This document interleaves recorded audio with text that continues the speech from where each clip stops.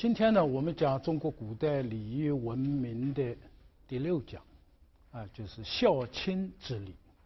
这几年国学的普及，大家对于孝这个字已经不陌生了。在我们中国文化里面，这个礼呢，它是为了要学做人，所以这个礼必须从自己开始做起，而不是要求别人做起。那么这个礼它一定是双方的，一个人自己跟自己他这个很难出现一些这个行为那么我们在周围所有的人当中，我们第一个要处理的彼此的关系是自己跟父母的关系，因为父母是赋予你生命的人，从你生下来一直到父母他们生命的最后一刻，你的每一步都离不开他们的视野，离不开他们的呵护和关爱。所以父母对我们关系最密切，彼此的情感也最亲切。那么我们对父母的关系可以用一个字来表述，就是孝。那么今天呢，我们又把这一个孝这个字，我们来掰开了揉碎了给大家呢来谈一谈。这个中国文化或者说我们中国的礼仪，它是来源于生活。那么我们人类在最早的时候，对于父母的这一种情感，对于父母的态度，可以说是参差不齐的。那么有些人呢，对父母的情感非常的深，也有的比较平淡，但也有的比较差。所以我们古代的圣贤，他观察生活就这个人应该怎么活着，人际关系应该怎么处理，人应该怎样对待父母那么他们在生活里面看到有一些对待父母始终怀有一种报恩的心以最恭敬的这个最仁爱的一种态度来跟父母相处那么他就把这种特别好的这种表现，把它从我们这个普通的生活里面把它提出来，加以表彰，然后把它推广给全社会，让全社会的人向他看齐，和他一样做。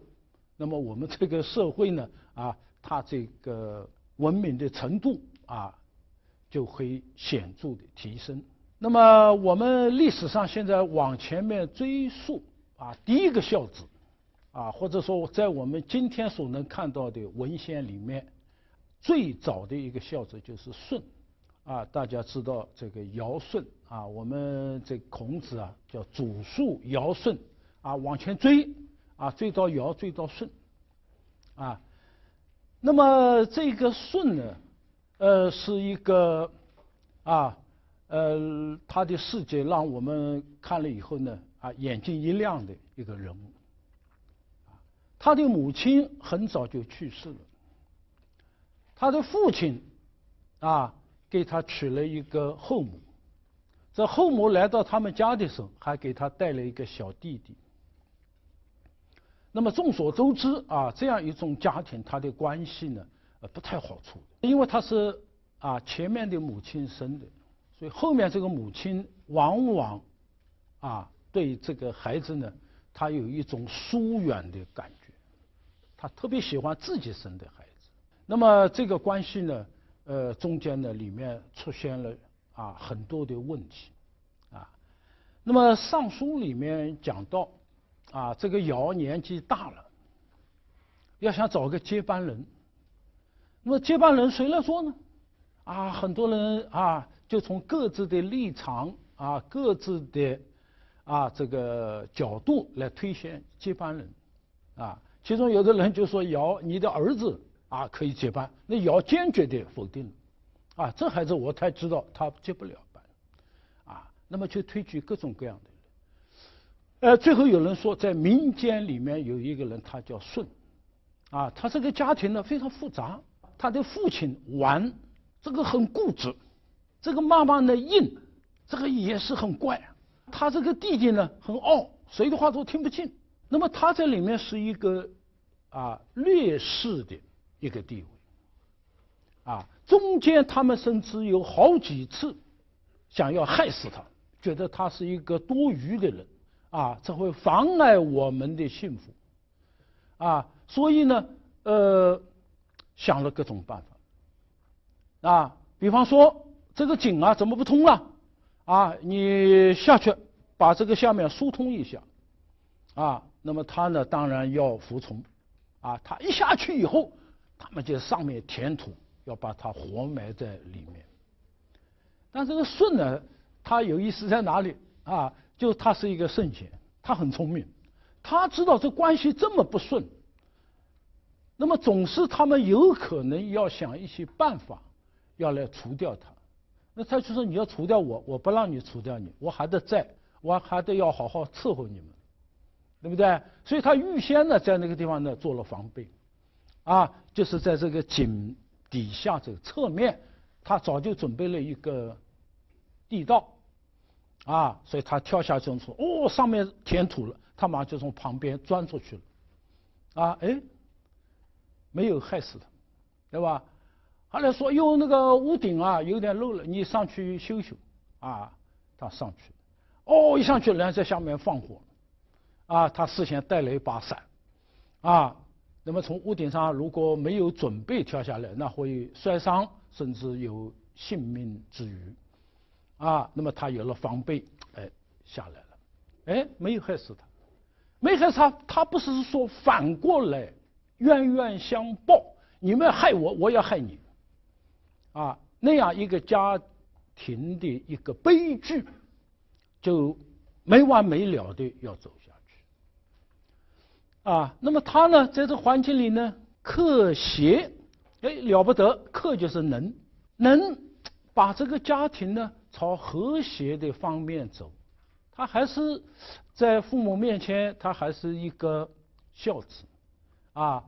在这个弟弟的面前他是一个非常好的兄长结果呢以孝争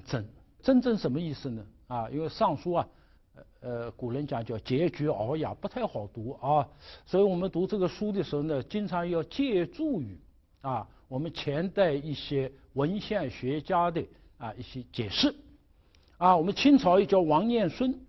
也是大学者，他真正呢就孝德厚美，他这个孝呢又厚，不是很薄的一点点偶尔表达一次他是接连不断的持续的以孝相待，孝心不改最后把这几个人全部感动了，一家人非常和谐所以大家说一个这样的人，他把一个这么难弄的一个家能弄到和谐，说明这个人的德行非常高，他的能力也非常强他来治国平天下那么一定是能够胜任的。所以大家知道这个人当接班人，他不是说自己干了多少惊天动地的大事而是他能够修身，能够齐家所以他同时也就具备了治国平天下的资质。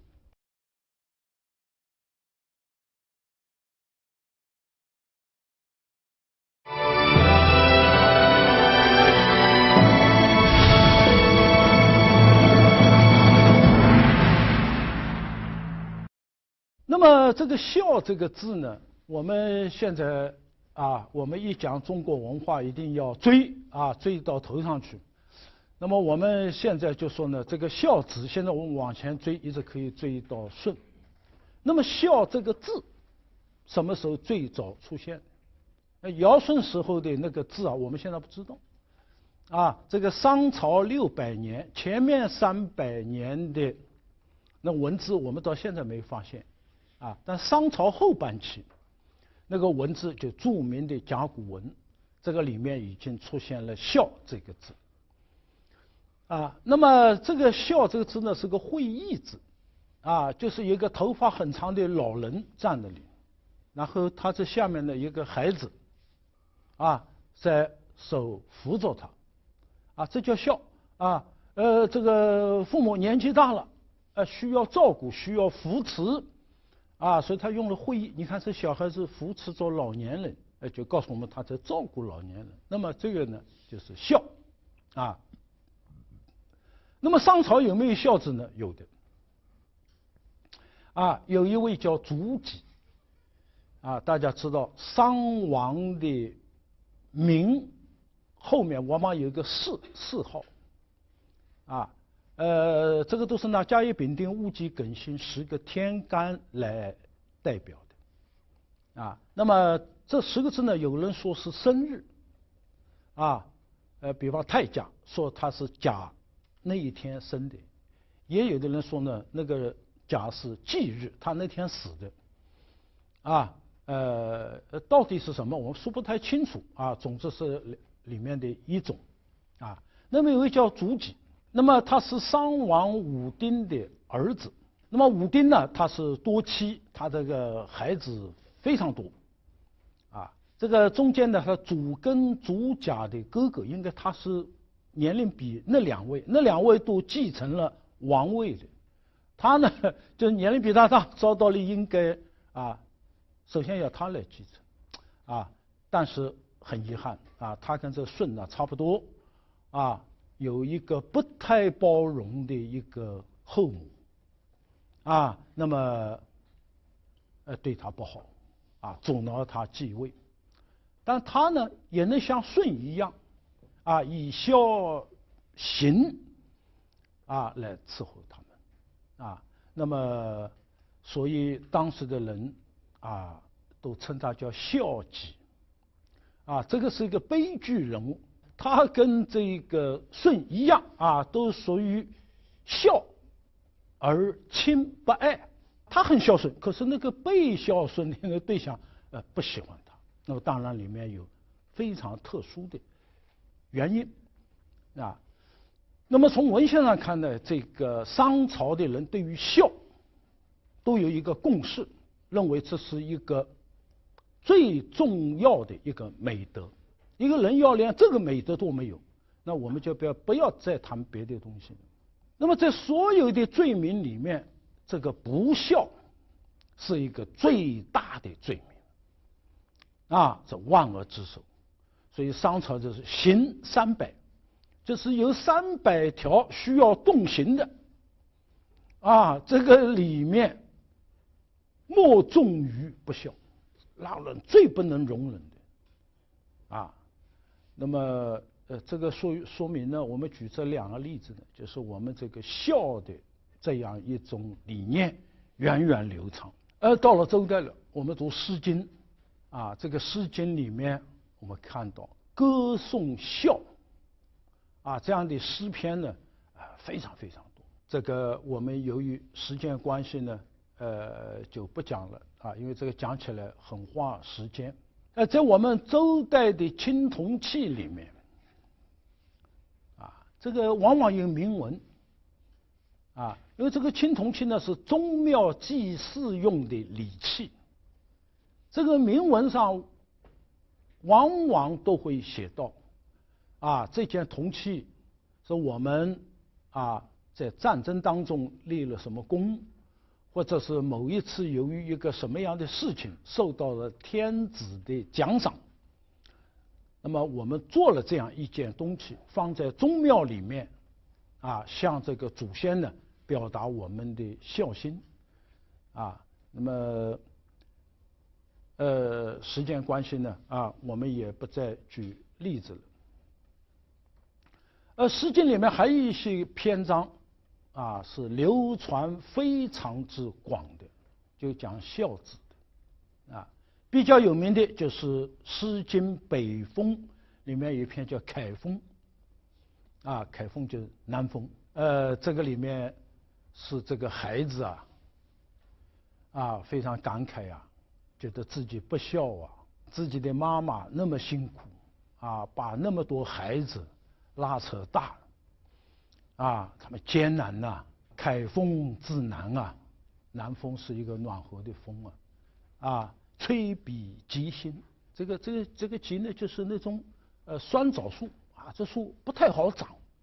就是比喻养育孩子不太容易的。母氏劬劳这个东西下面还有这个妈妈生了7个孩子大家想想多么艰难所以这个里面翻来覆去的讲到母氏劳苦，我们7个孩子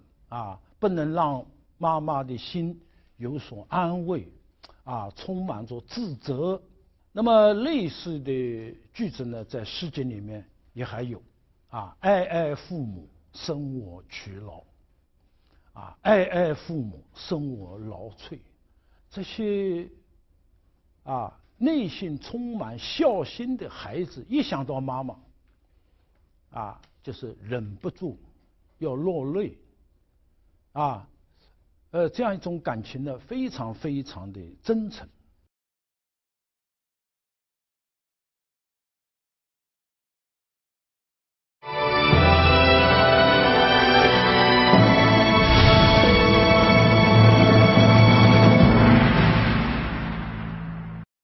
这个孝在中国文化里面，它是一个非常核心的一个概念，同时也是一个起点我们礼是从孝这个地方开始你怎么孝呢？就要有礼嘛，对不对？所以我们中国人的这个伦理这个观念，我们中国人的仁爱，我们中国人的礼仪，都从孝开始的。所以在湖北荆门出土的郭店楚简里面有好多谈论孝的东西而且讲得非常的清楚非常的简明。比方说孝本也，本就是根，一棵树什么东西最重要的？不是上面某个树杈某一片树叶，而是根那么这个根呢，我们做人也好我们治理社会也好这个根在哪里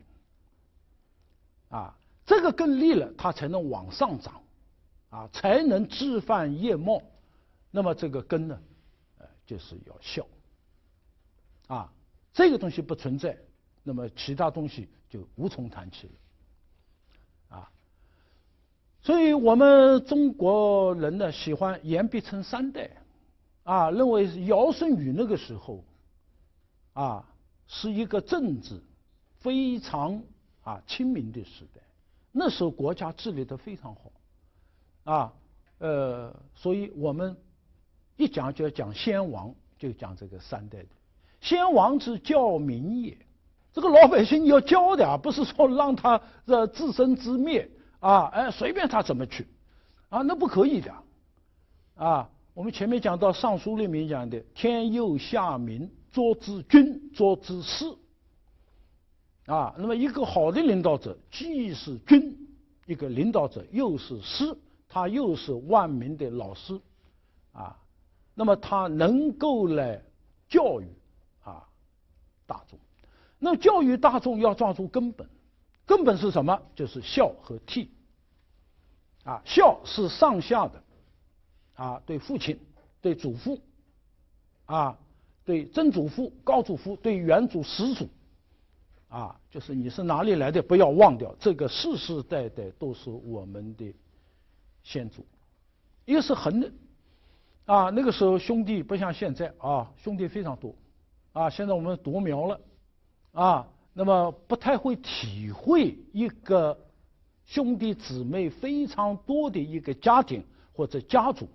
在横的方向上怎么处理关系。那么我们呢主张呢要悌，就是对父母好，这叫孝啊；对这个弟弟妹妹好，这叫悌啊。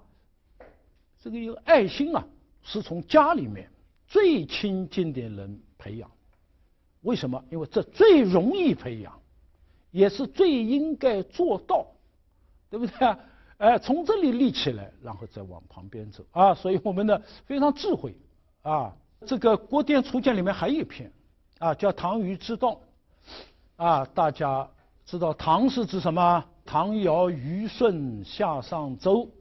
啊。这个唐呢，在我们山西的南部啊，唐叔虞啊，这个晋啊，最早就封在这个地方。那么这个尧舜呢，这里面就讲到尧舜他们的行为最让我们钦佩的啊，最让后世赞美的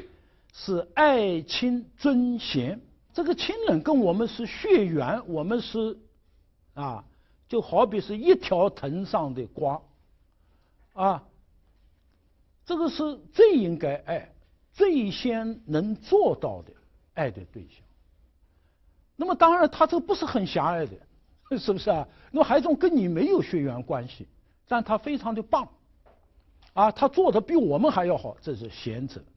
那么对于这样的人呢，我们要尊敬啊。哎呀，大家不要看啊，这个古人的智慧就抓住根本，抓住我们人心里面最自然的东西。你爱亲，所以你就会孝啊。啊，我们后面还要讲，哎，你尊贤，你就知道让啊，对不对？哎，我们这大学生在学校里面，大家特别注意啊，互相之间要谦让啊，凭一个什么荣誉啊，一个什么称号，一个什么利益啊。我们总觉得人家比我做得好，只有德行很高的人才能这样，而不是互相在那里这个争抢，在那里甚至做一些不正当的东西，这个就说明你没有品。孝呢是人之冕也冕者冠冕嘛，对不对一个人他就最上面的最高的叫冕。那么这个让呢是义之至也。我们前面说过中国古人解释一个字的时候，经常用同义字，礼者礼也，对不对？但义者宜也，最应该的、最适宜的，一个人有义有情，还要有义这个义呢，使得我们能够在一些重大的问题上懂得谦让我们知道这个周文王他的爸爸有3兄弟他这个爸爸是排行第3，最小然后他这个爷爷太王年纪大了以后一直在考虑有朝一日我走了，我们辛辛苦苦建立起来的这个天下，由谁来接更好呢？一看3个儿子都不错，再一看这个孙子里面，这小孙子最棒可是根据当时的传位的制度，让他接班难上加难，因为什么呢？王位首先传给大儿子，大儿子再传给长孙，对不对？那传不到他，那除非大儿子死了，那传给二儿子，那二儿子再传给他的孩子那么除非二儿子也死了，这才能够传到小儿子，但这概率太低了那么这个小孙子接班的希望极其渺茫所以这个太王经常叹气不知道这问题怎么解决这个问题太大了，是吧？那么这个老大老二是孝子孝子就一定要让父母他的心愿能够成就，自己不重要，啊，爸爸深谋远虑，啊，他的想法比我们重要，啊，他们看出来，说两个人就商量了，那怎么办？啊，这样吧，咱们赶紧逃跑，啊，逃跑以后好了，他传位不就传给小弟弟了吗？啊，小弟弟再传给啊他的长子，是吧？所以两个人连夜就逃跑了，啊，跑到哪里？跑到我的家乡江苏无锡，啊，这个不是说我是无锡人，我这么说啊，你们去读《史记》的三家注，啊，泰伯奔吴，就老大叫泰伯，啊，老二叫中庸，啊，哎，这个两个人就跑到那里去了。一到那个地方，《史记》上说那个地方呢，还处在一个比较原始的原生态的状态，啊，跑到那，哎呦，当地的人哦，啊，都是过着这个捕鱼捉蟹啊那种生活，叫金蛮。那么这个人呢，经常到水里去，要去抓这个水里的动物，啊，那么到水里去呢，这个北方人到那里很不方便。啊，因为中原民族那个头发是不剃的，啊，身体发肤受之父母，悔之有罪，头很长，都缠着发髻啊，这样弄的。好，这个你往水里去，那头发把脸都遮住了，不方便，断发，把头发剪短。啊，一到水里，那个蛟龙一看，乖，一个人来了，他把你吃了，那怎么办？为了避免蛟龙的伤害，纹身，啊，刺青。啊，那蛟龙一看，哦，又一条鱼来了，啊，那么就不会伤害它，叫断发纹身。这个呢是为了适应当地的生活。第二，也是让老家那边断了这个念头，你再把我请回去，我已经这样了，我不可能再去继位了，啊，就是我们不抱再回去的啊这样的念头了，啊，安心的把位置传下去，啊，这个《论语》上讲这个泰伯啊，《论语》里面有一篇就叫泰伯啊。这个泰伯三以天下让，乖3次，我们知道这一次啊，还有2次不知道什么，可能孔子知道。这个不得了啊！这个人何等的胸怀，天下都能够让，我们还有什么不能让的，对不对？这个班上评个先进啊，表彰一个什么？哦，这个东西你都彼此之间没有礼让，啊，评一次大家矛盾加深一次，那就糟糕，对不对？哎，所以一个群体要和谐啊，我们要懂得尊贤，懂得三人行必有我师，山外有山台，啊，天外有天啊，我们要往这个境界上走，义之治也。啊，我们马路上现在一个凳子都不肯让，啊，这个都要去抢啊，我们这个境界太低了。中国人一讲到上古，我们一定会提到他的孝，啊，三皇五帝都是这样。我们无论做什么事，啊，都要有一个能把社会统领起来的一个东西，叫纲纪，万事之基也。啊，要治理人民啊，一个最好的方法，让大家都有孝心，有了孝心就有爱心，啊，我们下面还要讲，有了爱心，啊，很多事情我们就能够顺理成章的啊，能够去提升大家。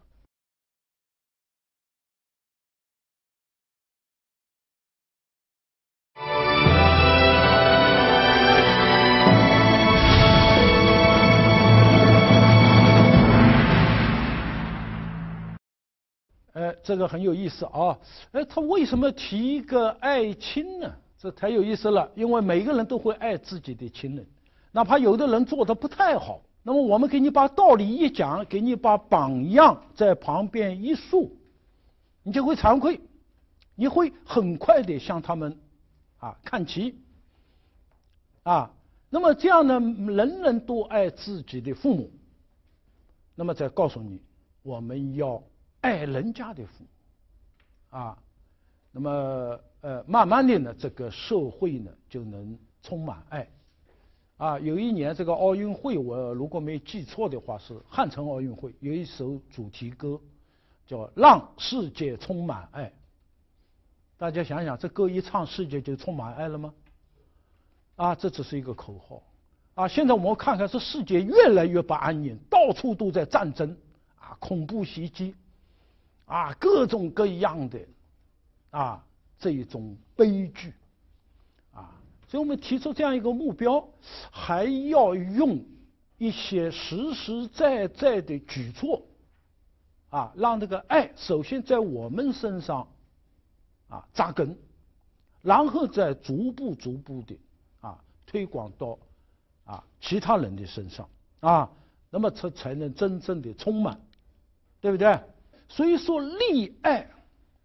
要从轻开始，要让老百姓和谐和睦。我们现在喊了大概10年这个和谐社会，为什么这个目标并没有变得离我们很近？就是这个口号不具有操作性。现在经常有人跟我讲。哎呀，要有大爱，人要博爱。是啊，我这口号是很好，啊，问题是怎么博爱，怎么大爱，啊？那么我们这个儒家呢，很清晰的，啊，爱父母的开始，啊，老百姓呢就会和睦相处，是不是啊？爱没有等差，全世界所有人的父母，就像我的父母一样，啊，那么这样一个东西呢？他必须找到一个起点，啊，那么这个呢就是孝亲。下面特别要说一说的啊，我们中国文化一个特殊的地方，不光是提出了孝，而且我们有一部经典，啊，我们儒家有13部经典，其中篇幅最小的一部经典叫《孝经》，这1000多个字。大家可以想象，没有第二个民族。啊，中国人把孝提到一个啊至高无上的美德的这样一个高度，啊，那么在传统中国，这篇东西不知道多少人啊，就从小就背诵，而且用它来指导自己一生的啊这个行动，啊。那么下面呢，我们简要的介绍一下这本书，啊，那么大家非常关心了这本书谁做的，《汉书艺文志》啊，这是我们在座的每一位喜欢传统文化的人都应该要了解的。我们要了解中国学术，一定要读《汉书艺文志》，这是我们最早的一部啊介绍我们啊古代文献的。啊，这个一个作品，啊，那么里面就提到这篇东西呢是曾子做的，可是里面的话不是曾子的话，是孔子给曾子讲孝道，那么曾子呢把它记录下来。这个我们历朝历代非常重视这个东西啊，大家知道孔子一开始他诗书礼乐易6经来教孩子的。啊，来教学生的。哎，这种写完以后，他就发现一会儿是诗，一会儿是书，一会儿是礼，一会儿是乐，一会儿是春秋，啊，这个题目不同，啊，他就生怕大家呢，就会走到不同的方向上去了。那么，他呢要告诉大家，其实这个6经啊，讲来讲去，讲到最后，实际上都是说的一个。我们的伦理、父子、夫妇、兄弟、君臣、朋友，讲的实际上讲到殊途同归，到最后呢，都是从孝啊这一个上面开始的，其他都是分支啊支流，但实际上它的这个根呢是一个。哎呀，一开始啊就说啊，孔子就问曾子啊。你知道吧？啊，这个先王治天下，有至德要道，至高无上的德，要最重要的道是什么？哎呦，曾子说呀，不知道。孔子就开始给他讲了。他说：“夫孝，这夫啊是个法语词，要念成福，啊，没有这是一个虚词，没有语。孝，德之本也。我们都讲人要有德性，这个德性的根本或者它的来源是在这个东西。我们所有的教育，说1000道10000，都是要从这里开始的。所以先王治国理民，是把这个德把这孝作为最根本的一个概念。我们清华有个老师叫曹德本，那么他爸爸妈妈给他起名字的时候，一定是读过《孝经》的。我一看他名字我心里面就有一个这个一个会意的一个笑容这名字起得好德本。那么里面还讲了，这个孝呢是天经地义的事情，对吧？你尊敬你爸爸妈妈，这还要人来强迫你吗？所以天之经也，地之义也，民之行也，最应该做的。那大家想想，原来在尧舜那个时候，这民治还没有开化，有做得好的，有做得不好的，有很自觉的做的，有很连意识都没有的。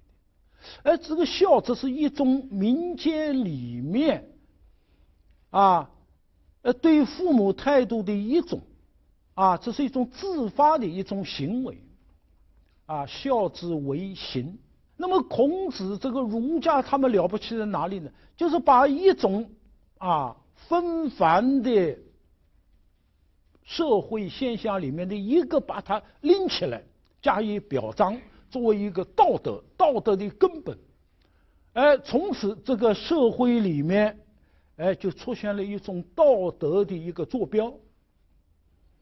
所有的人都要指向你的言行，都要指向这个东西。到后来更了不起了，孝之为德，最后变成孝之为道，就是我们整个社会的治理、治国之道要从孝开始，要从孝治天下开始所以久而久之，我们这社会出现一种叫孝文化你到欧洲去没有，因为人家是基督教文化他不太强调这个爹妈的这些东西，他们都上帝的儿子所以在这一点上，我们东西方文化的区别是非常非常的显著的。孝经反反复复说，他要回答各种问题。那么有人说我不孝行不行呢？我为什么一定要孝我爸爸妈妈？他就想，不爱其亲而爱他人者。我不爱我爸爸妈妈，但是我爱8条街之外的那个人的爸爸妈妈，这叫背德，这很奇怪了那个人给你8竿子都打不着，你很爱他，可是这个这么爱你的人你不爱，是吧？这个就是这个悖逆了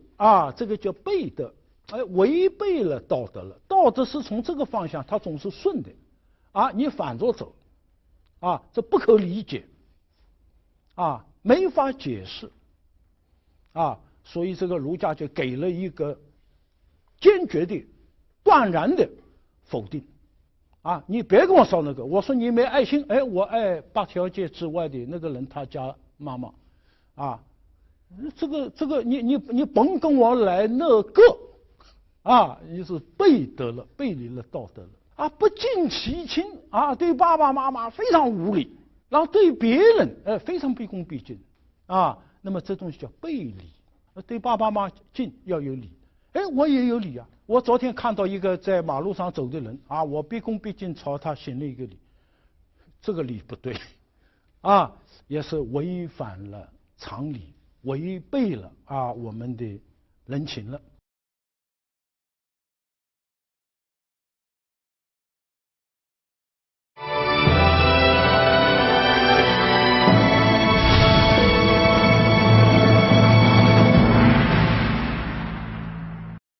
哎呀，这个《孝经》很有意思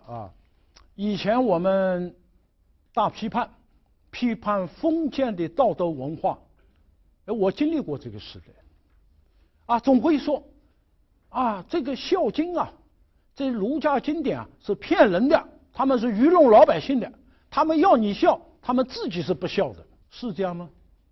他没读过《孝经》啊，《孝经》他一开头就天子之孝啊，诸侯之孝啊，卿大夫之孝，最后才是这个士庶民的孝，而且强调天子是推行孝道的最重要的人，是吧？他自己要做到所以这《孝经》出来很有意思啊。这个天子之孝，它里面就说的里面进一步阐述我们为什么要爱亲？由于我们爱亲人，这个爱心培养起来以后，我们就会想人同此心，情同子理。我们对人家的爸爸妈妈，就不会恶声恶气、恶言恶行，因为我们儒家讲四海之内皆兄弟也所以中国人的称谓里面这张兄、王兄看到人家爸爸妈妈，一看年龄大伯大叔这是四海一家这样的一种理念。近亲者不敢慢语这个孝是通过礼，这个礼是非常恭敬的一个肢体语言那么你经常毕恭毕敬的跟人家相处跟自己父母相处，你看了人家的，你也不会怠慢，这个爱和敬于事情，对爸爸妈妈这个爱也是很尽心，这个敬也是很尽心。那么你这样去做天子，你这个德教就加在全国老百姓身上自己要做到，自己对爸爸妈妈不仅爱而且敬，不仅爱敬而且尽心尽力，你就给全国人民做了一个榜样你这个德教，这德教不是空的首先体现在你身上家于百姓，行于四海。大家一看，哎呀，怎么下面刑罚都出来了？那不对古代那个字比我们今天少，所以好多字呢，它是用同音字，或者我们一个术语叫通假字。这个刑呢，要下面加一个土，模型的形，形就是一个榜样，一个范式。你成为四海天下的人的模型。这个天子的孝从自己做起，做得极其到位，那么你对天下人的教育就完成了。所以《尚书》有一篇叫《辅行》这个又叫《履行》，里面一句话：一人有庆，就指天子兆民赖之千千万万的人，哎呀这个庆就是福，哎呀，你这个一个天子这么好，我们天下的万民，哎呀，就有了依赖，有了依靠。我们国家在您的领导下，您就是一个大好人，我们天下的人都会成为一个大好人所以儒家他非常强调一个道德形象这种人格魅力。所以不是像有一些大批判讲的光要你做他不做，恰恰相反首先要他做，你不做为什么要我们做我看去年我看到那个习近平主席一个讲话，领导干部要求大家做到的，自己首先要做到，这意思我看通的，是不是好，古代的帝王至此从汉代开始都标榜自己是以孝治天下的这个里面最典型的就是汉文帝他是以孝这个著名。他怎么个孝法呢？我们去读《史记·汉书》里面讲的，他这个妈妈病了3年卧床不起，哎呀，他经常日夜的在旁边伺候，目不交接，你想好像眼睛都不眨，这是一个有一点夸张的形容就他很辛苦，他不睡觉，对吧？不是不睡觉，而且他连这个眼睛都不眨，哎呀，很关注这妈妈怎么了啊？他这个亲自在旁边伺候，啊，从来没有什么今天脱衣服好好睡一觉，衣不解带，啊，不懈。妈妈要吃药了，他要亲自要尝。其实我们今天也是一样啊，假如你爸爸妈妈病了，吃的是中药，你先尝尝烫不烫，啊，这个里面没有砒霜的，对不对？哎。甚至这古代就这个上面医不三世，不是啊，你不买他的药的，一定要找个可靠的，啊，有能力把你爹妈的病治好的大夫。这个药来了，自己亲自尝一尝啊，一个是烫不烫，另外也是表达一个孝心，是吧？嗯。哎呦，这个汉文帝啊，在位20多年，啊，那么社会非常的稳定，啊，后面是继位的是汉景帝，啊，我们历史上有陈康治治，有文景之治，啊，这个到清代有康乾盛世，这都是治理的最好的，啊，这个里面尤其宝贵的，它是靠孝，啊，靠道德，啊，来改变社会。所以汉文帝的时候，他自己这样做，而且呢，他号召天下的人都来这么做。他觉得治天下其实很简单的，不那么复杂的。你抓不到根本，你眉毛胡子一把抓，你去抓那个树叶，抓那个树杈，这社会当然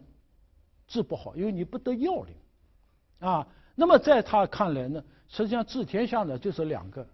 一个这人要孝悌。第二个要力田，努力种田，啊，这社会性不是说大家在家里关上门啊笑吧，啊，结果明天没得吃的，啊，那么还要努力的去，啊，从事生产，啊，这个两个东西都不能少，啊，以前我们光明日报有一个女记者，啊，她这个名字呢叫吴丽田。啊，那个时候全国许许多多人非常崇拜她，啊，因为她一个女记者。当时我们跟越南啊发生战争的时候，这个人是冒着啊枪林弹雨到前线去采访，啊，那么我读到她的名字的时候，也是心里一动的啊，因为孝悌力田，哎，她这个爸爸至少是读过《史记》《汉书》的，对不对？哎，力田，啊，那么。我们汉代呢，是历史上治理的最好的啊几个时期之一，啊，那时候要求在民间的啊这些最基层的一个官叫三老，这三老这个老百姓把他推举起来，这老百姓的表率，啊，都是这德行非常好的人，那么选出来的官。都非常清廉，啊，一心为大家服务的，所以他这个社会，他非常非常的这个安定，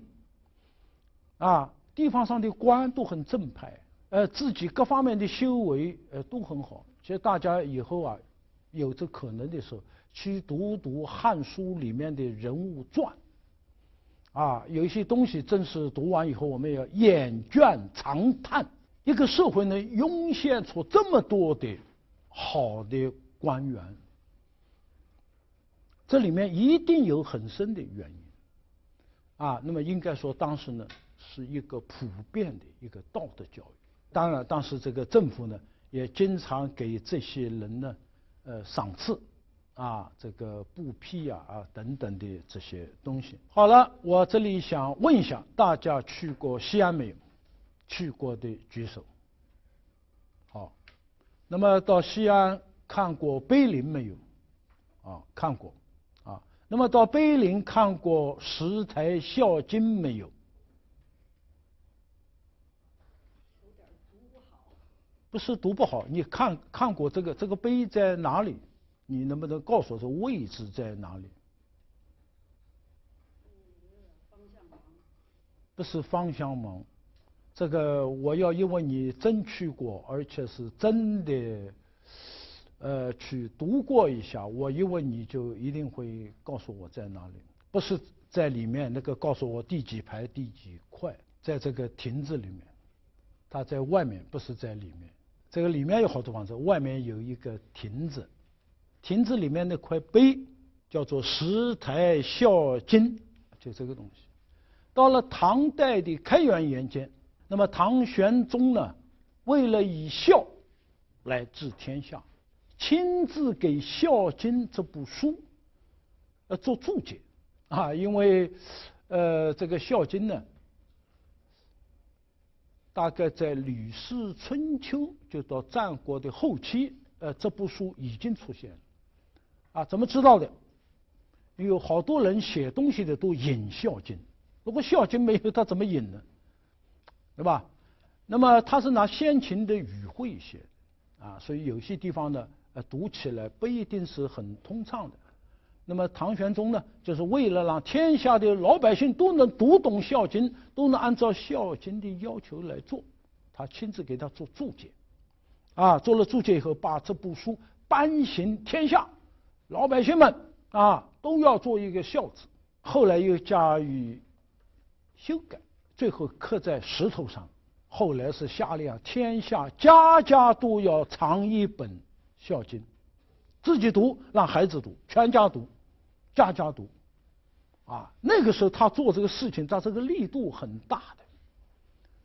的，啊，那么作为一个道德，现在我们治国除了法，好像我们提不出别的东西来，啊，不许这样，不许那样，这样了要如何，那样了要如何，啊，他是把你往那个底线的这个方向，在赶，那个时候他是把你往高的上面啊，引领，我觉得思路相差是非常大的。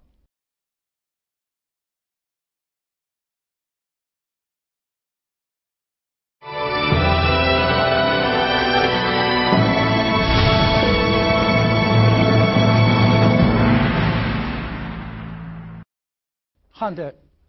我们现在大家回想一下啊，从舜到商代的孝己，到诗经，到孔子做孝经，我们再到汉文帝以孝治天下，我们再往后魏晋南北朝，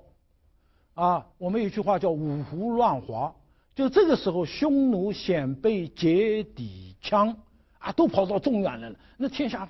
那个时候在我们的印象里面，这是一个非常乱的时候，而且就周边的民族进来了，对我们汉民族的这些东西，人家认不认可？我们可以看看。哎呀，这个时候恰恰是《孝经》广泛传播的时候，这说起来，大家觉得很怪异的啊。所以那个时候呢，这个晋的，你看多少个皇帝？晋元帝、晋武帝、昭明太子，现在我们这个昭明文选就他编的是吧？然后这是帝王里面，那么下面的学者，何修就是《公羊传》的这个作者，郑宗、高佑，现在我们的国语都他著的啊。王树、何晏、于范、韦照，这国语也是他。在这个时候，竟然有近百位学者名流都来著《孝经》，天下越乱，大家越是感觉到这个亲情的可贵，它的重要。啊，我们现在历史，我们现在还有多少人在给他做注？啊，他这时间不是很长，啊，而且这是很多是一流的学者给他做注。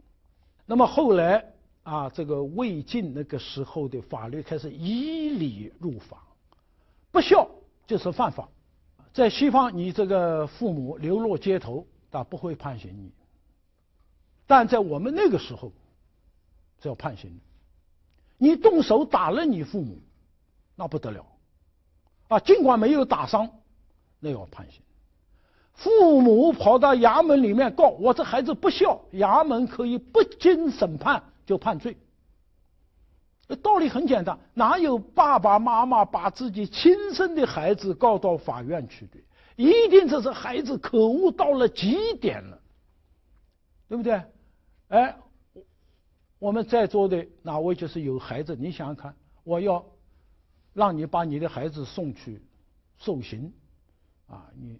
不可能的啊，除非是孩子特别可恶，动不动就打你，动不动什么，你实在忍无可忍。所以从情理上来讲，一个父母要去告自己的孩子，那一定是孩子极坏，对不对？所以在那个时候，所以百六之追之灾，啊，这百六是形容多少团结。哎呦，那个所有的一会儿这个冰灾、水灾、蝗灾、虫灾、地震，什么东西都来了。君子之道未孝，孝悌名流，犹为计忠。这忠就是这脚后跟，啊，这都排着队啊。啊，因为社会普遍的这个道德教育之后，即使是乱世，各种灾难，啊，纷至沓来，这个人的道德，啊，他还是维持在一个相当高的一个程度上。好了，魏晋南北朝下来，唐宋，啊，这是我们中原文化又恢复了一个主流。哎，再到后来，宋辽金元，金和元都是外来民族入主中原建立的政权。那么这些少数民族，啊，他接管了这个朝政之后，对于儒家文化里面一个这么核心的东西，他接不接受？哎，很有意思。啊，这个儒家文化，它掌握了人性最核心的、最应该有的那个东西，就是你不管什么民族来，哎，他都一看这个很好，啊，我们要继承，我们也要表彰，啊，所以我们去读24史里面的经史，哎，里面觉得他们也认为这个孝跟友是人之至行，他也希望社会安定啊。要社会安定，你不能不能这样，不能那样，他要告诉你应该这样，应该那样啊。这个里面相差是很大的啊。提倡什么，表彰什么啊。那么金章中他说了，但凡一个孝义之人，他很孝，他很有正义啊，素行已备啊，他的这个基本的那种德行，他身上已经具备了，稍可用即当用。现在缺一个官，一时找不到人，哎，一看这个人平时是个孝子，啊，他有好多义举，哎，马上用，啊，尽管有的人他作为，啊，现在有的人讲，哎呀，举孝廉，赴别居，这个作为的什么时候都有，对吧？今天有的人都是18大代表，啊，人大代表。结果被弄出来的，这个也不是一个两个，这种东西它是少数的，它不是主流，是吧？尽管有这种伪为孝义，但是呢，金章中论他要伪装这个东西，那还说明他认为他心里面还是认为这个孝义是好的，这是他做的不太好，但他这个心里面他还是有一个是非对错的这样一个东西嘛。是不是啊？哎，就是不一定要拿这样一些假的东西，你把整个的否定掉。原是色墨人啊。我们24史里面有好多种呢，里面都有这个孝友传，表彰那些这个有孝行这个友与兄弟这样的人。哎，你看他表彰很多是汉人，哎，结果里面有蒙古人跟色墨人。色墨人就是个眼珠有颜色的，对不对？我们经常讲那个西域的人，高鼻大鼻子，深目，那个眼睛抠进去的他那个眼珠是蓝的是吧？色墨人，这些色墨人，受汉文化的影响，它里面竟然有很多人这个孝友做得非常好，是我们这个说明我们这个文化它是有普适性。什么人到这里来，他都会跟着学。好，明朝又是汉族处于主流地位，但是很快这个满清入关了。这个满清入关以后，很快他就意识到，他们要是不接受汉文化，他们在这个地方他待不下去。另外，他也确实认识到，这汉文化，儒家文化对于社会的安定，是有积极的作用。我想没有任何这个执政者希望这个社会始终是动荡的，像开了锅一样。任何人他都希望社会安定，老百姓也喜欢安定。那么里面这个孝亲再扩大一点，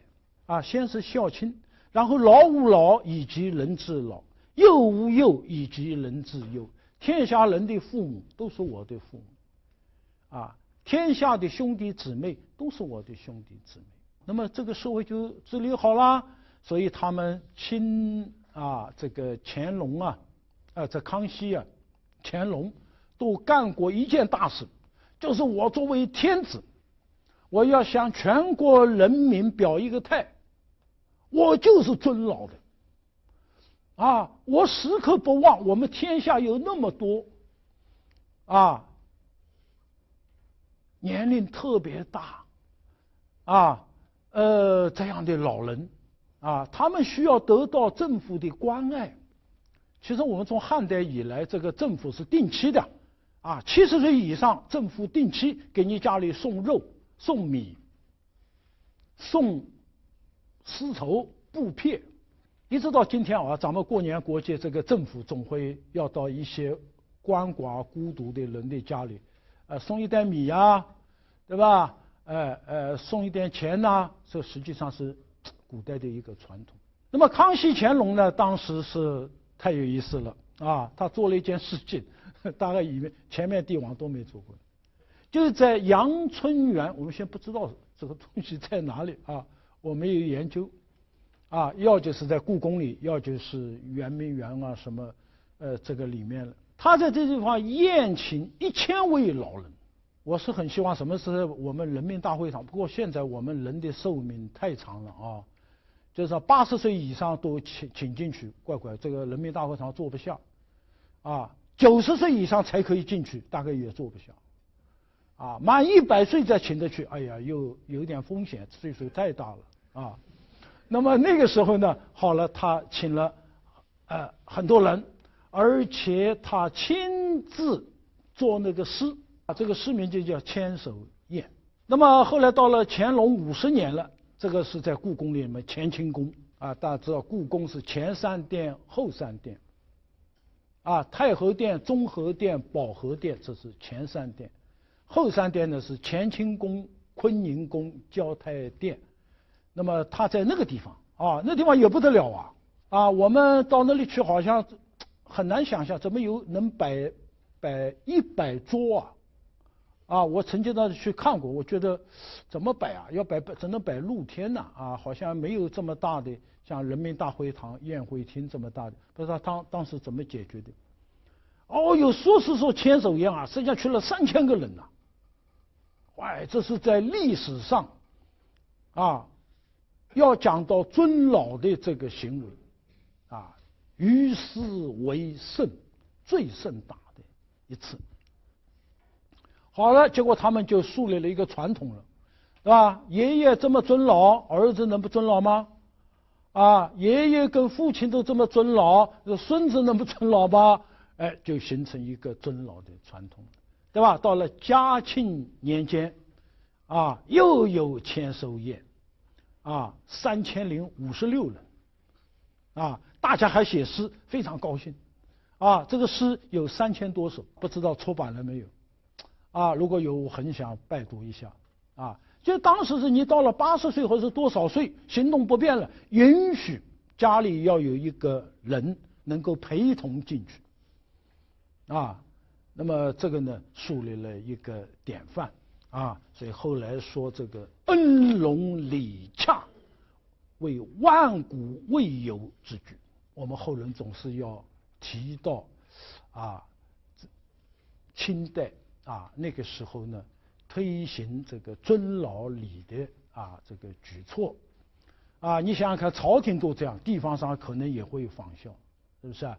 所以这个社会那个时候它非常安定非常平和所以这西洋人到我们中国来一看，哎呦吃惊啊！这马路上一个警察都没有但是呢秩序井然。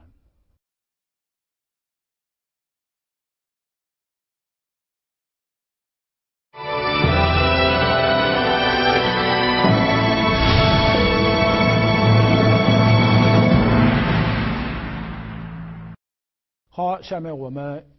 给大家讲一些。好多同学听了以后说，从今以后我要做个孝子。但是孝子怎么个孝法呢？是不是1年洗一次脚，这就叫孝子了？不行这个孝是从早到晚都要伴随你的。我们下面呢来做一个简要的介绍。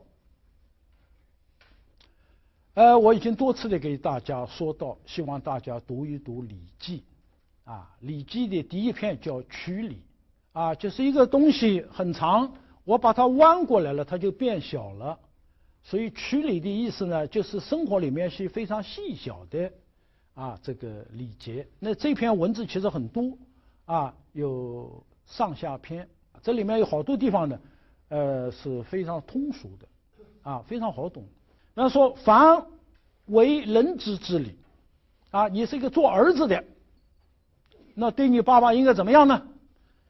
冬温而夏亲。大家注意，这个亲跟我们写的亲有什么不一样？普通的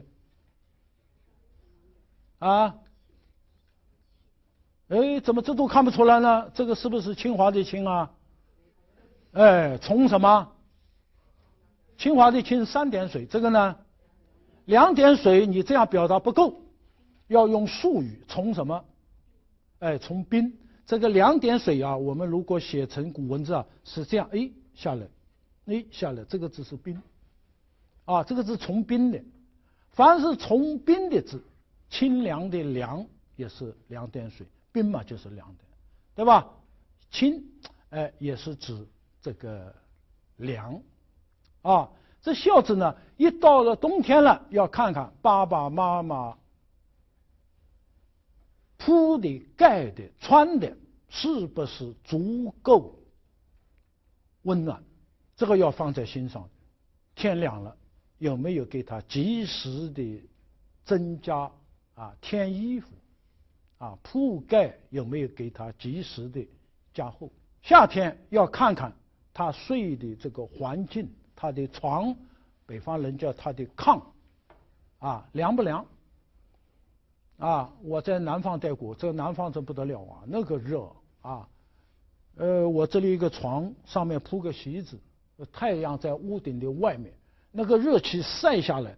晚上那个席子是烫的，是不能睡觉的。所以这个做儿子的这个时候要尽可能的用凉水、凉毛巾给他擦，把这个床呢这个席子要给他弄得很凉快，使他能够安然入睡。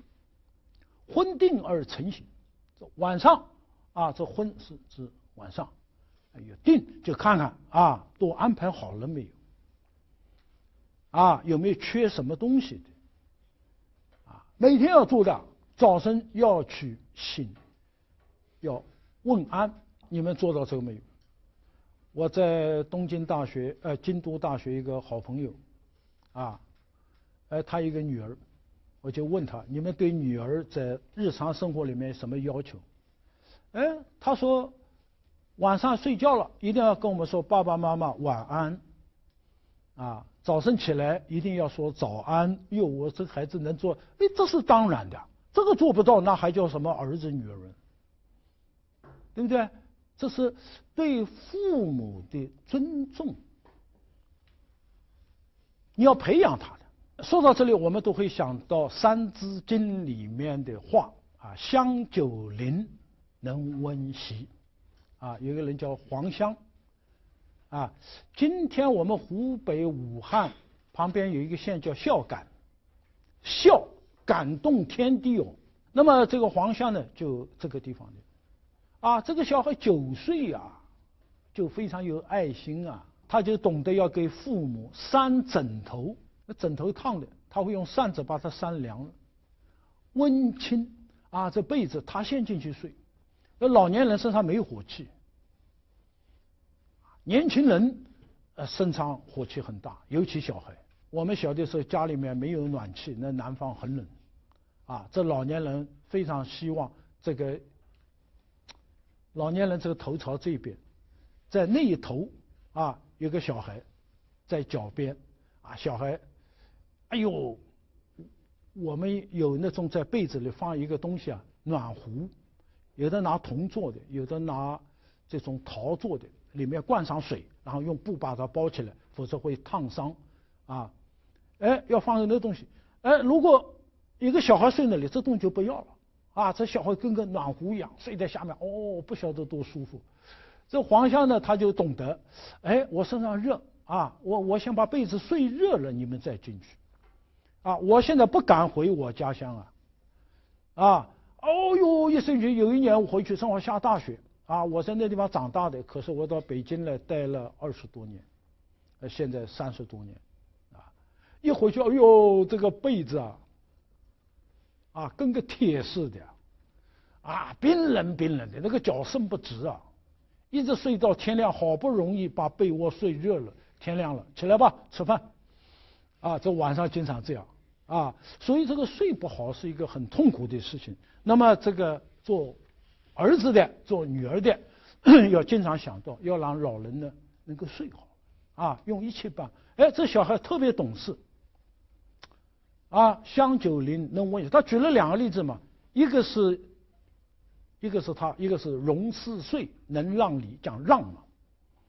啊，这个人一定要有这种胸怀。这个黄香呢，哎呦，母亲死了，哎呦，这个小孩那么小，我们现在好多人是这爹死了3天啊，就忘得干干净净，哎呀，他一直是四目憔悴。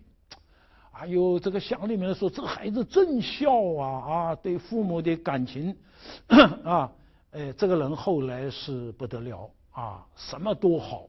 家里穷，但是没有佣人，没有妾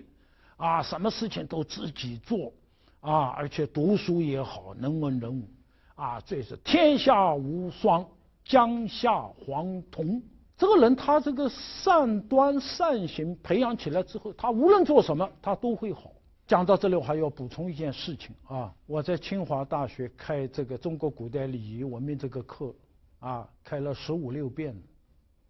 啊，其中有一次呢，就是让同学到台上来讲你们家乡或者你们家里的礼。哎呀，太有意思了！一个韩国留学生，他要求上来介绍他们的家。哎呀，所有的同学听了为之动容，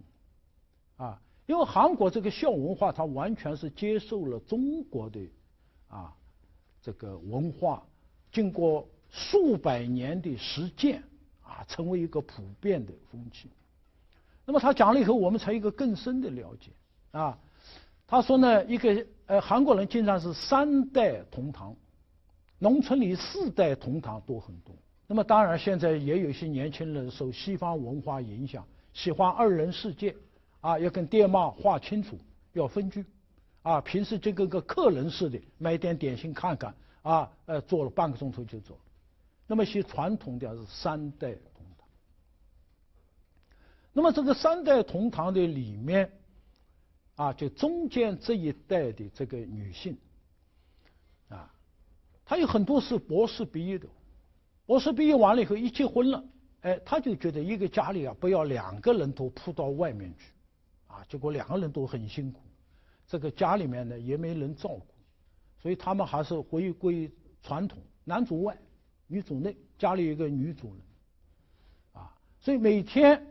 最早起来的是这个中间的那个女主人，她第一个起来，让丈夫多睡会儿，自己起来洗澡水，啊，做早餐，全部做好了，再把丈夫叫起来。韩国那个男人在外面很辛苦的，啊，我接触好多人啊，都秃顶啊，一家的生活的重担在他一个人身上，都休息会。好，这丈夫起来了，洗澡，说韩国人是太讲究了，每天都要洗澡，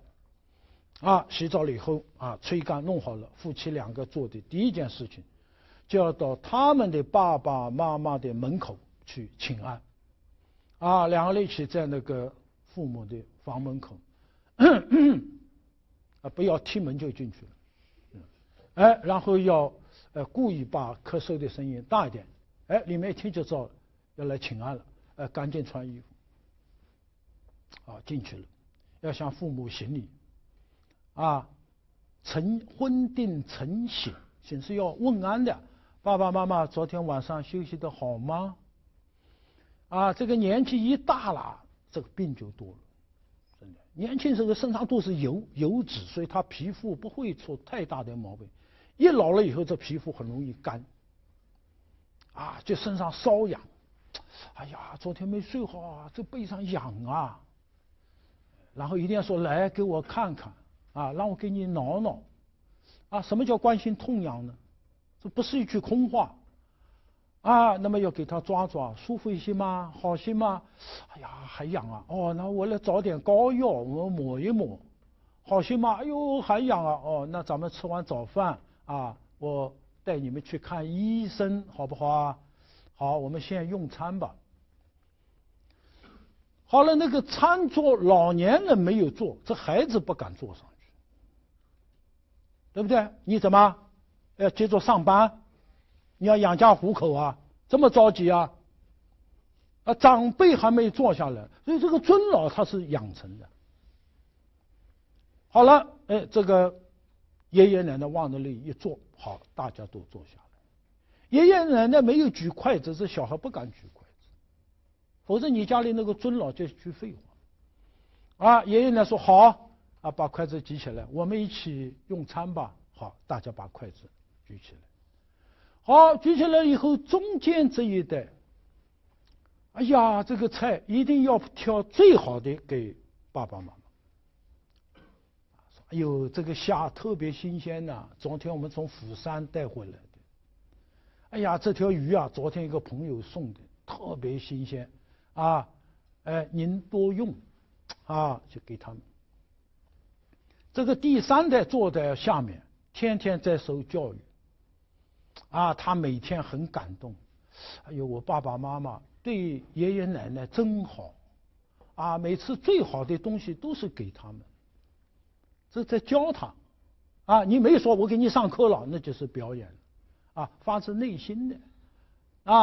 小孩受到教育，20年以后，你们两个人坐到爷爷奶奶这个位置，他也结婚成家了，坐到中间来了，他也会这样待你哦。现在我们中间这一代不懂这个道理哦，吃吧，这爷爷奶奶呢甭管，我们吃，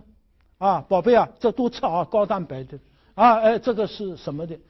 这孩子心里嘀咕了，爷爷奶奶还没来呢，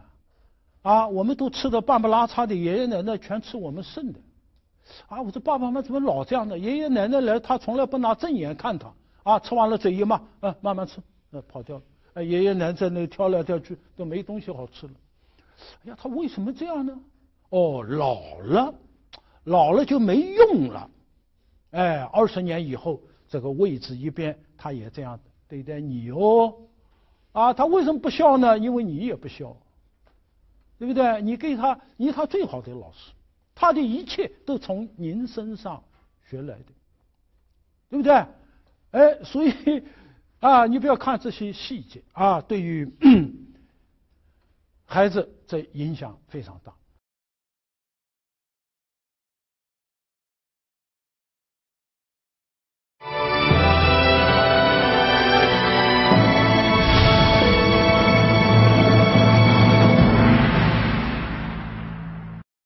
我们对于老人一定不能让他操心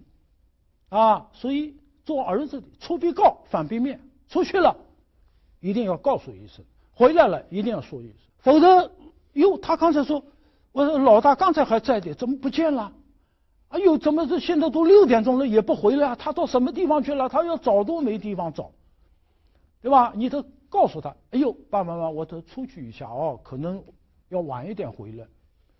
那他就知道了，有人来找你，他也好有一个交代，对不对？这个你不要看，你只当他不在，你出去进来你都不跟他打招呼，说万一你这个人呐，大概出什么问题了。我前几天刚在电视里无意当中看了一个节目，就是我们一个相声大师叫侯宝林，他儿子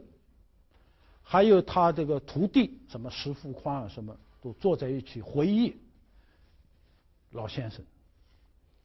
这回忆的时候，有一东西让我非常感慨。比方说，这侯先生特别孝顺，他对他岳母，实际上是他夫人的继母，特别孝。每次吃饭一定要他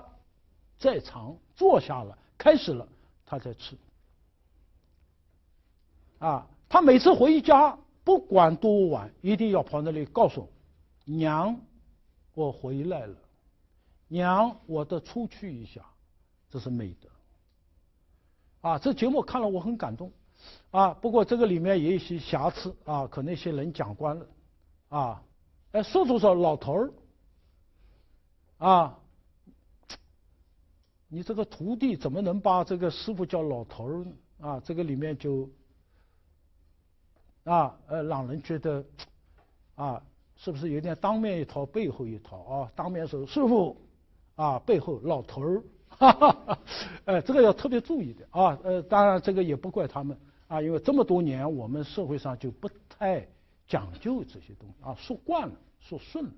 对吧？出背高反背面，所由必有常。当然有比较固定的地点，你不要老换，对不对？今天穿这儿，明天穿那儿，这个家长的心里面他就不知道你干嘛去了要固定的去说。有好朋友，我们当时家里去下围棋了这个也挺好，对吧？我到家里去，我跟他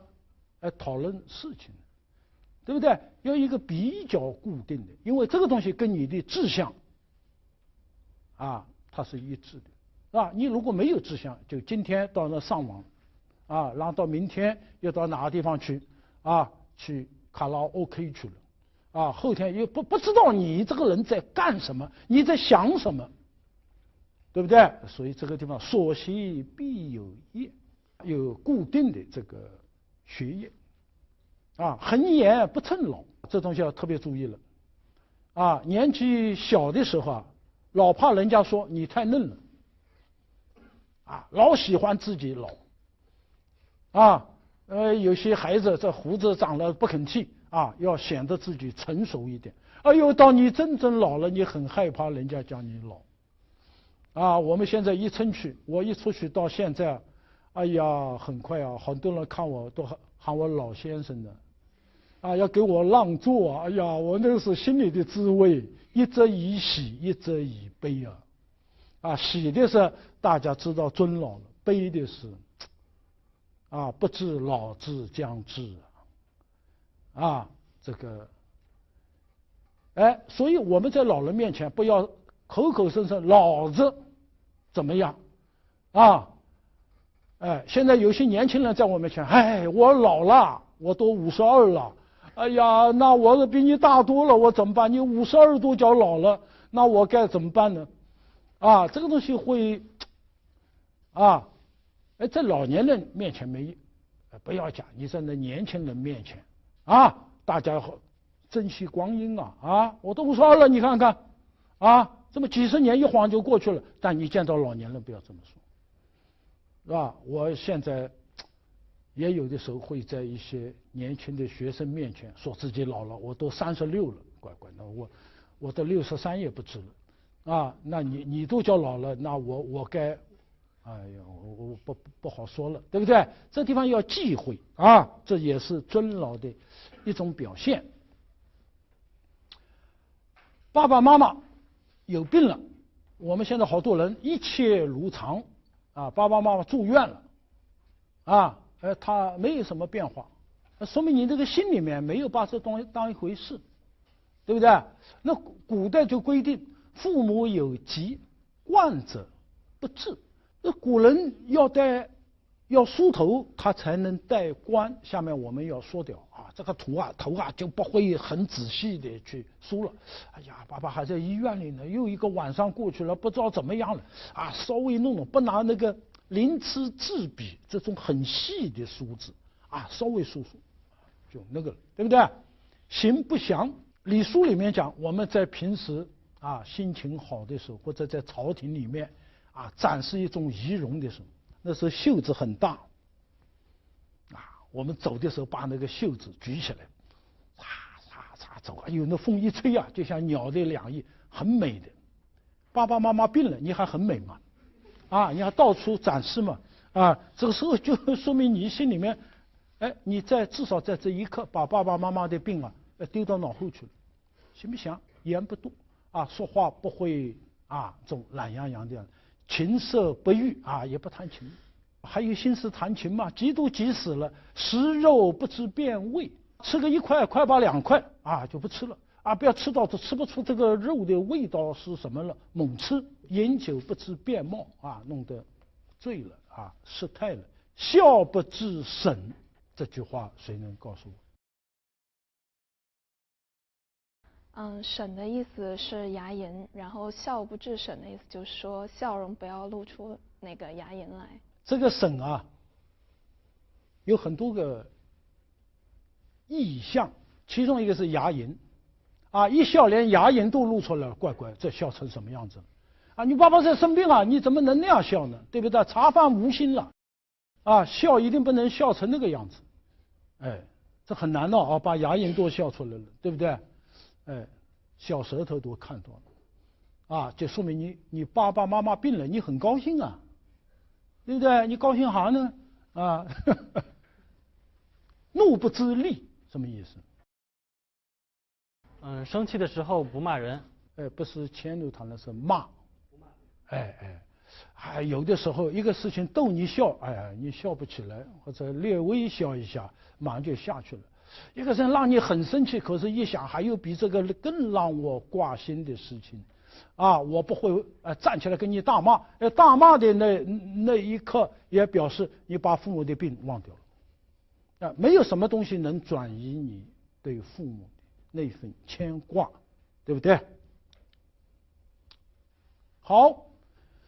这个笑呢，哎呀，我们提的要求太高了啊！大家看啊，你能真正做到这么笑，那你这个人是一个非常完美的人。人语里面批评社会上大家都在谈论笑，都希望别人说自己是个孝子。可是孔子指出了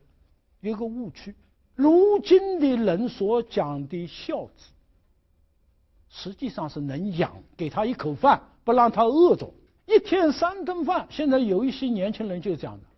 孝怎么孝啊？我什么时候饿过你一顿了？1天3餐都摆你面前了。对吧？但他心里知道，就是态度不是太好，把那个碗往他桌子上当一放，吃吧。这个吃了能长肉吗？你让他吃3顿，这好比什么养个宠物都是1天都有3顿的，对吧？有的还要去买罐头的，还大价钱的，还上宠物医院的，是不是？至于犬马皆能有养，养个狗养匹马，那么不敬何以别乎？对吧？你喂个狗，你大概没有敬意的吧？像对待爹一样喂他3餐，没有的。那么对待父母跟对待犬马这个东西呢，是在养不让他饿着的基础上，同时怀有温情和敬意，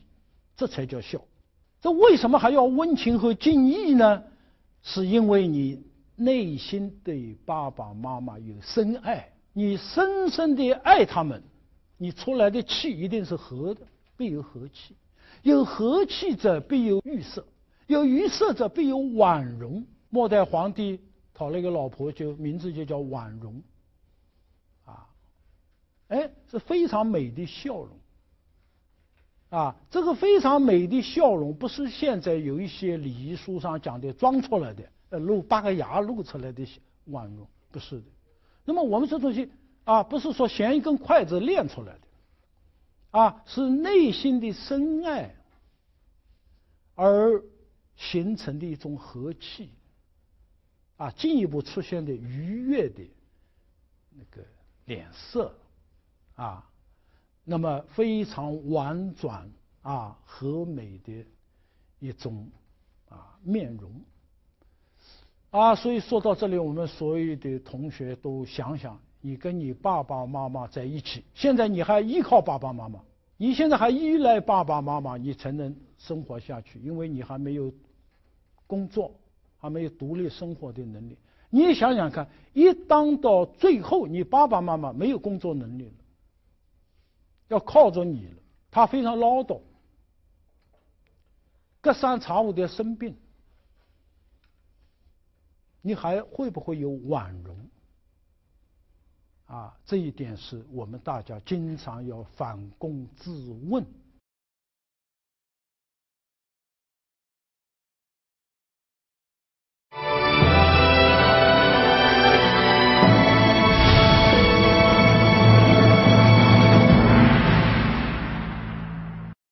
好，古人把这个孝发挥到极致了利用这一个字，我们把这个字作为一个起点，然后把我们所有的事情都跟它连起来，这个孝真是能治天下，对不对？《礼记》里面讲孝有三，对于天子来说，大孝尊亲。周代的天子由于他们做得非常的棒，他们取得了天下。每次祭天的时候，他的父亲是在旁边配享的。祭天就一定要祭他们的主，这是不得了这个谁家的孩子能够做到与取得天下之后，让自己的祖先享受如此的尊荣，这是最大的孝。其次夫汝，根据《礼记》的这个是讲诸侯。诸侯他有社稷有祖庙，就封你到鲁国、到齐国、到晋国，你能保住他不会让人家灭了，把你的这个祖庙都毁掉了这个祖先因你而受辱。最下等的一般的人你要把父母给他养起来，不让他挨饿所以他讲到孝这个意义，远远不是老百姓讲的让你一天三顿有饭吃天子诸侯都要把自己做好，那么这个才不会让自己的父母祖先蒙羞。《礼记》里面这一段是最好的，我觉得这一段甚至把他跟我们日常的生活，我们的工作做得好不好，跟孝全部联系起来了。什么叫不孝？你看看有5种不孝：居处不庄，非孝也；一天到晚非常懒散，吊儿郎当光个打个赤膊，穿个拖鞋满大街窜来窜去大家都问了是谁家的？那个老张家的这个爹妈就被你弄得臭大街了，对不对？一个人你不能这样的，弑君不忠，非孝也。打仗逃跑了，被军事法庭审判了然后人家问，今天毙了一个谁家的老李家的那个小儿子。这老李家儿子怎么会弄得对国家不忠呢？以前是军队代表国家嘛，对不对？小孩从来不教育的历官不进好不容易做了一个大官了，结果被双规了，约谈了，满大街都知道。昨天军车开来了上面收去的东西有几卡车然后街头巷议，然后你这个爹妈还有脸走出去吗？千夫所指无疾而亡，对不对？战争无勇，非孝也。打仗不勇敢做逃兵了，这也是不孝。啊，这5个你都做不好，就殃及了你的父母双亲，啊，或者是名声上的，或者他们也要跟着你，啊，被带到监狱里、法庭上。所以我们平时大家要经常想想，我做一个孝子，一定是给父母争光的，啊，我任何有可能让父母蒙羞的事情，都是不孝。啊，所以这个孝，就跟我们的工作、跟我们的人生紧密地联系在一起。啊，所以这孝的意义非常大。《礼记》里面还用非常通俗的话告诉我们什么叫孝。他说：“烹熟3香，我烧了1碗肉，啊，羊肉或者狗肉，还带着那个膻味儿，啊，非常香，香喷喷的，啊，然后我呢给爸爸妈妈，哎呀，尝尝吧，哎呦，这个狗肉啊，或者这一碗羊肉啊，非常好啊，吃吧。君子看来这不叫孝。”这算什么孝？吃一碗肉这叫孝，养也。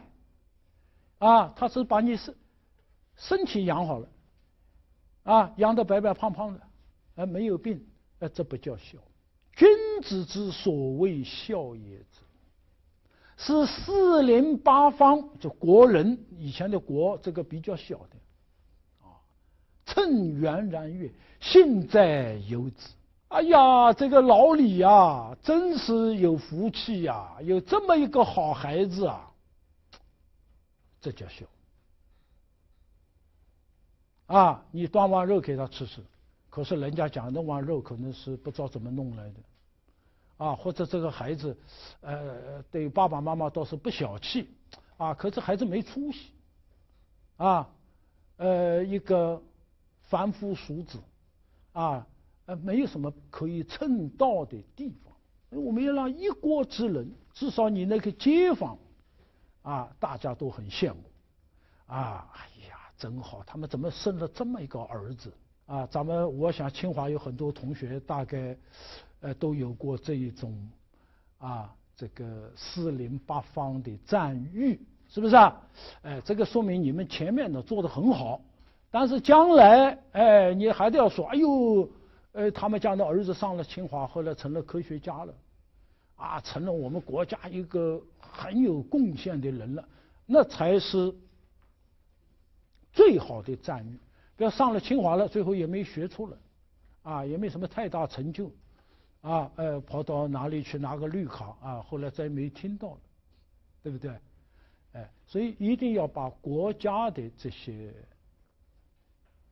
这个发展。要跟个人的发展紧密地联系在一起。好了，这里我们还要回答一个问题啊，就是我们对爸爸妈妈的孝，是不是到他们去世了，这个孝就没有了？大家认为这个孝应该到什么时候？就是我们现在普通的人认为，啊，爹妈在的时候啊，好好待他，都尽尽孝，啊，将来人一死了啊，想孝也不能孝了。这个话说对了一半。确实在的时候好好待他们，死了以后，我们对他的思念，啊，是永远没有停止的时候，啊，那么就什么呢？忌日，啊，哎呦，去世3周年了，5周年了，10周年了，啊，一到那一天，哎呀，我们心里就非常难过。啊，现在我们日子越过越好，啊，可是老人家一天也没过，日子越好，对他们的歉疚越强烈。所以我们什么办法呢？中国人就是什么呢？通过祭祀，啊，寒露既降，天变凉了，我开始穿棉衣了，哎呀，这次会想起，啊，他们在那个地方。是不是也变冷了？啊，现在北京有一种风俗叫送寒衣，啊，有的时候我们在路边上能看到，晚上，几个人围在那里把一个东西烧了，就是画给他们。哎呀，有一年一个情景让我永远忘不掉，就快过年了，有一家几个大概4个都是女性，大概是他的夫人，他的女儿。哎呀，几个人围在地上在烧这个东西。我想彼时彼刻，他们心里面都在思念已经不在了的她的丈夫，他们的爸爸。尽管已经走了，其实他们心里也知道，这种烧了他不一定拿得到，是吧？但是他没有这样一个形式，他内心的那种情感表达不了。所以我们每到过年过节，哎呀要过年了，今年哎呀这个年呢，哎呦我们那个年货特别丰富哎呦这心里面想到的就是自己已经不在了的爸爸妈妈，心里面非常难过。我们甚至在吃的之前，我们家里面要有一个仪式尽管知道他们一口也不会吃了但是我们的心意一定要有一种方式要表达出来。甚至我们中国人宁可相信他九泉有知他知道我们没有忘记他们他们的在天之灵会感到很欣慰我们已经走了这么多年了，这孩子一到这个时候还是记住我所以只有当自己的生命结束了，我们那种对父母的孝心才停下来。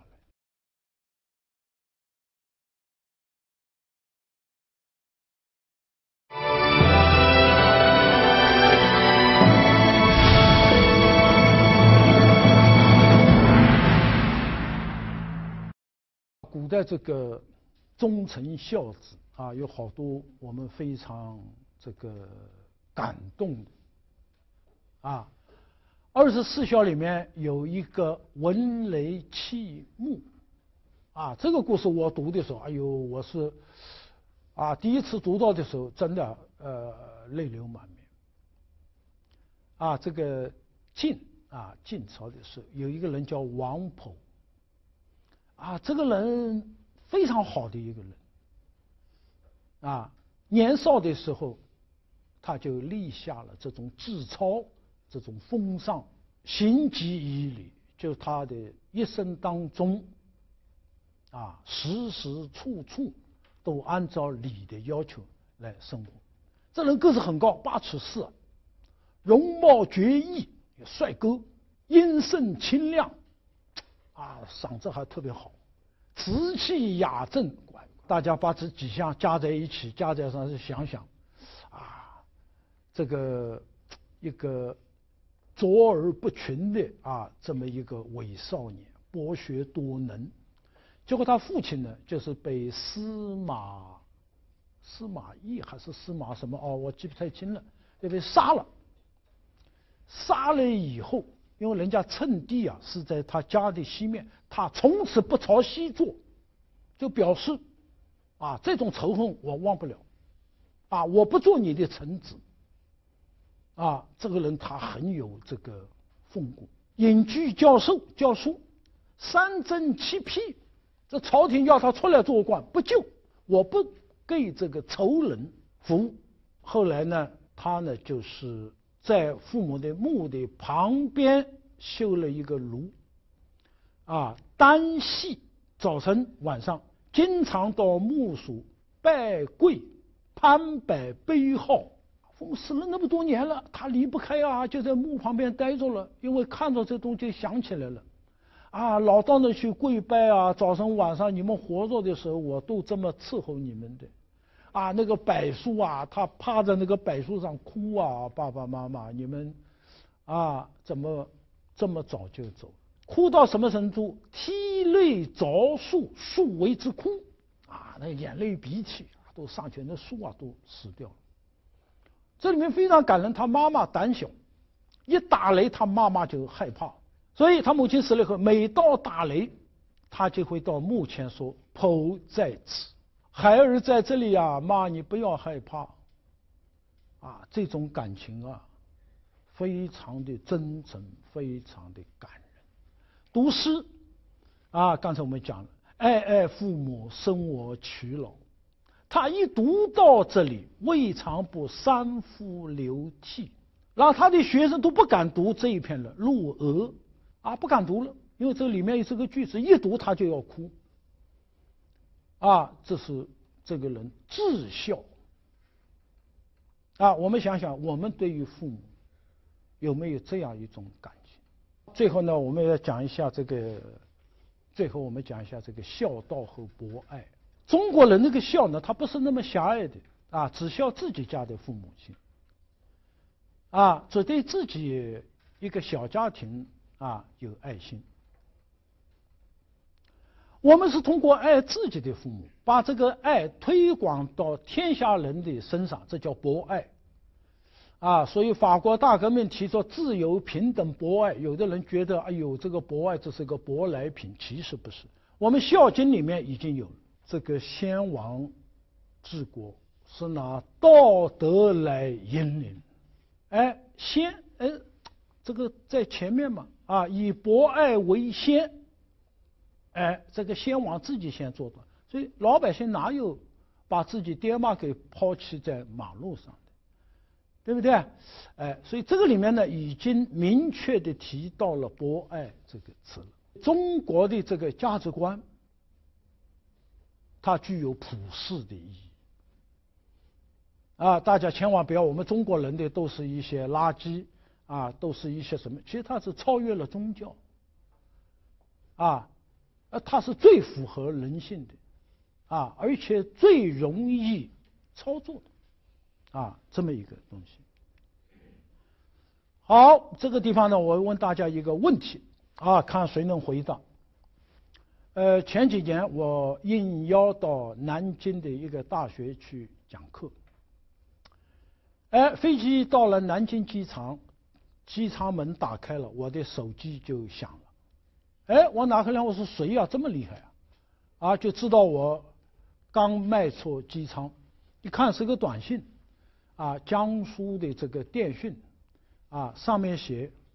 欢迎您来到博爱之都。好，我的问题是，为什么南京是博爱之都？这下面为了节省时间，咱们来看看一个照片。啊，这个中山陵是咱们清华大学一个前辈设计的，啊，那么它从下面呢有上百个台阶上去的，那么在下面刚刚上去是一个牌坊，在牌坊上写着2个字叫博爱，孙中山写的。那么这个博爱是法国大革命的自由、平等、博爱，还是我们《孝经》的博爱呢？天下为公跟博爱有什么关系呢？好，我们下面有一个直接的证据，在博爱坊下面就是一条马路，马路的下面还有一些这个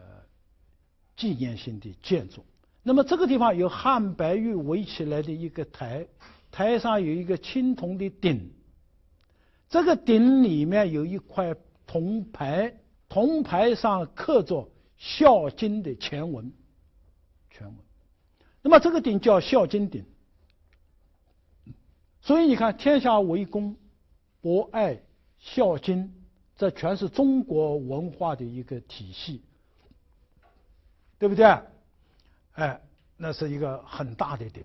啊！下次大家到中山陵的时候，注意看一看啊！当然，这个鼎比较高、比较大啊，里面这个孝经的这个字啊，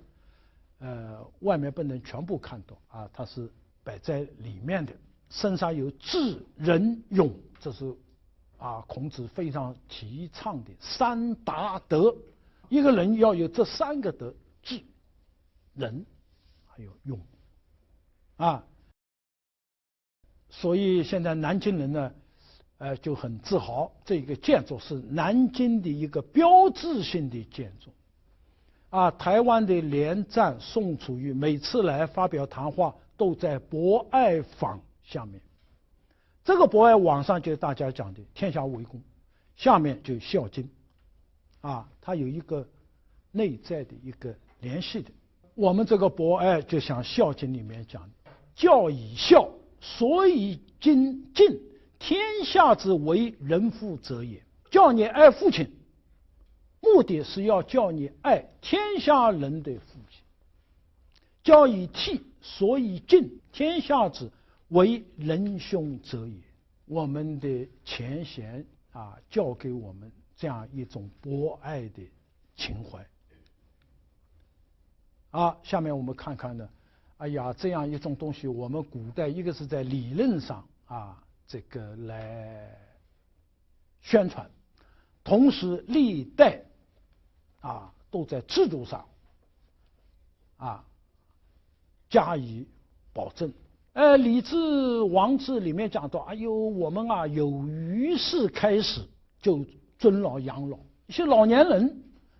需要社会照顾，他们为社会做的贡献已经完成了，那么年老了，我们社会要关爱他们，对吧？有于是养老一种礼叫宴礼，夏后是叫祥礼，殷人是食礼，周人是把这东西全部弄在一起了。人到了50岁，你看这很具体一章，吃这个东西有选择了我要吃面呢还是吃米呢？60岁隔一天要有一顿肉72膳到了70岁这个膳也有2种。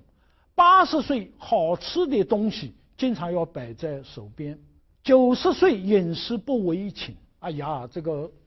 寝室里面房间里面各种好吃的，他不能按什么1天3顿他容易饿，对不对？他如果出去到哪里去走，这个膳饮要跟着走，要拎着饭盒，好吃的东西，饿了停下来歇会儿，有喝的有吃的我们对待老年人从50岁开始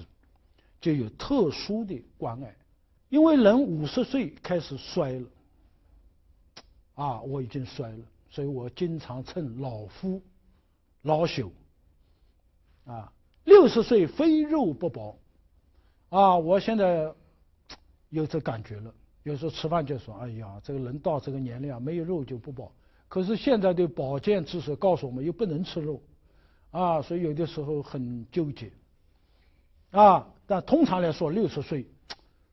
没有油水了。70岁非薄不暖，不穿那个丝的东西，穿麻的东西，身上老是冰冷的。80岁非冷不暖，每一个小孩睡在脚底下睡到天亮都是被子都是凉的。90岁是完了，那弄个小孩也没用，他身上没有火气了。所以为人之者要知道到什么年龄那老人是什么感觉，那么你才会去关爱他帮他要帮到点子上。另外我们邻居里面那个年龄比我长1倍，我就把他当父亲来伺候他；比我大10岁，我把他当哥哥来那个；5年比我大5年，那么他到哪里去我都要在他旁边比他稍微厚一点，要跟着他，要像哥哥一样的伺候他。那么这样的东西呢还有很多今天呢时间关系我们就讲到这里还有一些内容呢我们在今后呢还会接着给大家介绍希望大家呢听了这些东西之后要时时的去温习它，然后经常想想哪些我做到，哪些还没有做到那么这样呢我们才能从根本上树立自己的爱心成为一个德行高尚的人。好，谢谢大家。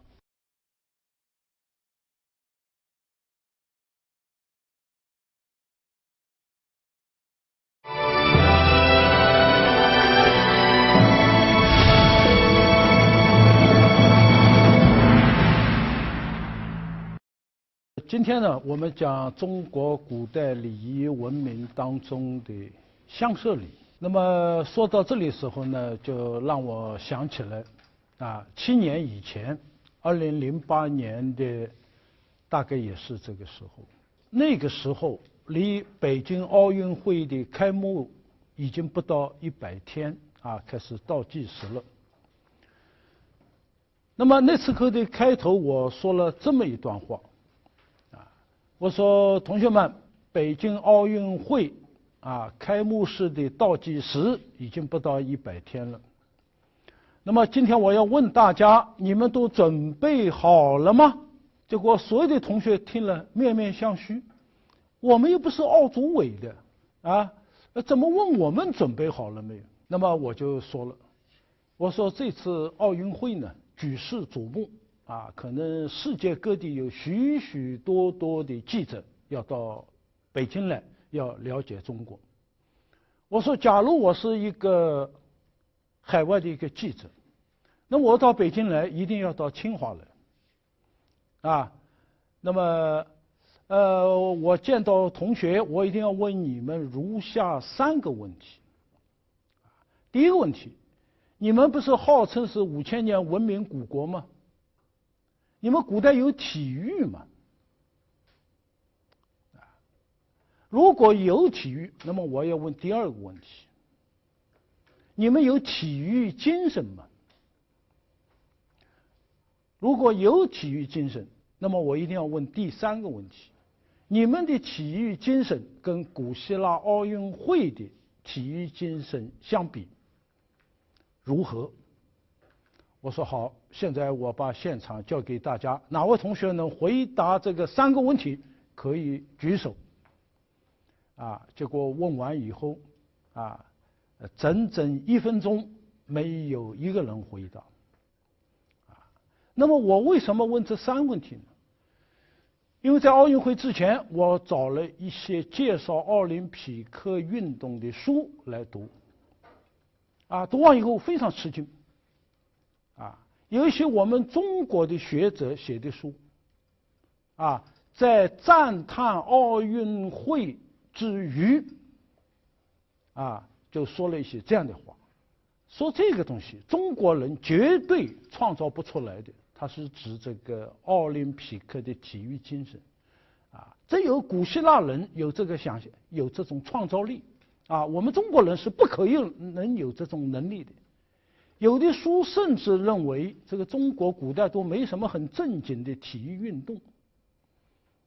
我看了以后非常感慨那么今天这堂课呢，我就试图来回答这几个问题。那么第一个问题，中国古代有没有体育运动这个我想如果大家书读得多一点这个几乎是没什么问题现在体育的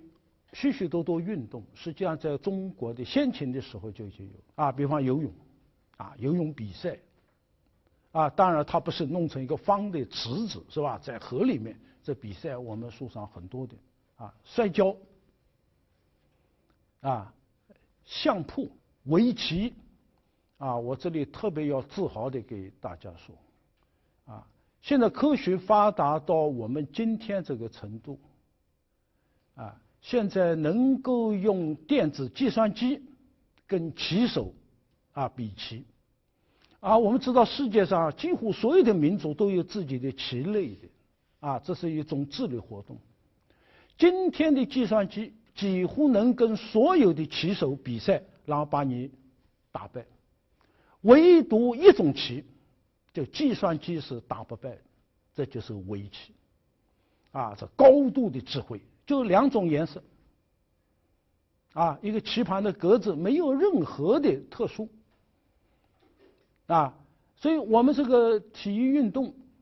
这个普通的这种体育运动，我们实际上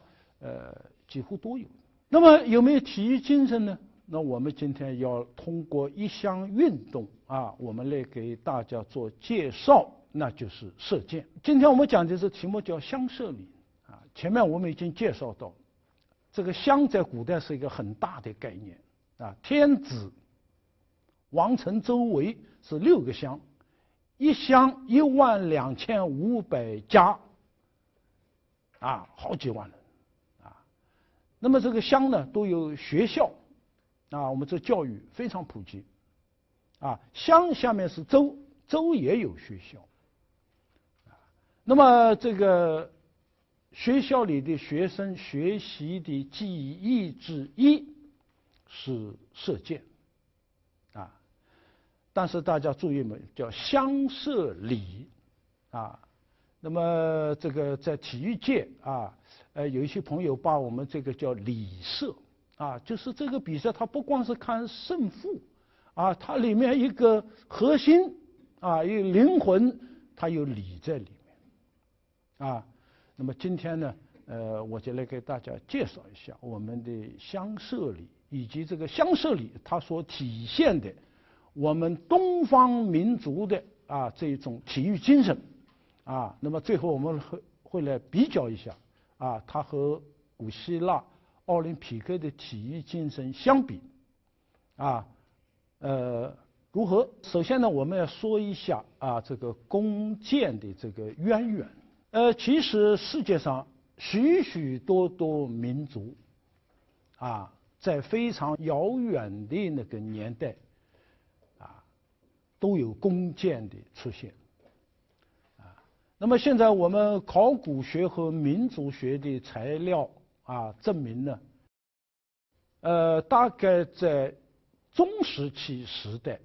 啊，这个名词啊，我们书上历史书的课本上不太讲，啊，就在旧石器时代向新石器时代过渡，啊，大家知道旧石器这个石器非常粗糙，是打制石器，用这个石块扎那个。啊，或者用这个去碰那一个，碰出来的非常粗糙的石器。那么新石器呢是磨制石器，啊，非常光滑。啊，它如果做那个刀啊，一定还有刃，啊，那个是孔，那一定是钻得非常圆。那么在两个石器时代交替的时候，在欧洲，啊，还有其他些地区。有一个叫中石器时代，啊，又把它叫细石器时代。它特点什么呢？它那个石器都非常小，啊，做的也比较精致。那么这一个过渡阶段呢，在我们内蒙啊、山西的啊一些地方，保存的比较多一些。但是整个在我们中国这片土地上，这个时代，不典型，啊，或许是时间很短。那么在这个时候呢，这个人类，啊，比较普遍的，啊，发明了弓箭，啊，那么这弓箭的主要用途有两个，一个是打猎，这个兽跑得比人快，啊，这个时候我们就需要一种，工具，啊，能够比这个动物，啊，跑得还要快，那么这个呢就是弓箭。当然，这弓箭呢，它也用于战争的啊这个过程当中啊，所以它呢基本上是一种武器。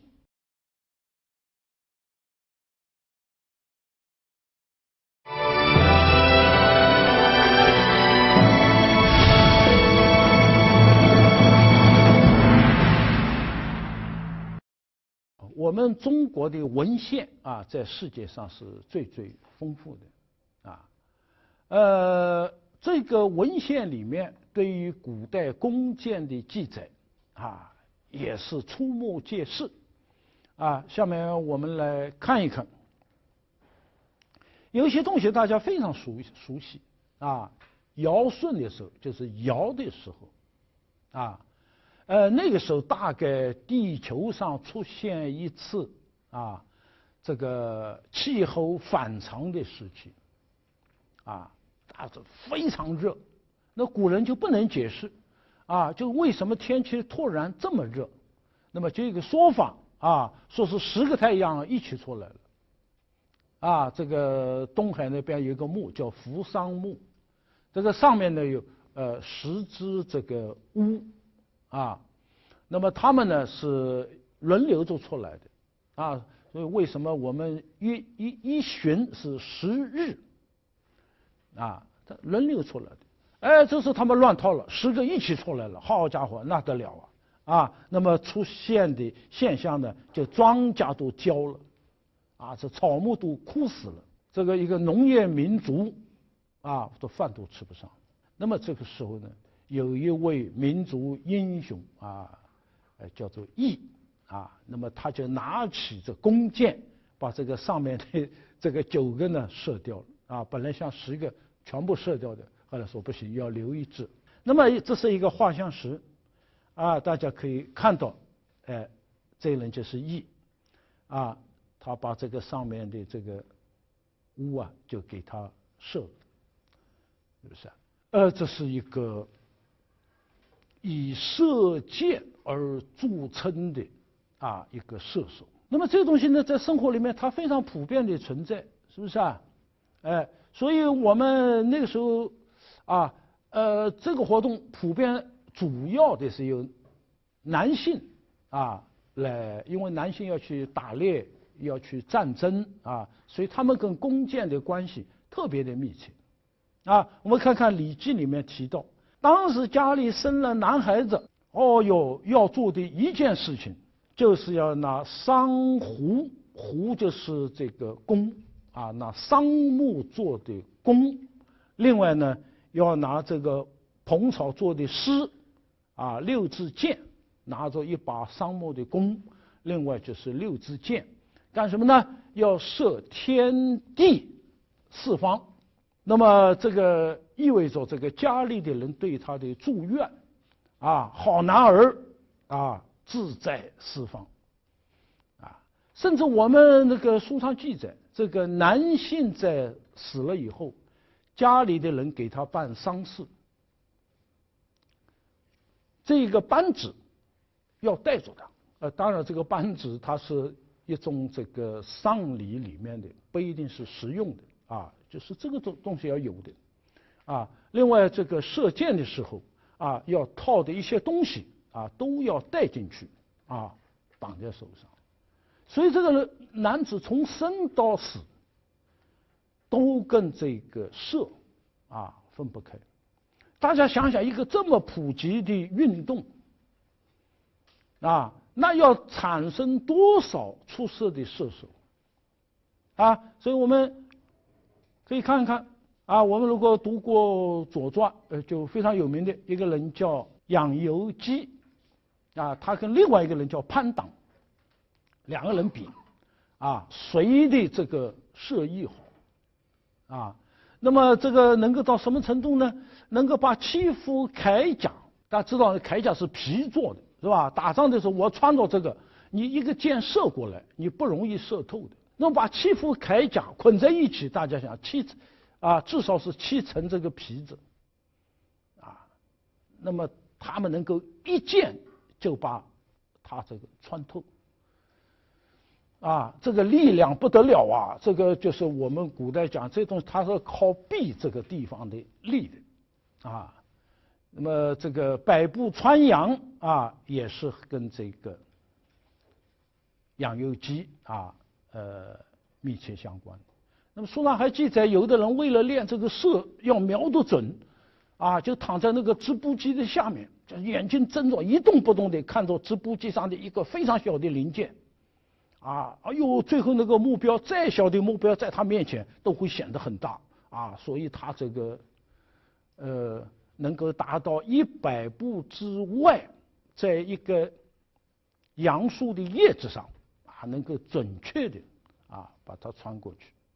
啊，所以我们这个高明的射手啊非常多。那么这种说法呢，大家不要以为是啊民间故事啊子虚乌有，不是的啊。现在从我们古文字，比方说这个甲骨文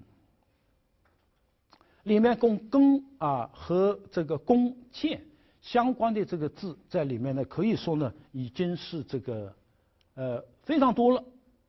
对吧？我们看这个是甲骨文里面的这个弓，啊，大家说这弓为什么写成这样？一会儿我们就看了就知道了啊。这弓啊是把弦给松下来了，松下来以后呢，它就长这样，要上了弦啊才会变成另一个样子，对不对？这是狮，啊，这是一支箭，那么这个呢稍微还象形一点，把这个箭竹做了一些描述那么是甲骨文里面的这个射。我们这里有没有姓侯的同学？姓侯的同学不太多这个姓不太多见。大家知道这个诸侯的侯怎么来的？你就看到这是一支箭这个东西呢，实际上一个靶子它这靶子是一块布它画了一半。这古代谁当诸侯呢？就是看你的射技，射中为侯。一支箭能够把这个靶子射中，把它射下来，这样的人就叫诸侯所以你看这个射箭在我们这个公共领域里面它甚至是选拔这军事领导人的一个主要的一个途径。那么这边呢是经文就青铜器的铭文这是弓，这是诗这个写法它在不断的在变最早呢这中间它要交叉一下，是吧？后来是交叉呢就变成一个圈这个圈后来就变成一个点，因为这太麻烦了，变成一个点。再到后来写的是这个点就变成一横最后就变成小篆里面的诗这个文字学这个演变的痕迹非常清楚。这射我们就看到这一只手，这有一点是会意了，是不是这是一个箭这是一个弓，一只手在拿住它那么写的人不同这个写法它会有一些差异这侯的写法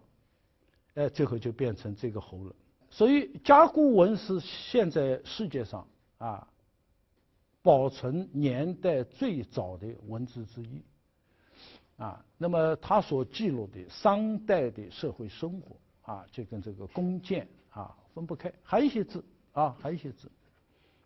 那么时间关系我们呢就不讲了。这是一个甲骨的拓片我们大家看呢这是一个乌龟的腹甲乌龟它是趴在地上走的，是吧？那个背甲是隆起的，那腹甲是平的。那么当时的人呢就把这个腹甲这上面拿来占卜，因为它平，上面可以写很多字这一块呢它有一些残它应该要这样下来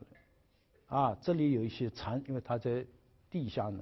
埋藏了3000多年，这上面刻了好多字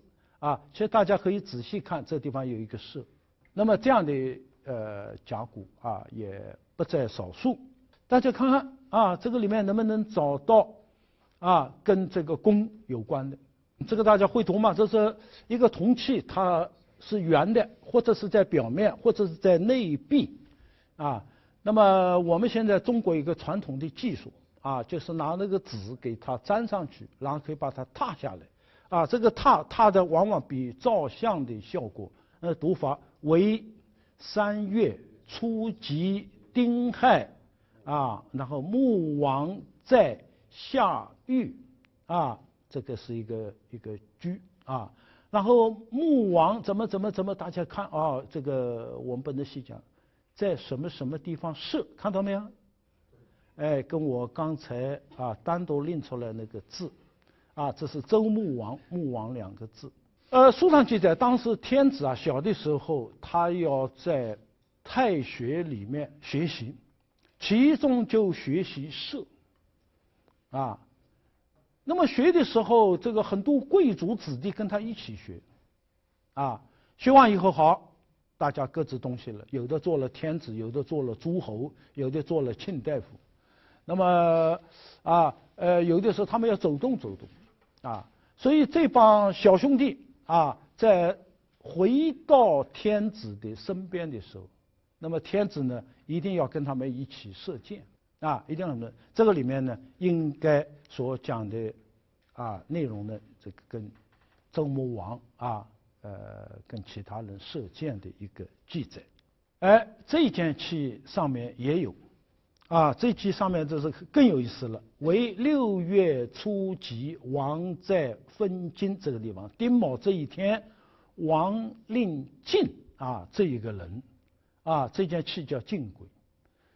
跟他在一起什么呢？在这个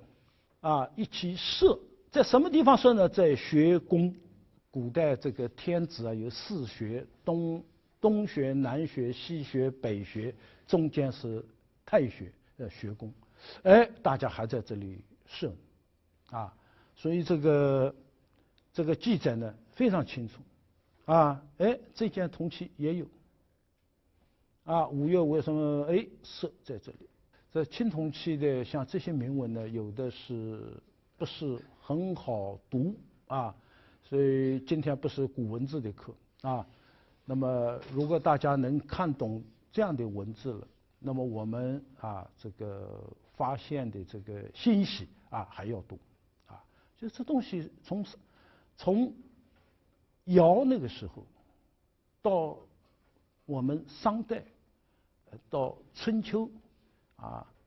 到周这个中间呢，就是说这个射是我们生活里面很重要的一个东西。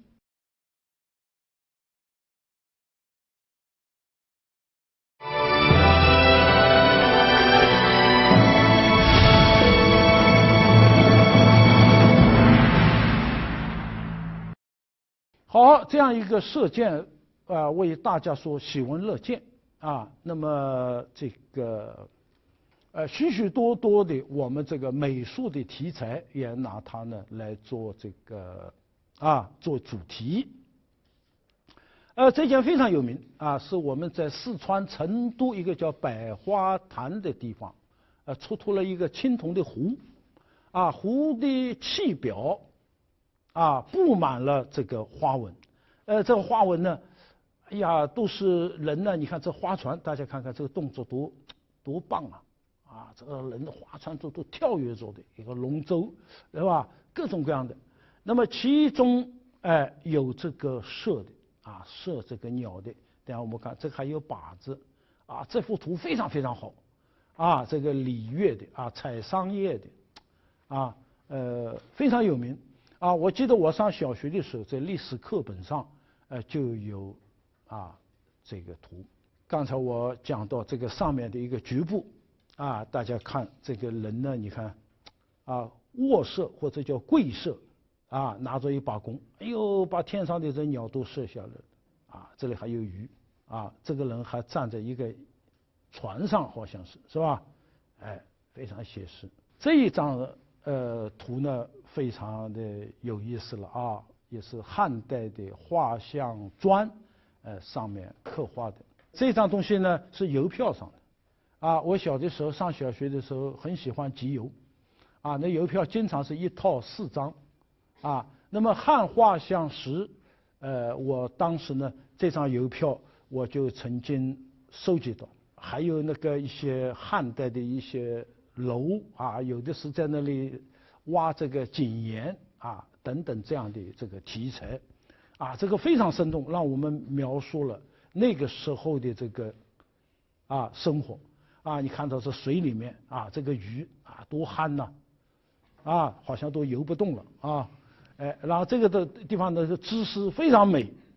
射这个飞过去的这个红鸟那么这张呢就把它放大了一下。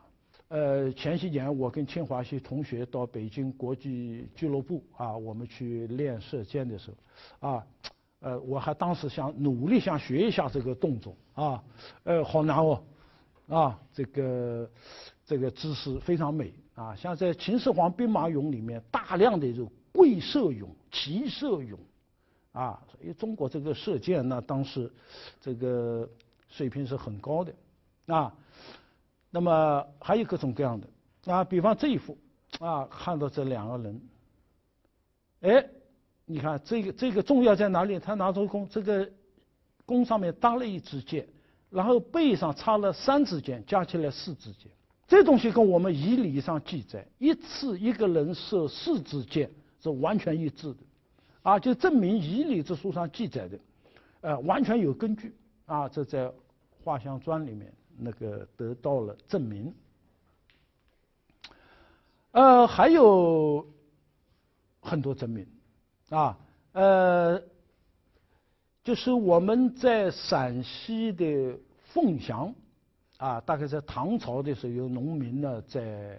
野地里，啊，发现了10个这个老百姓称它叫石馒头，啊，其实我觉得不太像馒头啊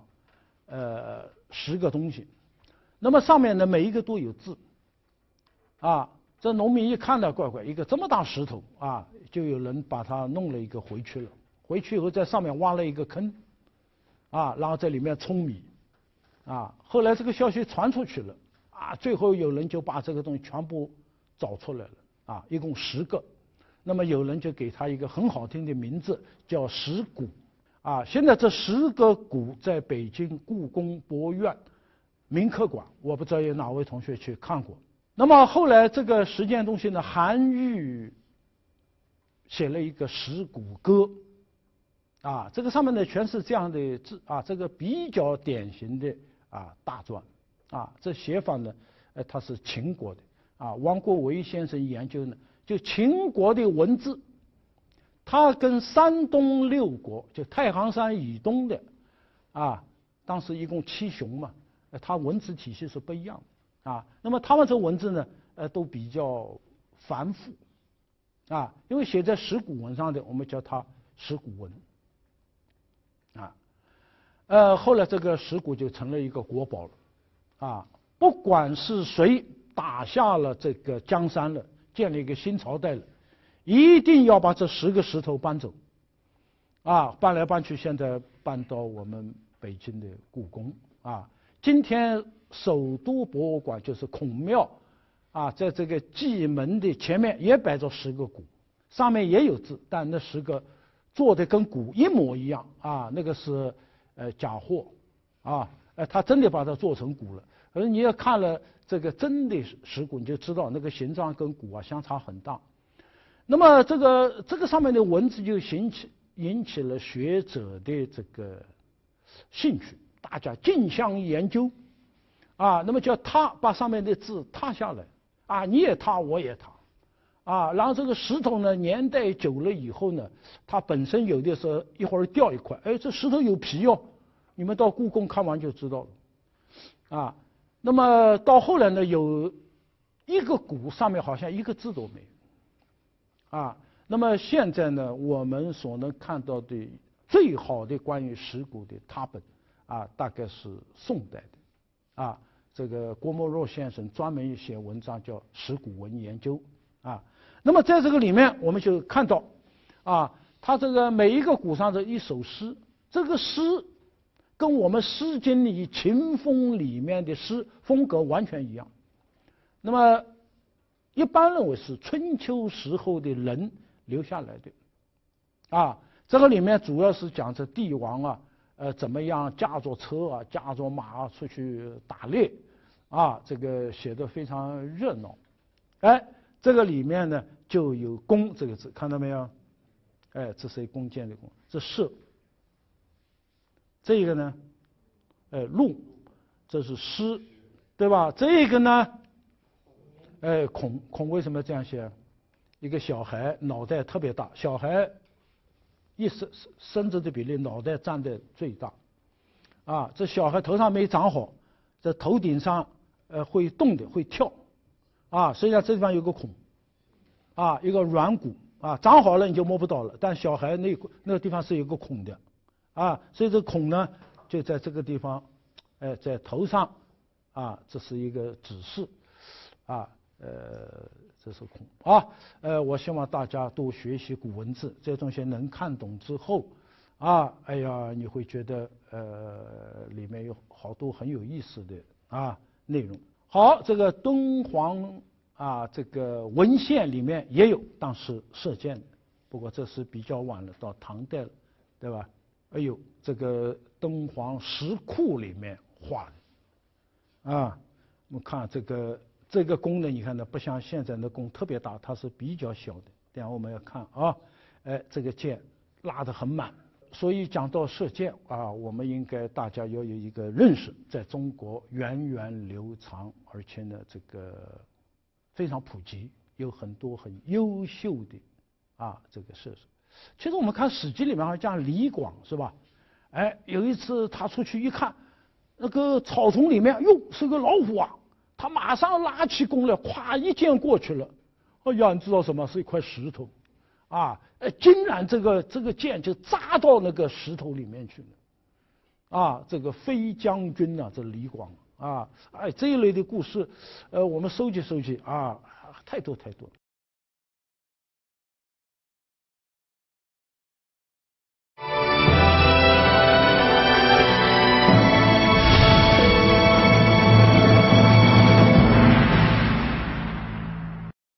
好，我们中国人做的工在全世界第一，这不是我自吹。啊，当年香港政府有一个官员，地地道道的英国人，他的中国名字叫谢树芳，啊，他是一直在香港工作。这个人的语言天赋非常好，好到什么程度？他能讲广东话，啊，讲的你听不出来，啊，是，要是把他脸遮住。然后他讲广东话，你听不出来这是外国人，普通话说得极好。那么这个人在香港回归以后啊，他留下来了啊，那么是香港政府的版权局的一个负责人。他在中国期间，他非常喜欢中国文化，大量的收集中国的各种文物啊，里面有一个专题啊，他收集分好多专题，铜器啊、玉器啊。然后另外有一类就是弓，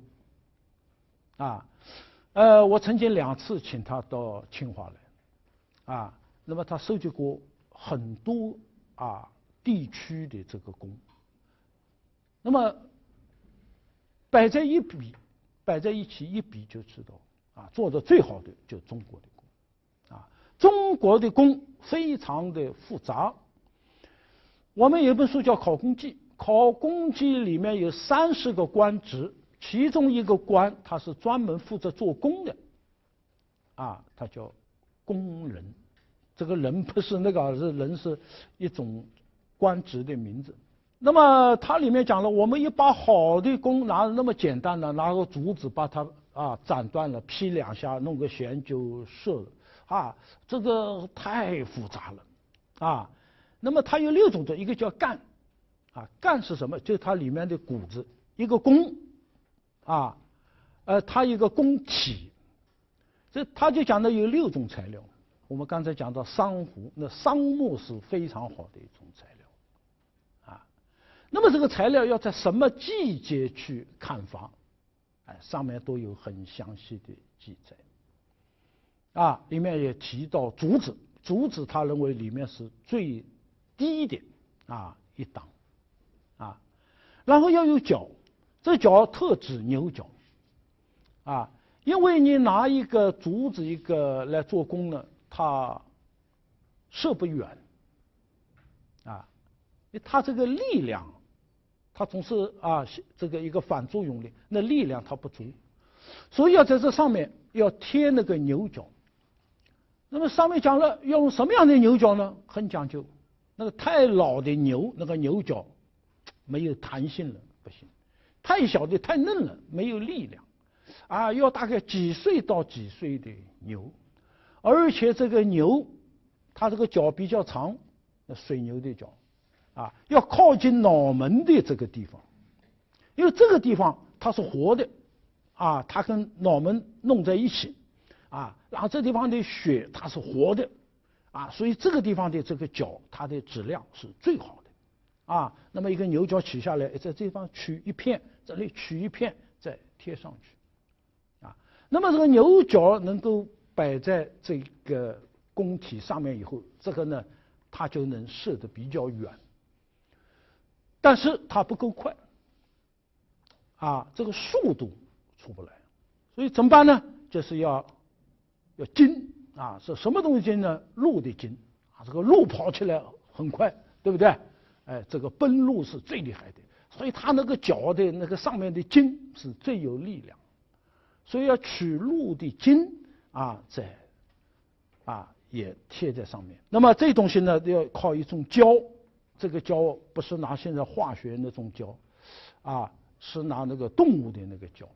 现在民间还有用这个鱼这个鱼镖，这叫鱼炮那东西做的胶，哟，那站上去你弄都弄不下来，比我们现在这种胶质量要好不知道多少这个总结出来这种胶。另外要把它绑住，要扎得很好很均匀，拿在手上最后呢上面要涂上漆这个漆是天然的老百姓叫大漆这个漆涂上去以后，整个漆的这个形状就固定下来。那么要能工巧匠，把这6种材料弄在一起，把它合在一起作为把弓。这个弓拉起来张开来的时候，它中间没有一个地方，它这个力量要非常均匀。反正拉的时候觉得，哎呦，这下面不对劲上面不对劲，上下不对称，那不行那么这个东西呢，叫做引质如环。我们看到那个画上面是吧？它拉过来的时候，拉弓如满月，环就是一个圆的嘛，对不对？拉过来，然后最后我是就是一放那个箭过去了，这个弓要回归原位不说你一拉了它变形了拉了5次了，这个弓就哪个地方扭了，哪个地方歪了你一拉跟这个东西呢，它不在一条线上这样的毛病全部没有。好，下面我们来看看这个弓的示意图这个弓松掉了，弦松掉了，它是这样的这是一个扣弦的地方，这也是一个弦的地方，是吧？然后把它搬过去这一头往这边搬，这一头往这边搬，这个力量要非常大的我在韩国的时候，那教练听说我是中国来的，这句话有20年了20年之前，他给我表演这个弦要怎么上去，不是这么一拉就过来了，这个力非常大他要用肘子用肩膀顶住把这个拉过来，那个力量非常大。假如说你技术不够那种啪一下打过来，打到你脸，那打的你就是有一句话叫翻弓打死牛，你想想看，要打到你受不了另外有的时候一弄把弓弄坏掉了那个弓它不太宽的它必须要这个力量，它要很均衡你是一弄扭了，那不得了，这弓就被你弄坏了。那么这是箭足，这要有羽中间这个杆子不是一样粗的，它有点像流线型像子弹，前面要细一点，到中间呢它会粗一点这地方要有羽毛这个好的箭，这个羽毛它是用那个老鹰就雕只是弯弓射大雕用那个做现在我们这个科技发达了，就是一支箭射出去的时候，我们跟踪它用慢镜头，就发现你如果没有这个羽毛它是摇的放大了摇跨过去，这影响了速度，也影响了准确性后来跟它弄个羽毛，就像我们的飞机一个尾舵，但你这个羽毛要不太好，就像一个羽毛球，对不对？它啪打2下，那个毛就乱了好的用那个凋零它速度很快，遇到很大的风它都不变形或者掉到这样那个了，你手稍微一捋，它就整整齐齐俺家里有一支凋零箭这个这一看以后爱不释手这个我们中国人在这上面做这些东西做的是非常好的这个就给大家一个示意图这弓不是这样的吗？松掉了弦，这个弦很重要，对不对？这个弦那个弓你老是这么拉着，这弓要拉坏掉的，拉久了它这个弹性就差了。所以我们呢这个把它这个弦拉起来，这叫张。我们有姓张的吗？为什么姓张呢？就是把这弓弦把它张起来了，这叫张，开张了嘛，对吧？这个张而不辞，我们就讲文武不能。你老这么绷得紧紧的，文王武王那么厉害，那么工作狂，这时间久了受不了，就是拿弓来做比喻，持而不张，那弓啊，你老是不去用它，文武不能，他不干这活，那还要这弓干什么？对不对？所以平时把它松下来，松下来以后呢，好把这个弓梢这个地方，你把这个弦搬过去，搬到这个一直要搬到这样，然后这个弦上去了，要这样才能上弦。我们在座好像有些同学最近正在练射这东西非常有意思的我们后面还要讲，它不是一种普通的射箭。这是箭头现在我们在江西新干大洋洲出土的这个箭头有多少种各种各样的那么那个时候大概有是远射近射有的要强调速度的，有的要强调杀伤力的根据不同的需要我们大概在秦始皇那个陵墓里面出现一个箭头，那箭头那个箭足有点像子弹头跟我们今天流体力学那个原理那个魔术几乎一样那么这个水平是非常高超的。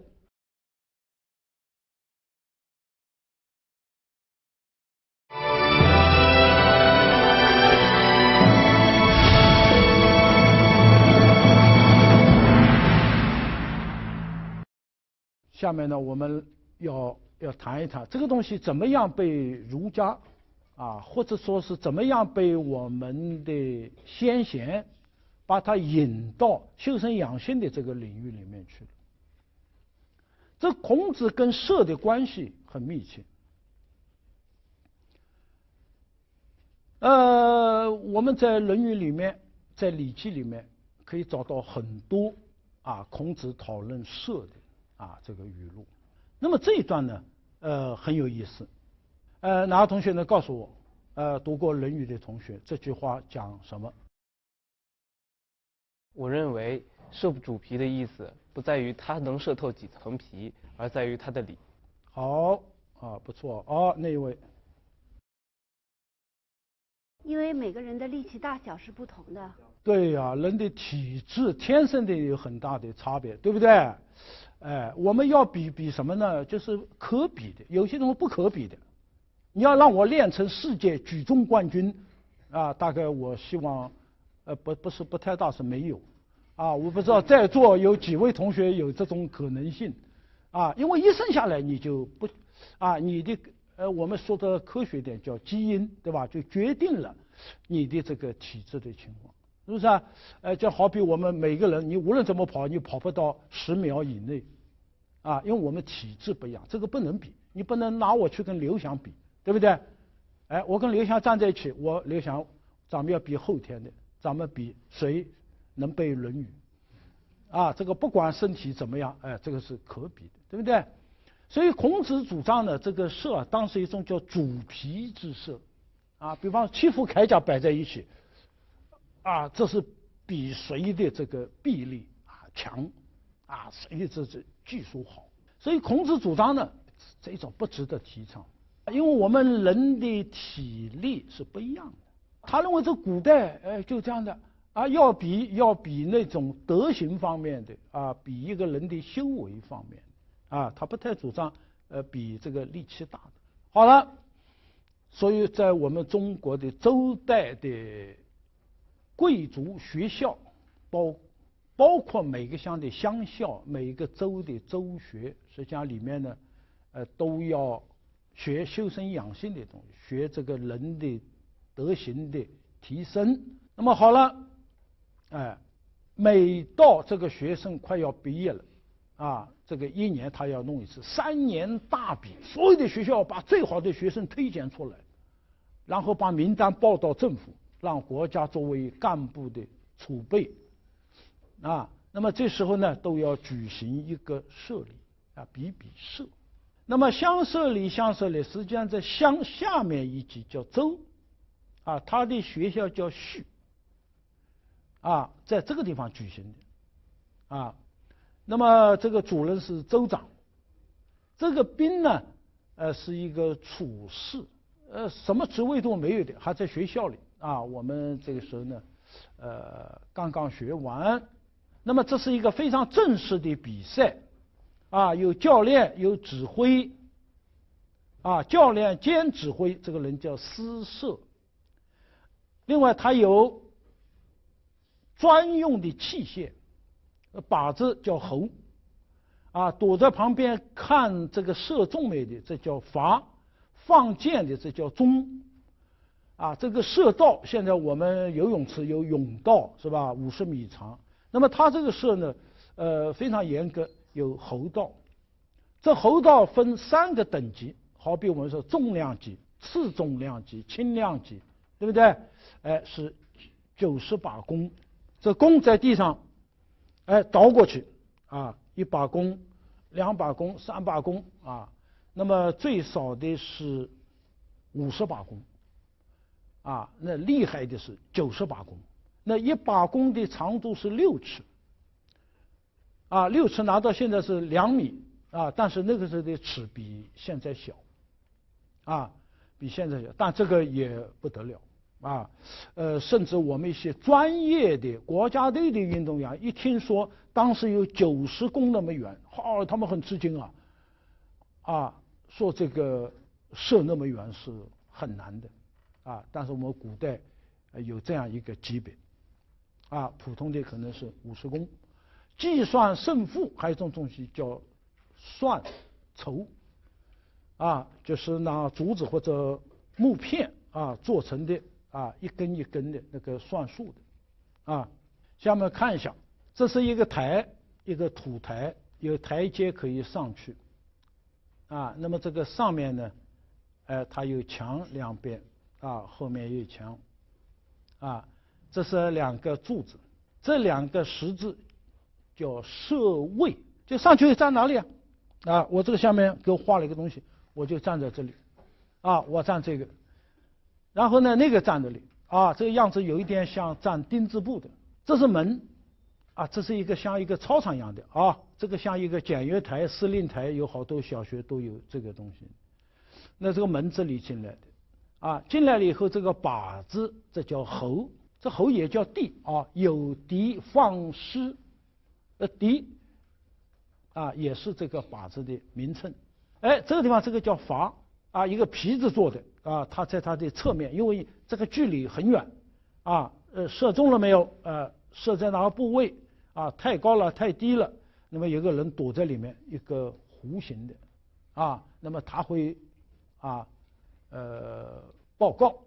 啊，这是一个示意图，这就是侯啊，用东西弄起来，中间呢是皮，有的是皮侯啊。我们古书上讲是天子用的靶，还是诸侯用的靶，还是一般的士用的靶，那中间是不太一样的。那么这个叫钟，做成一个鹿的形状叫鹿钟，对不对？这个箭是摆在里面。当然，这个图我们是根据现在宋代啊聂崇义的三里图啊，其实问题不这么简单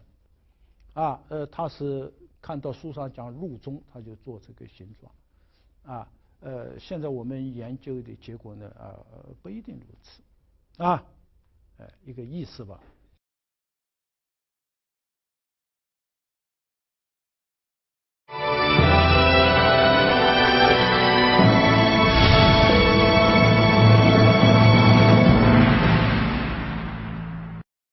好，下面我们看看怎么射了。啊，谁参加？首先，啊，那个时候参加这个比赛太有意思了。首先要挑学生里面，我们讲是在州的学校里面叫做序，是不是啊？在里面挑德行，在心为德，啊，表现在外叫行，啊，德行都好的6个学生出来。这6个人呢，可能平时射的时候，有的人成绩一直很好，有的人呢，相对差一点，啊，那么由于这个比赛是分成2队，这3个人是在最前面的。那么为了增加这个比赛的这个可看性，可比性，把这6个人，你平时射的怎么样？要把实力差不多的弄成一堆，实力次一点的再弄一堆，实力相对弱的摆在另一堆，把这个人呢分成3组，就3对。那么叫偶，2个人叫偶嘛，我们讲偶数，偶根也是2个人嘛，那么这6个人叫上偶、中偶，这个叫次偶，还有下偶。这6个人很特殊，称为叫3偶。那么每偶有2个人，那么分别其中一个叫上射，还有一位叫下射，规定每次比赛1个人4支箭插在腰里，这个一共4支箭，这里面很有意思的，其实他怎么拿箭怎么要拿在手上好，那么他有很细致的这个描述。那么这个3队人马呢，一共射3轮，古代不叫3轮，叫3番，我们讲叫3番5次，是不是第一次射叫1番射，第二次比叫这个2番射，最后一次叫3番射，这个3番射每一次跟每一次都有些区别，这个1番射，那么根据当时的习惯，它是这个右射。现在我们一讲这个右这个词好像不太好实际上古代这个右是什么意思教循循善诱，诱导教导这诱是教的意思那么第一番呢3偶站在堂的下面，我们刚才不说有一个像检阅台一样的是吧？那么这个师射，他一方面是一个指挥，另一方面他也担任一个示范站上面。好，他就告诉你这个箭要怎么射怎么拿，其实大家都学过但是呢还是要做一个示范做完以后2个人上去，那个师射到堂下对他们发布比赛的规则射的时候不许射伤惊吓在那里抱靶的有人喊他一个声音是从弓到伤呢，还是从伤到羽呢？它里面有一种规定的这边一听就知道了，那边甚至还要举旗子在靶子那里，是吧？你不能一箭怪把它射中了以后谁也不干了一箭把它吓着了不可以专心致志对着靶子瞄然后呢这个上射下射2个人都在并排站好了之后向他行礼这行礼要很规矩我那天看了我们这个礼射队的有的同学站得很好这个行礼很那个，也有的就是就点一下头就成那个意思了，不对，这恭敬心行礼。好，开始射了上射射了1箭，他不是一次把4支射完，轮流然后他也来一支我又来一支，他又来一支最后轮流把4支箭全部射完，然后那边就报靶脱靶了没有射中了没有，这个箭扎住了这个靶没有按照规定就是如果没有扎住就砰一下掉下来那都不算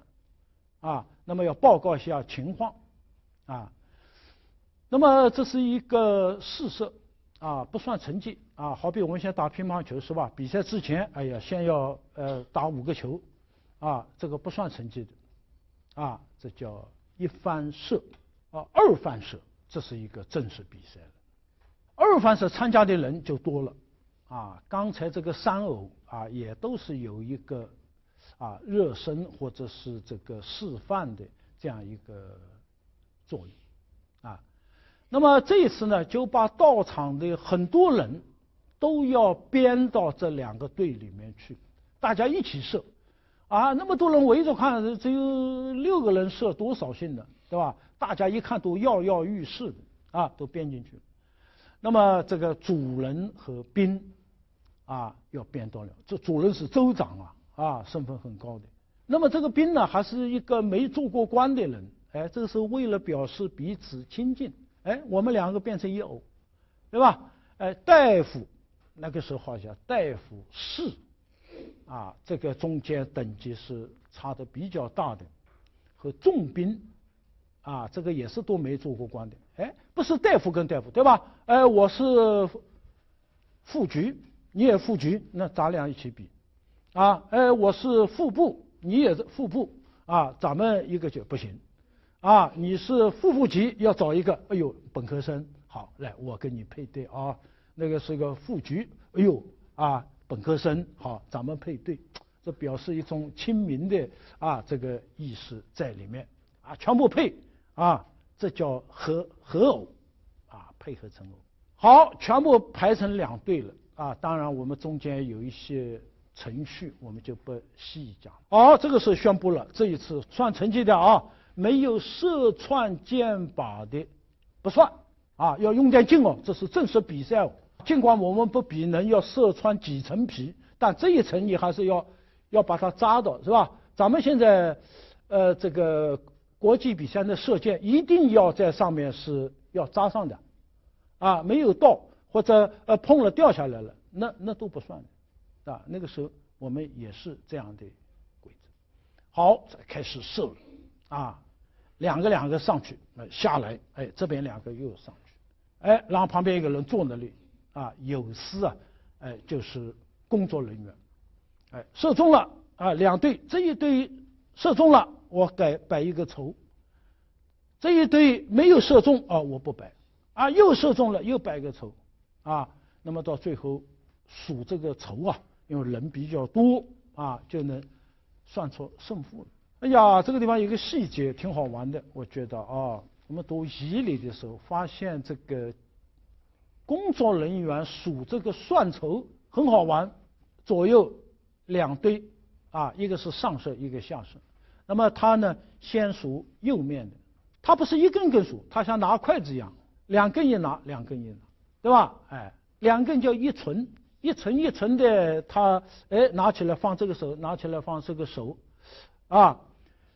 取满10存就10双筷子，他就把这摆成一堆，啊，又有10个，他又摆一堆，啊，哎，最后呢不满10存了，然后呢，看看还有几双，哎呦，还有7根。啊，3双摆在一起，还有一根单的，对不对？那么它这个不满这个10存的，哎，它会在它的西边放着，哎，这整堆的，一看就知道，啊，有20只，再一看旁边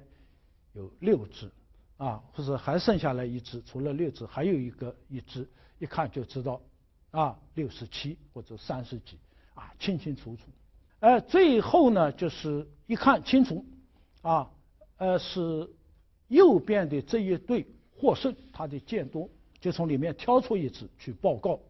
啊，这个胜方是哪一方？那么，假如说是两个一样，就各拿一支，说打成平手。我为什么讲10个一堆，10个一堆，还是2个，它就横过来放？甲骨文里面这数，它就这样。啊，是竖摆还是横摆？啊，我9月份要开一个甲骨文的课啊，到时候大家去看，非常有意思。啊，它这个一竖跟一横代表不一样的。1、2、3、4、5、6、7、8、9、10是一竖，啊，20是2竖，30是3竖，40是4竖。1、2、3、4是横的。那么这种算的方法呢，啊，它要熟练了啊，非常快。啊，很准确的数字。好，这个既然有胜负，那么这个里面就有一个问题了。这个竞赛啊，都一定要有一个奖惩，对不对？中国人很有意思，中国人历来赢了的是不奖励的，啊，输了的要罚，要喝罚酒，对不对？哎，好了，啊，第二轮射完了，啊，大家下去了，啊。这个因为当时射的时候要把一个袖子要脱掉的，这个袖子要拿下来的，啊，为什么拿下来呢？那个时候这个袖子啊，宽袍大袖啊，一个就是哗，可能是把你这个衣服要扯过去了，对不对？那速度很大的，要把它脱掉，啊。那么还有的人呢，我以前在国际俱乐部啊带了一帮清华的学生去，有一个人的手很奇怪，我们伸出来是直的，对不对？哎，他那个是这个胳膊肘他往里拐的，啊，你们见过这样的人没有？啊，哎呦，非常奇怪，哎，你好像略有一点啊，有那个味道，哎，你好像有一点，一射那个弦会擦他的皮肤，3下2下就擦烂了，是吧？所以这个地方要有一块东西把它包住，啊，然后这个剑要插呢不会伤到皮肤。那么胜方呢，哎，就是要把这个衣服啊，本来射了下去已经好了，一看，哎呦，我们赢了，好，把这袖子脱下来，把那个弓那个弦啊都拉紧，带上扳子，这护臂，啊，就是我们得胜了。你看我们啊，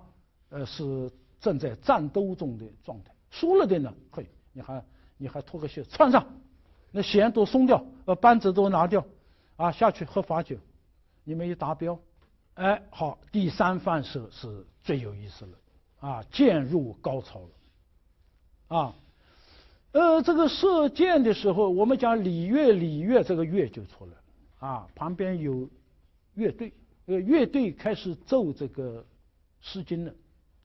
啊，那么诗呢，这个《诗经·少南》里面有一篇叫《奏虞》，哎，这个演奏的时候，因为这是射箭哦，它要调节呼吸的，对吧？你那个乐队不能一会儿快一会儿慢，他这个掌握不了节奏了。他射的人要按照你那个点，你那个节奏，啊，他射出去，射中了，哎，人家才扔一根绸子，啊，你胡乱射那没用的，啊，射中了都不算。所以说他要求一个人这个身心高度的和谐，啊，要按照这个拍子。啊，关关雎鸠，在河之洲啊！哎呀，然后就是你是和谐，不是胡乱射的，对不对？你这个东西高雅，在我们世界上，它除了什么花样滑冰那样的自由体操那样这种西方的，这古代的体育没有跟音乐连起来啊。那个古希腊那个扔铁饼啊，它不需要音乐，扔标枪、马拉松。它不需要语，哎，但我们这个是有音乐啊，高雅的一个体育比赛，对不对？好了，但是这个乐队在这时候特别强调节奏要始终如一，啊，前2年我们开一个礼乐的一个国际学讨论会啊，有一个很内行的人讲，他这种就像切菜啊，哆，很均匀，啊，然后他这个射的人他心里很有数了，哎，就是大概多少秒之后，啊，哆。啊，我就要发射出去了啊，所以这个运动很有意思啊。现在北京有一些射箭的俱乐部啊，但是据我所知都没有音乐的，就射箭啊。这射箭跟我们这个那差老了啊，这射箭哪个国家都有啊，但是我们这个很有意思啊，后面还有更复杂的啊。好，然后就是，这是一次。啊，最正式的比赛，要求最高的，啊，然后这个有时呢，都要计算胜负啊，负了的都要喝罚酒，啊，这3番射。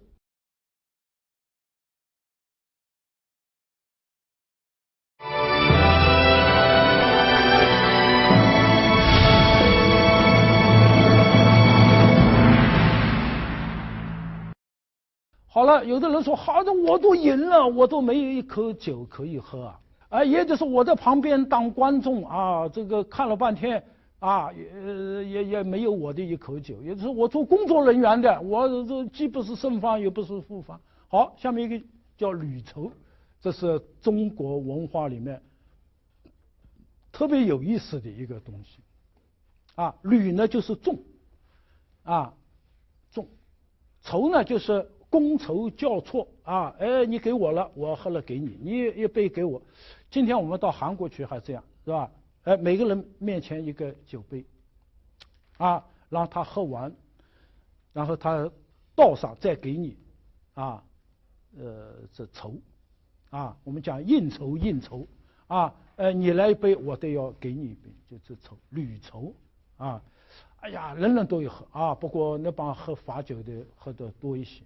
那个旅酬呢，先是台上那身份高的人州长大夫在台上他们开始喝到最后上面都完了2个杯子开始给下面的人喝了，是吧？一直到所有的人都轮变，大家在觥筹交错的时候，堂上堂下都有音乐，这个音乐都是《诗经》里面的音乐。这个内容非常纯正，风格非常高雅，这样的音乐，哎呦，在这个当中，这叫民不教而自化，你不要给他说好多大道理，他一边喝一边听这个美妙的音乐都进去了，时间久了，这个人呢，他就被化，是吧？好，轮变以后呢，这时候这个宾从理论上讲，这一个活动最高的人物不是州长，也不是大夫，而是宾。好了，那个时候呢，最后大家喝，唯酒无量，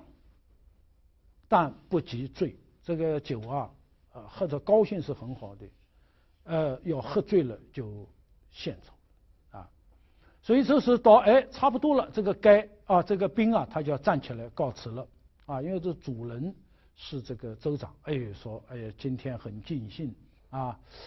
我的告辞了。呀，古人这个生活很讲究的现在我们大会堂那个举行那个宴会是吧？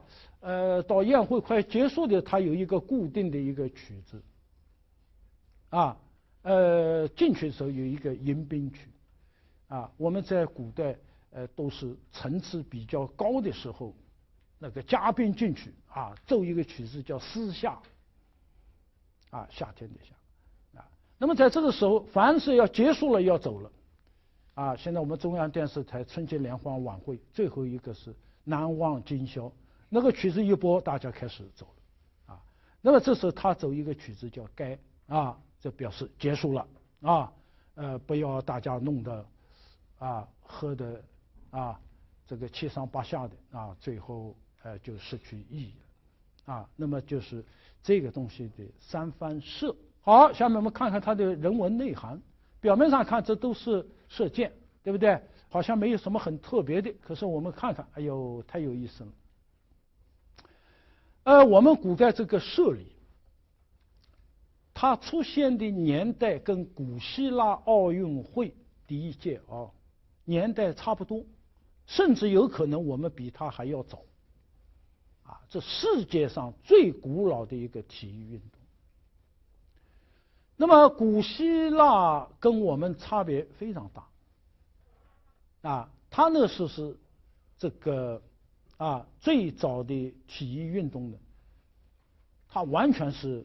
军事化的5项运动嘛扔铅球掷标枪什么掷铁饼、马拉松，它全是军事运动那么我们这个时候呢，它不完全是叫铸剑为犁材料还是这个材料，现在我变成农耕的一种工具了能够进行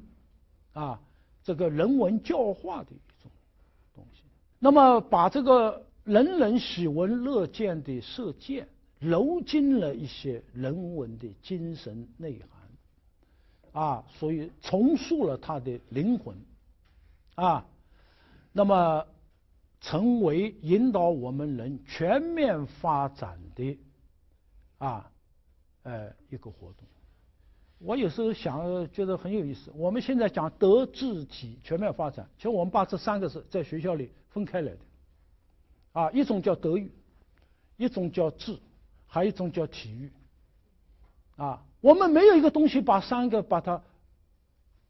融为一炉的，而中国古人就知道这个东西哪能切分呢？它不能切分这个一个活动它给人的这个启迪或者说这个教育，它是一个完整。我们这香舍里就是一个这样的运动。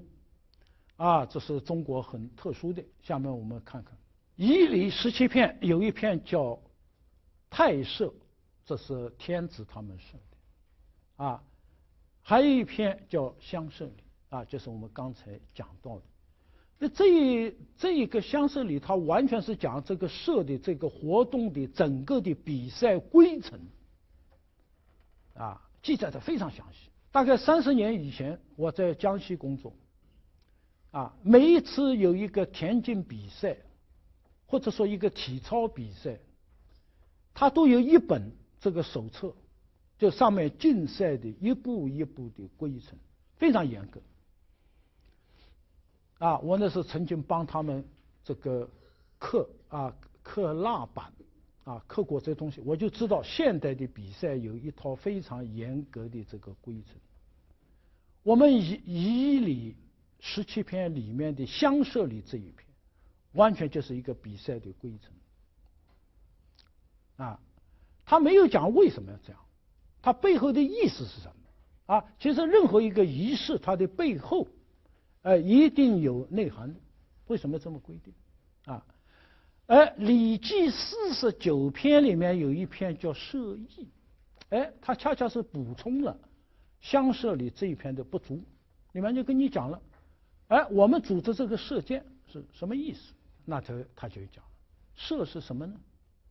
进退周旋，这个环不要念成环，要念成旋转，左旋右旋。他书上是写左环右环，那么这个是个多音字，这个是一个高雅的一个贵族运动，对不对？所以你一走路，一举手，一投足，就看到你的风范是有还是没有，合不合于理？怎么上台阶？怎么下台阶？怎么礼让？射出去的姿势，这东西呢都要合于礼的要求，不是那种九五夫，是吧？我一口气射了80支箭，这个东西意思不大，因为你这个德智体，你这出现了一个，你必须全面的，进退周旋必重礼，内至正，外体直，这话太重要了。我们经常讲这修身这人要正直，说这个人很正直，他在这个里面让你要把它具象化，什么叫正？内至，你的心智，这心很正，发心很正，我们其实经常要反躬自问的，这个志就是心往哪里去，这正不正？然后人要站直了，这是最起码的，这跟我们现代体育运动，包括射箭在里面，这是完全一致的，你这个射箭人站的是歪的、斜的、扭的，你不可能射中，对不对？他把这种比赛射箭要取得成功的要求跟修身的要求，把它紧紧的融为一体了。只有正直才能射中，只有正直才能成为一个真正意义上的一个完人。站好了之后，全部然后拿弓矢，拿起来要看拿牢了没有，是吧？不要还没那箭跑出去了，花掉了，审固，然后才能谈得上射中还射不中，对不对？这个道理很有意思的所以这个里面可以看一个人的德行。讲到这里，我要给大家说一件事情就是我们清朝钱家的时候，有一个钱家学术的三斗，泰山北斗，叫阮元那么这个人呢，他禁鸦片比林则徐还要早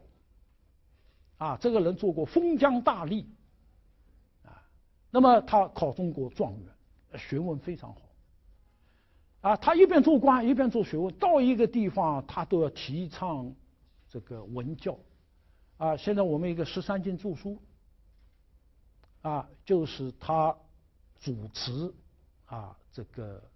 刊刻的。啊，那么他后来就出了一个论文集。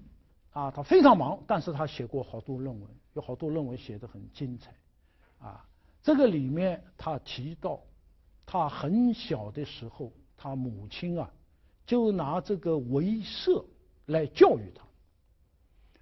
他。啊，他说母亲了不起啊，一定是文墨很深的。啊，说孩儿，为社和为学是一个道理。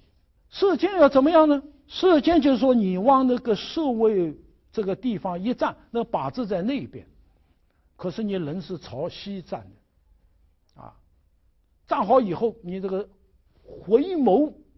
啊，要一眼看过去，盯着那个靶子，盯着那靶子，要目标始终如一，要紧盯着它。现在有好多年轻的同学跟我讲，老师啊，我现在诱惑太多，啊，我静不下来。那当然，你射箭人家就瞄一个靶子，你前面有6个靶子，啊，你一会儿射这个好，射那好，最后你怎么可能射中呢？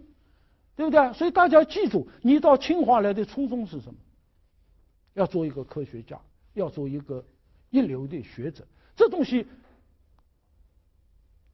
颠沛流离，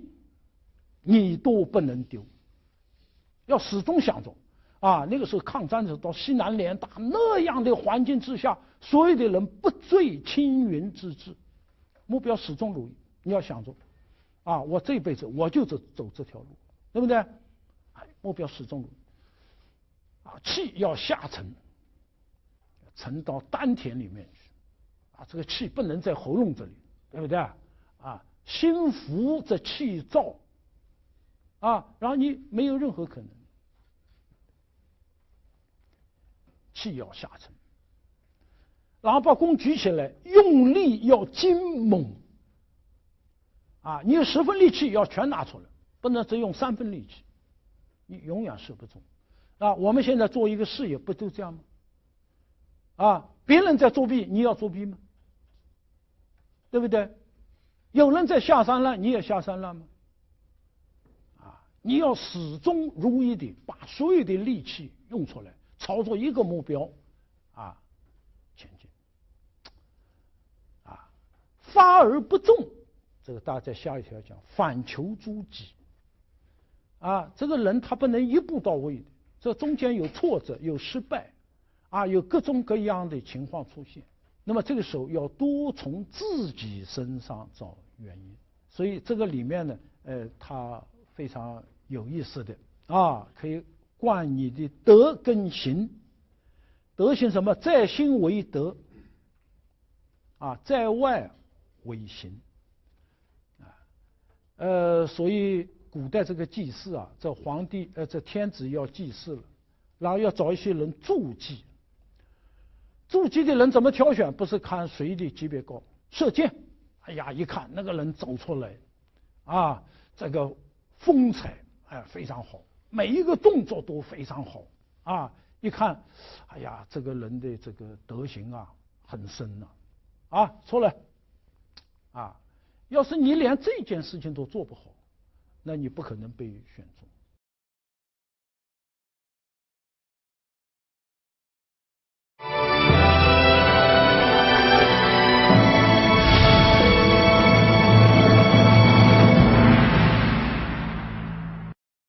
呀，这个《礼记》里面就谈到很多细节。啊，这个节我们刚才讲了嘛，他射一支箭啊，我一支你一支，我一支你一支，然后这个终结它这个间隔，这个节点啊，级别不同是不一样的。天子周瑜啊，李守、彩屏、采樊。啊，等等的啊，这些东西呢，我们就不一定去这个细抠了。有兴趣的这个同学呢，可以回去看一看。这是看这种《诗经》啊，跟着《诗经》的拍子啊，然后内外兼修啊，然后就看一个人他的目标及眼光啊，专注不专注啊，这个他发力啊，这个完全不完全啊，这个里面他所有的修为在这个上面都可以看出来。所以古人讲这个色是贯德之色啊，而且可以看得很深啊。我们现在看那些扔铁饼啊，这个什么东西，我们实在看不出来能看多深的东西啊。但是我们古人赋予这个呢啊很多。好了，我们还有一个很好玩的，这个色可以养成你的人格啊。《色义》里面说：“色之为言者，义也。”义就是放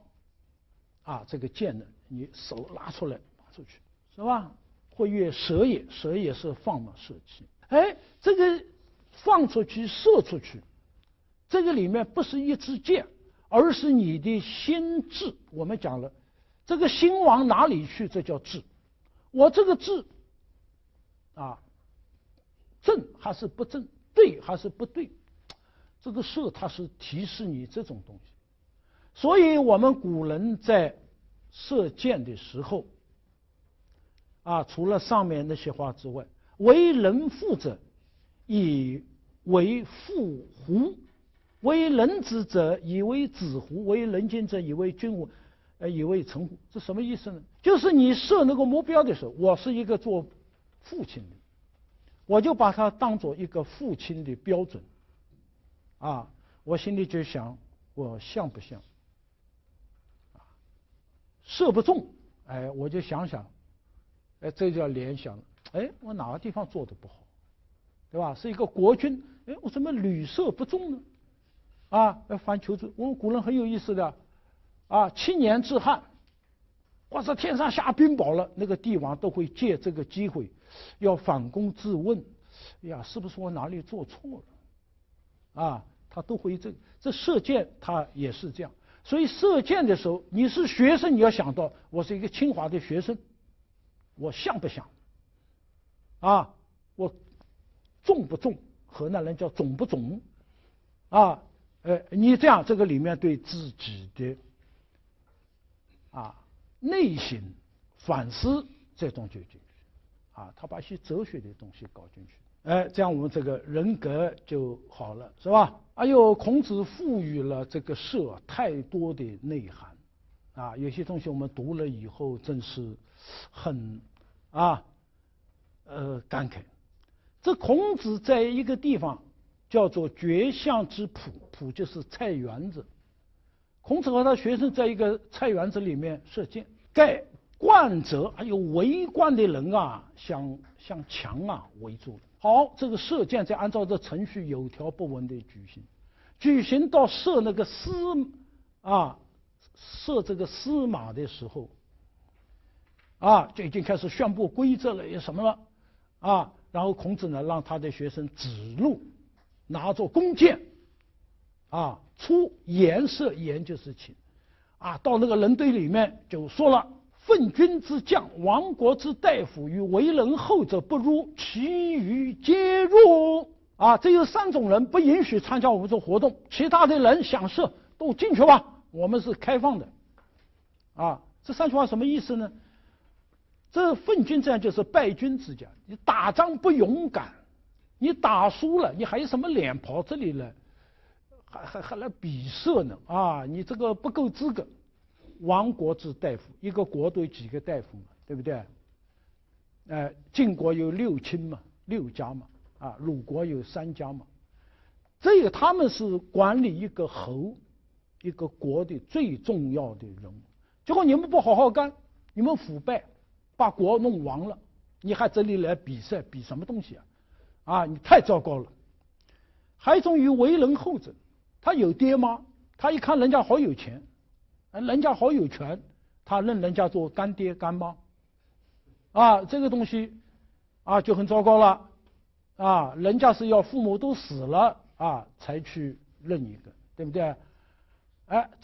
这几种人人品太差，表现太差，不许进去，其他的可以进去。哎呀，一说去者半，盖者半，怎么那3种人那么多啊？然后呢，又过了一回，他又让公往之囚续点2个人扬掷，这是喝酒的那个酒器，举起来就喊了，这个里面又在射了。从幼到壮，你这个人孝悌，小孩子一直到成年，一直非常孝悌，一直到其嫡之年还好礼。哎呀，一生都好礼，不从流俗，修身以事时，则不有这样的人吗？从幼年就孝悌到壮年，这样一直到7老80岁了，一直都表现很好，每天都在修身，一直到死他才会停下来，有吗？有，进来吧，到这个地方来，就是这个里面要这个饮酒的那个环节了，要具备这个资格才能进来。哎呀，该去者半，出者半。一般人一听不好意思了，哎呀，我做得很糟糕我对我妈妈太差了，我昨天还让我爹饿了一顿，他不好意思进去了，全逃跑了。还有一些自己觉得马马虎虎还凑合还留着，到了最后一个地方了，续点扬之说好学不倦，你还不光是孝悌，你这个人还注重学习，好礼不变，卯鸡称道不乱。这个要求更高了你这个表现好是由于孜孜不倦的学习而且一生呢都是这样。哎呀，最后盖仅有这个字实际上上面有一个安一个像厂一样的，这个字库里找不到，最后只有一个人站那里。这段故事有一个跟他类比的一件事情是什么呢？就是抗战的时候，北京沦陷了，好多学校都迁走了清华、北大、南开变成西南联大。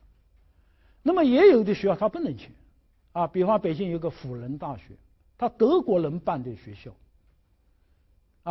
那德国人不让迁，那是学校在沦陷区那么这个时候我们的学者受到了来自于各个非常复杂的方向的一些威逼利诱等等。那么这个辅仁大学的校长叫陈元那个时候他就写《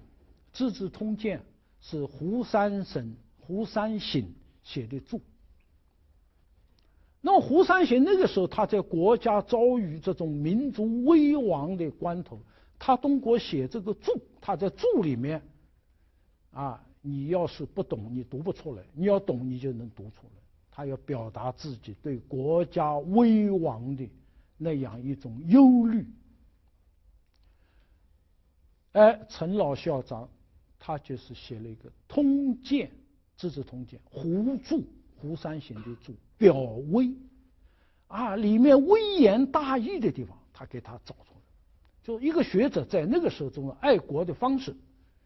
可以是非常特殊的那么这个人呢，当时日本人要叫他去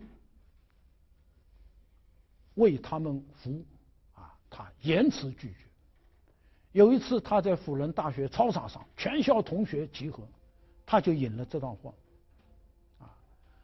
那么他就讲，在我们民族的历史上有3种人，就是群众的体育运动都不许他们参加的第一个是打仗不勇敢，这种败军之将把国家弄亡国了的那些官员，还有为人后者，这地方指汉奸认贼作父。所以他在操场上大义凛然地说了一段话，还有所有的同学听了都为之动容都提醒自己这个要做有气节的。这段话你看他从社义里面啊。所以我每个同学射箭不要老说，哎呦，今天我射15米了，明天20米了，我已经射30米了，啊，我一次都没脱靶，那太浅了。啊，要脑子里经常想到这个射，啊，它的这个内涵。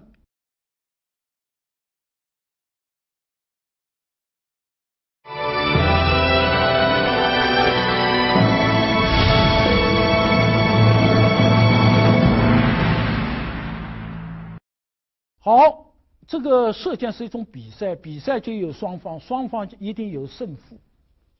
怎么样对待失败？怎么样对待对手？这是我们从现在开始就要面临的一个问题。现在我们大学里有一种比较普遍的现象，因为学分机前不久我听说这个取消了，哎呀，我太高兴了。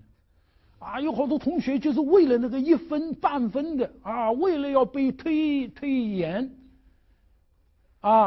搞各种动作最后弄得这东西完全没有意义了在那竞争的不知道什么东西，这种恶性竞争。真正的竞争要看最后的谁笑在最后所以我们在《礼记》里面，它也是要叫什么呢？射求正诸己，自己正直全部好了，刚才讲的那些环节全部到了，然后发，然后你前面有一连串的这个环节，从身到心到志到力到神到眼，一连串的东西，发而不中，不愿胜己者。这泰森跟那个人两个人急了把两个耳朵给咬了现在打架的球队打架的那个这个西方那些体育的那种习气现在也在影响我们。不愿胜己者，反求诸己而已罢了要从自己身上找原因。是不是现在比赛甚至是安排程序上，我要让你不利，住的地方我弄得特别远，交通堵塞，要让你各个角度影响你的情绪你来了以后打羽毛球，我要找一个有风口的地方给你，这东西就失去这个比赛的意义，对不对？所以我常讲，我们看这个金庸的小说是吧？打的时候真打，打完了以后，都很礼貌，不刺激人家，对吧？说，哎呦，承让，承蒙你让我，我把这个胜利看得很平淡，那么这样呢，这个人的心态才是正的，否则很多恶性的东西要出来，这复旦不出来的事嘛，这室友学习非常好，但是学霸，我在你喝的东西里面，扔一点东西进去，让你完蛋。废了你这些东西为什么会出现呢？就是平时没有教育出了这个事情了，我们再怎么弥补也不行所以这个时候我们一定要竞争，先要把自己弄好，弄好了不怕竞争，那输了我心甘情愿这是我确有不如你的地方，让我想办法下次我一定要提升自己再错过所以现在这个钱学森自问我们没有好好回答为什么我们出不了一流的人才相反一些恶性的东西老出现孔子有一段话非常有名，说君子无所争这君子不跟人家恶斗的你要你拿去我不跟你争，争名争利，名将利所，这东西我不争。但是你如果一定要说，必须要说，君子有的时候免不了跟人家争的，那就是香射礼、太射、宴射、射箭，因为输了要喝罚酒的。这个时候是要拿真本事来比的。这个我不是把你射倒，我是要把我最好的状态要射出来，对吧？但即使这样，我们还是揖让而生。他在每一个步骤，两个人一起走的时候，拿剑来要过去，你请，说你请，好，两个人拿了以后走到台阶那里，谁先上去呢？你请，那说你请，揖还要让，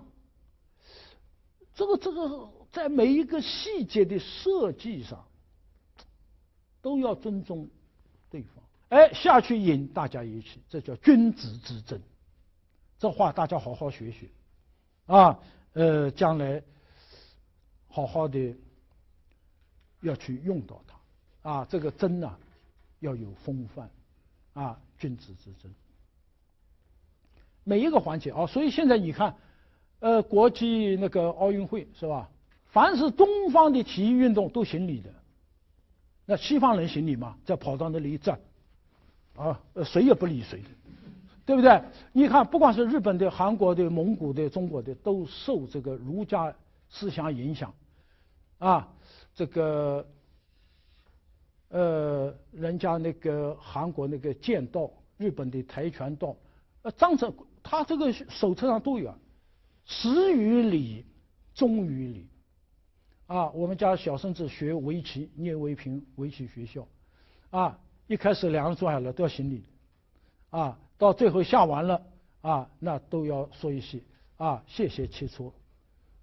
不管赢的输的，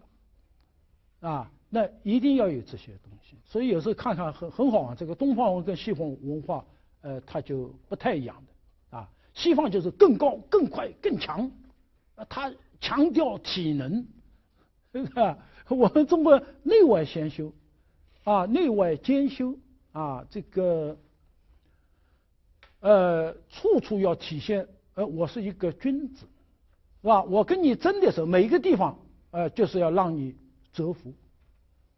啊，因为我能够目标始终如一，用力进猛发，我的技术一定比你好的。现在咱们国家射箭队一个总教练叫徐开才，徐老先生，他的夫人17次打破世界纪录，啊。后来他们两口跟我一起在聊的时候，他们就说，确实啊，现在我们这个运动成绩上不去，就心不静。另外就是一到这个时候，这个人呐，考虑的东西太多，啊。那么徐教练他的夫人叫李淑兰，我这个年龄的人没有不知道的，因为在文革以前体育运动很少，啊，李淑兰17次打破世界纪录，那时候。周恩来那是经常接见他啊，我们那个时候都把他做偶像，啊，前2年我到央视做一个乡社里的节目，把他们夫妇请去了。他往那里住，你看他那个眼睛是不一样的，他的眼睛是入定的，啊，你看我们那个人啊，这个眼睛都咕溜咕溜的，啊，你怎么能射得中呢？啊。然后人家是越到人多记者多，这个吆喝声多，心越静啊。我们跟他们比是吧？古希腊，我问的第3个问题跟他相比，人家那个时候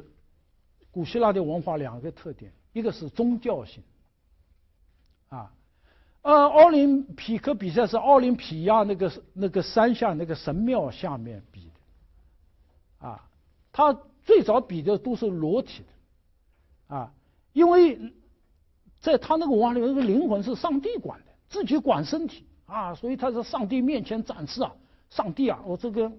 啊管理的多棒啊，对吧？它是一个宗教文化里面一个愚神媚神的一个活动。另外，它是个城邦制，互相打，所以它都是军事体育。现在有的人就说：“哎呦，你看古希腊多了不起啊！啊，运动会要举行了，所有的人放下武器不打了。”可是比完了还打，他不是比完了就永远不打，对不对？他是间歇性的，对吧？那么它呢，基本的特点是在这个地方，所以它强调人的体能、力量、速度、高度、技巧，啊，注重人的形体美。那么这个里面谁赢了，谁就是英雄，啊，这英雄就要用酒来奖励他。所以你们注意了没有？奥林匹克比赛所有的奖杯都是酒杯，啊，我放大一点而已，啊，它跟我们中国相反，中国是赢了才不喝了，对吧？迟到了罚酒，准时到的不喝酒，对不对？所以这个文化呢，在这个地方是有很大的不同的。我们中国在武王克商之后，说老实话，我们这个已经从鬼神的阴影底下走出来，不像商朝人那样。什么东西都要占卜，啊，那时候我们已经开始进入了人本主义时代，就知道这个社会的发展是以人作为主体，啊，社会发展的一个终极的目标是要人人成为完人，啊，所以我们要通过各种各样的途径来使我们人成为一个真正意义上的人。那么甚至到这个体育运动里面也不例外，啊，我们不会单纯强调体育，是吧？现在这个体育课，它除了体育，它不太讲别的东西，最多讲些比赛道德，对吧？但是我们那时候把这东西看作是一个完人，啊，他在成长的过程当中啊不可缺少的一个环节。所以当时我08年奥运的时候写了一篇文章啊，当时谢淑芳也来了啊，谢淑芳当时呢这个放了一个片子，他天天在家里练射啊，我们那个同学就站起来问他，你是个英国人，你怎么这么喜欢我们中国的射箭啊？人家说了一句，因为你中国没有人研究，我再不研究，全世界没人研究啊，说的我们大家都很不是个滋味，听起来是吧？那么后来我就写过一篇文章，因为当时有一些这个中国体育运动史的人就说觉得这个仪礼这读不懂，我当时写了一篇东西从乡社里看中国古代的体育精神那么在《光明日报》上发表了后来这个杜维明先生听我做了一番介绍之后，哎呀，觉得这个特别好他说北京奥运开闭幕式表演应该拿这个，因为我们的年代比第一届奥林匹克还要早，我们的内涵比它还要深刻，而且第三个它展现的是东方文化中的一种竞技运动他鼓动我你弄个提案上去一定会被选上，既是历史又是文化还是体育，而且是真的后来我写了一个东西上去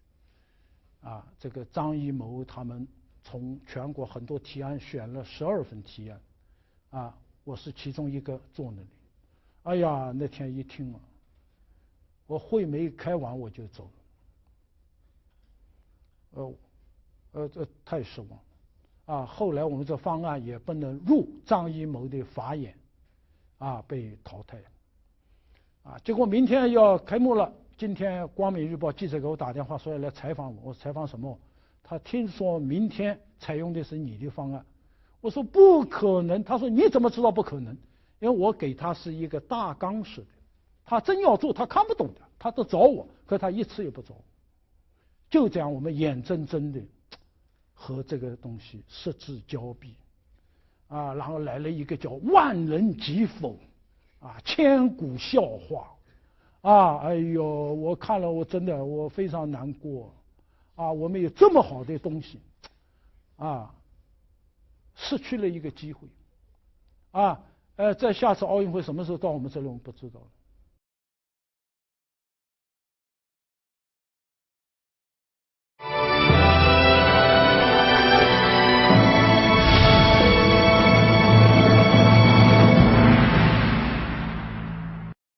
好，这个乡社里可以能改变乡风民俗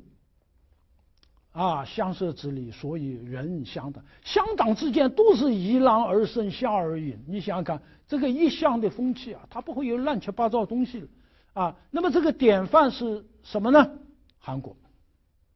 我有一年曾经到南韩，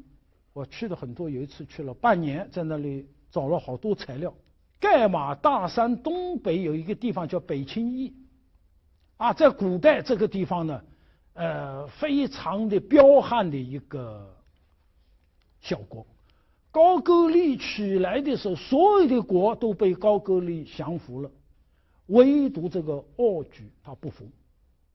非常强悍，怎么打他不服结果打了100多年，最后呢才被高句丽打败了。结果这个地方什么呢？后人每每在田间能得到怒钩、石斧等等的，就当时的武器啊、兵器啊，散落在田野里面，你一根地就出来了，一根地就出来了，啊，民风之强悍可想而知。这个地方非常偏，啊，在化外，你知道吗？受过教化的地方才叫化内之地，啊，那个非常野蛮的叫化外之地。结果当时士大夫得罪了朝廷，流放就流放到这里来了。哎，因祸得福，文士渐多，成为文物之区。啊，后来有一个人啊，叫申景俊啊，当了这个地方的知州。哎，他说我要到地方来举行乡社礼，啊，要来改变民风。啊，这个器物有没有啊？就问当地的人。哦哟，都有。那是有文士一来，啊，他就把这个社礼带到这里来，叫他们社。哎呀，他非常感慨啊，这个地方呢与肃慎，这也是一个很强悍的民族啊为邻，进攻毒士，向杀伤以示者，啊，1000有余年，1000多年。由于乡社礼的推行一变而雍容慈训，真以君子乃如是啊！哎呀，他认为这是他们列圣啊，他们的那个啊这个教化的结果。实际上，他就这个东西就中国的啊，这个产权在我们这里。哎呦，他还有一篇《社以冠德赋》，这都他们写的。由于时间关系呢，我就不细读了啊。大家有兴趣呢，可以到网上去读一读这篇东西，你就知道这个社礼它竟然成了一个教化的一个绝好的工具啊。好，最后呢，我们不得不要讲一讲，现在这个东西在中国呢，就好像已经是快没了啊，我们一个优秀的文化传统快没了。可是，在东北亚汉文化圈里面还有，这是日本。你看啊，都是女子哦，射箭哦，啊，我们可能看了这弓，感到很惊讶，怎么这么大？它竹子的，我们这个弓是要翻过来这样弄的，它不需要，它就是一个大的竹子，很高的，啊，它那个弦一弄就行了啊，比较简易的一种弓，日本弓都竹弓啊，不是我们那种6种东西弄出来，宣传化。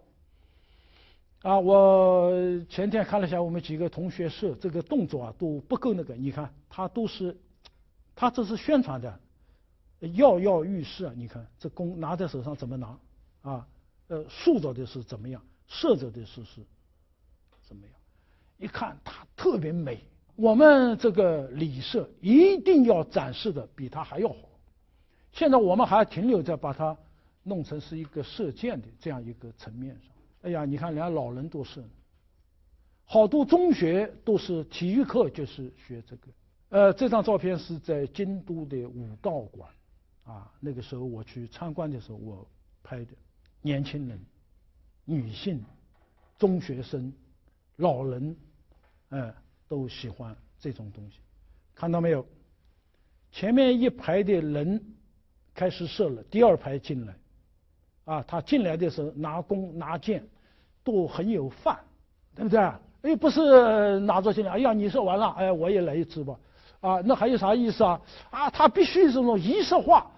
非常强，而且这种仪式化的过程当中，他是提示自己一种君子的风范，啊。我昨天找了好长时间啊，因为这个我多年前去，我把这些照片都找出来了，啊，还有你当看那一排人把这个弓举起来的时候，哎呀，你这个心呢，就感到一种震撼，啊，很美，哎，这是一排人，啊，哎，举起来了，哎，你看这个人，他把跪在那里的人，他说把这个弓啊，你看这么大，把这个箭要上去。男子你看还是这样，女子都有一个紧身的衣服啊，有的这地方还有一块像皮子一样的东西啊，它是保护的啊，这个就是古代的那一种啊，这个人没有啊，据说要这样要有水平的，有资格啊，你才练了几天，你也不配把衣服穿上，啊，这个可以脱掉了，啊，我们现在正在做题库，将来要考级的，啊，整个中国的这个以后这个社我们现在在弄一个9等，有的叫9品中正，有的说叫9段，我主张我们还是这个，用古代的下士、中士、上士，下大夫、中大夫、上大夫。让公侯啊，或者是这个伯啊，用这个，因为古代德高者位高，德高者位尊呐。你看他都很讲究啊，人家都把这个看作是一种修身的啊，一种向内去寻找的这样一个比赛。这个是就在他那个旁边啊，大家看到没有，在这个地方。这个地方呢，它摆着一个国旗，这是一个箭靶，还有箭弓。每一个人进来时候走到这里都要向这一套东西要行礼啊。我看我们同学在练的时候也拿着这个弓啊，走到箭靶的前面啊，这是一种敬意啊。你没有这个稀里哗啦随便的拿这个你弄到别人，你不如去玩别的东西啊。他一定是很雅的一套东西。你看到没有？啊，礼记射御，看到没有？射啊，进退周旋啊，他就是把礼记射御全部翻过来。然后他们还有一个人射发训啊，我在韩国就看到直攻八法啊等等，里面包括发而不中、反求诸己，都写在里面。这个体育运动要搞起来以后，我觉得是非常好。打什么高尔夫啊？北京缺水缺成那样，对吧？你弄这种好了，这个很贵族的，对不对？不丢你脸的。这里面还会我们弄得好的还要诗经，他还没有诗经啊。我们现在正在提议啊，要把它今年暑假有30个学校在重庆开会啊，要开这个传统社理的课。现在我们一直在努力，希望呢，全国有相当一个比例的中学，把这个作为体育课，一个民族有一种尚武的一种风气，否则一打仗，让你逃跑你都跑不动，就完蛋了。所以看到吗？社卫，你在这一条上面其他是准备的教练，你看穿的衣服。这是前面的靶子，我在韩国的看到的没有这么多，他这个大概1人1个，韩国那个就是有一个像现在我们这个军营门口一个房子，一个哨兵站在里面的，他有一个这个东西，然后都是玻璃的，他就看射中没有，然后有一个像我们那个钟，然后你一射，他那个指针就告诉你，你往这边偏了还是往这边偏，是高了还是低了。他用那个针因为它比较大的一个做了一个东西，老远就看到，因为你也看得不够清楚他能告诉你。好，再一看他就是帮你调整的。这是过去到自己的靶子上去取箭，这个靶子在这个地方，这是在韩国看到的，弓道爱好者。这是传统弓，在一个山坳里面。这地方有个汉城有一座山叫白云山，那么这个白云山的一个弓道俱乐部，我去看的时候，这教练听说我是中国去的，非常兴奋，就拿了一把传统弓，这是角弓。你看这个弓不大，跟日本那个它完全不一样。他给我上这个弦，上给我看，就这个要把它反过来。才上去这个用全身的力量把它上去那么这个弓呢是一把老弓这是一个教练，20年过去，弹指一挥间不知这教练现在如何如果现在我们特别想把这东西恢复起来。好，今天我们就讲到这里。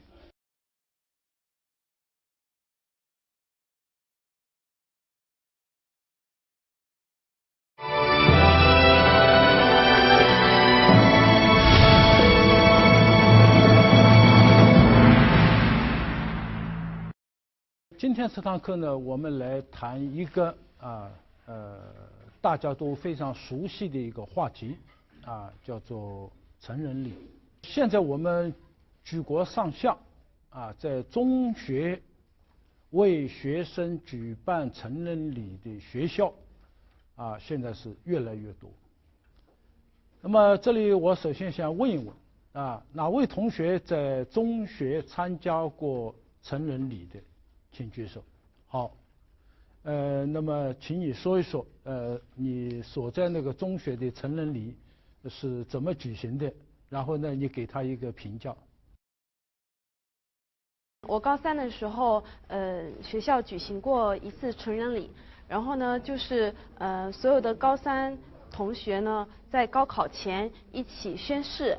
宣誓成年，然后要为青春梦想奋斗。还记得吗？里面的内容？具体的那个誓词我已经不记得了，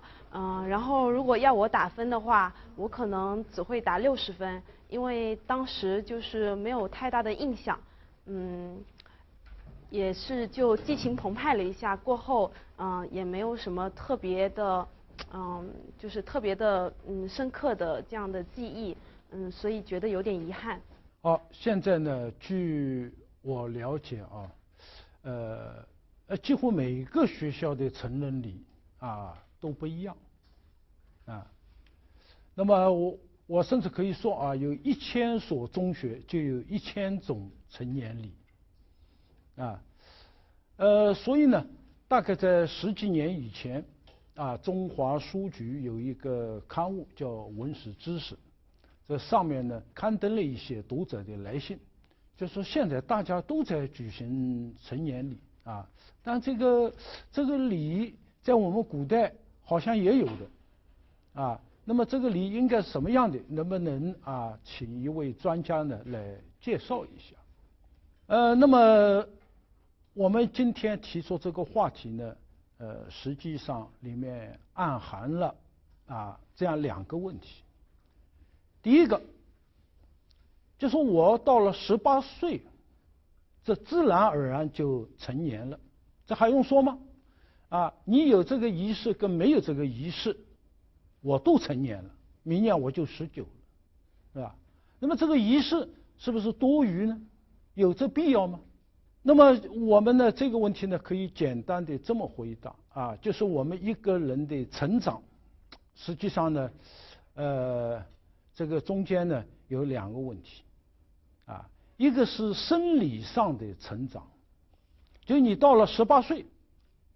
你的体质已经发育健全了从这个意义上说，你不管举不举行这个仪式你都成年了。但是我们还有一个心理上的断乳期尽管你成熟了，可是你在心理上并不是自然而然的就成熟了所以在这样一个你这个人生开始要进入社会，要达到一个很关键的这样一个节点的时候作为家长，作为社会要通过一定的仪式来提示你应该怎么做那么这个呢对我们年轻人的成长非常重要。这第一个问题这个必要性是没有问题的据我所知，这个问题之所以自发的被一些学校提出来我当时很注意看报纸大概最早是在成都紧接着在上海，在北京，在广州，陆陆续续的有一些中学这个报道出来，他们举行成年礼反过去一问，就是社会突然发现这孩子没有成年意识，满了18岁了，甚至到了30岁了，他没有成年的意识，他对家里只有依赖，没有独立的意识，对于我们这个社会他没有责任。那么要举行一定的仪式啊，就被自然而然地提出来。这第一个问题。第二个问题，就这个仪式应该怎么做？其实我们在学术上有一个概念，一个叫礼，一个叫俗。那个俗呢，可以不同意的。啊，我们过年广州是买花，啊，我们北方放鞭炮，对吧？有的耍龙灯啊，有的搞这个啊地方上的那些文化活动，这个不要求统一，因为它这是一种风俗，风俗是地区性的，它是啊允许跟人家不一样，而礼它不一样，礼原则上讲应该是统一的，这才叫礼。礼是一种规范，啊，一种跨地域的啊一种规范，啊我举一个最简单的例子，就是升旗，啊，那么我们全国的升旗仪式它是一样的，对吧？它不可能有1000个学校有1000种升旗仪式，那么大家就觉得这很奇怪了，啊，这不能容忍。其实这个成人礼它也是一样，啊，那么今天呢，我们啊就来介绍一下啊我们古代的这个啊成人礼。我刚才说到啊，咱们现在这个有1000所学校就1000种成年礼。啊，现在我们全国各地这个成人礼也是五花八门的，这个就是万名中学生成人宣誓啊，就像刚才我们这些同学说的啊，他把一个集体诵读一个东西啊，他认为这就是成人了啊，就类似的这种情况呢很多啊，很多。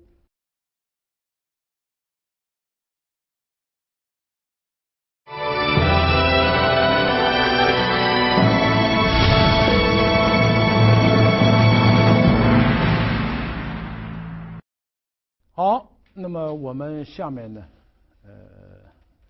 首先来说一说啊，古代的这个成年礼。首先我们要说明的是，啊，这古代的成年礼，实际上曾经是非常普遍的。现在我们人类学家、民族学家研究的结果表明，啊，在远古时代啊，或者说我们在氏族社会时代，啊，就有一种啊成丁礼。啊，为什么举行这样一个仪式呢？啊，我们想想啊，在一个氏族社会，这里面呢，有一部分人每天要去劳动，要去打猎，要去耕种，啊。如果出现了战争，那么他们还要拿起武器啊来保卫自己的家园。可是这个氏族里面有一部分人，他年龄很小，他没有劳动的能力，也没有参加战争的啊这样一种啊这个体力技能。那么这些人呢，某种意义上讲，他什么事也不干。但是这个氏族在分配劳动产品的时候，他也得要分一分，他要受到这个氏族的保护。这个是当然的，因为这个氏族的明天属于他们的，啊，他有一代又一代的人啊去继承，啊，这是当然的。那么这个里面就有一个问题了，就是这个氏族抚养他，抚养到什么时候？啊，如果说他到了30岁了，他还是不劳动，啊，所以说他到了50岁了，他说我这辈子就靠你们养了，那么这就不合理了，啊，所以氏族对你的责任要有一个了断的时候，啊，这个了断的时候选在多大的年龄？那个时候可能不同的氏族有一些不同的这个约定那么也不是说到了20岁，你这个人呢身体长好了，你就可以成为氏族的一员了不对通常来讲，到了这个年龄的节点，要经过严格的考试。那么你的生产劳动的技能有没有？你的勇敢、坚毅这样一些品德，你具不具备？你能不能去打仗？你能不能为这个氏族去拼搏？那么这个要经过考试。那么这个仪式呢叫成丁礼，通过了就是我们这里面一个丁这个丁通常来讲是指一个成年的男子那么好了现在呢我们在这个澳大利亚，在东南亚非洲美洲有一些这个还停留在氏族部落这个阶段的这个地方呢，我们还发现有这个成丁礼。那么成丁礼这考试包括的内容应该说还挺多的，奔跑、攀登。有一部电影就一个美国大兵这个战争当中不幸就是跟自己的部队失去了联系了，结果误打误撞进入了一个非洲的一个部落。那么整个这个影片呢，就借他的这个眼光，我们来看这个里面怎么生活。其中我在里面看到就是说拿一只咬起来非常疼的虫子放在你的身上，这虫子就咬你，你能不能忍受？这个也是一种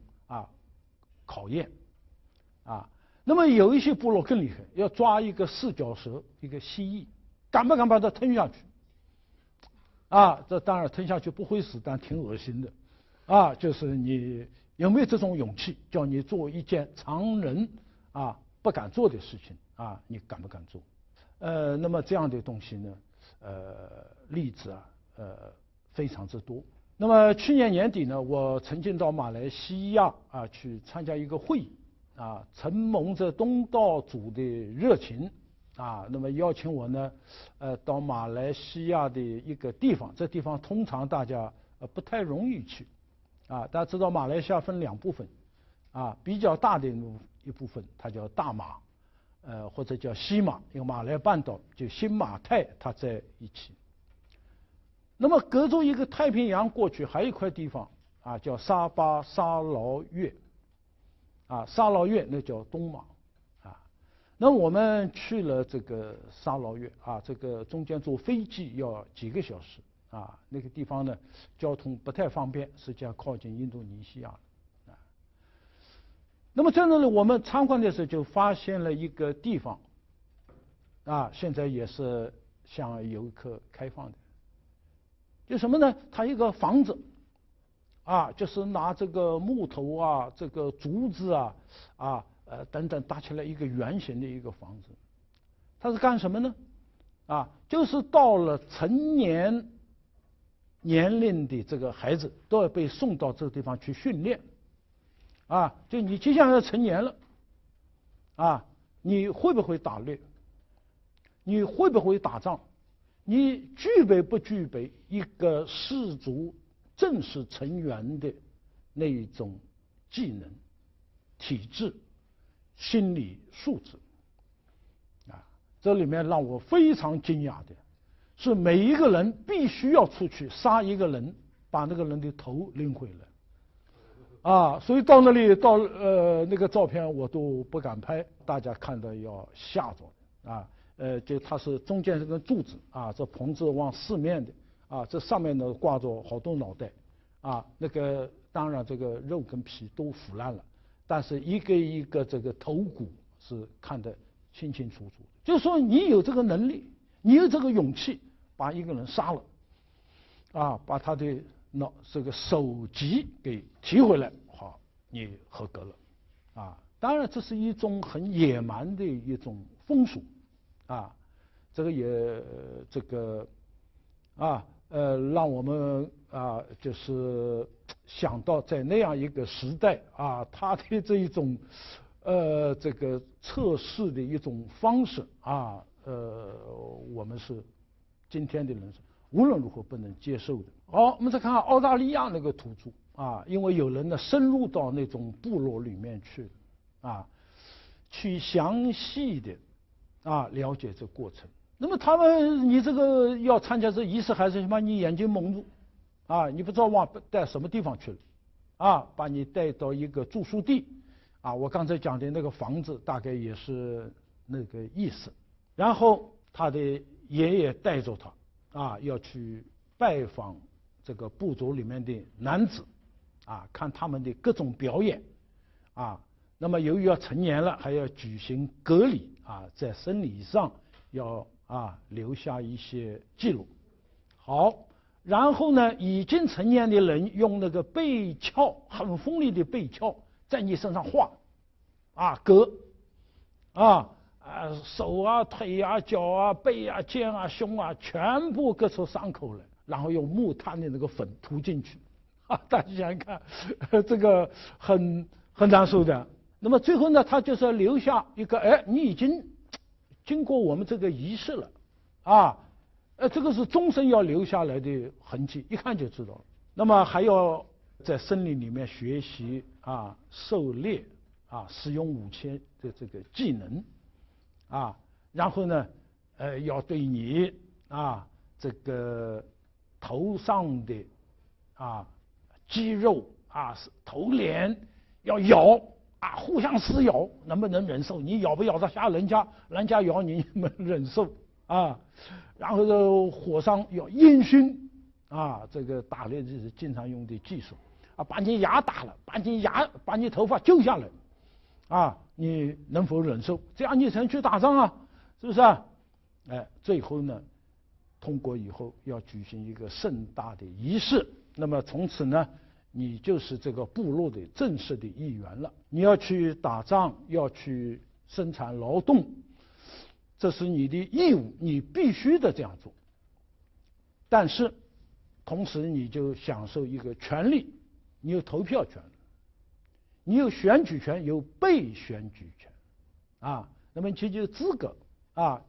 这个被选为这个氏族部落的这个首领所以权利跟义务它总是相对的现在咱们些孩子就是只想享受家里的权利要吃要喝要钱但是他不尽义务，对不对？现在这个家里为了满足这孩子，那简直一点半分都没有我们亲戚家有一个孩子家里家境不怎么宽裕，大概10年以前他上了大学了，一看同学都有手机打电话回去要买手机指定牌子家里面一看乖乖，这手机4000多块这个父母没有这个能力那说明能不能买个便宜的2000多块的？不行，我的同学都是4000多的我也必须是4000多的，否则我就在人家面前丢人这家里也没有办法。甚至我们看到非常极端的一个例子这孩子老在外面吃喝现在我们大学生里面都流行一种要过生日这种我觉得莫名其妙，是不是我们一个著名的学者叫钱钟书，从来不过生日他中国社会科学院这个文学院文学所的这个资深的杰出的教授。这个文学所一开始老想给他过生日他说这有什么过的，多一岁就是少一岁，还庆祝呢他从来不过连毛泽东他也不过最多就那天大家说今天你生日那么大家吃碗面吧就没有了现在我们这同学挣不到钱，但是非常会花钱，啊，一个宿舍7个人，轮来轮去的吃，啊，因为这钱他不心疼，啊，他不需要去挣，啊，只需要伸手要，啊，那么有一位家长为了满足这孩子这一种奢侈的要求，靠卖血，啊，来满足这个，啊，他的大手大脚的需要，啊，这孩子他只有权利，然后他对于家里这么困难，父母身体不好啊，等等等等，他完全没有一个意识。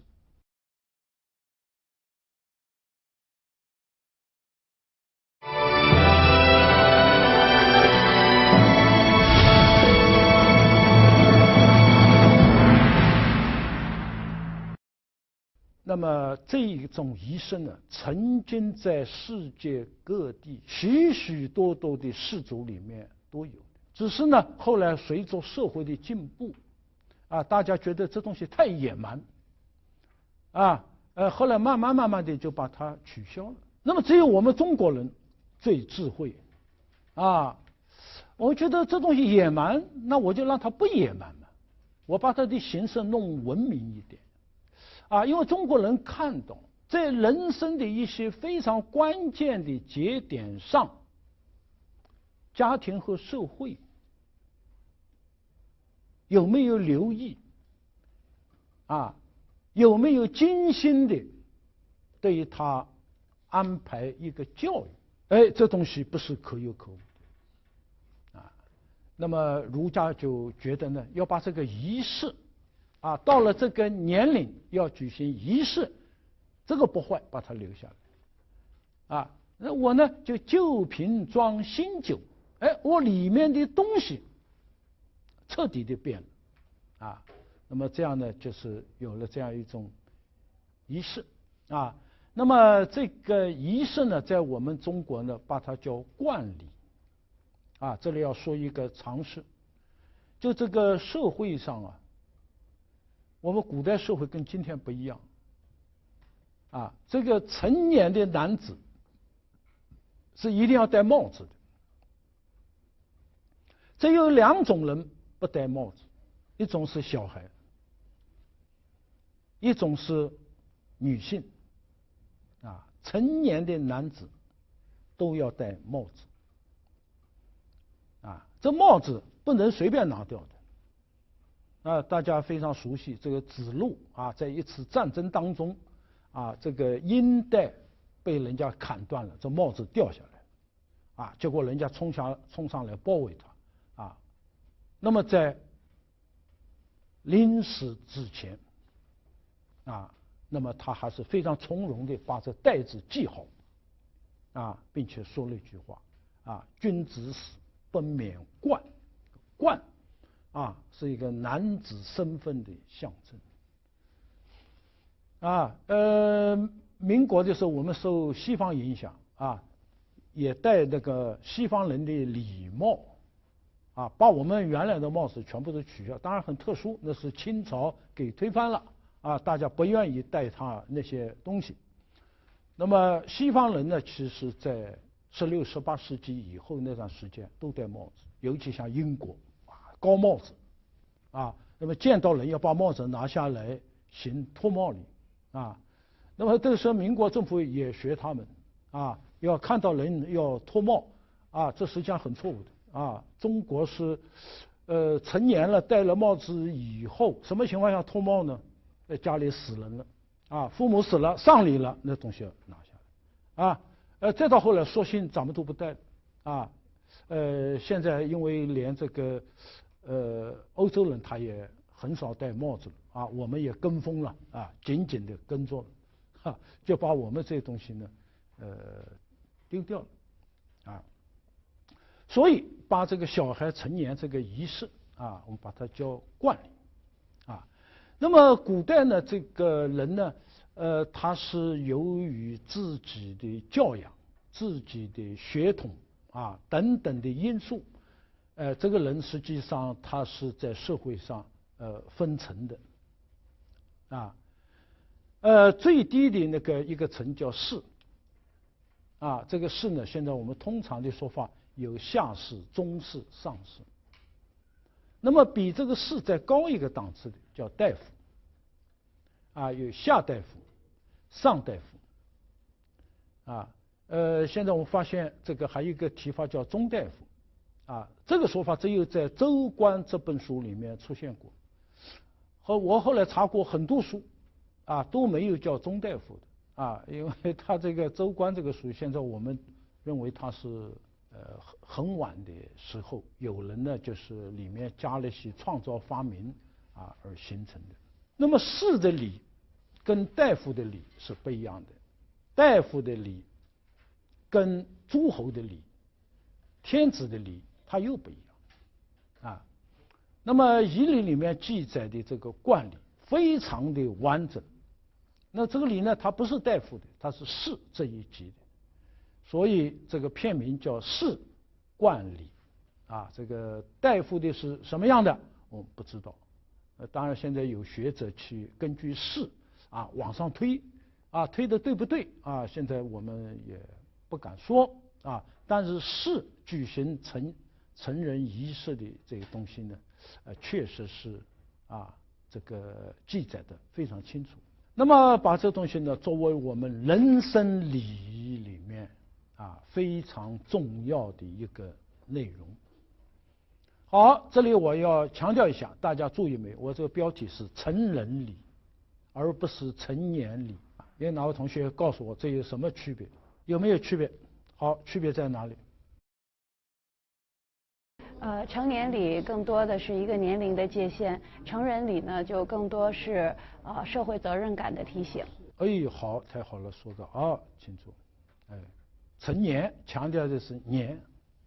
啊，成人强调的是人，成人了没有？啊，有的到30岁还没成人，对不对？这两是不一样，所以他这个教育不说你20岁了，他不是个意思，他说，你从此。啊，你要成为一个严格意义上的人了，不像小孩了，对吧？这个小孩嘛，我们现在都独门独户了啊，大家彼此不太知道了。我们小时候都住一条街，啊，门一打开，夏天家家坐在门口，所以哪家的事情大家都知道。啊，那么，就会说了啊。这孩子不成人，你别看他那么大了，这个话骂得很重啊。那么我们现在强调的啊是这个心理上啊这个成熟啊自己的人生的信念啊理想，在这时候啊要随之而来。这个很智慧。就今天我们再看全世界，很少有民族还在那里搞成年礼，啊，那么基督教里面不一样，对吧？基督教因为大家都上帝的孩子，那么孩子一生下来也有一个问题，他找不到工作，他没有自立的能力。那么这个时候呢，他这个父母，宗教里面称之叫监护人，啊，别让他出去，出事情。他的生命安全啊，你要负责，你要给他吃饱啊穿暖啊，那么这些东西呢叫监护人啊。满了18岁了，到了18岁那一天，他脱离你的监护人啊。所以西方人把这个人脱离家庭看作是一种成熟啊，从此你独立了。今天晚上可以在外面过夜了，你今天可以喝酒了，可以抽烟了，啊，他赋予这个一个意义，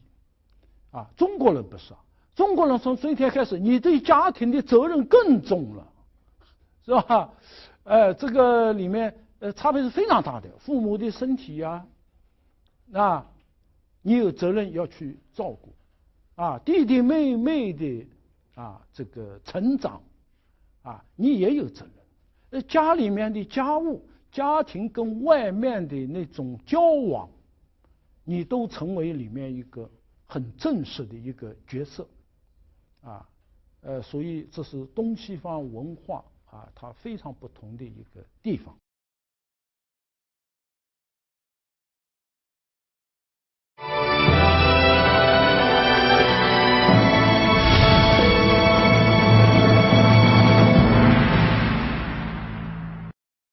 好，那么这个里面呢，还有一点就看出中国文化它的了不起，就是一个人不是说到了现在我们是学西方，把18岁作为成年其实我们古代是还要稍微晚2年到20岁那个不是说前面我不管一看你到20岁了，把你抓过来举行个仪式你成人了，不是这样而我们中国是全世界最重视教育的一个国家。礼记上讲，建国君民，教育为先。我们人的正确思想不是从天上掉下来，也不是从娘胎里面带出来而是经过后天的教育逐步的养成的所以在古代中国，对我们每个人的人生，尤其是在从生下来一直到成年这个阶段都给你有一个规划根据你不同的年龄段你的不同的认知或者这个自己的程度，那么有不同的学习内容我们看看《礼记》里面一篇叫《内则》，小孩6岁就要开始学他一个最简单的东西叫他数目和四方之名。你看我们现在这个《三字经》1而10，10而百，百而千，千而万。哪个数大，哪个数小1到10怎么过来的，是吧？所以你看我们《三字经》非常高妙的其实我们去读真是非常感慨，这东西我们没有这种智慧去写的。越南北，越西东此四方应互中。你出去东南西北不要摸不着门了回不了家了这种四方这个数的概念一开始要告诉学生早上东方西方或者屋子朝南朝北这个最贴近他生活的这些知识先要教给他。8岁教以礼让，这小孩他有一种天性有好东西他都希望要吃太小的时候你要去教他教不了我这2天在我们小区里走就看到很有意思，几个小孩在一起互相抢还有一个说孩子你这个给这个妹妹玩要吗不行，他捂着就叫不肯给别人，对吧？等他慢慢的大了，要叫他礼让。所以为什么要说到融4岁能让梨？因为他不肯礼让，就给他讲故事。有个叫孔融的4岁他知道要把大的要让给他哥哥吃，自己吃小的。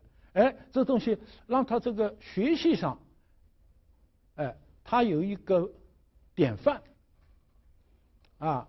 那么小孩跟小孩子都背了这都会互相就说融4岁能让梨你为什么不能让就慢慢的这个社会的和谐这个是要很仔细的去这个策划就这个社会不要变成禽兽世界，互相只有争抢斗殴甚至在一个家庭里面，一个家族里面，大家都是针锋相对，谁也不肯吃亏那这个怎么办呢？古人认为到8岁的时候，你给他讲这些道理大概他就能接受了。廉耻，是吧？那太小的小孩讲不了这些东西。到了8岁以后了不能光屁股，对不对？不能随地大小便，是吧？这个是我们跟跟这个禽兽一个很明显的差别。那么这个里面呢，这个包括300篇里面，他还讲好多东西，啊，有了吃的东西，一个人藏起来，藏被窝里，啊，我最近听到的例子非常有意思，啊，有家人家的小孩，人家给他一点吃的，他不肯给他父母吃，啊，客人来，他藏被子里，啊，到晚上等你们全睡了，啊，然后他就猫在里面吃了，啊，他家里说你不怕招老鼠啊？不怕，啊，那么这孩子啊，这种廉耻心啊，要在这个时候啊，一点一点地教给他，啊，要督促他。好，再到第2年，告诉他朔望。中国的就是我们要过日子嘛，对不对？过日子呢，就离不开太阳跟月亮，啊，这个东升西落，这叫一天，啊，月有阴晴圆缺。这叫一个月。我们中国的历法啊，在全世界，我觉得这是一种最好的历法。啊，大家知道我们这个地球在中间，啊，这个太阳东升西落，啊，我们视觉上这太阳在绕着我们转，对不对？那么转呢，它这个路线，这种它在变，啊，它们转一圈又回来了，这叫一个回归年，啊，所以我们有北回归线啊。这个地图上有这样一圈，这样一直循环的啊，这么一圈从哪个地方开始呢？都可以，一个圆任何一点都可以是起点啊，你总是要回来的，第2圈，对吧？那么选什么地方当起点，或者我们知道这一圈叫1年，啊，那么选什么地方做起点呢？大家不一样。啊，我们中国也一直在变啊。曾经是冬至那一天，我们觉得太阳日影最短，把那年作为那个，后来又变，啊，不停地变到后来我们就是正月，啊，那个月的初1，啊，那么不同的民族他选的岁首不一样，那么这个所以新年都不一样，对吧？那么像埃及呢，比较典型的啊，它叫太阳历，啊，埃及人经过长期的观察，他发现了一个现象，就是每年有一天尼罗河泛滥的那一天，尼罗河是定期泛滥的，啊，尼罗河泛滥的那一天，天狼星跟太阳斜日升，就同时从地平线上升起，尼罗河泛滥，这3个加在一起，一年只有一天。他就把这一天叫新年，啊，第2年到那365天又来了，啊，他太阳历，他完全是看这个太阳，我们古人发现了这个太阳啊固然很好，啊，发现月亮也不错，啊，这个月亮非常有规律的，啊，初1，啊，我们把它叫朔，啊，朔。朔这一天天上啥也看不到，黑的，晦最后一天晦也看不到的，啊，所以我们一开始把初2、初3天上出现一丝月牙，叫绯，月旁边一个初，这字念绯，啊，我们一开始把这一天当成是一个月的第1天，绯慢慢走到15、16圆了。后来我们就觉得这个跟月圆15这对的，那个再反过去算，在它对面，发现那天应该没有太阳，啊，没有月亮，那才是初1，啊，这个历法已经很先进了，啊，那一天初1呢，我们有一个叫朔，月亮最圆的那一天叫望，朔望月，我们这个一个月是朔望月。所以我们既要考虑太阳365天啊，再多一点点1/4，还考虑12个月，啊，所以我们叫阴阳历，啊，这个月亮不用啊，太可惜了，对不对？现在咱们就学西方的，民国以后用这个所谓阳历了，这个阳历跟月亮毫无关系，对不对？今天假如说是6月15号，今天是6月15号，你看看天上。啊，可能没有月亮，可能月亮只有1/4，啊，现在我们讲的1号、15号，不管月亮。在农村里面，说句老实话，有文化没有文化都知道，今天大概是初几，一看，哎呦，月圆了啊，怎么了？我们就上半月、下半月，这个都是我们生活里很重要，所以那时候一定要懂朔望。另外还要那个数日子，我们是拿甲子，10个天干，12个地支甲子、乙丑、丙寅、丁卯，要这样下去，这东西人人都要会，我们最初拿它数日子所以我们今天看甲骨文、金文，那个里面的干字都是数日子的，那么到很晚了，有人就拿它来纪年甲子年，乙丑年，那么最早这孩子这套东西都要懂。好，10岁了离开家庭，这教孩子很难教的，自己教自己孩子，有一些人我很佩服，他们能教得很好，但大部分是不行。我以前有一个，我曾经在一个中学工作，和我在一起办公的一个老师，学问特别好，我从他学到过好多东西，他教英文的，可他那孩子英文就是不及格，他教了不知道多少英文非常好的学生，所以古代易子而教，自己对自己孩子有的时候严肃不起来，这孩子呢，因为你是他父母呢，他有地方就，他有他对付你的办法，换了一个对象了，那就不一样，要交给，甚至要交给学校的老师去教，那老师说的话比父母顶用。我们家那小孙子到幼儿园里面乖着呢，在家里面的吃饭你的非常烦心，到幼儿园他能吃2碗，在家里1碗你都要求他，所以这个幼儿园老师说句话非常管用，小学也是这样。所以10岁以后离开家庭，到老师那里去学，那当然学的东西呢更加难一点了，比较专门了。学文字要认字，另外你到老师那里就是一个公共的一个场所了，长者来了，尊者来了，这个礼仪应该是什么样的要教给你。另外礼数的篇章可能我们今天读的《礼记》这个里面有一些内容大概不一定是全部，有一些可能亡佚了有些东西要让他们熟读的这里面很多规矩另外还有辞令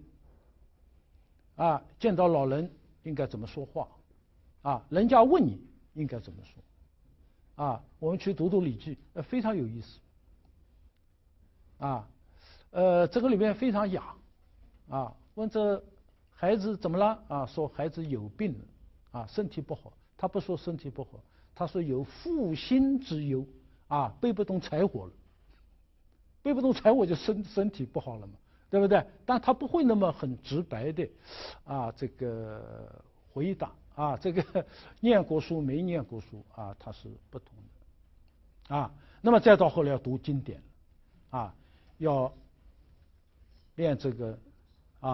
开始要诵诗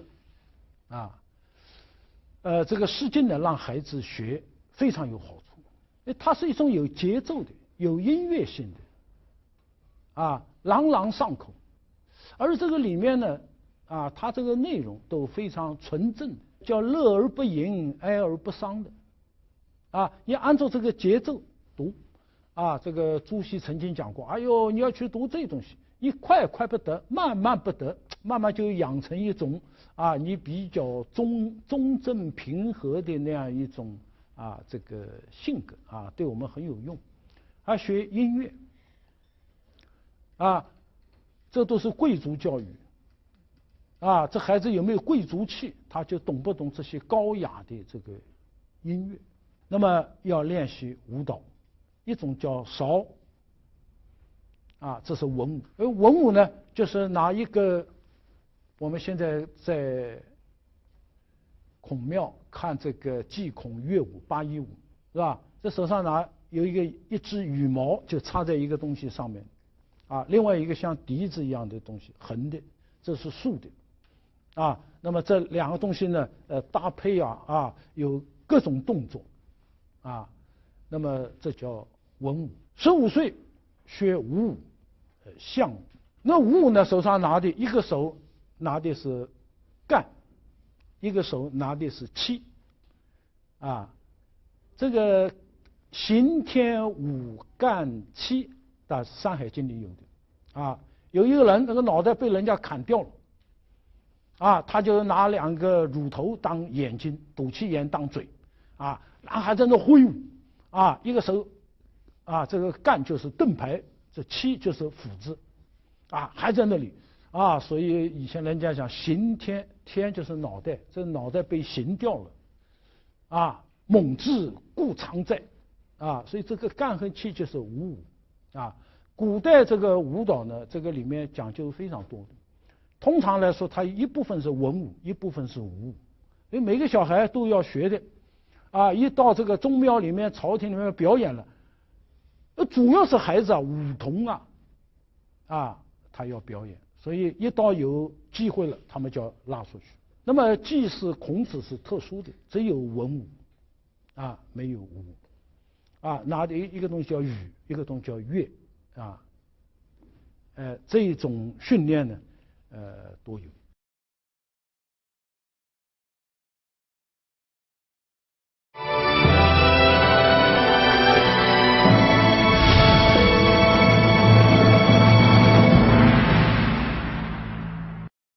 好，到他学完了刚才讲的那些东西学完了之后，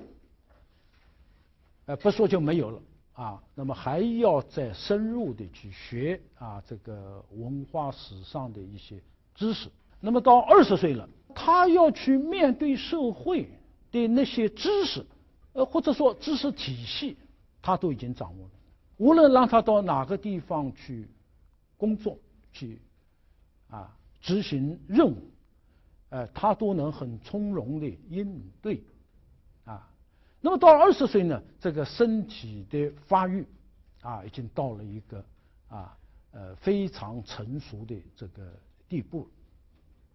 血气强盛所以这个时候呢，就要为他举行一个仪式就告他从今天开始，你应该独立的面对社会了那告他不是打个招呼，吃晚饭在桌子上顺便说一句，老大明天开始你成年了，这个他脑子里引不起一种这个叫什么呢？这是对于自己生命的那一种庄严那样一种惊醒这个树立不起来。那么因为这件事情太大，所以要举行一个仪式单独为他举行他觉得哎呦，我活到20岁第一次为我一个人举行一个仪式觉得自己特别自豪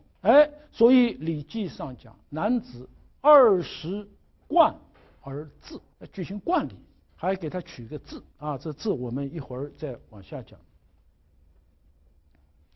那么举行这个仪式呢，它的意《礼记》里面有一篇叫《冠义》，这个冠义跟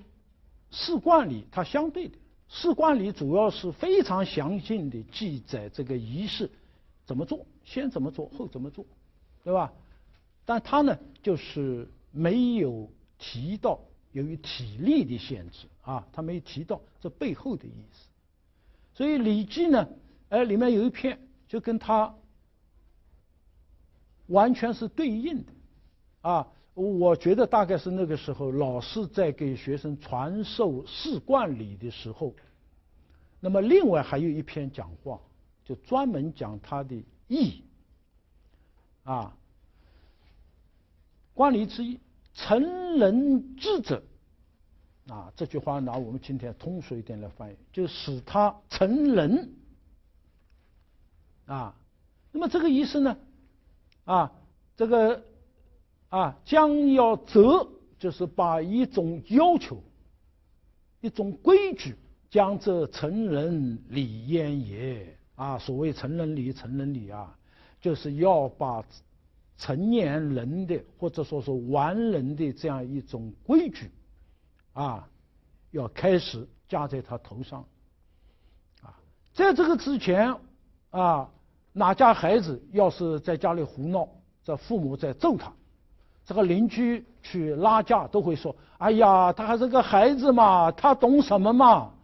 啊，你这个爸爸也是太严厉了，啊，他还是个孩子。”这句话可以免责。可是这个仪式进行之后就不行了，啊，他再也不是个孩子了，啊，他是一个独立的人了。那么好什么？他就讲什么叫成人礼严者呢？就是把成人这样的一种规矩，啊，可以以后用来责问他，啊，那么这样一种礼呢，就是包括几个为人子。这一天成年了，他并不是当爹了，他还是儿子，对吧？可能在家里还有一个10年8年，也还是孩子，但是这个时候的孩子不一样了。你在爸爸妈妈面前，别再撒娇了，对不对？你别再横草不拿，竖草不沾。家里的事情你要做，是一个成年的儿子，对不对？跟这个可以免责的孩子他有很大距离了。为人弟也是了，以前这弟弟在哥哥面前可以撒娇，可以推诿，可以抢你的东西来吃，对不对？现在不行了，你是一个成人的弟弟，对不对？80岁跟70岁，80岁是哥哥，70岁弟弟，他2个人能胡闹吗？哪怕做弟弟都是一个成年的弟弟。为人臣到政府里去工作了，那这个要求就更高了，对吧？为人少者在社会上你是一个晚辈，那么这个时候你对长辈要尊重，怎么尊重，这都有理这里面。好了，要把这个逝者之行要加到这个人身上，其礼可不重于那么随随便便说句话就完了，一定要很隆重。因为等一下我们看举行仪式的时候，他的兄弟姊妹都要来的，都看着你了你当我们的面这个你举行了这样一个仪式以后，我们都要拿这个要求来要求你所以要特别隆重。好，下面我们看看这个古代的我们这个仕冠礼它的仪式。这个仪式是我们全中国人，不管是东南西北，只要是我们这个文化里面的人，共同的规范。不像现在1000个学校有1000个成年，我们有一个大家都遵守的。那么这个仪式甚至传到朝鲜，传到日本，传到安南这个也被广泛接受的下面我们简要的介绍一下这个仪式。这孩子古代是20岁成年，那么今年20岁了，家里面就要给他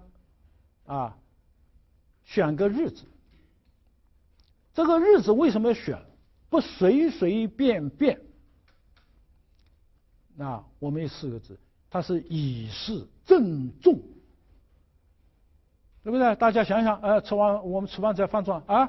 成年了，明天找什么我们9点20分随便找几个人做个仪式，然后这孩子就觉得这马马虎虎的一点都没当回事那古代挑个日子其实一直到我们今天我们比较重要的事情都要挑日子的，对不对？比较典型的是这个结婚甚至是出殡啊，家里面办丧事，那都挑日子啊，大事情要挑日子。那么这日子怎么个挑法呢？就要通过饰占饰。古代这个占饰有2种方式啊，这个占就是拿个乌龟壳或者是牛的肩胛骨，然后我们用这个树枝啊把它烧红了，在它背后烫了以后啊，它另外一面出现裂纹，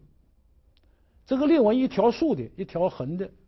很像我们占卜的卜这个字啊。那么它根据这个裂纹的粗细长短走向来判断这个吉凶，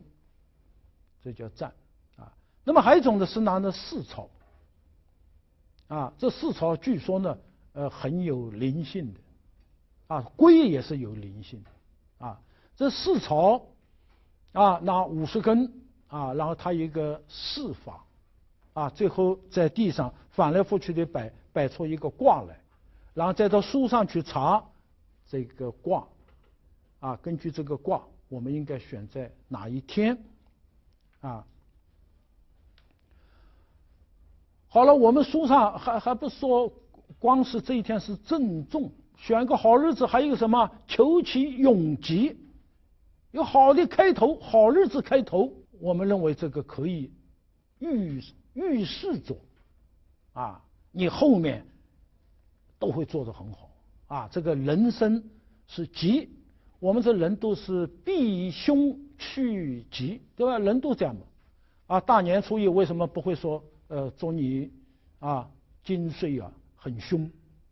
啊？那不得了了啊！我都开门大吉啊，我们都希望吉啊。这个吉就是祥，《说文解字》上啊，吉祥啊。那么我们这个里面寄托着就家长对这孩子的一种美好的祝愿。好，那么古代这个仪式呢，不是爸爸妈妈给他做，而是请个嘉宾。这个嘉宾呢，里面有2个层次，一个呢是那一天啊来管理的，不是关上门来自己啊悄悄地把事情办了，要把一些啊同僚朋友一些请来，提前3天打招呼，你不能今天晚上去说明天来，哎，明天我安排了啊，提前3天，希望你把哪一天日子要留出来，我们家孩子要举行冠礼了啊，请你们一定来啊，这个参与啊，给孩子教导。这是第一个层次上的，人数比较多，这叫借宾。哎，我请了10位，10位里面哪一位来当主礼的嘉宾呢？啊，要4宾，要通过用这个4草去摆出卦来，然后我们就这个里面确定一个人啊德高望重啊，这孩子所佩服的啊，有人格魅力的啊，为孩子所敬仰的这样一个人呢啊来这个很郑重，实际上是有一个意向的啊，但是为了郑重，我们还是啊要这个通过问一下神啊这样一个小的仪式来赋予它啊它的这个正当性啊，这叫士兵。那么其他的，比方说我们邀请10个人，有的人确实3天以后有事，他可以不来，但这一位是一定要来的啊，他不来没有主持人了，是不是啊？所以一定要请他来，怕他忘了，提前1天到他家里去打招呼，别忘了明天早晨哦，啊，我们家孩子啊盼着你来呢。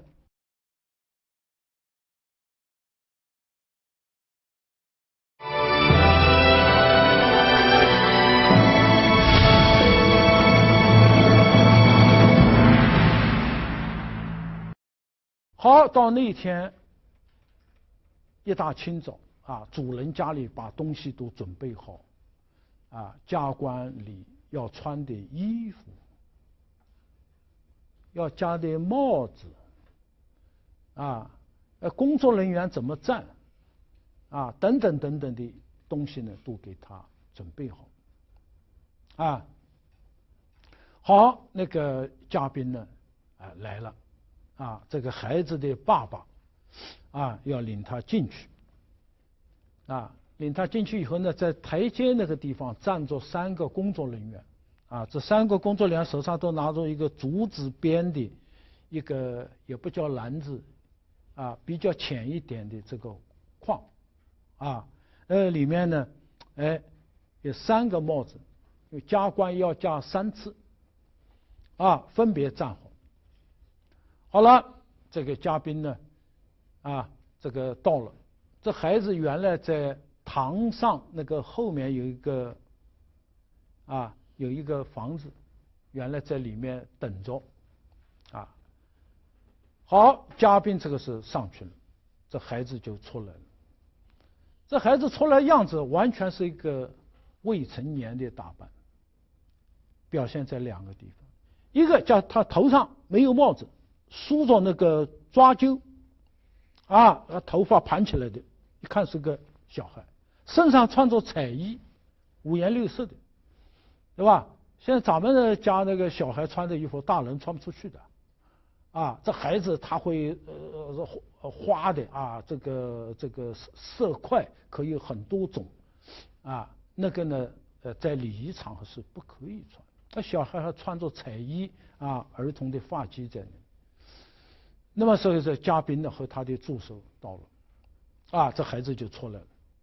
了，好，这里有一个席，大家知道古代席地而坐，没有椅子，地上一个席，他入席坐下，那这助手就开始把他的头发给他打乱了，因为不能再梳这个头了，要把它梳成一个了。古代这个不论男女，这个头发不剪的，这是父母给我们的，我们不能剪下来扔掉抛弃，不可以。所以那个头发呢很长，把它梳起来，把它挽成一个发髻，这梳的时候还有一块丝绸叫做喜，绞丝旁一个美丽的丽，弄在一起，那么这个时候呢，用一个簪子把它固定住，好，然后这个时候呢，这个嘉宾就走过去了，因为下面是太具体的动作花劳动力的动作，不能让这个嘉宾沾手，这个助手都给他弄好，弄好了以后，这个嘉宾走过去，象征性的把他头上的那东西稍微正一正。就像现在你看那个献花篮，是不是？那个真正那个献花篮的人，他是不动的，都是有人给他抬好，然后他去整一整，这他也这意思，他过去弄正。好，这个时候下面有一个工作人员就手上的这个第一次加的冠，就是要交给这个嘉宾，嘉宾。那么第一次加的冠呢，实际上严格来讲还不能叫冠，它实际上是一块布，这布的颜色是黑的，就是跟我们今天的黑布完全一样，但是它是接近于黑的这种颜色，鲁迅的诗嘛，月光如水照织衣，这个里面它是一种这个颜色的，因为在很早的时候，这个人他不懂得戴帽子，不会做。可是出去有风雨太阳所以拿个布弄在头上，我觉得现在山西陕西那边拿个毛巾这样一裹，大概以前就这个样子，没有帽子，有什么帽子就拿那个布一裹，对吧？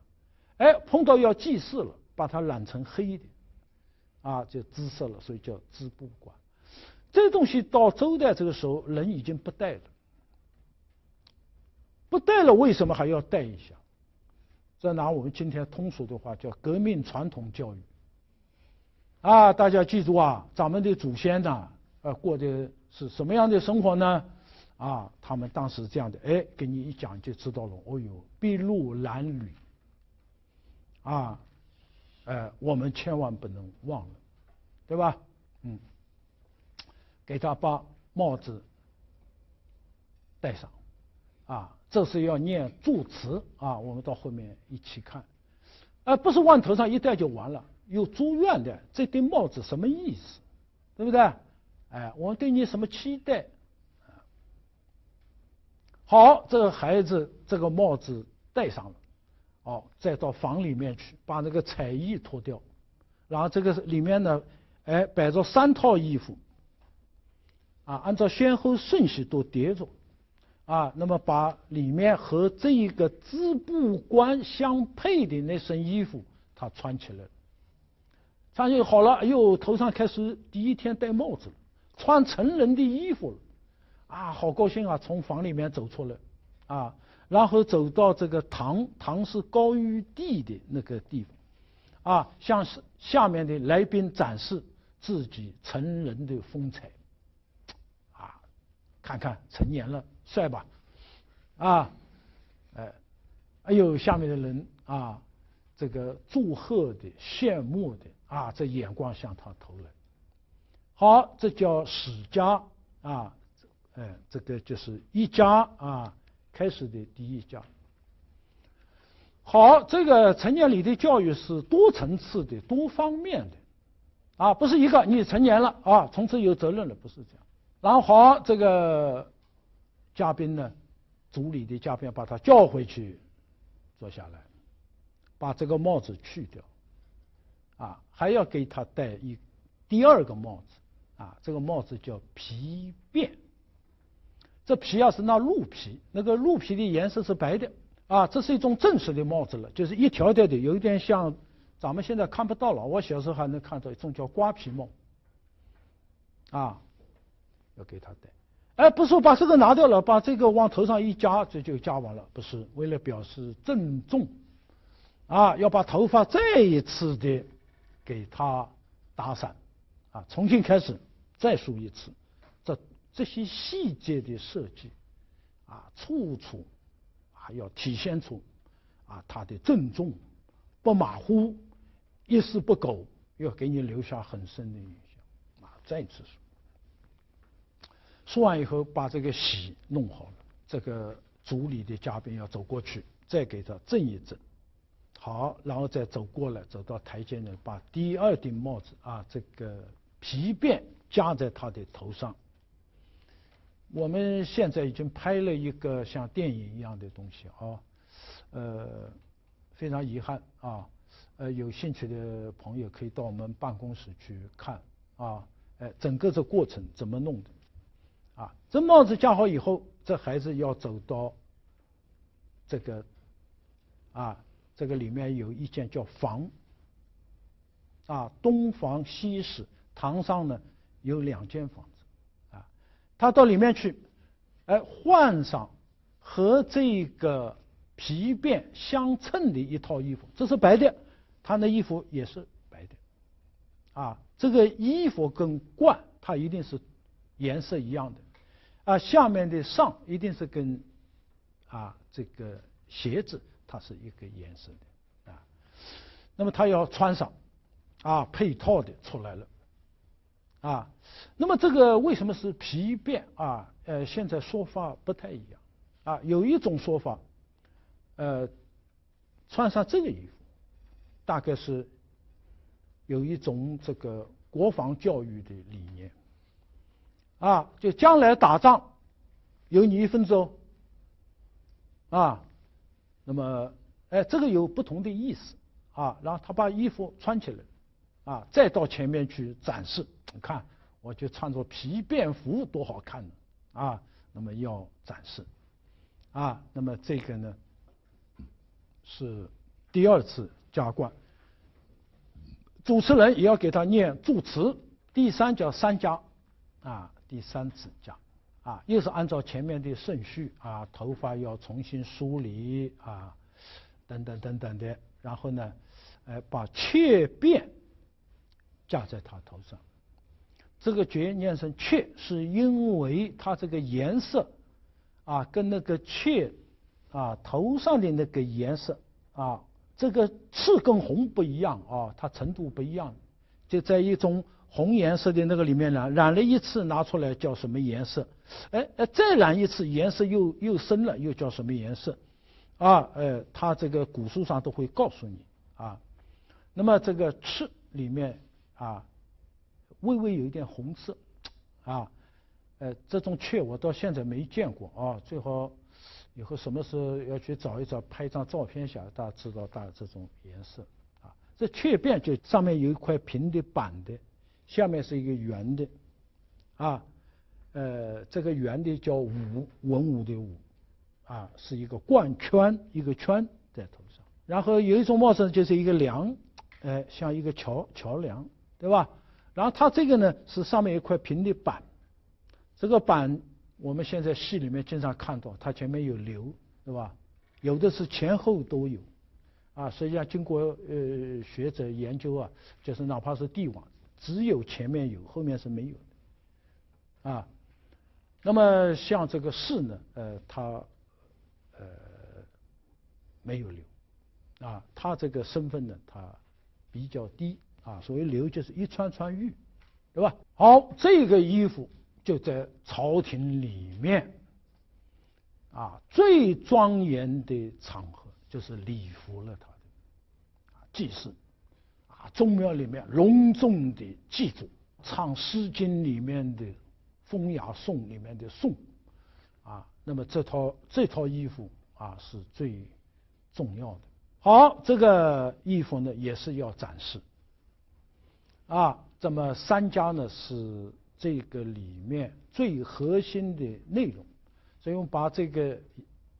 仪式我们叫加冠礼。弄好了，大家会提个问题了，这三个帽子能不能随便戴呢？啊，我先戴雀变，我再来一个织布冠，最后来个皮变，或者是我先来皮变啊，然后来一个什么，可不可以呢？不可以。这个顺序它有内涵，叫三家弥尊，弥就是越来越啊，一次比一次尊。第一次戴的帽子现在已经不用了啊，就是一个教育的一个道具啊。第二个，这个衣服是不能到朝廷里面去。第三个，这个衣服是最重要的礼服啊，甚至是你这个贵族身份的啊一个标志啊。那么一个比一个重要，它象征着什么啊？你的德行啊越来越好啊，一直到最终呢能够成就你作为一个成人的啊这个德行啊，你的成就越来越好，就像这帽子一样。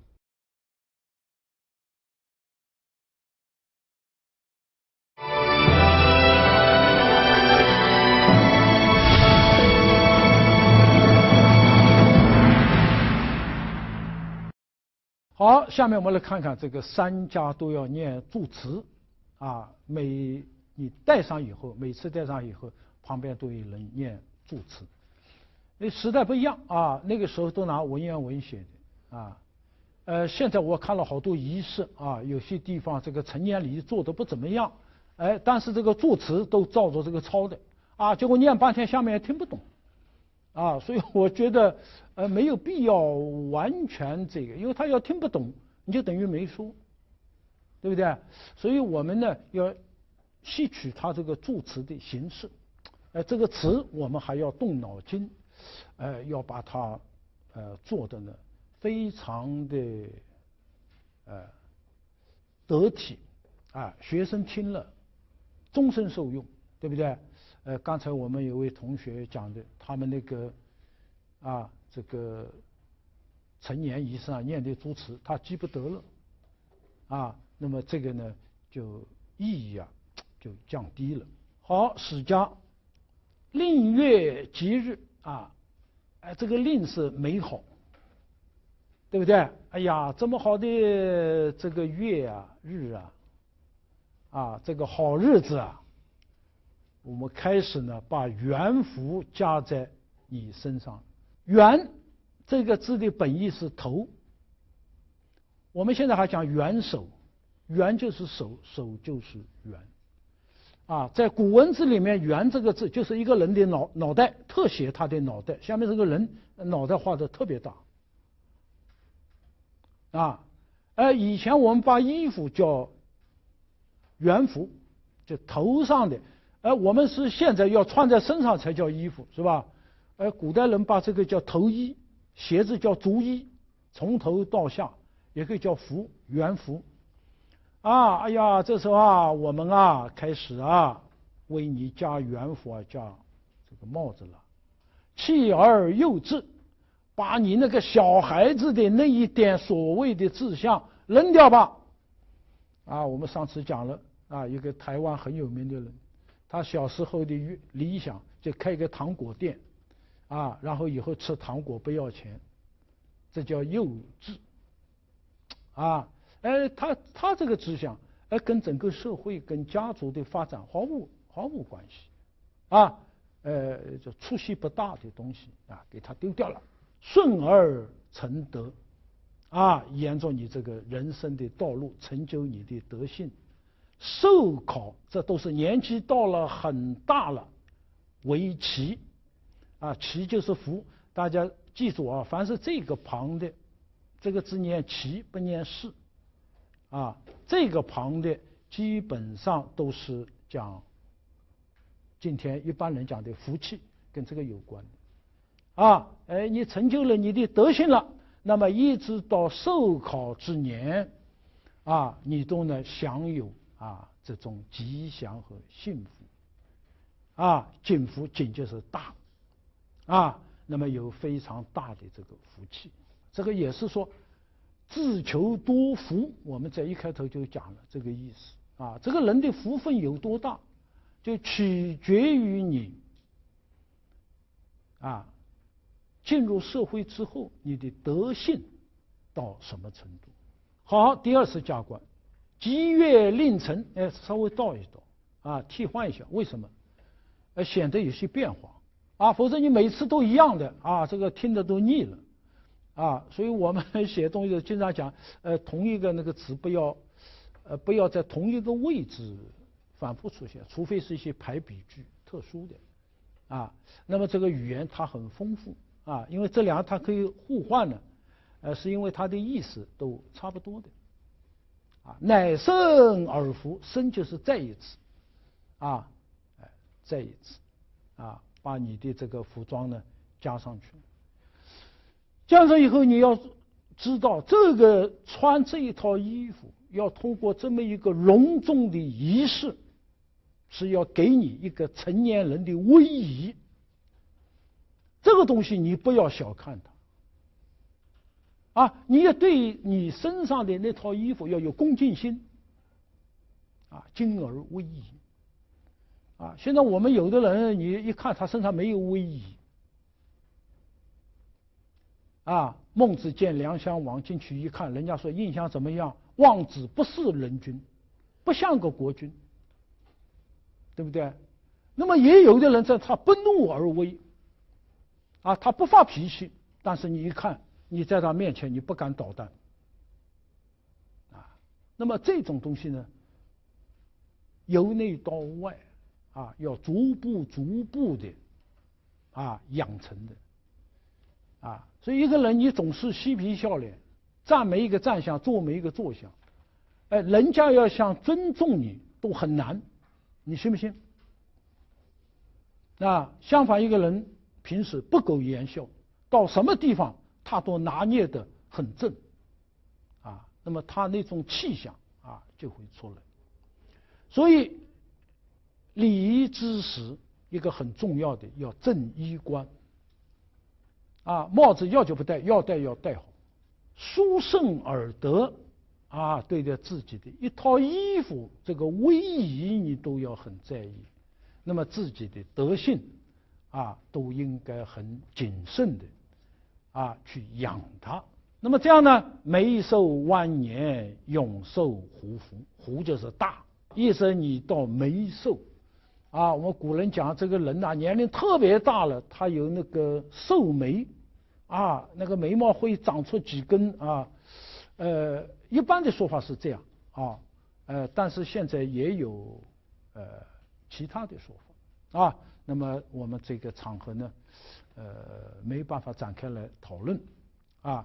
因为在《诗经》里面就有梅寿万年啊这一类的这个词的啊，当时的习惯总觉得这个人呢，这个长寿之象，它有的时候是表现在眉毛上，啊，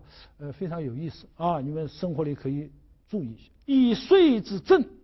月之令啊，这个岁是很正的啊，这个月是很美的，时间是很美的。咸就是什么？咸是什么？兜。为什么咸是兜呢？不是咸和淡，甜味道呢？为什么？咸是兜的意思，例如少长咸集中的咸。少长咸集，那为什么不说少长甜集呢？咸是什么意思？你知其一，不知其二。能不能举个例子？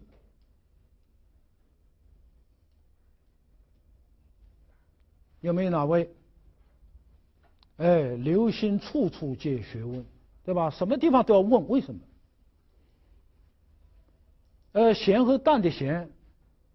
不这么写的啊，现在我们都把它并成一个字了。简体字它一个比较糟糕的，就把原来是2个字，它弄成一个字了。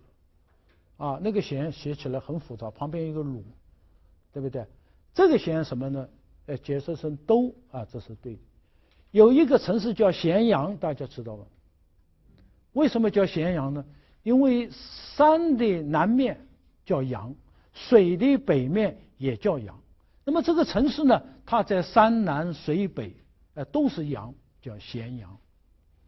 啊，少长咸集，它也是这样，不光是少，还是长，就这个意思。好，咸加尔夫都把所有的3套衣服都加给你，啊，见证你这个仪式的有你的兄弟啊。那么以后大家互相勉励，成就啊，觉得你的德行。那么这东西呢，这份德行一直要保持到生命的最后，啊，黄狗无疆，没有边了，永远受到天的庆。那庆实际上就是福。这个头发黑的会变成白的，白的会变成黄的，乖乖，那个年龄就不得了了，啊。这个，所以我们现在有些非常年轻的、非常青春的女孩子，喜欢把头发弄黄了，啊，这个让我非常不得其解，啊，黑头发是最健康的，是不是啊？我现在白了啊，真是无奈，啊，留不住岁月的脚步啊，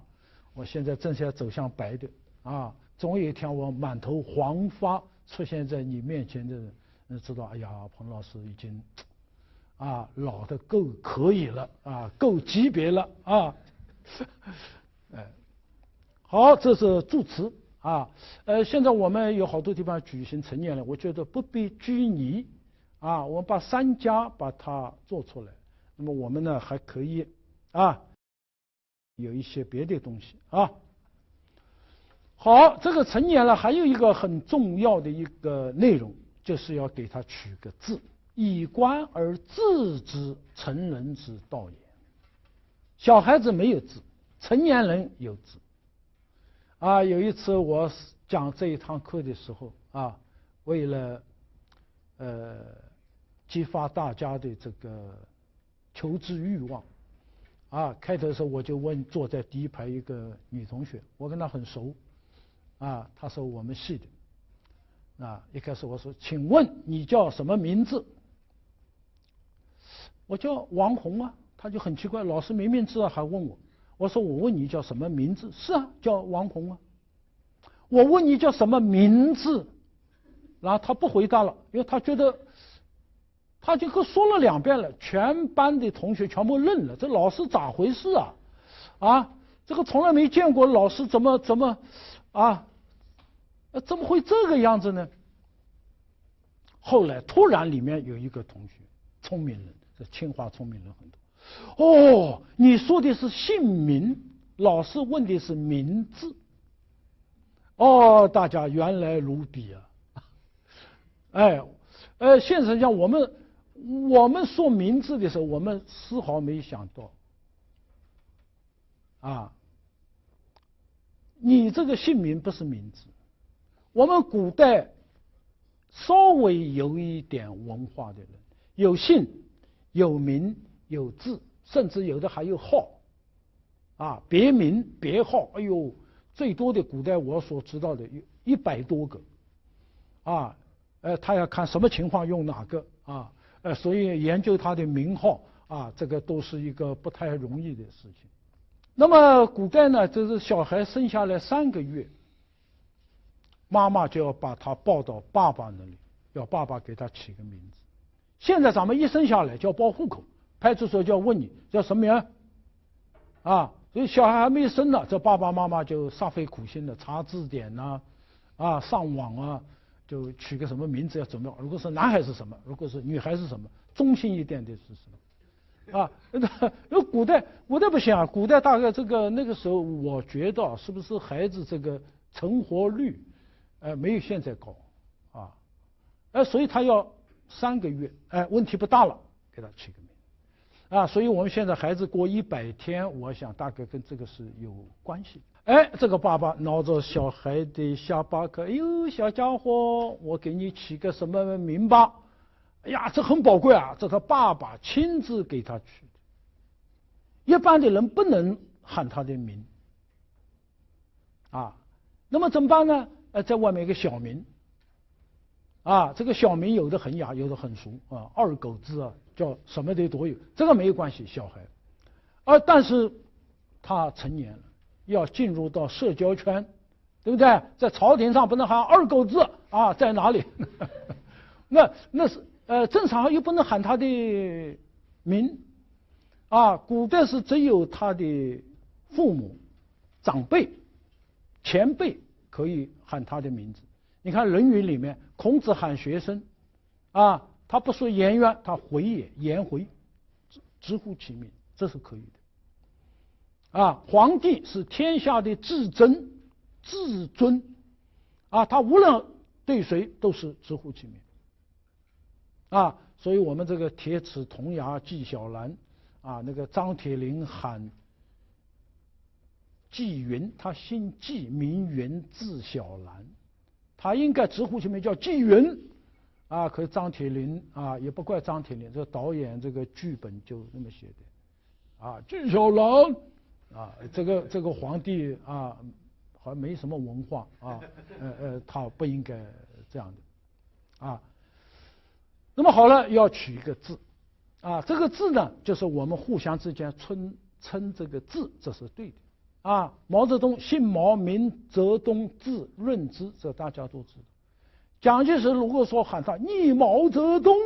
这不得了，这大不敬了你毛润之这是客气，对不对？所以我们在这一天开始要取一个字，这个字是方便人家叫你的时候避免直呼其名，所以有一个字不是说你要显得多那个，你是方便别人，别让人家直呼其名就失礼不礼貌，对不对？为人家着想。好，起这个字的时候还要有助词，这个字很重要，跟你的生命跟你从今天开始是连着的这个名字很重要，很重要这个名字起得好，他经常要签名，一签名他对自己是个提示，对不对？下面我们看这好的名字对自己终身是一个激励，是一个提示。这个嘉宾给他取个字了，礼仪既备，既就是已经完备了，3加多完了。那么我们趁着这个美好的日子呢，昭告尔字昭就是公开的、光明的当众宣布你的字。源自孔家，这个字孔就是非常的美非常的棒貌似优异非常适合这个帅哥哎呀，这个有一个这么好的字给你那么现在给你以后呢，你要永远的爱惜它那么就告诉他叫伯谋府。现在我们这不会用了，伯那个字里面会弄上个伯仲叔季，就是你在家里排行第几。一般要出一个4个里面要挑一个。那后面呢，这个伯后面还有一个字，最后还要加上一个父，这个父也可以写成父亲的父，这男孩子都有这个字的。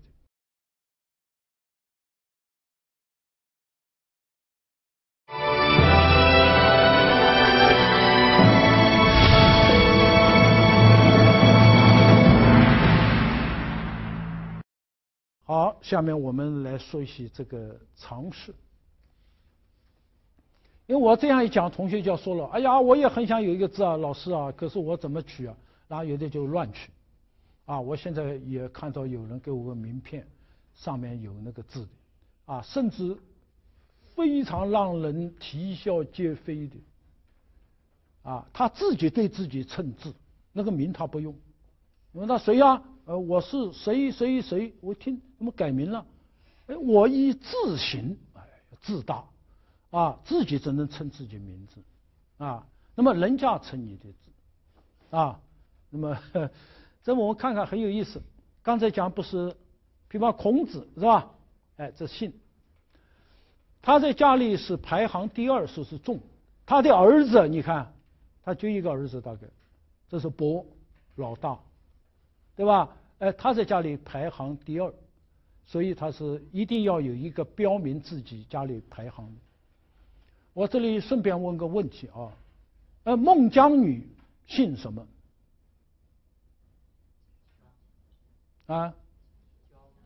姓焦，姓姜，是吧？好多人告诉我姓孟，他是姜姓齐国。孟姜，因为在《左传》里还有叔姜，叔叔的叔，伯仲叔季，还有季姜，还有钟姜。孟姜女好比是姜家的大丫头，就这意思。好了，他有这个，然后他在尼山生的，所以他在这个里面呢欠了一个尼，名里面欠了一个丘，就表示是在这里生的。我的导师他这个小的时候，他父亲是翰林院的翰林，那么这个点了翰林，后来外放到上海奉贤，做知县。所以呢，他的名字叫，我不能说他的名字惠，惠，这是我们不敢说的但是为了说明问题。他这个名讳是光贤，光大，这个奉贤，他字奉生，字里面欠了一个奉，名里面欠了一个贤，他奉贤生的，字奉生，姓赵，名光贤，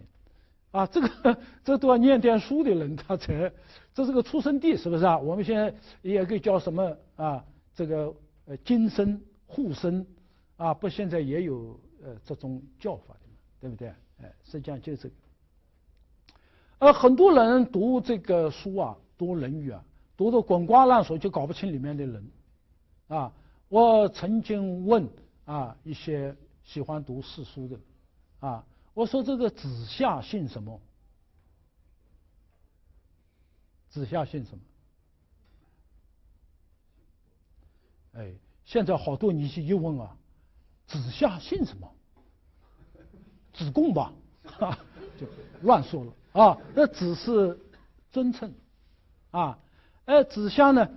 他姓卜这个严格来说是伯从这个姓可以看到他的先辈大概是掌管这种占卜的因为我们有拿这个职业做了姓的那么这个姓跟名是有关系的是不是这是一种关系，这又是一种关系卜商，这姓名这字，卜商什么呢？这商是朝代，夏也是朝代，夏商，一看配套的，对吧？端木赐子贡，赐是上堆下的，我赐你一个什么东西？贡是下堆上的，我进贡，对吧？实际上他姓端木，这大家都了解的否则你这个《论语》读得滚瓜烂熟，真的弄了半天，你那个里面谁是谁你都弄不清楚。颜回指渊，那个渊呐，这个就是一种很深的水啊，这个水它是有一点漩涡的。古文字里面回这个字就是一个漩涡啊，所以渊跟回它是对的啊。宰予，宰我啊，我就是鱼啊，这么无私奉献啊，大家宰我。冉耕啊，伯牛，这个人在家里是老大，牛耕嘛，对不对？所以有一些研究古代经济的人呢，就是根据这个。在春秋这个时候一定有牛耕了，否则为什么这个名字里会这样？这个要有学问啊，没有学问，你看出来你脑子里没有反应，对不对？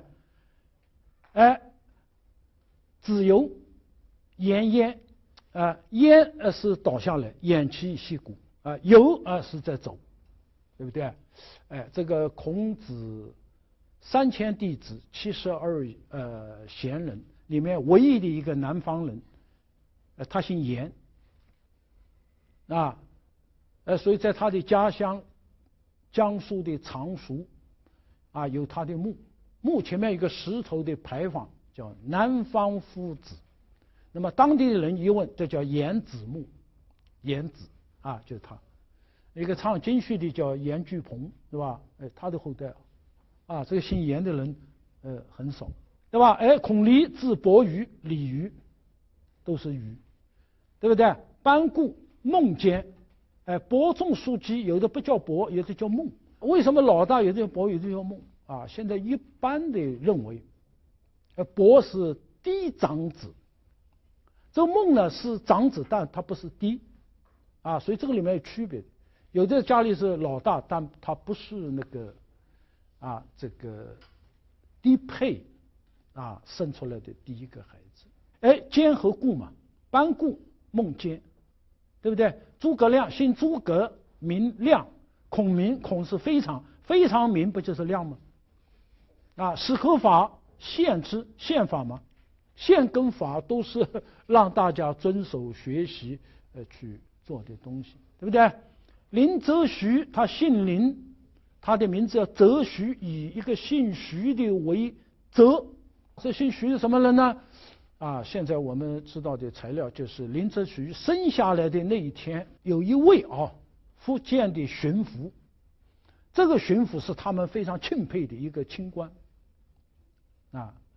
那么正好那天下雨然后在路上走，跑到他家屋檐下面躲雨，正好家里这孩子生下来，哎呀，家里面一听，哎呦，太好了这个徐巡抚到我们这躲雨了，哎呦，真是给我们添了一个喜我们这孩子长大了要像他这样，要择徐，明白吧？这个人叫徐元，徐什么府我记不太了这是一个巡抚，元辅，这名字多好他每次写的时候，每次看到这时候，哎呦，就想到了这个巡抚我要像他一样，对不对？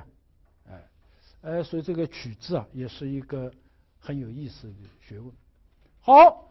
这一套做完了，他是一个成人了。好，然后要以成人的资格去拜见尊长。首先要去的是拜见他母亲，他以一个成年男子的礼节去见他妈妈。原来不一样，原来见到妈妈不要行礼，现在见到妈妈要正式，他妈妈见到他也要对待成年人的礼节。根据书上记载，首先是他妈妈见到儿子来了，要来行礼了，他先拜一拜，那儿子朝他拜一拜，拜完了以后，这妈妈再拜一拜，就妈妈拜2拜，儿子拜1拜。这有个专门的名词叫加拜实际上侠客的侠这字在这地方念加他2拜中间1拜这个仪式在古代是很普遍的今天的韩国一些比较传统的人家还保留着这种礼仪当然他不知道为什么只知道自古相传下来的这样一套东西然后是来观礼的亲戚姑姑姐姐，再去拜国君拜见卿大夫、乡先生要告诉大家我已经成年了啊，将来咱们这个乡里有事，言语一声啊，叫一声，有我一份了，对不对啊？这个要知会啊，这个方方面面。这个仪式呢，在这个仪礼事惯例里面呢，有些地方记得比较简单啊，但是我们找时代差不多的这些文献里面去看呢，就会发现，这个仪式啊，确实有，而且很详细啊。我们先前一个文献叫《国语》，啊，记了8个国家的历史，所以有的人把它叫八国春秋，啊，里面晋语啊，我们山西的，山西当时有6卿，啊，这个晋侯，啊，晋文公啊，晋武公啊，他下面有6卿，啊，这个卿是大夫里面最高一级。这个里面提到呢，这个赵文子啊，行了冠礼，啊，然后去要见一些这个朝里面最重要的，先去见了栾书，啊，栾武子，啊，我成年了，请您呢要对我有所教导。哎呀，你看看那个时候的人说话，很坦率，有什么说什么，没有这个虚头巴脑的废话。栾武子说：“我啊，曾经跟你的爹啊赵朔啊共过事啊，你这个爹啊有点华而不实啊，希望你以后要避免这个毛病啊，要务实。”你看这对他多好啊！对自己的爸爸不是什么都要学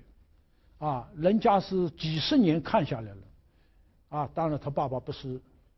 什么都不好，这是有点儿华而不实。那么这长辈就说呢，你把这个毛病要克服的。去见范文子，文子说：“从今以后，你这个人要懂得戒惧，人要谨慎。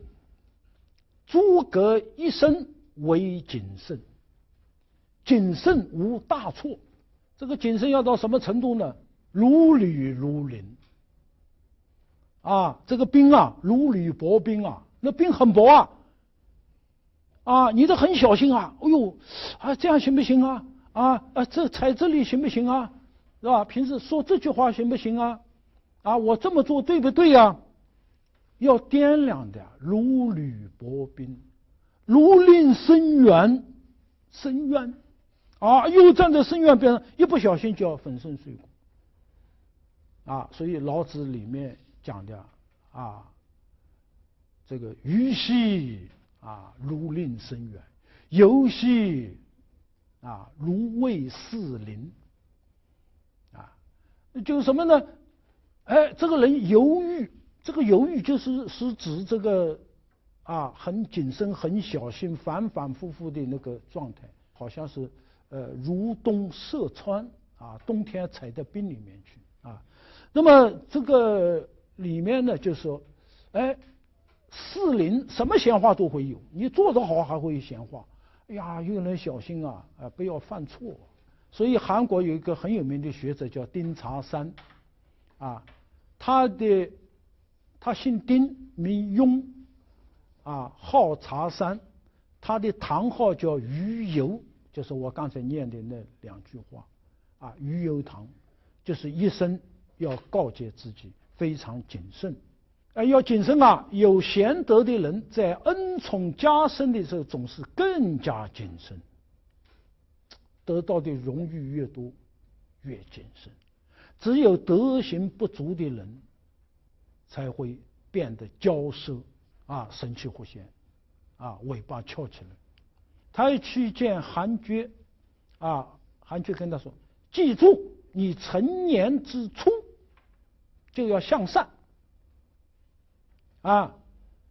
要不断的有善，进入更善的境界。那么这样不善的东西就没办法靠近你你如果一开始就不能向善那么善就跟你无缘了好比草木的生长这个事物总是以一类相从的一样东西它会长在一起，对不对？人之有冠，戴了一个帽子了。你要想到，好比宫室之有墙屋，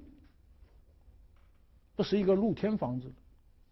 啊，那么要勤加修整，否则房子要塌的啊。对他的这个教导，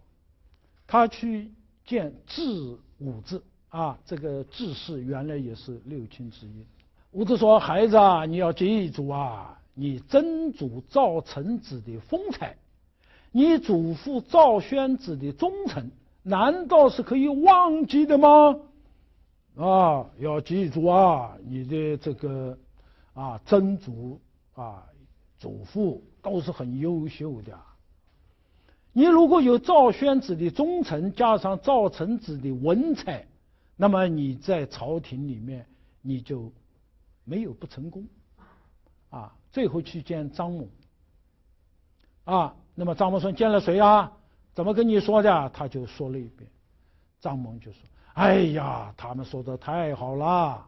如果你听从栾书的话，就可以达到范谢所教导的境界，就可以弘扬韩厥的告诫，将来你可以成就你的圆满了。你呀，要牢牢记住啊，智隐说的道理就好了，这都是先王的阴德在滋润着你呀。哎呀，一个小孩要是有这么多人给他教导，你想想看，他一生忘不了啊。所以我们在座的同学，如果还没行成年礼，到行成年礼的那一天，一定要想好，要找几个人啊，自己比较钦佩的啊，要听听人家的指教。啊，这个千万不要说好话。哎呀，你好棒啊！哎呦，你好啊，优秀啊！这没有用，啊，要听到一些真正的啊有识之士的指导，啊，那么我们的人生就会啊更好。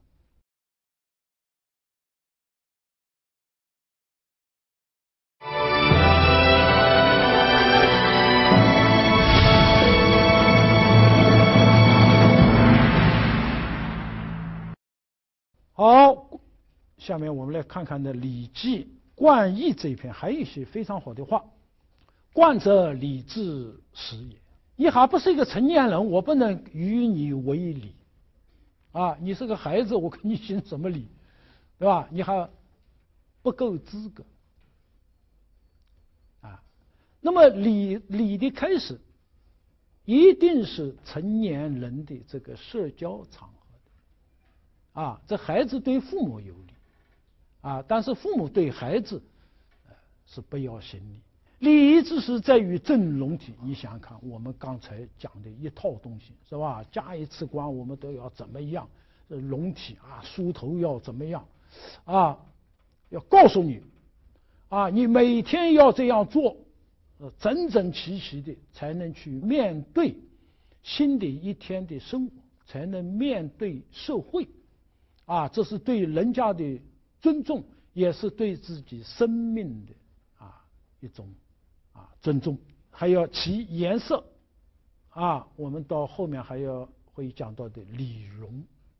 还有顺辞令，说话不会说反了，说错了啊，说的要得体。哎，如果你容体端正啊，颜色啊都容貌都得体啊，辞令啊都对，那么礼仪就备。那么这样我们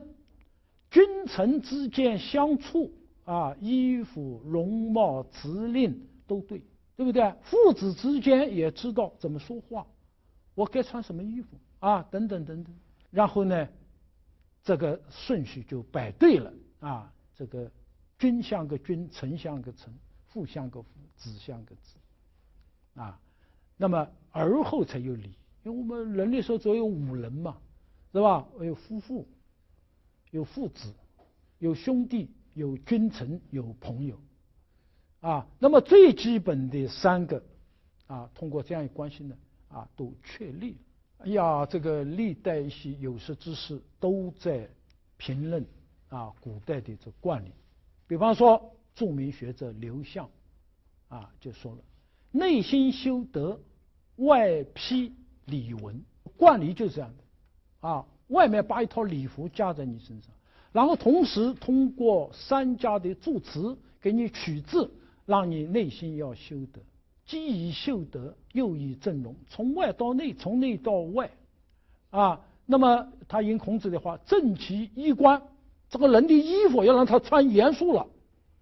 对吧？现在我们都什么宽松衫啊、蝙蝠衫啊，什么这个乱七八糟，你看看现在这帮明星穿的什么玩意我对他们尊重不起来因为他自己没尊重自己所以我们平时穿衣服都要讲究一些除了你在宿舍在家里那种很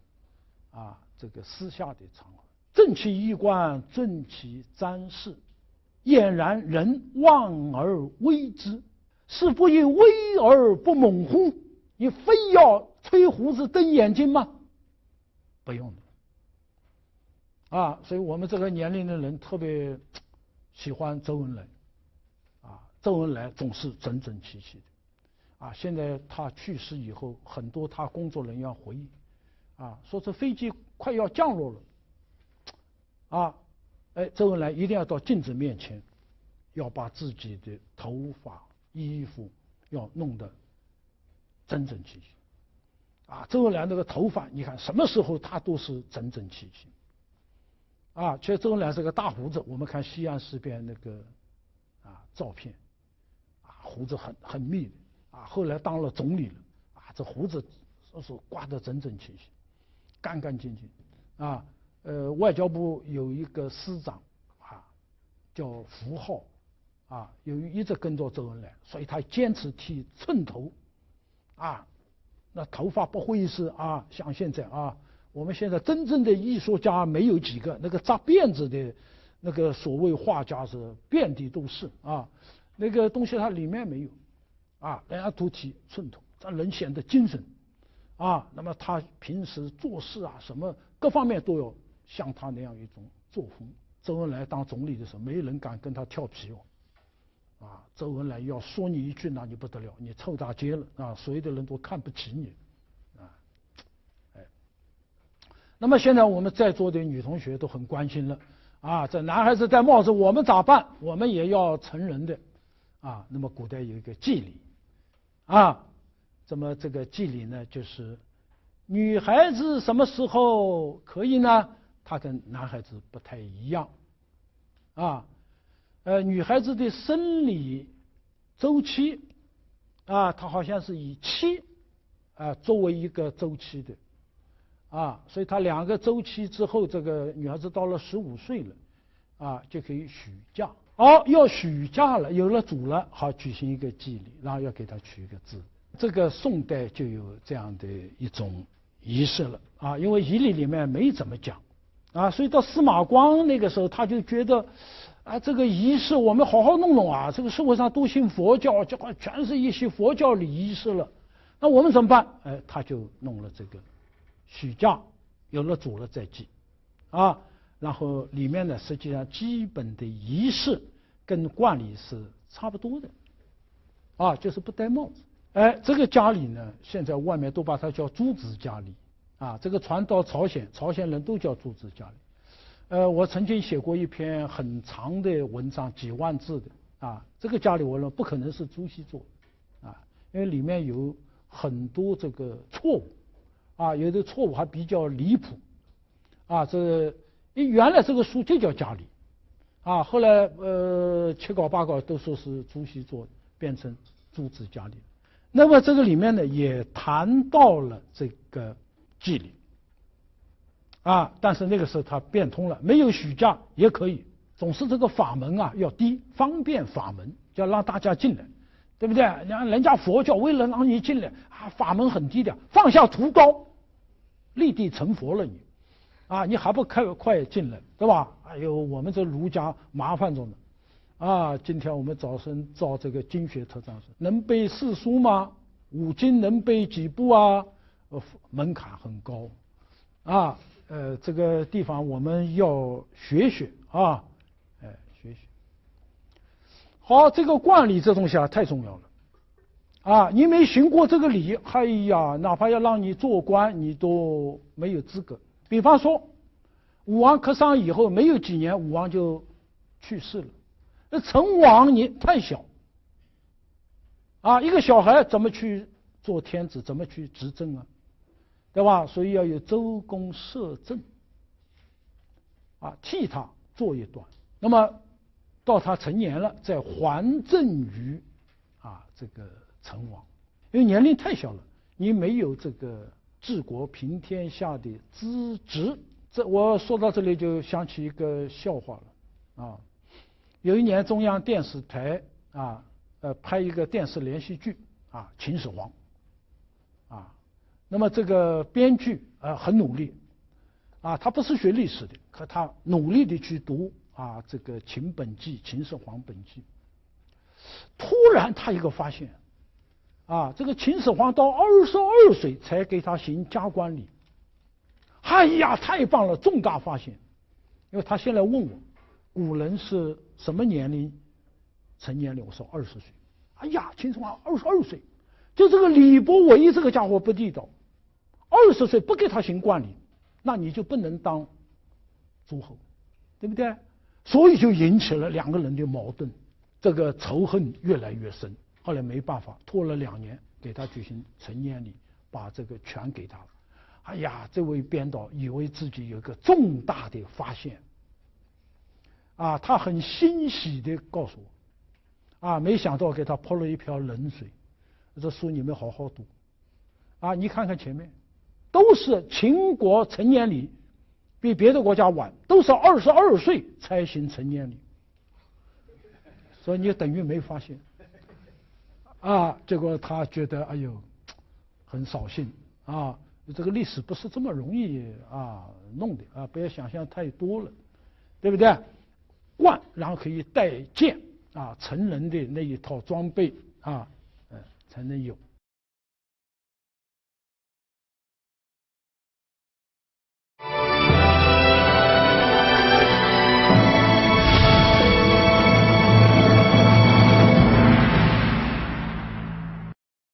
那么历史上呢，也有《后汉书》里面一个人叫周防。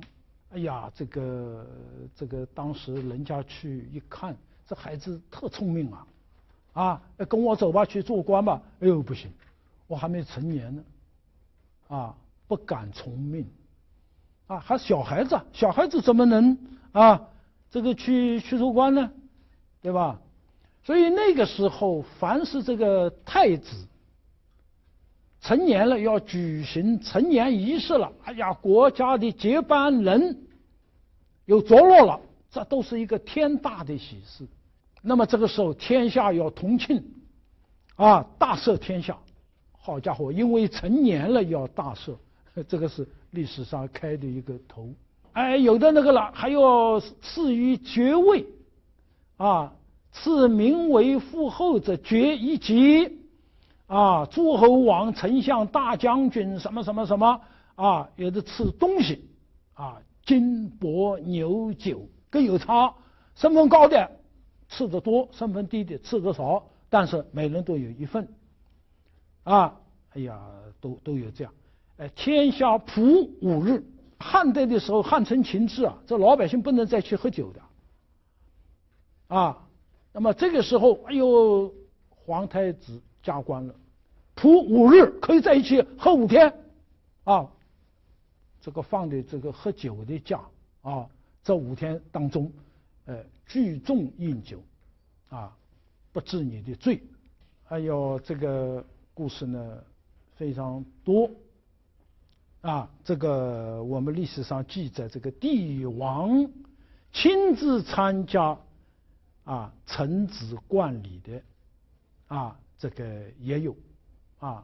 这个书中呢就是跟这个马援的儿子马房亲自给他行加冠礼这是一个很特殊的一个礼遇。那么到后来这个品官呢朝廷里后来这个就弄到这里了，你家里面是几品官根据你这个帽子上几道梁这都给他配套了。那么这也是个变化了。然后再到后来，这个冠礼啊，慢慢的就是衰了，衰了。其实这是一个非常好的东西，但是由于种种原因衰了。这里柳宗元的一封信里面提到一件事情让我们看到这个唐代这个朝代歌舞升平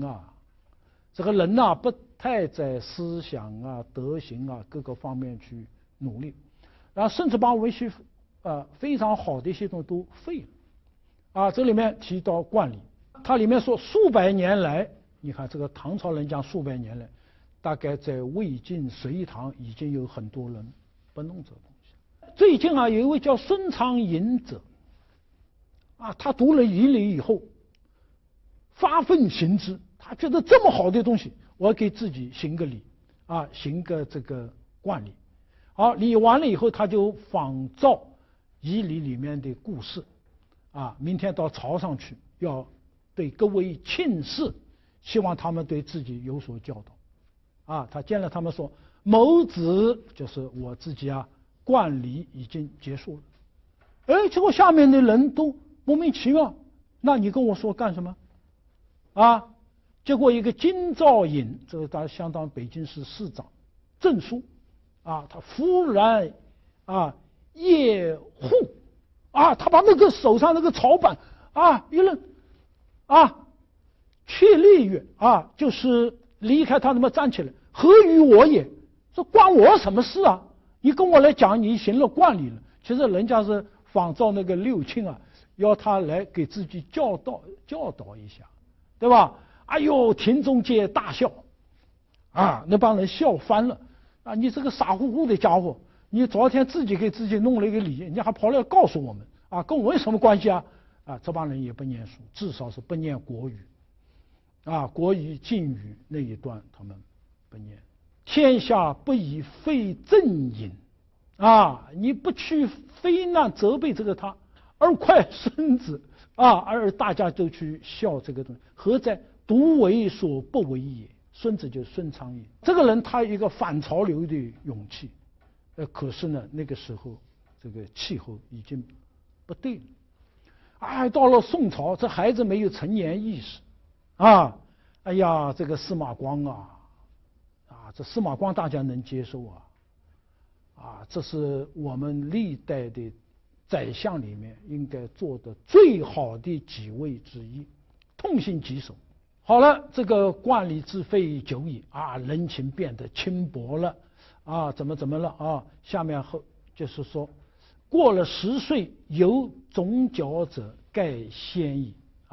这个大家这个里面全部是胡来了这个往往自幼之长与哀如意这个蠢的不懂事不知成人之道故也。那么他呢就制定了这个冠礼。在宋朝佛教风行于世的情况下他们站出来就是呼吁我们要恢复自己的文化传统。这个二程就说了，冠礼废，这天下无成人，没经过成年教育，对不对？那么有的人就说呢，这个多大的岁数举行成年礼好呢？有的人看《左传》上，这个鲁襄公12岁就继位了，那我们把这个冠龄提前到12岁行不行呢？这陈毅坚决反对，此不可。所以则成人12岁之年，非可责之事。12岁你就要求他承认什么东西，对不对？坚决反对。他说，如果行了冠礼，就要用成人之事来要求他，否则这个礼就是虚礼，对吧？那么行了这个虚礼，终其一生都不能期望他成人。所以他认为这个鲁国的情况不正常即使天子诸侯亦必20而冠就像现在必须要18岁才能有选举权你不能说他爸是省长所以他12岁就有选举权这不可以。然后呢，朱元璋继位之后，因为前面有这个蒙古啊、元朝啊，弄了差不多100年左右，朱元璋一上去以后，就要恢复华夏的礼仪，那么它里面呢，就制定了各色人等举行成年礼的规矩，自品官，但是呢，自品官而降。你规定归规定，有好多人不做了。官书上尽管写着，但是呢，大家对这个没有热情，没有热情。到清朝就更是这样，这东西慢慢的就废了，那么一直到现在呢，大概这个现象慢慢的得到遏制了，这个一个东西呢是物极必反，否极泰来。在整个社会没有礼仪教育，整个社会没有成人意识，这种他到了一定的程度，那社会就要呼吁了，这个现象不对，我们要重新制定。好，最后呢，给大家推荐的是大概这句话呢有20年左右，20年吧。东莞的台商他们自己有个子弟学校，自己办个学校，从校长到学生全是台湾人。有一次我在报纸上看到他们举行成人礼，说是明式的、明代的，我非常好奇。那么有一年我到东莞去讲学，我请当地的人给我打听这个台商的负责人能不能找到。如果找到能否一见，结果人家来了，给我看了好多照片，最让我感动的是他们有一个成年仪式，这个仪式呢，完全是按照这个文言的这个风格写的，礼告文，它前面有礼告中华民族列祖列宗。他就一个总的牌位了，这么多孩子，这祖宗牌没法那个。其实我们古代成年礼是在家庙里面举行的，要告祖的，咱们家老大成年了，这是一件大事。他这样弄呢没法弄，结果他弄了一个都是炎黄子孙嘛，华夏列祖列宗，告这个东西，你看他备了香花供果。昭告于我中华民族列祖列宗大位之前，好了，我把它念一遍：唯我中华东亚之光，炎黄世纣宏图大同，四维八德味道匆匆，诗礼教化温馨融融，圣人治理正俗义风。仕冠仪社，传世龙鹏，详叙之意，心学树人，交流两岸，文化同工，黄永福地，泗水归堂，巍峨宏宇，巨叟辉煌，台商子弟，天人圆梦，进学受教，儒道为重。尊古礼行，昭告相风，乡贤尊长，请为官领，迎宾待客，以仪节典范，诗书义礼，实践于兹。节时令节，尊礼为之，殷殷学子，扶其幼之。警告。我看了那个录像他们因为现在没有不能梳头了，头发都很短那怎么办？就弄一个做好了的一个东西，橡皮筋一绑，一看头上有个发髻然后行礼，那个礼呢，总体上讲，在这个仪礼的基础上大大简化，加入了很多现代的东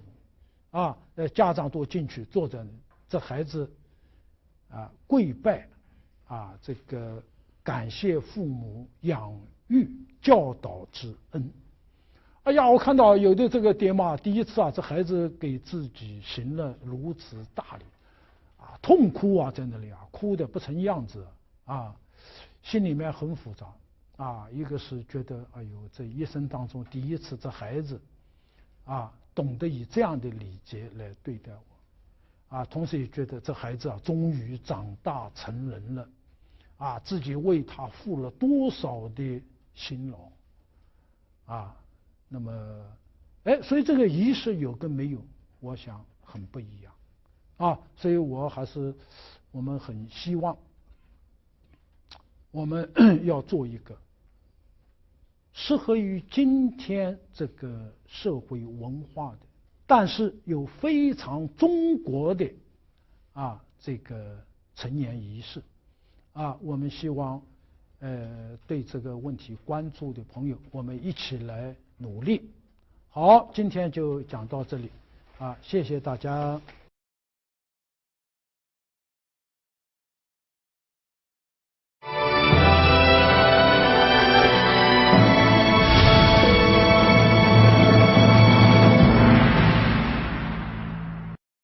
今天这堂课呢，我们来介绍中国古代礼仪文明当中的婚礼。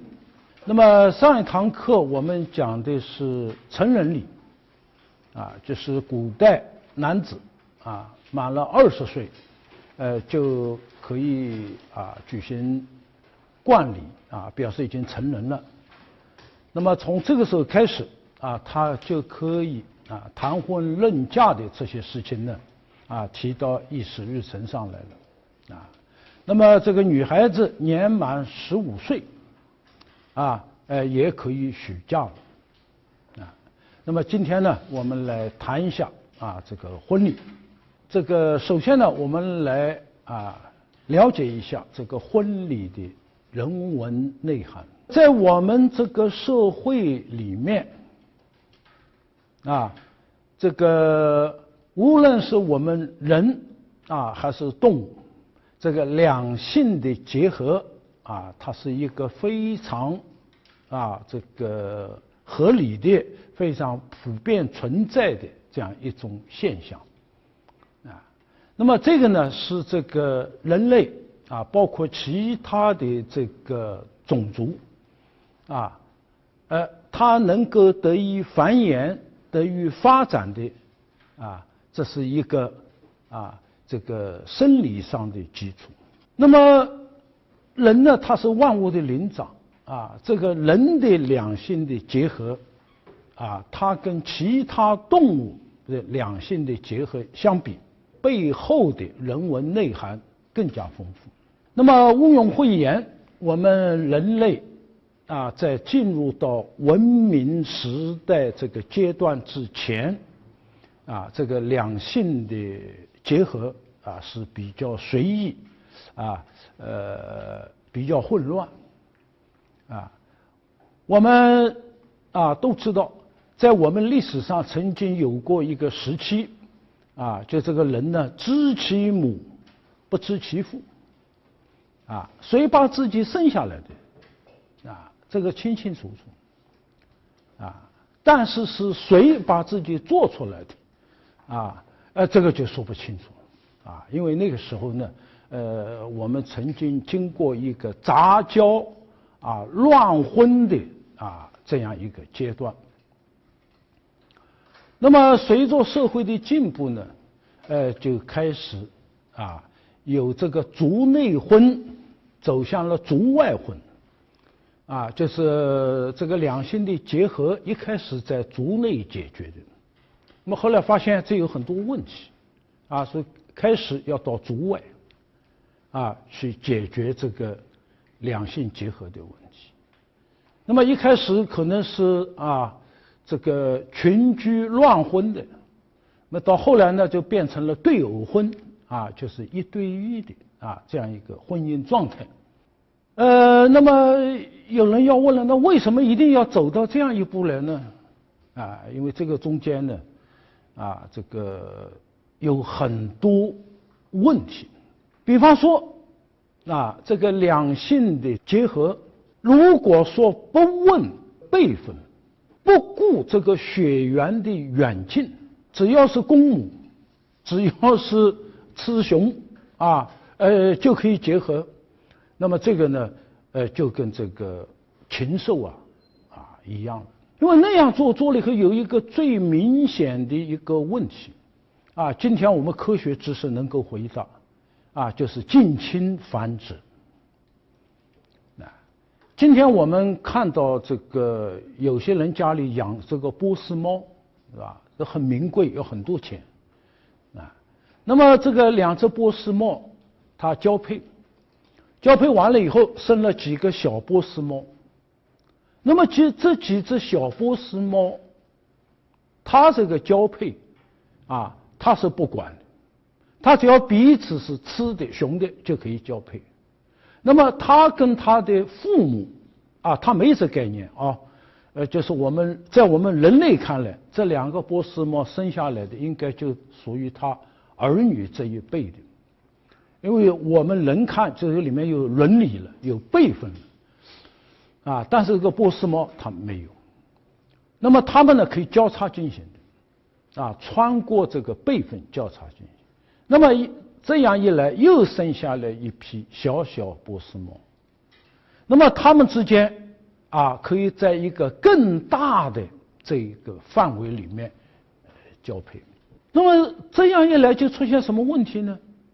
它近亲繁殖在体质上出现了许多问题啊。这个小波斯猫啊，它有的生下来那眼睛是瞎的，耳朵是聋的。这心脏非常不好啊，所以它这个寿命非常低。我们人类原来也有一个这样的阶段，近亲结婚啊。现在我们在电视里可以看到，在我们一些西北一些比较偏远的山村里面啊，还残留着某些近亲结婚的现象啊。有一次我们在中央电视台的节目里面看到。这个汽车开进这个村子里，那么在村头这个山墙旁边，坐着一大排人，穿着棉衣，都拢着袖子，在那晒太阳，你走进去一看，痴呆，弱智，这个身体有一种非常奇怪的毛病，现在政府3令5申。不许近亲结婚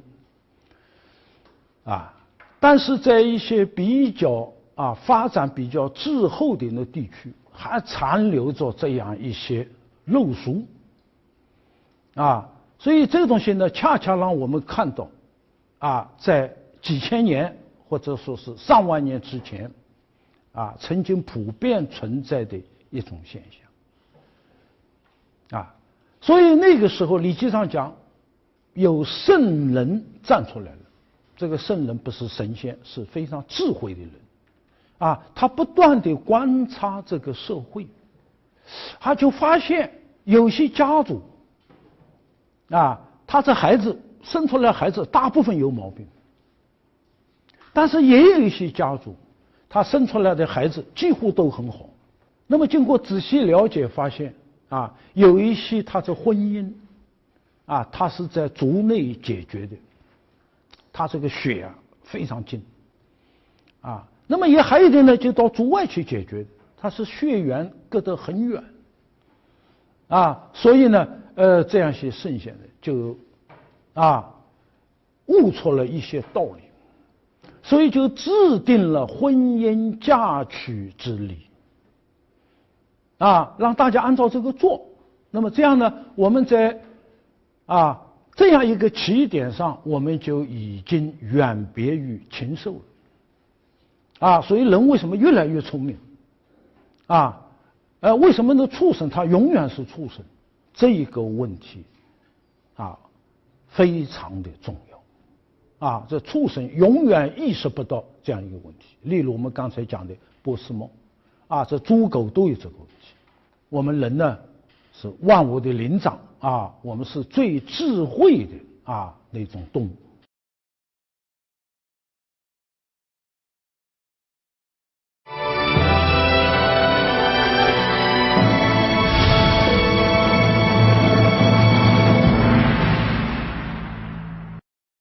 好了，这个社会不断的进步，我们这个儒家呢，特别看重这个婚姻嫁娶之礼，那么它不仅看作是两性的结合，也不仅仅是一个家族要繁衍生息的需要，还赋予了它一些很深的内涵。我们来下面看看《周易》里面这个一段话。古人他观察纷繁的社会现象，他要归纳的，他逐步归纳到一些最基本的一些范畴之上，那么他要把它上升到一个哲学的概念，我们中国人认为世界上，都可以分成两个，叫阴和阳，这个阴阳最早是很简单的，白天叫阳，晚上叫阴，对吧？这个差别，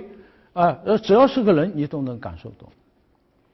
那么再到后来就造房子，我这个房子是向阳还是背阴？这房子的角度怎么选最适合人的居住？所以我们《诗经》里面就讲，造房子的人要象其阴阳，要这个做一个这个测量，然后再把这房契定下来，对吧？万事万物都有阴阳两个方面，比方说天地、白天黑夜、男人女人、老人小孩、生死黑白等等，我们都把它归纳成这个两极。那么这个天地化身了万物，这个万物里面最重要的是人类。那么这个万物无不有阴阳嘛，对吧？然后就有男女。那么阴阳大家知道这个阴和阳在周易里面，坤和乾，乾和坤，坤乾交，然后才泰，故宫里有一个教胎殿，对不对？这个皇上结婚都在那个地方，那么这个里面呢，阴阳它要相交，它要像这个宇宙里阴阳之气，阴阳不是分隔的，它是要互相交的。阴阳相交，地气上腾，天气下来，这样才化生万物。那么男女要交呢，然后就有了父子，有了父子，然后才有君臣，这君好比是一个国家的父，臣是一国的子，然后才有上下，有伦理辈分，有这个一个国家管理的这个层次，所以所有的这些伦理也好，管理的层次也好，都是由夫妇这一个化生出来的。所以说人伦之基，五伦，动物没有伦常，那么我们人呢有伦理的，夫妇、父子、兄弟、君臣、朋友，这个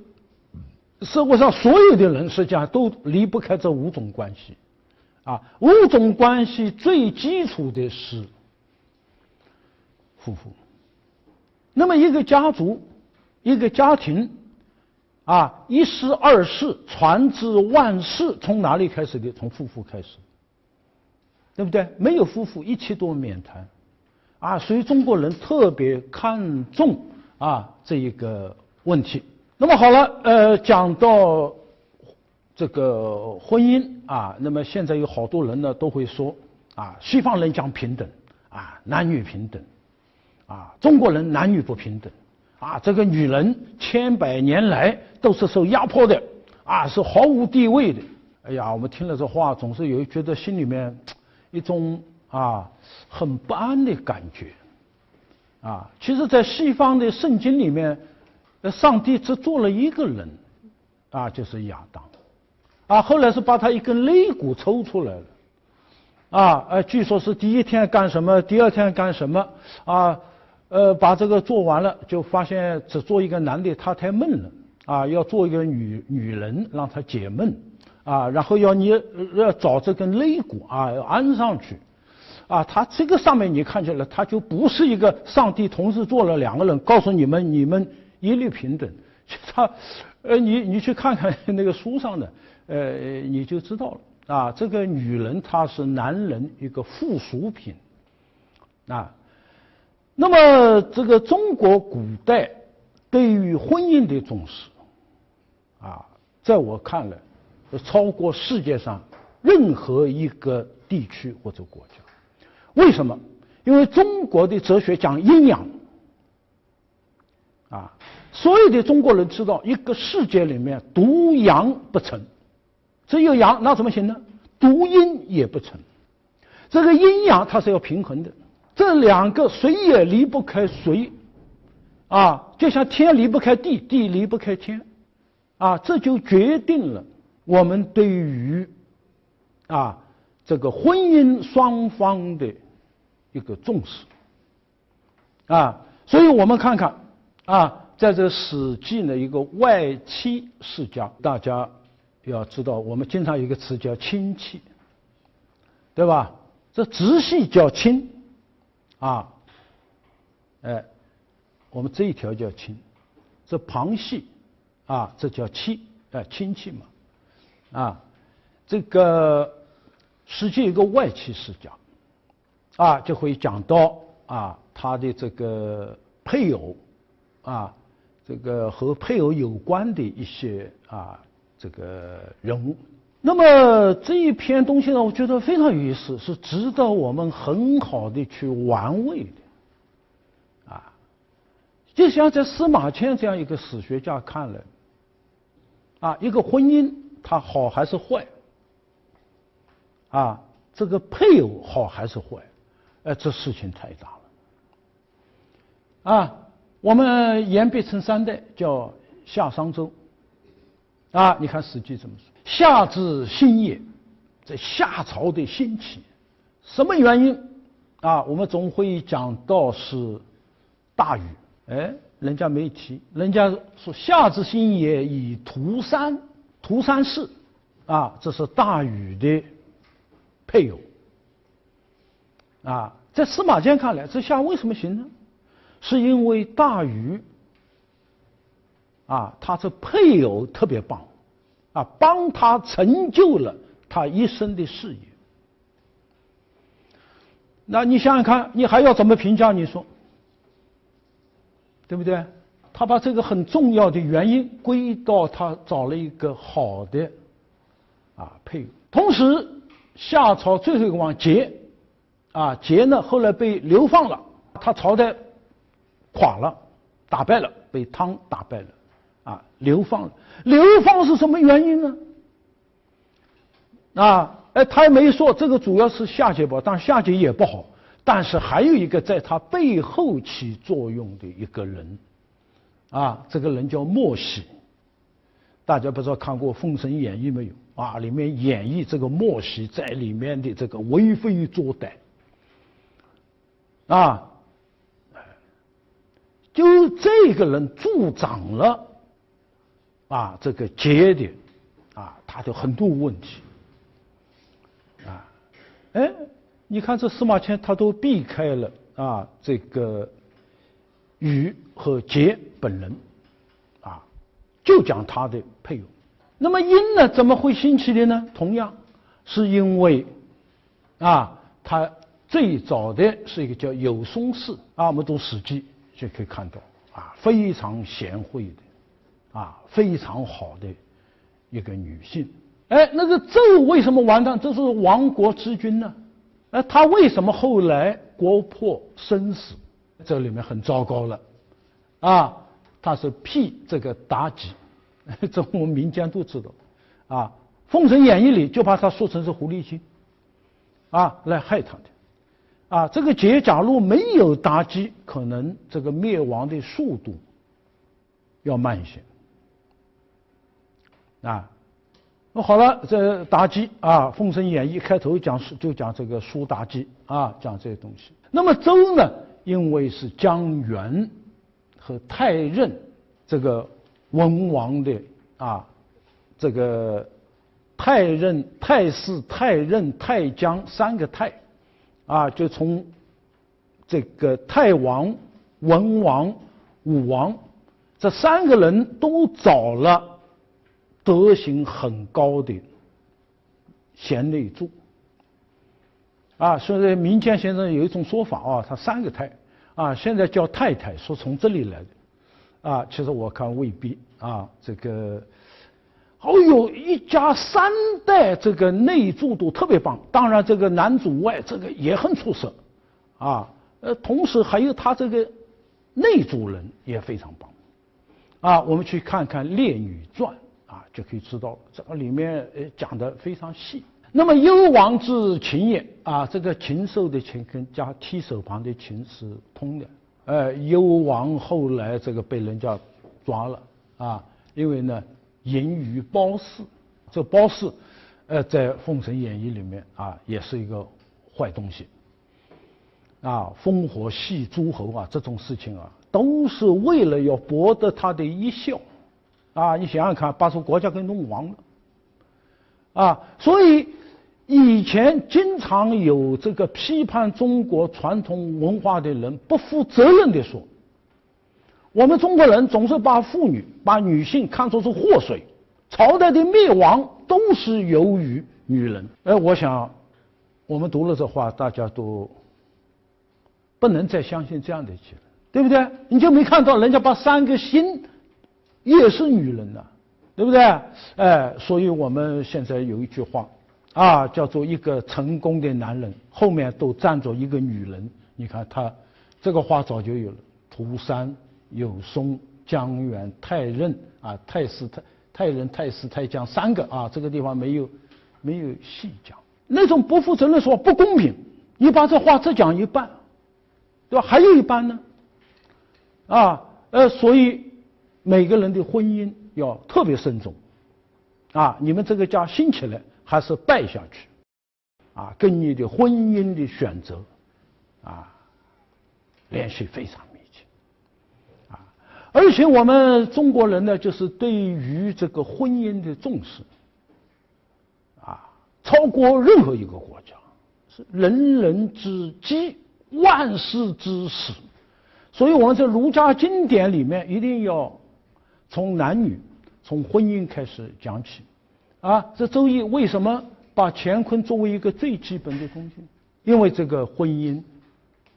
啊，这个阴阳实际上代表男女，代表婚姻啊。我们不从这里讲起，那些人哪来的？那个武人你哪来的？啊，不得不把这个作为一个基，就地基嘛。所有的东西都房子，你不管多少层楼都有一个基嘛，地基嘛，对不对？这诗呢是官居，它是讲男女啊这个婚配的啊这个东西。这个尚书里面尧典里面就是这个尧要找接班人，经过广泛的讨论之后，决定要选这个舜作为一个对象，那么要考察啊。那么这个尧呢，就把娥皇女英啊这个下嫁到他的家里面去，跟他一起生活，近距离的来考察这个人能不能继位。这个也是啊，因为这个也是那个时候大概是还有一些氏族的这个残余啊，这个姐妹两个可以嫁一个丈夫啊，但是那个时候也是一种比较早期的一种婚姻形态。春秋里面就讲亲淫，如果这个诸侯结婚不去亲淫啊，这亲淫这次我们放到后面来讲，那是失礼的，那婚姻大事啊，这个新郎不去接新娘，这还得了啊，这个婚姻里面最重要的一条啊。你看后面再讲啊，我就不信哪个国家的经典讲男女婚姻能讲到我们这个程度。夫妇之计，人道之大伦也。我说你还要怎么讲？我们现在以前的孔庙都有一个明伦堂，读书是什么？明伦啊。那么伦常里面最重要的是在夫妇这个地方。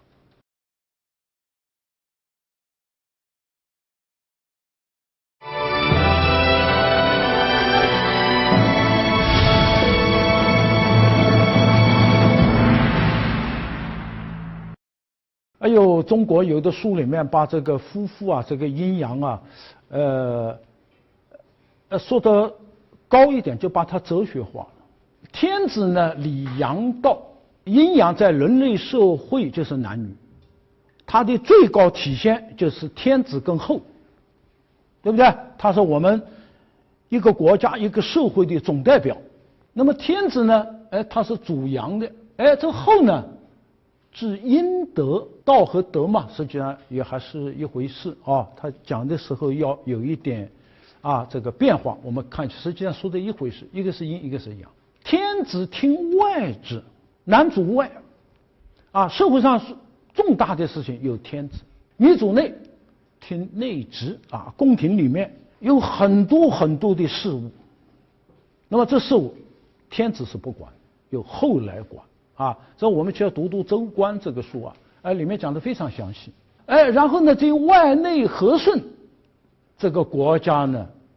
才理治。外有好理这叫圣德，因为一个是礼道，一个是礼德，都弄得很好了，这个道德达到很深。所以《周礼》呢，它这个书是很有意思的，我们前面曾经给大家讲过，是吧？这个它是以人法天的。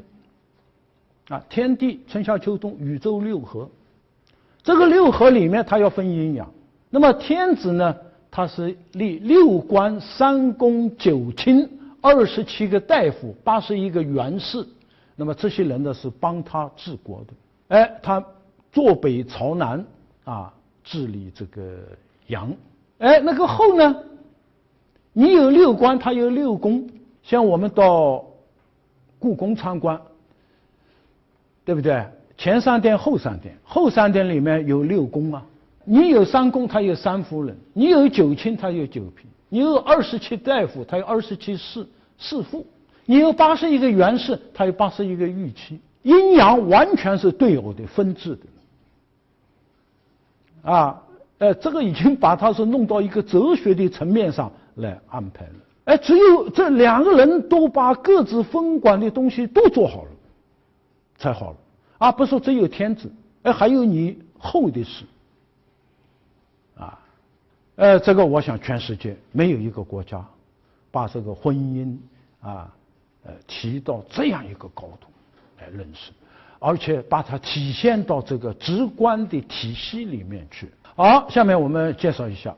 咱们中国传统的婚礼是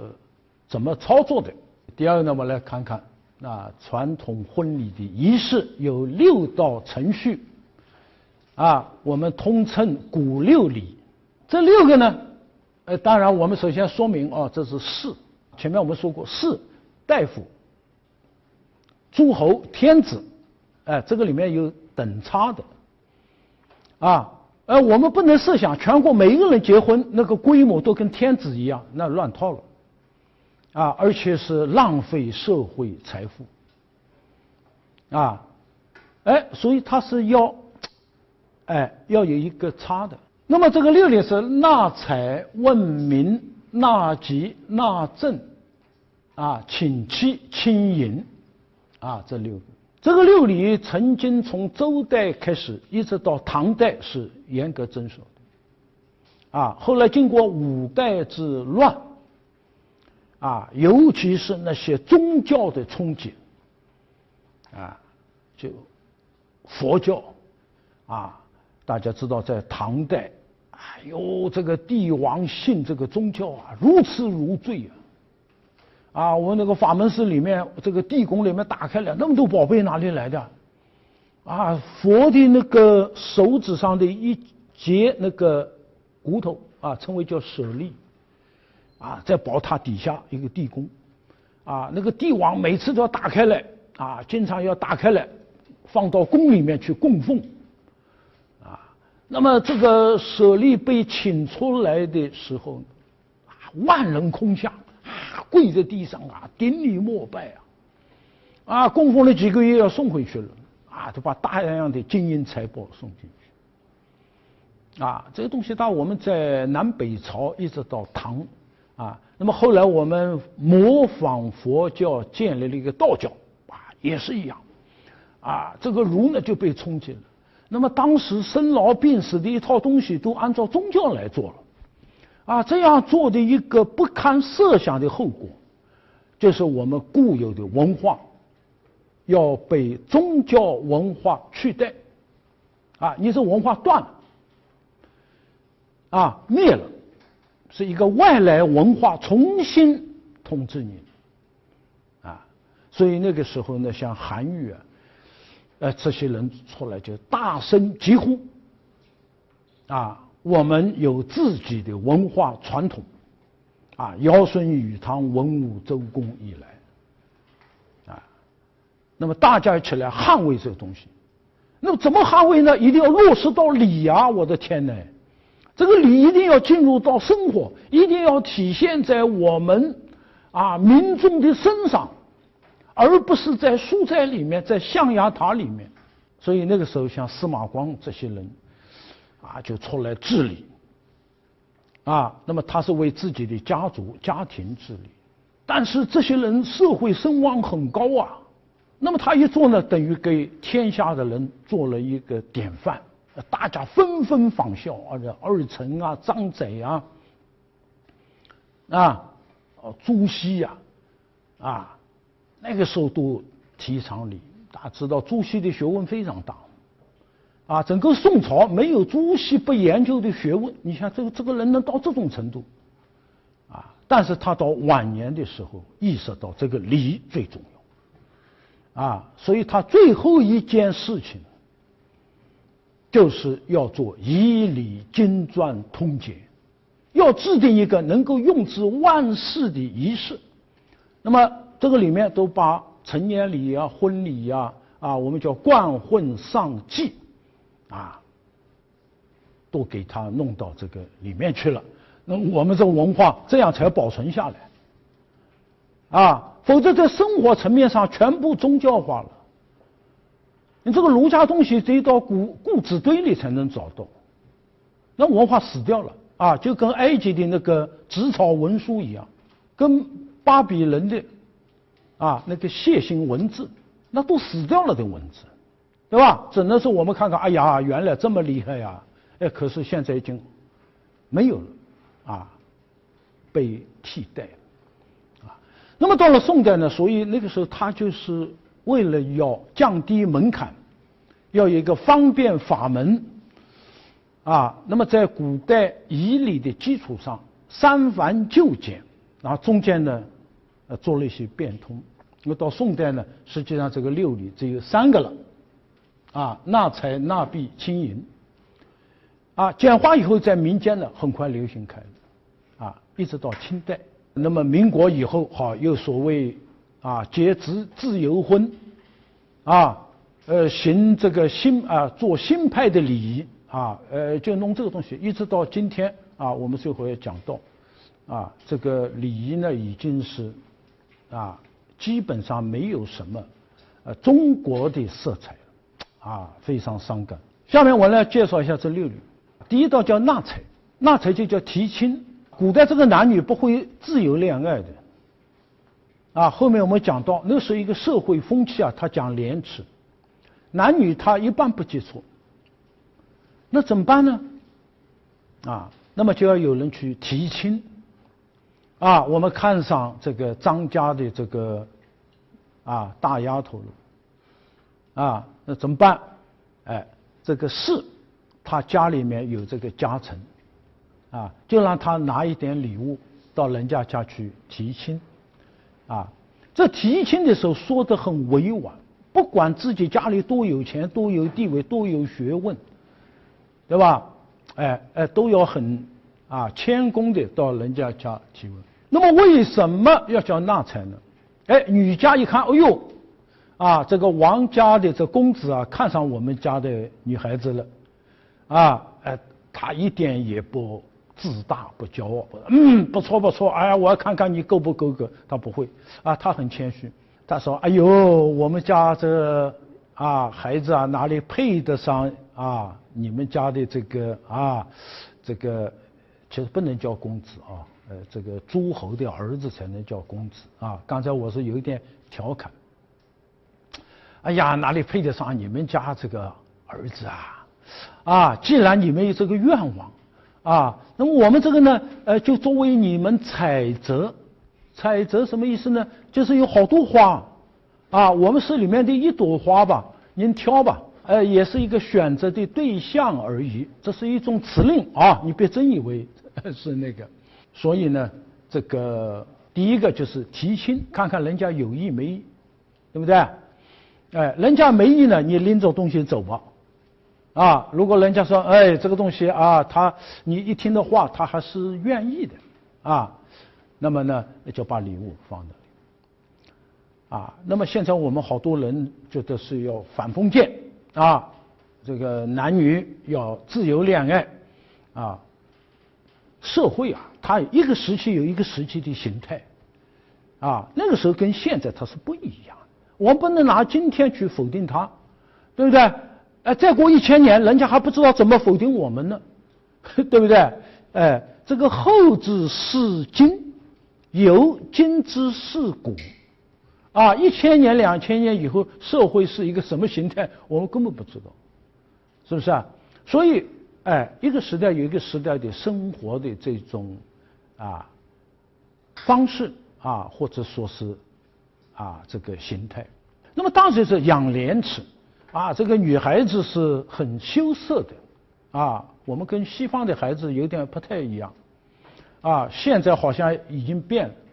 了，啊，像我这个年龄的人啊，哎呀，我们这时候互相找对象啊，都不好意思的，啊，女孩子一听要脸红的，啊，然后这个举行婚礼的时候啊，有的去这个凑热闹啊，去祝贺的人说，哎呀，希望你们早生贵子啊，现在这话大家觉得很奇怪吗？啊。还没结婚呢，他都已经生了孩子了啊，奉子成婚嘛，对吧？一个手牵一个，2个人，这个都现在没有廉耻了啊，可以说。但那时候，有廉耻的啊！你要说哎呦早生贵子，那女孩子马上那个脸红得跟关公一样，马上要骂你2句，啊，别胡说啊！就是我们多少年养成的那样一种东方女孩子的那种特色，现在这个颜色正在褪去，啊，正在褪去。我们现在越来越像西方的女孩子。好，去纳采啊，不是说把东西往那里一放啊，纳采用砚好像是啊。我们要说话的，好文雅哦，去有一套辞令。啊，你连这套话都不会说，人家觉得这个家的人没念过书啊，这个没有修养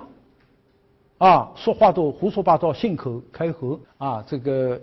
家臣是实者就说了，吾子有惠，况使某也？某有先人之礼，是某也请纳采。哎呀，这个你呀，有惠就是要把这孩子。可能要许配给我们，对不对？所以我们这里呢，觉得这个事情啊，还按照礼节的走。我们有先人之礼，我们是有礼仪的家庭，啊，我们不是那个没有教养的家庭。来呢，请你这个行啊，让我过来行纳采之礼。好，对曰，那个女方就回答了：某之子蠢愚。哎呀，我们家孩子好笨呐！哎呀，而且还不可教啊！这孩子，哎呀，真是，这都很低调、很委婉、很谦虚的一种辞令啊！哎呀，你既然给我们有这个命令啊，也这个给我们一个指示啊，某不敢辞。哎呦，我们真是不敢推辞啊！啊，我们这么不堪的这孩子啊，你们竟然要加惠于我们，哎呀，我们岂敢推辞啊？好，你说好啊，敢纳采，那后面就有这样的事情来了。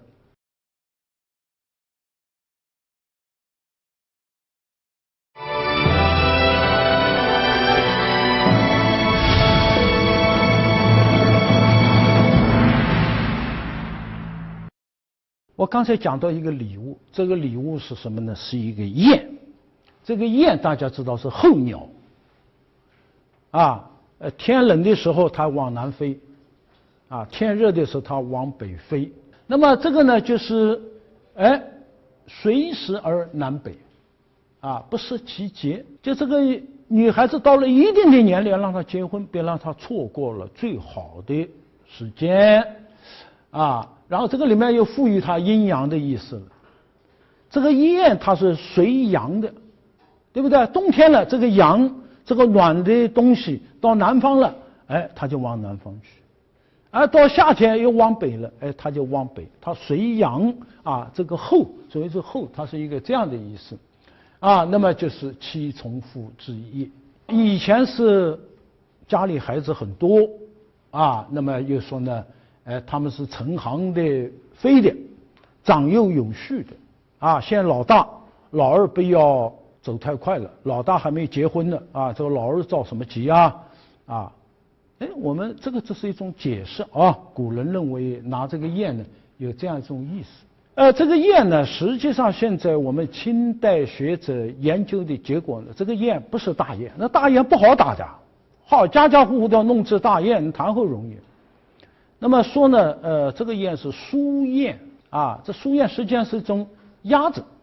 但是野鸭子之类不一定是家里养的。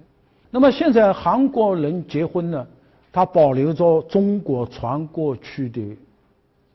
礼节这个男方到女家提亲要捧一只鸭子过去但这个鸭子飞不掉是木头的那么我在一些家庭里看到这只鸭子后来就成为一个结婚的纪念品你到他家里去，小两口刚结婚不久，你看呢，这个鸭子放在这个房间一个很显眼的位置这是一个见证。好，那个时候的风气我们刚才跟现在不一样孟子里面提到这个爸爸妈妈还没有说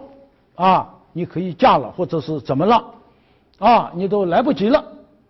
没有父母之命，没有媒妁之言两个人墙那里弄个洞在里面偷看血隙相窥甚至翻墙过来了这诗经里面都有江中之戏无与我强，哎呀这狗会叫叫了会被人家听到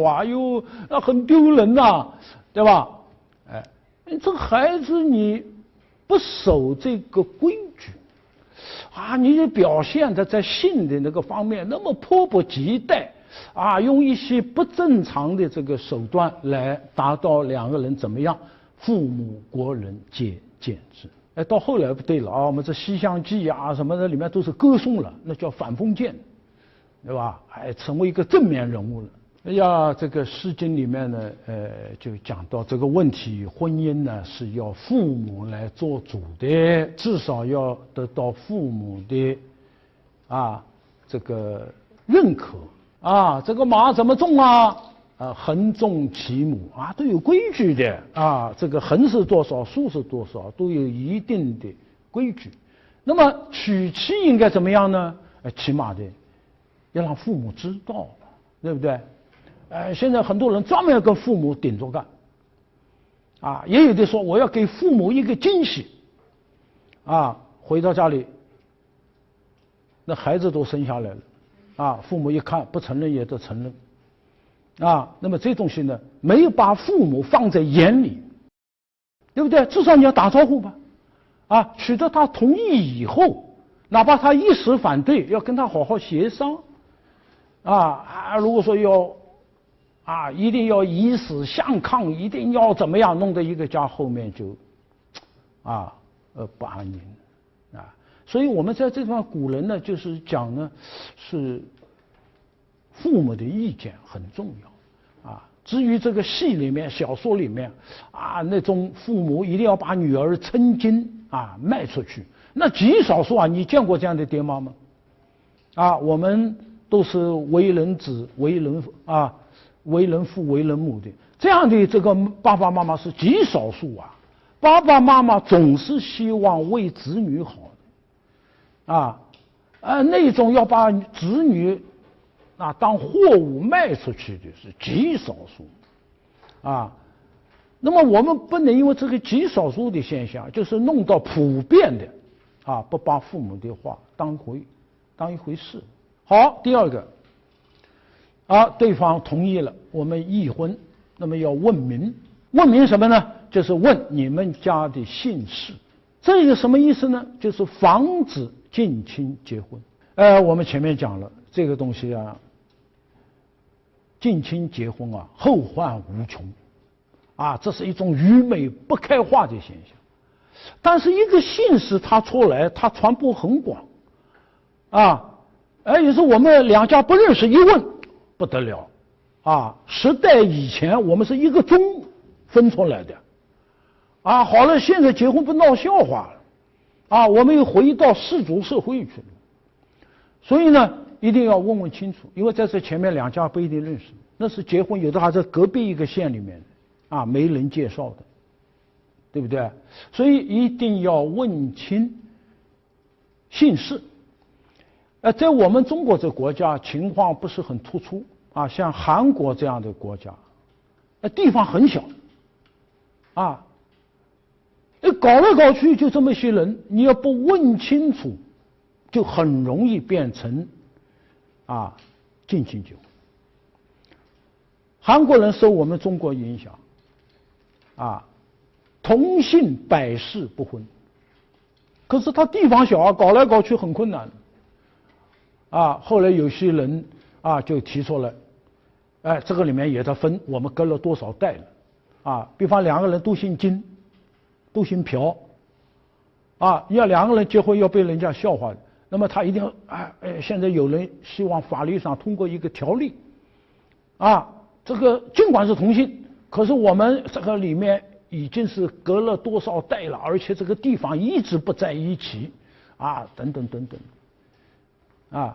因为也是意识到这个近亲结婚的问题。其实西方人对这东西不太在意达尔文是进化论者，他跟他表妹结婚有一年我到英国去讲课李嘉诚学院，当时我们系里要求每一个教授都要去讲2天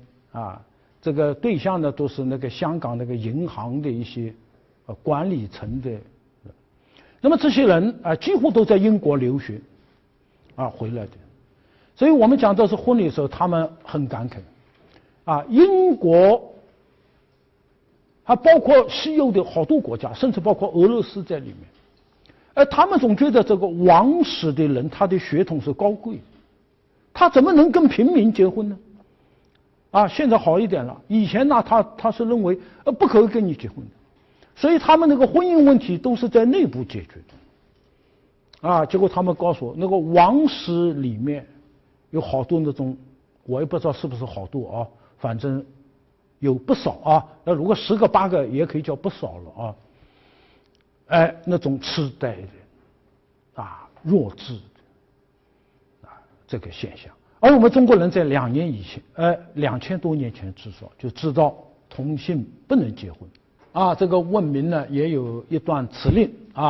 大家可以下去看看节省时间我们就不讲。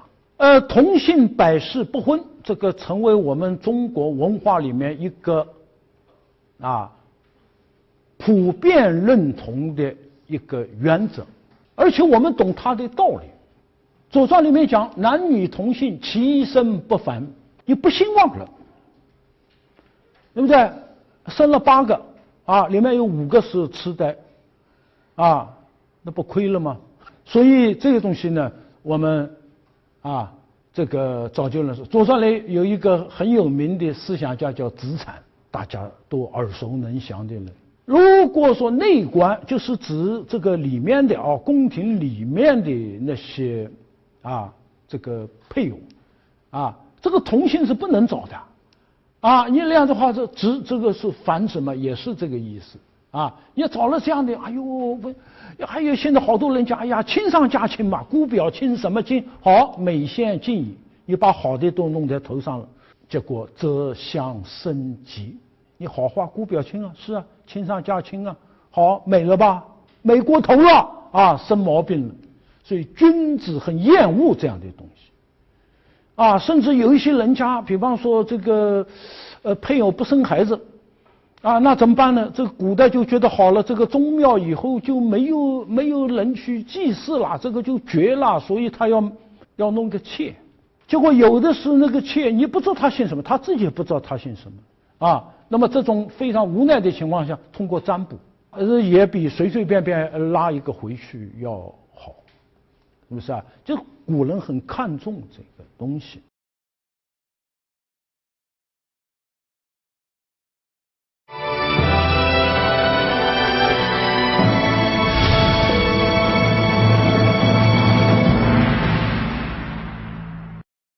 哎呀，这个是我们在春秋左传里面都看到。哎呀，一些诸侯啊，那个时候啊，不懂这个道理啊。里面提到鲁昭公，鲁国的国君。昭公有一个夫人叫孟子，其实他是吴孟子，他是吴国的。这个人死了以后有春秋笔法，照道理应该写吴孟子卒。啊，这一年昭公12年夏5月甲辰，吴孟子卒。哎，这个春秋不露声色，你不懂的人你根本看不出来。哎，他写孟子卒，吴字不写，为什么？为尊者讳。啊，大家知道吴国跟鲁国它是同姓，泰伯奔吴嘛。啊，这个周的泰王有3个儿子。啊，这3个儿子，这个这个泰王特别喜欢这个王季，啊，播种叔季那个小儿子的儿子，这孙子就是文王，啊，那么泰伯、中庸他们一看呢，哎呦，这父亲啊，很想把位传给他，我们在这里要不走，这个老人家不高兴，啊，闷闷不乐，我们这是不孝，啊。父母的心愿一定要让他成就，哎，2个人就跑到吴国去了，泰伯奔吴嘛，啊，这个大家都耳熟能详。实际上他们是啊，老大、老二、老三兄弟3个生出来的孩子，这怎么可以结婚呢？哎，这个鲁昭公身为诸侯，啊，他竟然把吴国的人这女孩子娶得来了，对不对？所以这个时候呢又不好写。啊，一写上去，你不是在把我们国君的，因为是鲁国的史书啊，你把国君的丑写出来了吗？要为尊者讳，所以我把这个吴不写，所以左传呢，你光看春秋看不明白，说为什么春秋要3传呢？要有人给他解释，啊，就解释了。昭公娶吴，所以呢，不写他的姓。谷梁传说讳娶同姓，很避讳这件事情。你写了个吴，人家都问了，哎，吴跟鲁不是一个姓吗？你不写，人家不问啊，糊里糊涂就过去了啊。那么这个时候呢，所以我们读《春秋》这本书不是那么好读的啊，不知道里面它一些这个书法啊，你看不出名堂来的。连孔子都很生气，君取与吴为同姓，谓之吴孟子啊！你这个昭公这个君子他了，你都懂理，那还有谁不懂理啊？你在一些大本大源的这个问题上违反了理，哎呦，这是让人感到替你害臊啊！啊，所以那是很有意思的，你做错了，给你写在上面，遗臭万年了。到我们今天读起来也觉得好滑稽哦。啊，鲁国是春秋12公，啊，怎么唯独啊这个家伙啊做出了这么啊这个过分的啊这个行为啊所以这个呢我们回过去读这些东西是可以发现有一些很深刻的东西啊，这就是进化论呢，对吧？尽管我们没有出达尔文，但是我们早就懂得了啊，这个婚姻一定要搞得很远。所以这个里面还要给大家说到一个知识，就是我们中国最晚到西汉，每个人都有一个姓，哎，这个就跟我们这个婚礼有关的。你是穷人下层的庶民，你一定有一个姓；你是贵族，你有一个姓。那么有人说了，难道外国不是这样吗？哎，那当然他不是这样啊。欧洲在16、18世纪农奴制时代，只有贵族有信。那个封闭的这个农庄里面，普通人是没有信的。啊，他们都喊小名的，阿狗阿猫的喊。啊，到后来农奴制打破了，他们要出去打工了。啊，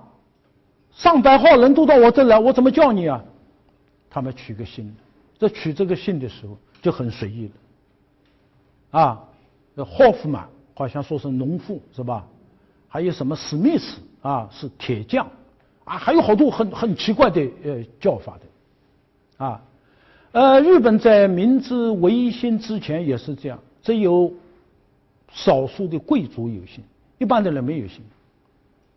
明治维新以后，他们学西方，要报户口，报户口呢要名字要姓呢，哪有姓啊？啊，那么好了，啊，住在山里面的叫山中，啊，住在田里面的叫田中，啊，哎，这个什么样的啊？我们这个前面有3棵树叫杉木，对不对？哎，所以我们一看日本人的那个姓，非常奇怪。啊，有一年我去日本啊，京都大学啊去做客座，那么住在他们这个居民区里面啊，我就发现日本人有一个习惯，就是要把自己的姓写在一块木牌上，然后钉在门楣中间。啊，我就一个个看过去了。啊，那么有很多我们熟悉的。也有我们很多呢，不熟悉的，啊，然后也看到让我们很吃惊的，啊，比方有一家人的门口上面是2个是朱氏，啊，朱大家知道，饲养员的饲，啊，因为这个日语跟我们不一样，他把动词摆后面的，朱氏就是把猪饲养，就这个意思，对不对？动词后置的。一看就知道，他为什么取这个姓呢？他们家世世代代养猪的，啊，那么他就信了这个姓，啊，那日本还有一个首相叫犬养义，啊，犬，啊养，那就是大概这家人家里呢，以前世世代养狗的，对吧？这个都不能拿汉语的顺序去读的啊，一读就麻烦了。所以这个上面我们可以看到中国人的这个文化，啊，为什么中国人特别聪明？啊，就是我们很早就懂得这样一些啊优生优育的这个知识。好了，第3叫纳吉，这个男家娶妻媳，女家同意了，啊，然后那个时候呢，为了这个慎重，要占卜一下，一占卜吉利的，啊。马上要通报对方，这个婚姻啊，没问题，是可行的，啊，这个叫纳吉，纳吉还有一些辞令啊，我们节省时间就不讲了。好，这个占卜的结果说，问题不大。然后呢，这个时候男家要到女家去，啊，这个我们现在叫定亲或者叫订婚。啊，这叫纳赠，古代赠就是呈，这个订婚啊，要是带点礼物去的，啊，那时候带的礼物好简单哦，是那个帛、丝帛啊、丝绸啊，但都家里制的，啊，玄色的和熏色的，然后5匹，另外2张鹿皮，哎呀，这个鹿繁殖很厉害的啊，那个是麋鹿遍野，那是，啊。打那个鹿，弄2张皮啊，这个生活里面啊，不花太多钱的东西啊，送去，啊，就跟我们现在不一样了啊，那时候它是比较质朴的。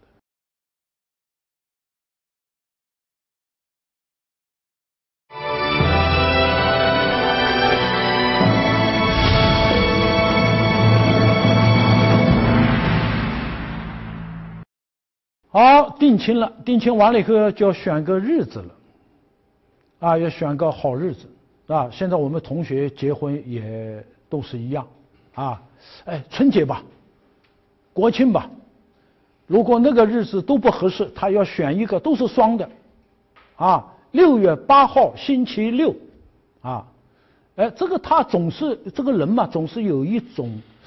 讨吉利的这样一种心理这个没什么坏的，对不对？他不找个最坏的日子谁上吊的，谁被枪毙的日子那个就不可思议了，对不对？人呢都喜欢找一个成双的或者有特殊意义的。好了，选了以后呢，男家在这里呢，这个日子通过占卜这个有一点点就听命于神的意见的这个意思。好，日子定了，男家跑到女家去，不是说你们打招呼我们把日子选好了这个好像强加于人家，不听人家意见，对不对？所以尽管已经选好了，但到女家家里的时候呢也是要说既然我们两家的婚事定下来了您看看哪天比较合适请人家提。其实这是一个很仪式化的东西说哎呀还是请你们提吧那么这边会说呢我们占卜了一个日子，你看合适不合适，两家商量出来大家定了好了，这个事情呢日子确定了，那么就朝着最后的一个仪式来做了。好，我们这里要说的这个1到5个这个仪节都是在父庙举行的，都男家到女家去。那个时候事事如是生的都要在长辈的这个牌位前面进行这个呢就是含有这个告诉他们的在天之灵这样一个意思。那么最后一个仪节呢就不一样了，我们来看看叫亲迎，今天叫迎亲一样的。那么前5个都是铺垫，都是准备，最核心的是在最后一个那么前面呢都是在早晨去的，我们古人很勤劳的周人更是勤劳，都是朝廷里面议政什么都在天蒙蒙亮的时候，天一亮了就起来了开始做事了。那么这个亲迎呢，新郎亲自去了，前面都派人去，这是亲自去而且这个时间是在婚，大家注意了，我们去读仪礼，那个婚礼的婚没有女字旁，就是一个黄昏的昏所以这2年有一些杂志要刊登我写的东西然后我就把稿子交去了有一些编辑他就问他或者他自己把这改过来了，他加个女字旁我就告诉他你不能改。什么叫婚呢？我们一天呢早晨叫旦旦这个字你看下面是个地平线，上面是个太阳太阳伸出地平线叫旦，一天的开始，所以我们叫元旦呢，元是头嘛，头一个，第一个早晨叫元旦嘛，对不对？那么这个婚呢是跟它相对的那个当然这个旦不是夜里1点钟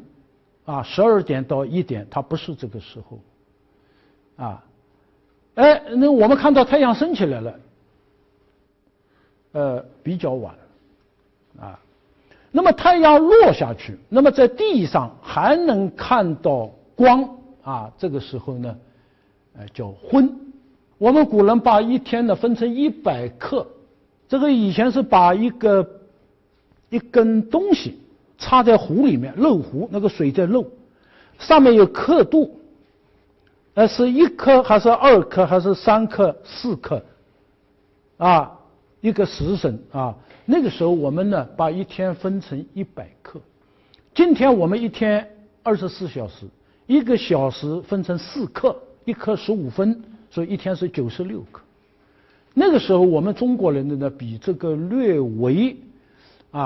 一刻的时间稍微少一点点，啊，这个太阳掉下去2刻半，就半个多小时，哎，这个天开始慢慢的暗了，啊，就在这个时候结婚，啊，所以婚呢就是指结婚的时间，那个时候都喜欢摆在这个时候。啊，那为什么要摆在这个时候结婚呢？今天北京人结婚都在中午啊，二婚是在晚上，啊，这全拧了，啊，应该摆晚上的。为什么摆晚上？这是古代啊抢婚啊一种决议。我们看《周易》上有一个卦叫魁，魁卦里面有一段话，以前我们读的时候经常不得要领，后来梁任公梁启超先生把它解读了。啊，我们看看，见师附途，看到一只猪啊，趴在路途上，趴在路上，结果在旁边看到一个车，上面隐隐绰绰的，啊，是鬼吧？啊，就是那个晚上看不太清了。现张之狐，哎呦，个鬼被来害我啊！狐就是弓，把弓拉开了，准备要射了，不对啊，怎么说人话呢？啊。后托之狐，这个说跟托是一样的，把他送掉了，不射，啊，为什么又不射了呢？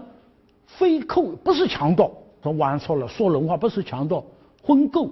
抢婚的，为什么抢婚呢？好家伙，啊，人家姑娘养这么大了，啊，就白给你啊，啊，人家不干，这时候要借夜色的掩护，啊，去抢，啊。那么到后来不抢了，明媒正娶了，但这个在这个时候成婚，就成了一个传统，对吧？因为世世代代都在这个时候抢来了，就晚上结婚了，啊，到后来不抢了，大家因为习惯了，啊，天还没黑呢，结什么婚呢？啊，现在才中午12点，啊，可是我们现在把它颠倒过来，啊，那么结婚的婚呢？就是跟这个时间有关。那么好了，以前那一段历史，好多人不太了解了，是吧？那么儒家往往呢，就是他要把一些问题，啊，我要把它，文饰，我要一种给他一个文化的解释，啊，我不能说是抢婚的。所以我们必须在这个时候啊，多难听呢！这个儒家就可以，必婚者，因来阳往之意。阳往，男孩子去迎亲，对不对？新娘呢是代表阴，她上我们家来了，啊，而且这个婚呢，是阳快走完了，这阴晚上出来了，阴阳交结的这一个时刻。儒家这么一讲呢，就很有意思了啊，使得这个婚姻的意思啊，在这个时候呢，有了一种非常完善的一个解释啊。好，那个时候要去接新娘了，这很重要。哎呀，这个新娘来了以后，将来这个日子过得好不好，太重要了。所以这个时候有一个婚前的教育啊。这个新郎呢要准备驾着车，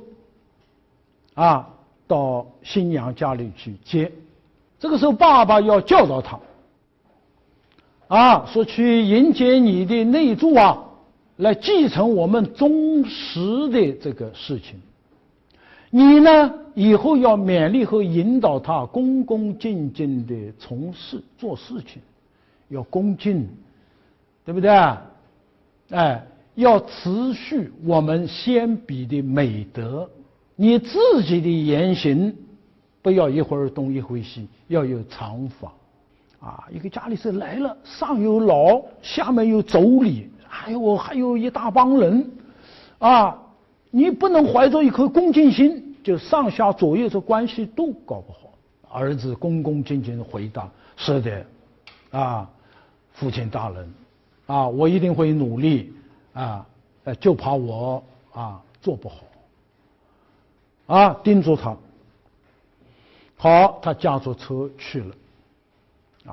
而不是一个人去，还有一些这个助手分成2辆副车，主车跟副车。由于晚上去看不见，那时候没有路灯，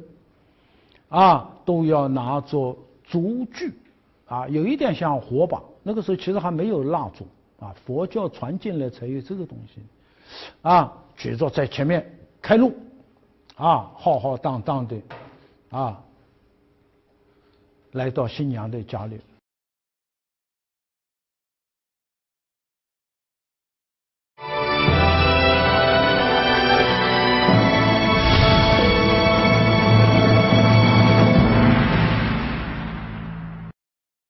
时间约好了，所以新娘已经早早的在那里准备了，这时候带着发饰，我们现在不能说的太具体那个时候的人，也打扮的，你不要看了马王堆里面我们就看到那出头有假发，有头套，那个时候的人也很讲究的，现在我们一般的认为那时候有胭脂。涂脂抹粉的这些东西也有的，胭脂叫胭脂，相传是在燕国这地方最早发明的，在一个特殊的场合，它是可以要打扮一下，结果呢，他呢穿着这个盛装，带着这个修生在房里面等候着自己的心上人的到来。那么这个时候呢，他们家里的人都站在一定的位置。好，一会儿外面通报说新郎那个车已经到门口了，然后这父亲呢，要出门去接，这是姑爷来了，然后就带他进去。进去以后到堂上，他这个岳父在坐戒，这主人站在上面，面朝西而立，那么妈妈呢，在那个房的外面，这个新娘在房的里面她面朝南，面朝西一个堂的位置。那么新郎呢，这个时候在东房的前面要向自己的岳父岳母再拜叩首之礼，就拜2拜。我们有一个常识的，古代通常的是拜1拜，让跪坐在那里，然后是双手相交，头到手，再手到地，头到地，叩首，就叩首有一点相当我们今天要磕头，叩门嘛，一定要敲出声音来，一个敲的动作，对吧？好，然后向岳父岳母行完礼之后，他就从西界，他是客人坐界是东界，他不能走他从上面走下去。这时候好了，司仪那个新娘出来了，因为这个时候新郎就示意跟我走吧，马上就出发了，下去了。结果出来的时候，家里的亲人都要叮嘱一番。这爸爸就说：“切记牢牢记住要恭敬从事到了人家家里不要偷懒。”从早到夜，不要跟公公婆婆过不去要顺从他们，他们是长辈然后把这个衣服等等这脱戒之物，就家里你看我结婚的时候，爸爸妈妈当时我出门的时候送给我的东西，一看就像见到自己爸爸一样母亲呢给他接个小袋在这边接个东西说到这里，我们说到一个知识，这个东西好像叫离，绞丝旁一个离开的离，这个家里面给他接一个东西，这个东西呢，只有结婚的这一天接这个东西。前2年我看报纸上台湾有一个人叫连战，那么他这夫人呢，随父姓叫连芳宇，他们2个人结婚60周年，50周年还是60周年，我记不太准了出了一本书，后来守发誓结果人家讲话很文雅那么这个连长就说了：“今天是我和芳宇结离50周年纪念日，人家不叫结婚，叫结离。啊，这地方实际上用到古代的一些文化上的一些知识啊，就显得特别雅啊。我们大家也要懂这些东西的。哎，妈妈也给他啊，这是弄好，要努力，要谨慎，白天黑夜要恪守妇道啊。然后还有姑姑啊，这些叔母，哎呀，每个人都在给他说话啊，要记住啊，我们再三的一个一个的给你叮咛啊，意思都差不多。好了，出来了，那个车在那里等着呢，那个新娘呢就上去了，上去要跑好远，天又冷啊，路上有灰尘有风啊，那么这个时候家里人给他用一个皂液罩上。好，新郎亲自驾车，和这个里面一个两难的问题。这个新郎呢，他当时有规定的，这个新娘到了那个门口。那个门口新郎一定要在那里等的，对不对？车子到那里，那个新郎不在门口，这不合于理。可是呢，这个新娘出来，那个新郎不为她驾车，这又不好。怎么办呢？一个变通的办法。好，坐好了啊，抓住啊，然后呢，这个轮子转了3圈，好，就委托人家驾车了，自己另一个车。啪，赶紧啊，要比他们这个车要先到啊，到了以后自己站在门口啊，这个是这个家的主人啊，那么等待这个新娘的到来。好了，这个里面呢有一个问题啊，这个亲迎啊有一种很不好处理的啊，就是2个国家，比方说秦国跟晋国通婚，那么好了，这个秦国的啊，这个男方啊，他不能驾着车跑到人家的宫殿里面去，这侵犯领土了，对不对？人家的国境你怎么能长驱直入呢？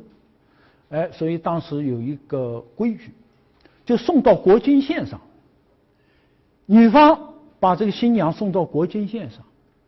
啊，男方呢在这个地方。再把新娘呢接到宫里去，所以那个时候文王的时候呢，啊叫天作之合啊，这个在渭水那个地方就专门建了桥，啊，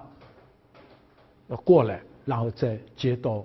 宫里面去，啊叫造舟为梁啊，这桥梁嘛，那个时候它是个舟桥，把一个船一个船并在一起，用绳子拉紧。那么这个人呢，实际上在这个一条船，北方人大概没见过这种东西啊。南方，到今天还有，现在也不好说了啊。我这个文革中间在江西啊，好多地方还有这种舟桥，啊，那么现在到处都是高速公路四通八达了啊，把这种大家都取消了。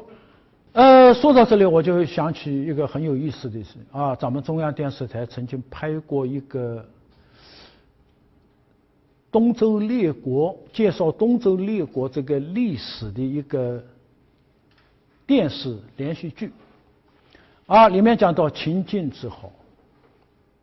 啊，那么好了，这个呢是这个。晋国人家是把新娘浩浩荡荡送到新郎的宫里面去，啊，这不行的，他没有亲迎啊，以后吵起架来很麻烦的。他说你是哪里的？我没让你过来，你自己跑我家里来的，对不对？啊，这个女孩子是很金贵的，一定要你亲自把我接。啊，现在还这样。我们现在全世界的华人，无论在什么，在马来西亚也好，在欧美也好，在中国也好，一定要新郎接新娘。你有钱，你搞凯迪拉克的车队，啊，要把我接回去。以前是8抬大轿，现在再不行，弄个小毛驴总有吧，自行车总有吧，但是一定得你要来接我。啊，这个女孩子最不愿意被人说的是自己送上门去的，啊，这个是觉得很丢份的一件事情，啊，这个在我们传统都是这样。所以一直到今天，形势不管怎么变，这个清淫我们搞了几千年，还顽强地存在着。你自己有没有意识到罢了？啊，所以一个文化传统，它那个强大的一个这个传承的力量，啊，结果好了，浩浩荡荡的进去，啊，然后在前面的细节读不懂，啊，我们下面再来说他的那些东西啊。好，其实给他接一个东西是他爸爸给他接，啊，这个在电视片里我们看到，哎呦，变成了新郎官在给他头上弄个东西啊，也不知道什么东西，然后两个人各摸出一个瓢，那个瓢一半，啊，新郎拿出一半，新娘拿出一半，两个瓢一对，暗号造就啊，像地下党对暗号一样啊，哪有可能一个秦国的半个瓢跟晋国的半个瓢啊能够对上啊？那胡闹嘛啊！这个实际上是一个合情理。那么当时他那个制片人后来就很抱歉地跟我讲，哎呀，他说，因为我后来说了一下这个里面的意思啊，他说，哎呀，我们原来连这个字都看不懂，我们都叫荷包里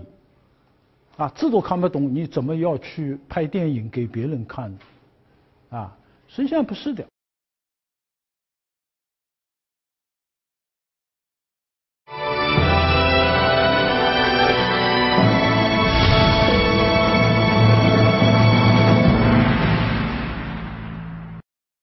他到那里以后，两个人要吃顿饭嘛，这个新娘一路这个劳顿啊，要吃饭。那么那个时候吃饭呢，有两句话，一个叫共劳而食，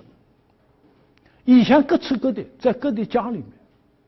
然后今天开始两个人要吃一个锅子里的饭了，怎么办？这个时候要热身啊，啊，那个时候不像现在，现在结婚都是认识的，那个时候结婚都不认识的，啊，那么要迅速的热身。好，从这时候开始，这顿饭开始，哎，有个图，新郎、新娘，啊，那么这个前面呢，这一套东西是大家是一样的，啊，有这个海肉酱，啊，这个酱菜煮，因为这个都是淡的，啊，包括这个东西都是淡的，没有味道的，要蘸到酱吃。韩国人到现在保留这个传统。啊，他煮的肉啊、菜啊都没有味道的，然后蘸酱吃。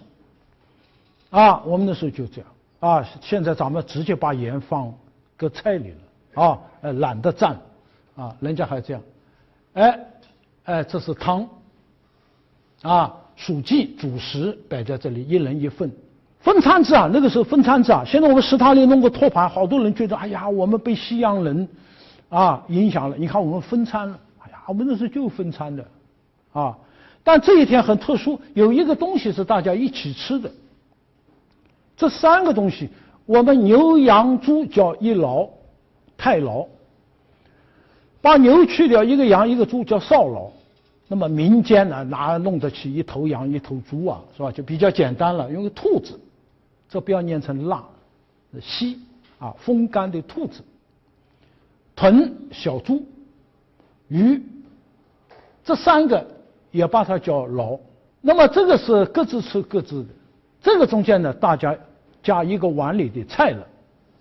啊，从此夫妇一体，就是这个时候对他们进行这个教育，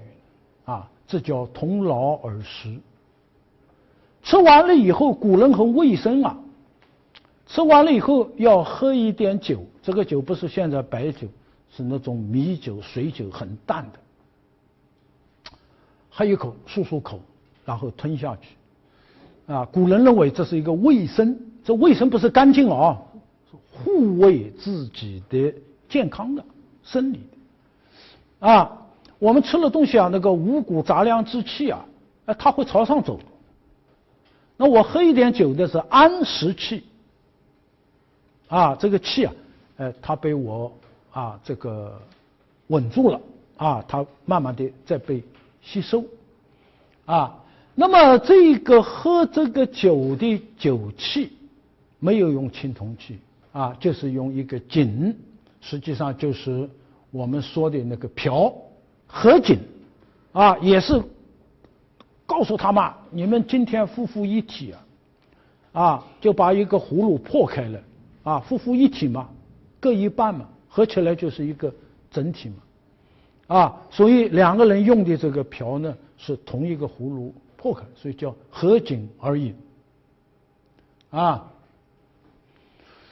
哎呀，有一次我给研究生讲课讲适婚礼讲到这里我们清华政治学系有一个女研究生看了以后很感慨，哎呀老师我要早知道就好了，我说结婚弄这样的多好，多简朴前面大操大办弄得人累得要死他这个呢非常人文，非常简朴。下面当天晚上吃这顿饭只有2个人，公公婆婆不参加的。那么要什么时候见公婆呢？不是有一句话，丑媳妇总是要见公婆的，不管你长得俊也好，丑也好，这个要见公婆这一关你是逃不过去的什么时候见呢？第二天早晨起来，清早就要起来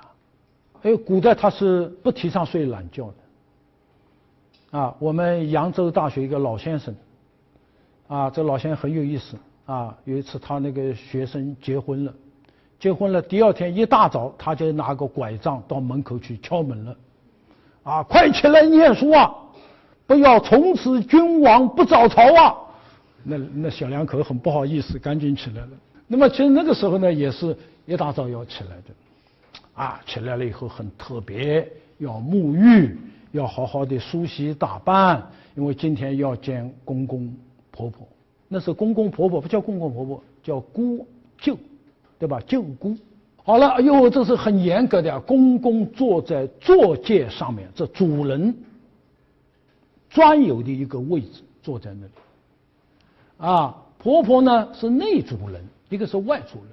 她在这个房的外面。那么新娘去见他们呢，有规定的这个东西的，不说有钱多送一点，没钱送少不可以，要把这种差别给它抹杀掉都一样。捧着枣和栗从西界，这个是客人上去的这个堂去见公公婆婆。韩国人到现在还有这个习惯他们在这仪式当中用枣用栗，那个很普遍他把那个放在公公那里拜见公公呢就拿手摸一下桌栏表示收下了手不要动，旁边有人在给你弄。然后新娘呢到婆婆那里去拜见，然后呢那个竹器里面放的是干肉婆婆呢稍微举一下收下了好了，人家给你献了礼物了，你要回献好，这个时候呢用礼酒献给他不能叫献就是这个致礼，表示呢我们接纳你为我们这个家庭的正式成员了。好，完了以后呢，这个新娘呢要向公婆馈特腾，馈就是自送食物，特就是独一只豚小猪所以现在我们到广东香港那边去看人家烤那个乳猪特别奇怪像我们江苏那边人不吃这个东西可是人家这个确实是保留了最古老的一种传统是个小猪这表示哎呦，我给你们进献了礼物，你呢哎呦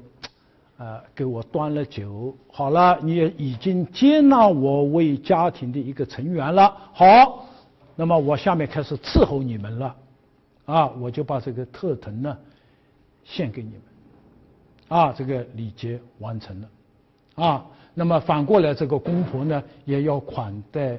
新娘以及跟着来送亲的随行人员，也要给些礼物。好了，这个2个回合结束了之后，意味着公公婆婆退居2线了。这个家里面站在1线的是儿子儿媳妇了。韩国到现在有这个习惯，见了公婆完了以后，这婆婆要把裤腰带上的一大串钥匙就交给这个媳妇了然后自己享受天伦之乐了那么公公婆婆呢，就从西面那个台阶走下去了，因为家里面的不叫更新换代家里面的新老交替顺利的完成了然后以后走这个坐界的是这一对新人了。那么这一根呢，我们叫柱带，柱就是名嘛家里面的这个换代是世代交替，要通过这样一个走东界还是走西界来彰显它。好，如果说公公婆婆已经去世了怎么办？那么这个拜见公婆这个活动怎么做？要庙见，到庙里面去拜他们的牌位，视死如是生。那么这个庙里面呢，一般来说3个月一个季度要祭祀一次的，所以你如果去的刚好是他们要祭祀，那就跟着了。如果说去了以后他祭完了，那么最多3个月又要碰到祭祀，所以古代呢叫3月庙见，隔3个月，3个月之内一定会碰上祭祀。那么这个时候呢就是要庙见。到了宋代，为了简化还等3个月那这新郎新娘还分得住这不合理嘛3天吧从简后来就好了。现在我们连个庙也没有了这都没有当然公公婆婆早就见了熟的不能再熟了，已经是怎么这个古代那个味道就没有了。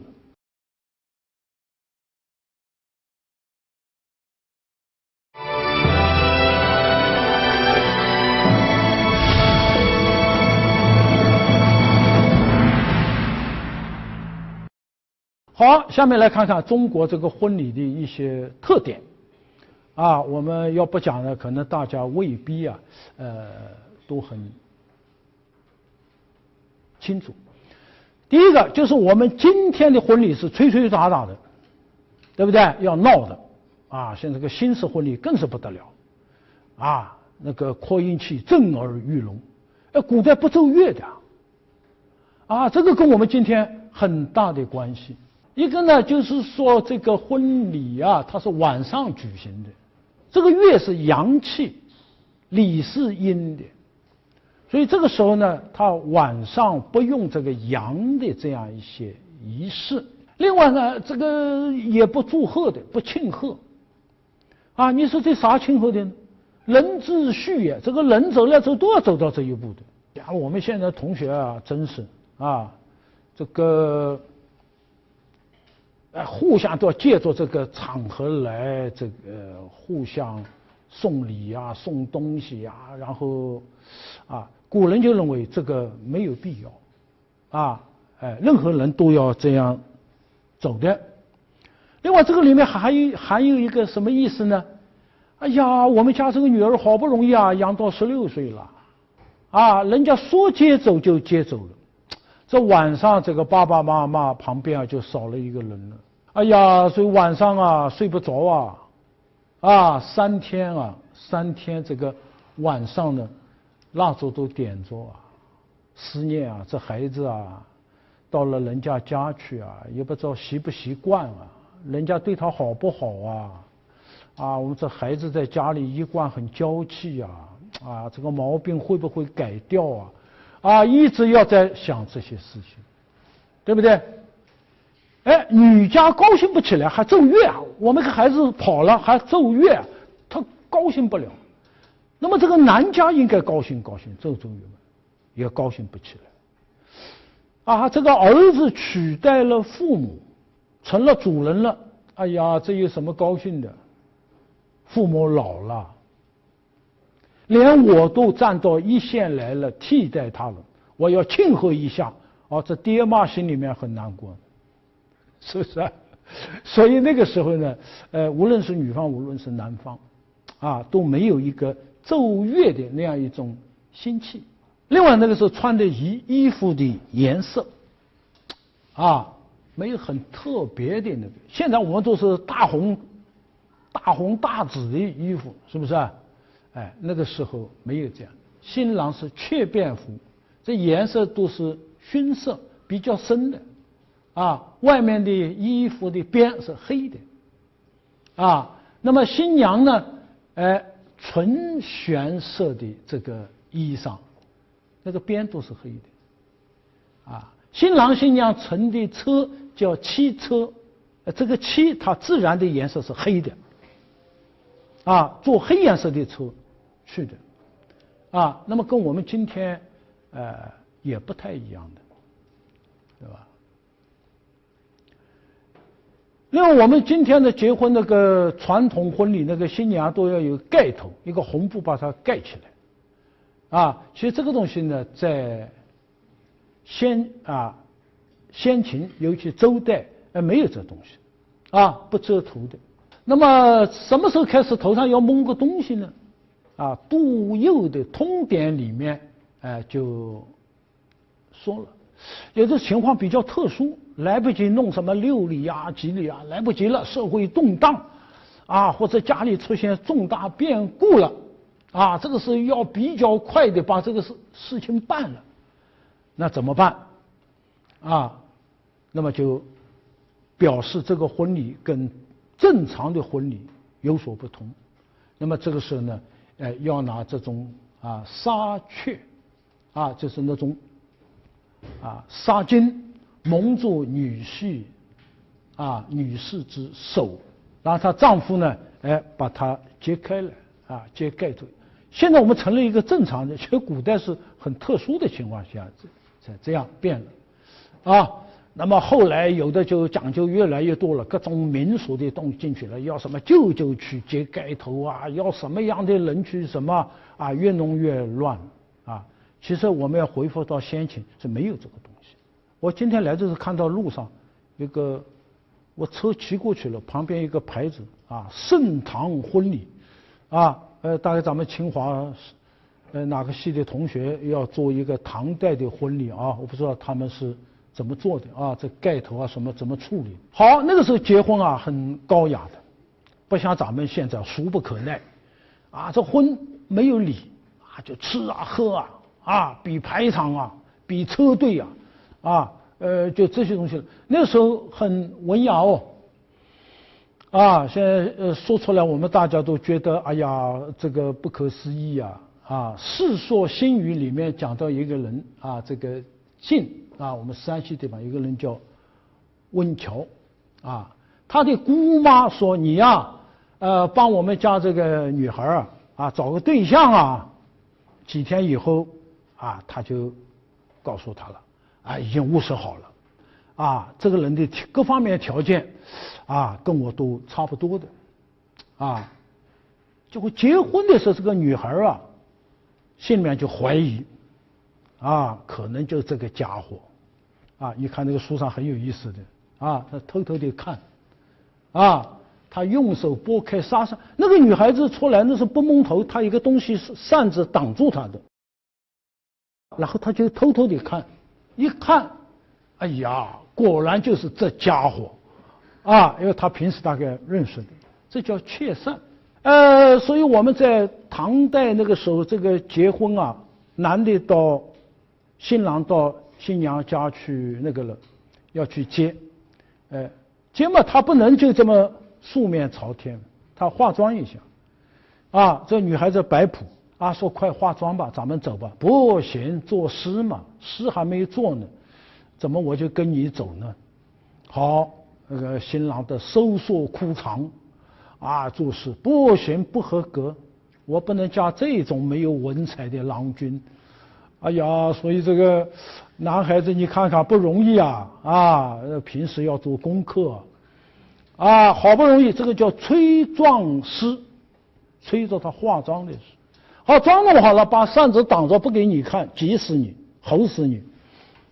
然后要切扇时，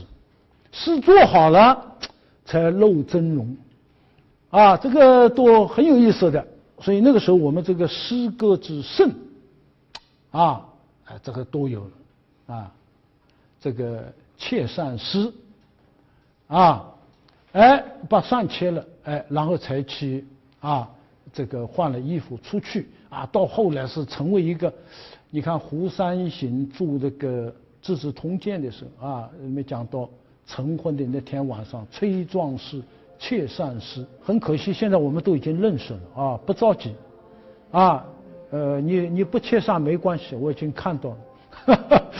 那个时候那真是不一样，对吧？盖头宋代就比较普遍了，用秤杆或者是梭子请一个老人把盖头打开了，然后各种风俗都出来，什么颠教什么那都是胡闹的东西，是不是好，还有一个很特别的叫摄圣。摄圣就什么呢？平时你的身份是这么高，结婚那一天可以提高一个级别，可以超越身份。比方说去接新娘的车末车，这是大夫这个层次才可以坐的，但这一天你可以破例，你可以坐下这个车。另外新郎官可以戴官帽，对不对？我们看那个戏里面，那个新郎他戴的帽是官帽，乌纱帽当然弄成红颜色。新娘可以凤冠霞帔，这都摄圣档次可以高一级。到今天我们不得了了，我们这摄圣把它发挥到极致了，是吧？那天晚上可以住总统套房都用这国宾车队这个严格来讲追过去也是摄圣，是不是这一天大家很特殊，你不会一辈子住总统套房这一天过瘾体会一下这个高层次的那个生活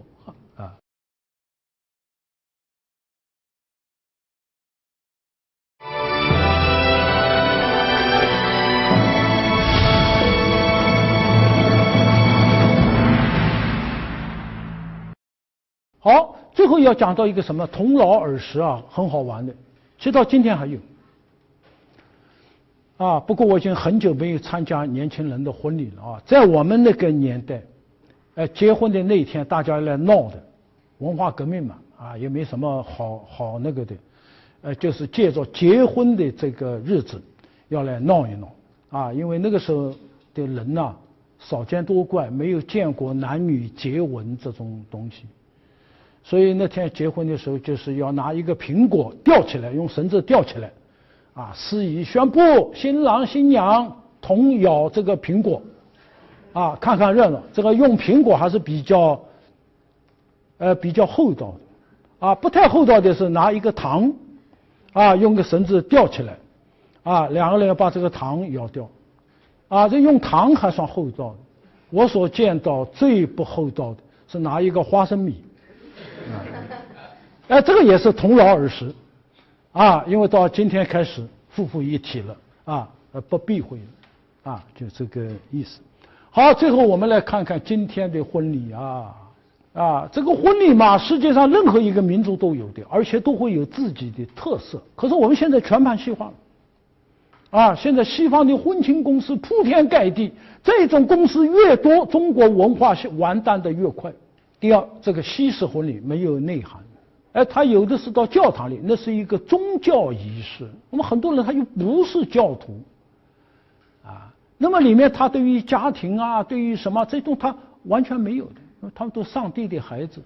第三就是没有内涵，里面没有我就在外面找补奢华。有一个湖南卫视的主持人孤影其名，说出来你们都知道，办一个婚礼40桌，希腊婚礼，我不知道这个人会不会讲一两句希腊话那么瞎掰嘛，在那里炫耀自己是有文化是没文化，你懂希腊文化吗那么这东西呢助长了一种虚荣的一种习气那么当然这个更随便了这个还没有结婚呢肚子已经大了现在我们香港有些明星就这样奉子成，他不以为耻的，他觉得很光荣啊，我们牵着孩子走上婚姻的殿堂，那还结什么婚啊？对吧？结了婚才有孩子嘛。你今天结婚怎么是孩子有了？哎呦，这个无法解释啊，人家也不觉得这有什么丢人啊，反而觉得很有个性。下面来看一些照片啊，不得了。新郎向新娘要跪下来求婚，像我们一方面反封建，跪拜是奴才啊，要让孩子站起来，别让孩子跪下去，煽情啊！你看又跪下去啊，这很奇怪的啊。以前是男尊女卑，现在是女尊男卑了啊。这个男儿膝下有黄金啊，不跪的，对不对？除非是父母生我养我的，父母去世了，祖先啊，好了，这个时候还不知道成不成呢啊，就先要跪下了。哎呀，你看我说网上看到的啊，下来的，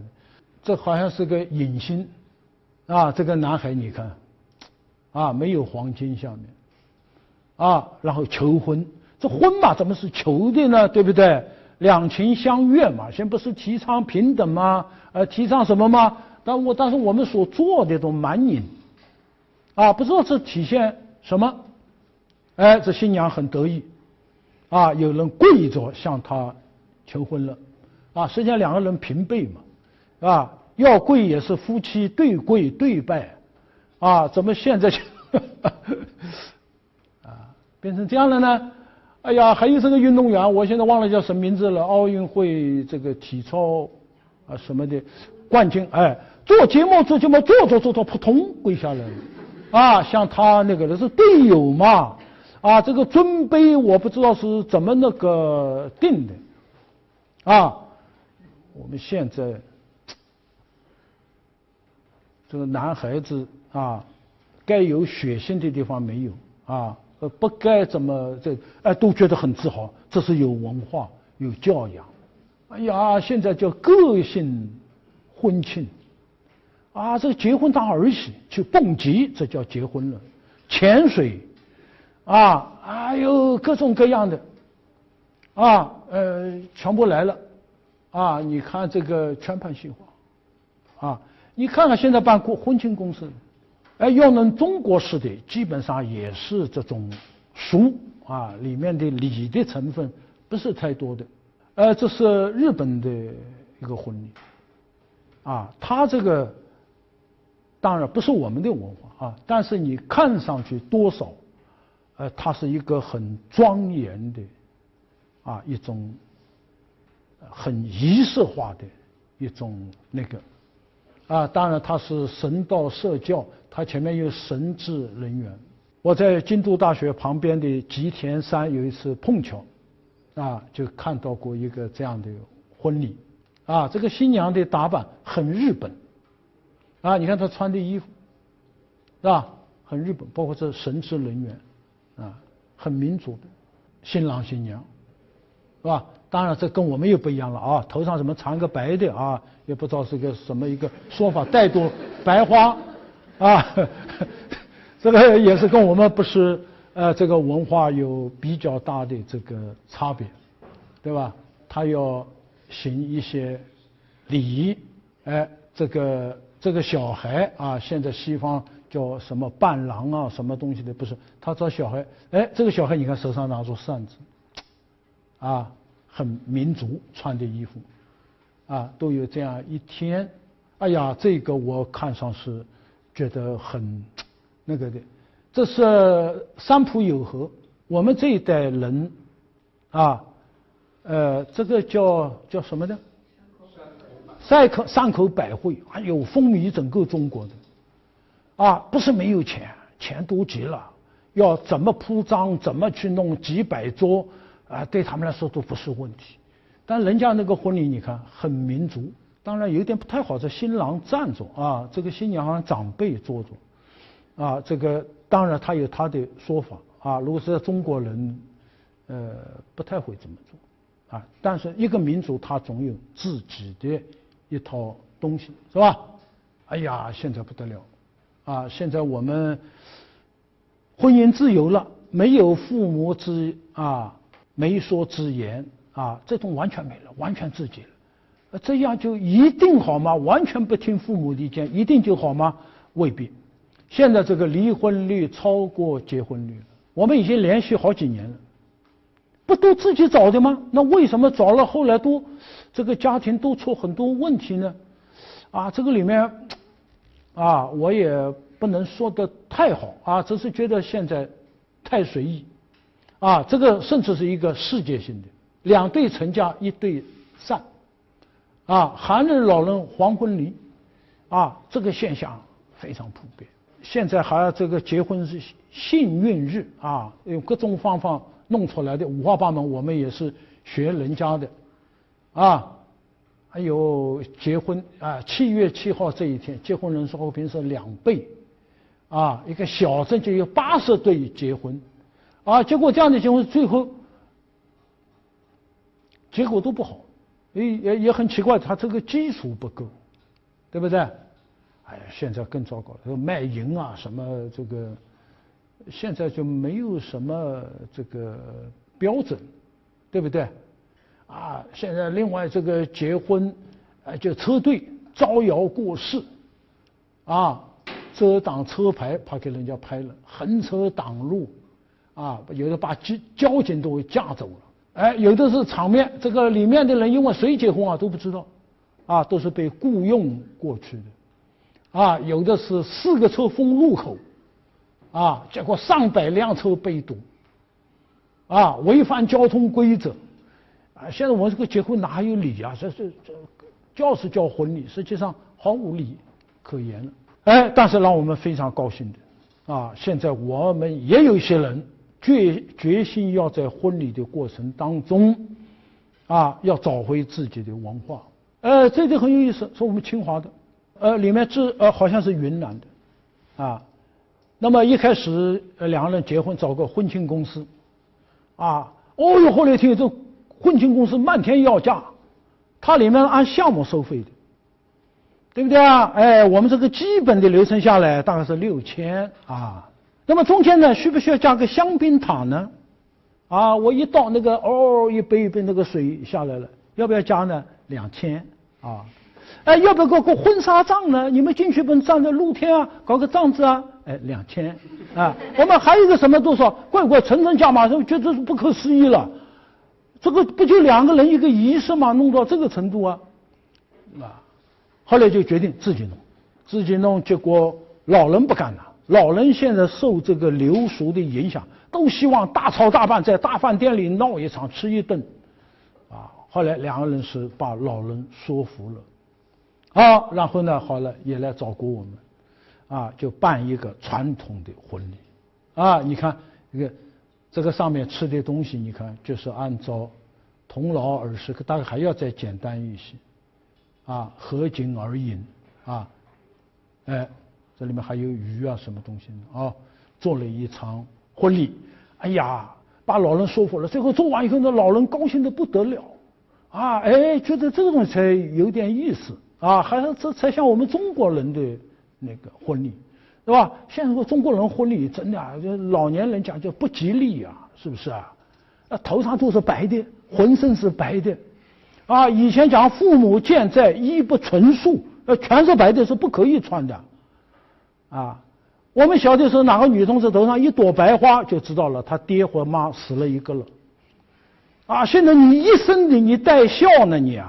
啊，这是孝服啊，啊。所以现在有句话叫这个婚姻是爱情的坟墓，啊，就穿着这个孝服走进了婚姻的殿堂。那么也有的人跟我讲，这是纯洁，你懂不懂啊？纯洁。西方人讲纯洁，他宗教上的原因。哎，他今天晚上要献给上帝。啊，因为在西方文化里面，你是哪里来的？是上帝通过你妈妈的身体把你生下来了。你爸爸哪里来的？是通过你奶奶的身体把他生下来。你们是兄弟，四海之内皆兄弟。西方人不太强调我们这个辈分，啊，不能我不把爷爷当哥哥，对不对？啊，那么纯洁，上帝啊，我很纯洁啊，如果二婚呢要穿蓝的了，上帝啊，凑合啊，这个第二回了啊。那么他这个意思我去年到德国去这个小镇上看着把我吓坏了，很小的一个镇，停着一辆面包车，这个面包车的正前方一个白的花圈，所有的窗户上都飘着黑的带子，是结婚的参加婚礼的人去会场的。这车让我说我不敢坐，中国人看到八宝山去的车，这个门口就弄个白的花圈摆那里，那不是我们的文化嘛，对不对？一个人他一个国家的国民，他要有一个国民性，那么这个里面呢，我觉得要引起大家注意的。如果我们中国人这个结婚都不按中国的，都按外国的了，你索性去侨居算了，我们还要守望着我们民族的这个母文化，这也是一些热心人尽管他们做的衣服标准不标准那是另外一个问题，但这种热情，喜欢传统文化的热情，不遗余力的去推广，这东西呢很让我们感动。好，我们这里呢希望我们的同学将来毕业以后要举行这个婚庆大典了能不能大家要用一种比较纯正的中国式的婚礼。那么大家在说，哎呀，在哪里有好，现在我们正在努力的想制定一套有中国元素构成的能够被今天的人所接受的，就像当年宋朝的人做的那样，要把传统的要跟现在对接起来，那么使这个文化里面最核心的一些要素能够体现在我们每一对新婚夫妇的身上。这件事情要靠大家一起来做。好，谢谢大家，今天我们就讲到这里。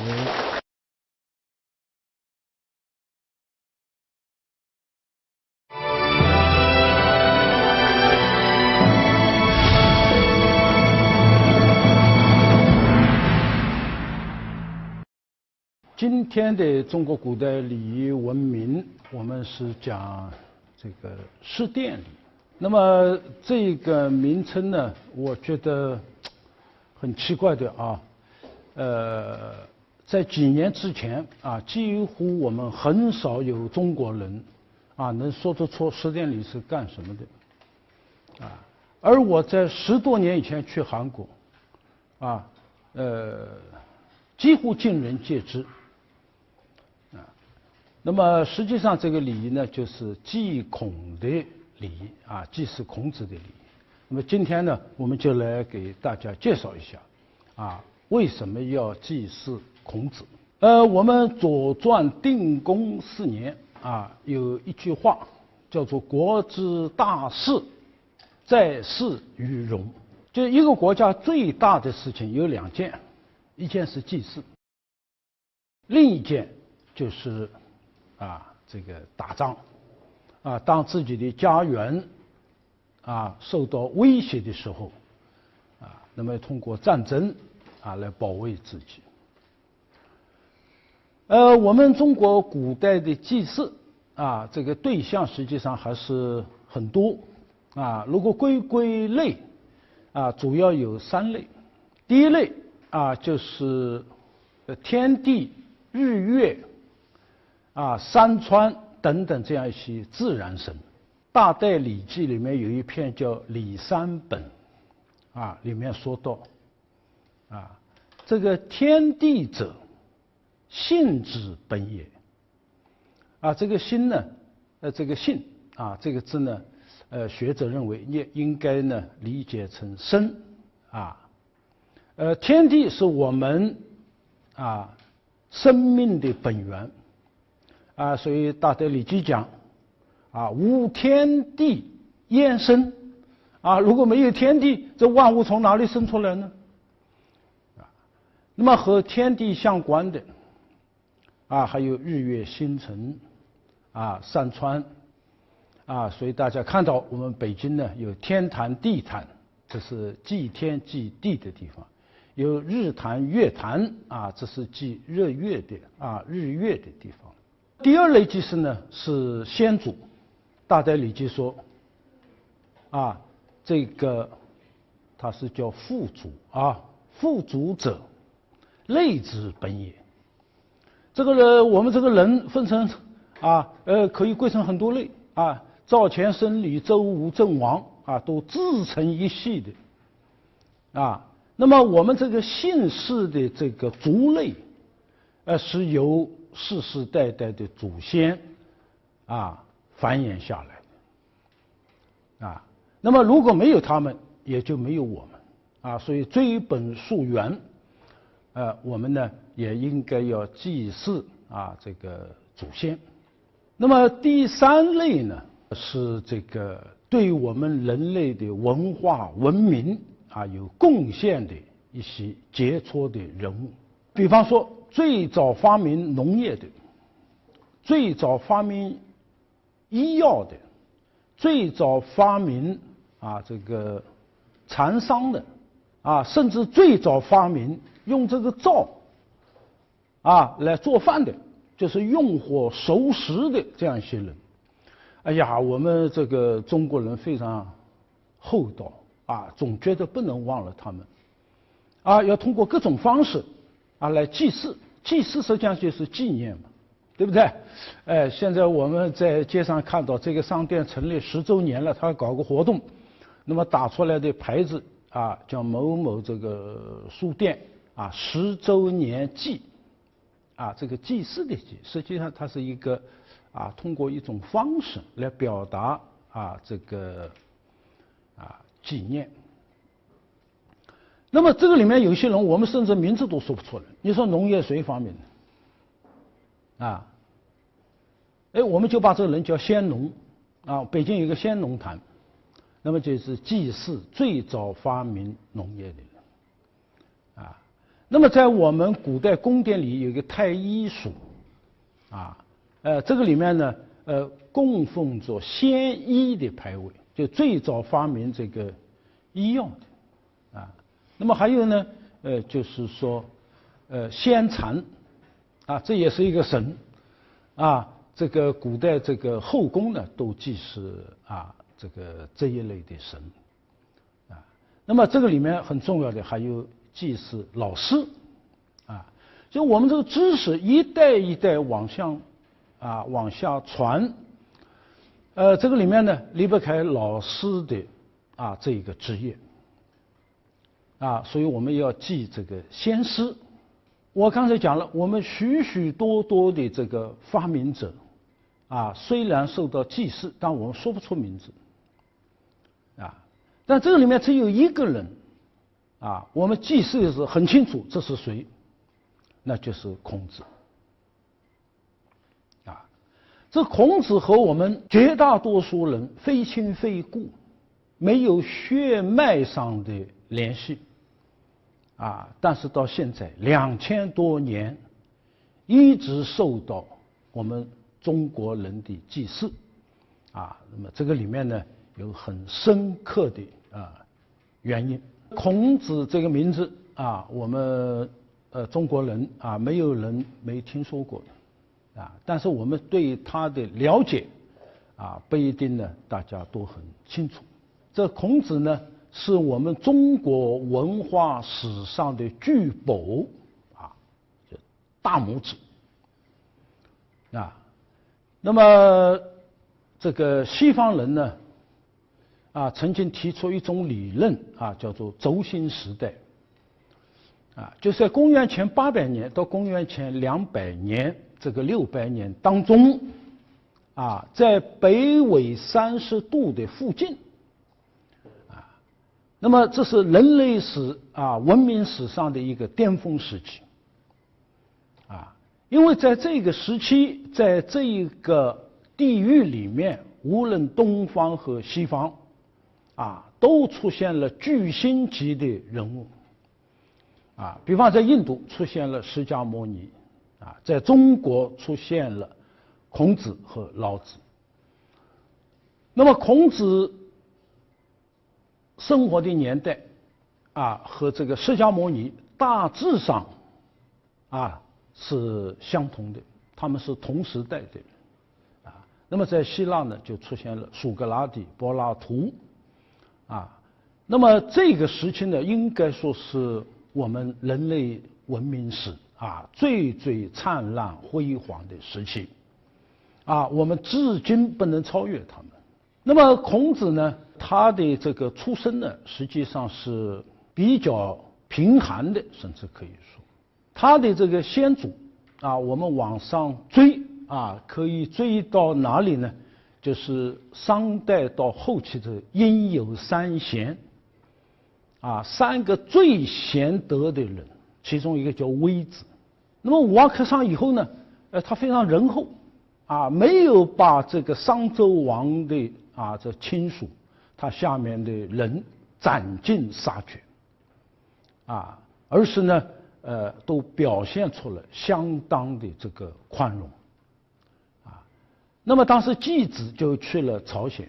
啊，这个微子呢还在那里，那么就把他封到啊这个宋啊，就今天河南的商丘，就是商纣王他们那些这个后裔啊，这个其中一支呢就把他封到这里来。那么在这里有一个封国，在这里继续的啊这个生活。那么传了好几代之后啊，就传到了孔房叔啊。后来由于战争，他就从宋这个地方跑到鲁去了啊。那么古代这个姓氏它是非常复杂的啊，传了一段时间，它中间呢是分支一多了，那它这个姓氏啊就要有变化啊。那么到了鲁国以后呢啊，就是孔房叔啊，而且他这个时候还没有姓孔啊。那么后来就把他的啊这个名字里面呢就拿出一个字来啊，以他作为一个氏了啊。那么传到孔子父亲的时候，那么他们还是呢鲁国一个大夫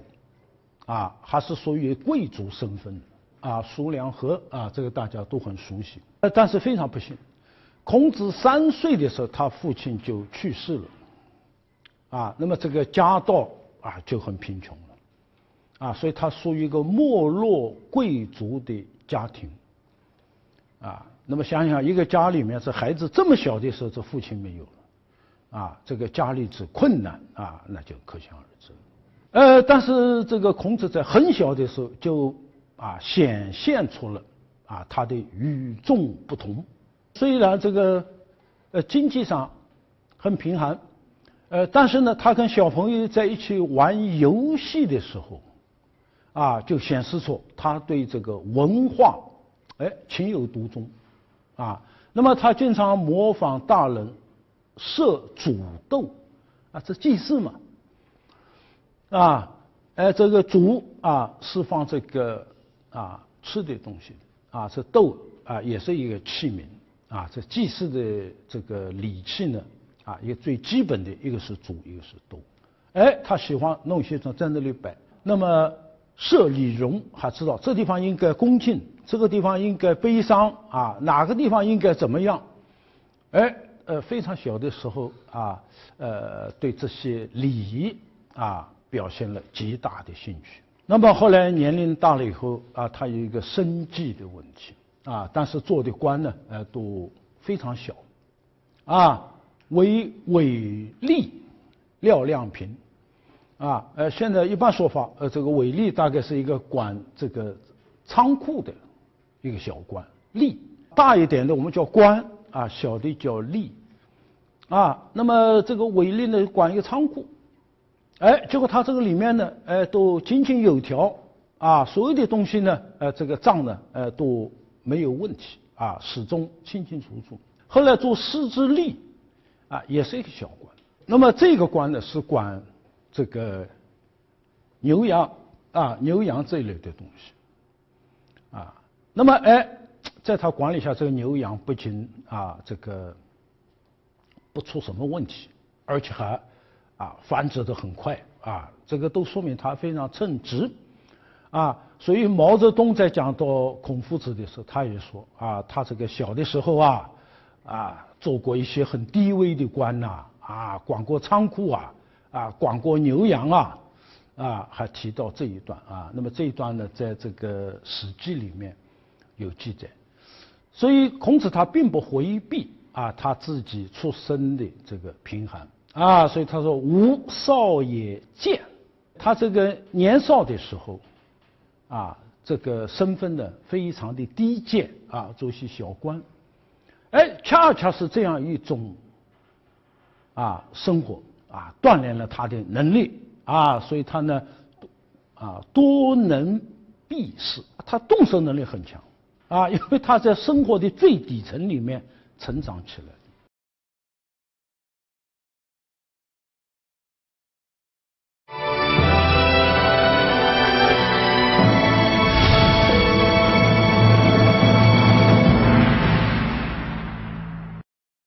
这孔子呢勤奋好学，所以长大以后呢这个实现他远大的志向那么那时候他看到这社会呢是个乱世这个诸侯之间互相呢这个残杀在一个国家的内部这些大夫呢也是在那个地方呢明争暗斗这个人民非常痛苦所以孔子呢他非常崇拜周公认为周公这个礼乐能够给我们社会带来一个最好的前途那么同时他提出了实际上是在孔子之前，我们看这个《左传》呢，上面就已经提到仁这样一种美德。那孔子呢，他这个把在他之前的所有的文化，他进行整理、进行归纳比方说我们这个六经诗书礼乐易春秋这些东西绝大多数不是他写的比方诗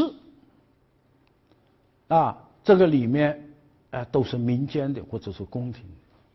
的相传有3000篇那么它里面进行了筛选，把那些最能体现我们中国人文精神的那些东西把它保留下来，因为这是精华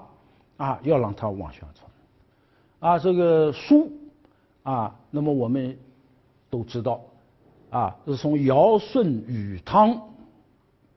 一直到文武周公这一段里面的文献这个书呢相传也有100篇甚至更多。那么这个里面经过孔子的整理我们去读每一篇可以说都是正能量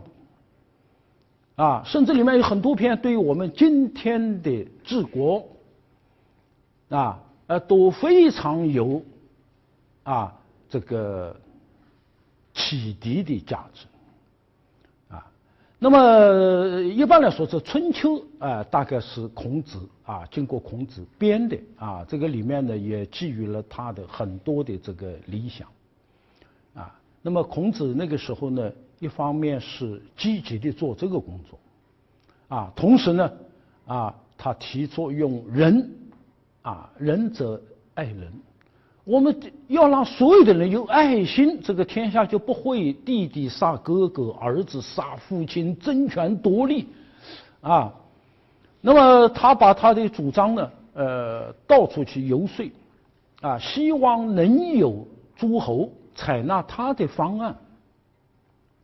来治国理民所以孔子呢曾经周游列国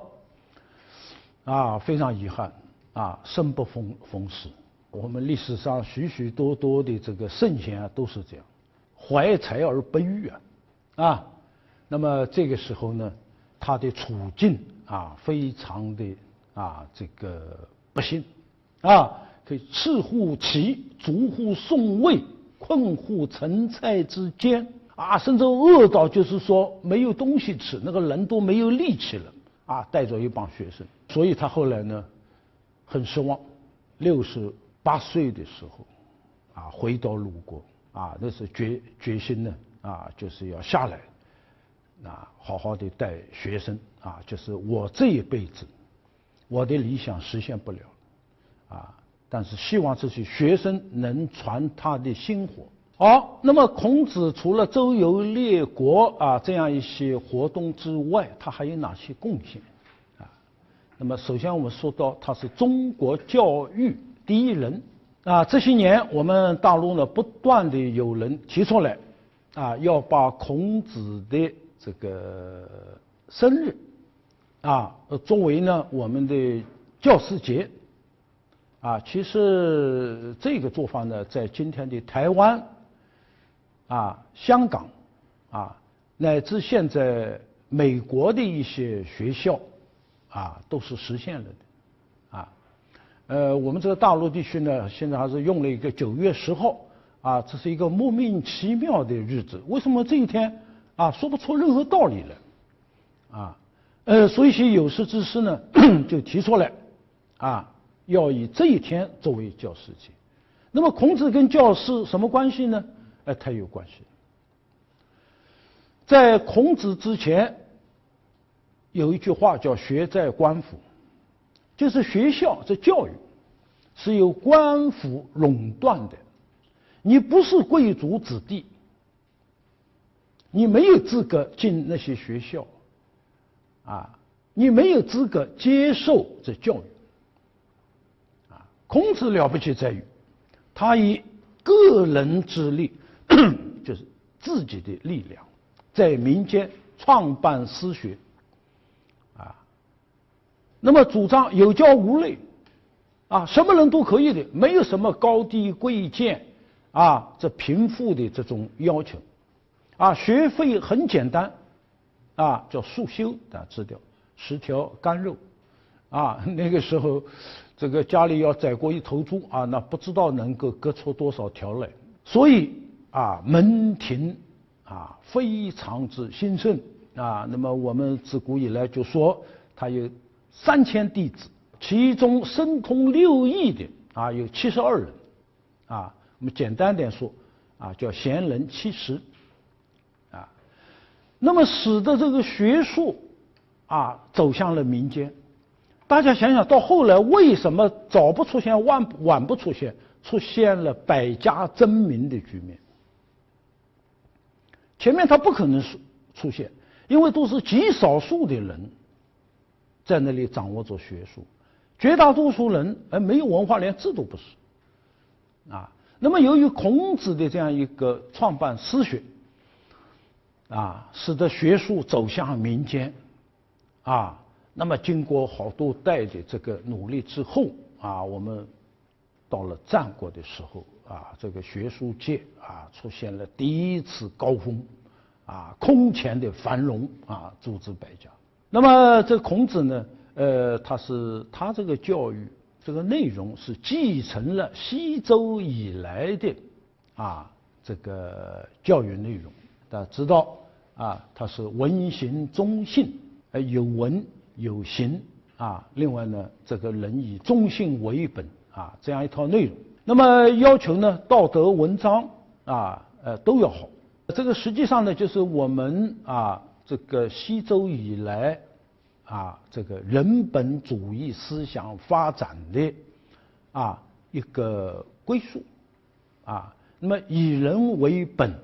所以这个学问呢，要围绕着这做人啊来展开。所以我们读啊这个《论语》啊，就看到它几乎都是谈啊这个道德文章。所以前几年啊，这个有人站出来批评孔子啊，说孔子那个时候自然科学已经很发达了啊，甚至我们在数学已经会四则运算了。可是孔子他不教这些东西，他就教他的道德文章啊，说这就是孔子的局限性啊。我觉得这个有点不讲道理啊。就是任何时候任何人它都有一个专攻，或者叫分野，这个学是无涯的。我们一个人一生能够学的东西，我们能够拿出来教的东西，都是有限的。就像我们今天这航天飞机都上传了，都到天上去，可是我们作为一个老师，你真的很有限的或者甚至我们只能教文科，文科里面我只能教历史，我还教不了哲学，教哲学的他教不了文字学，这是很正常的就是批评孔子有局限性的人，其实他的局限性可能比孔子还要大那么孔子呢，他学什么教什么，这个里面他有他的一个选择所以他一生当中就是为中国人树立了一个道德标准我在日本访学的时候看到这个东京呢有一个盛唐书院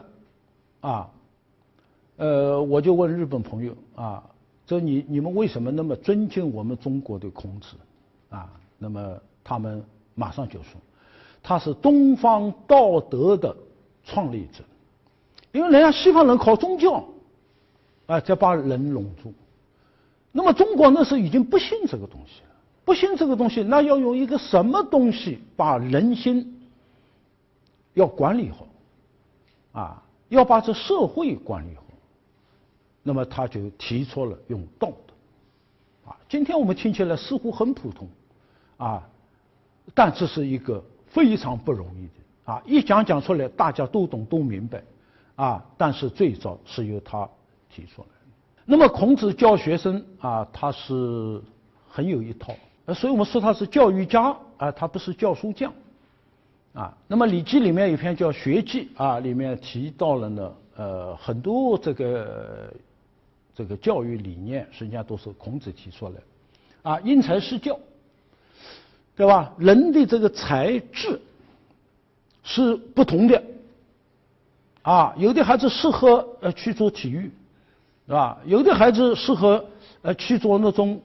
形象思维的有的孩子适合于去做逻辑思维的这个里面不能用一刀切大家一起都做什么那么他提出来因材施教，是什么材料我用什么方法甚至不同的人问他同一个问题，他的答案是不一样的这个性格急的他要让你缓性格非常缓的他要让你积极起来这里面呢有很多讲究学思并重学习不是一个惯，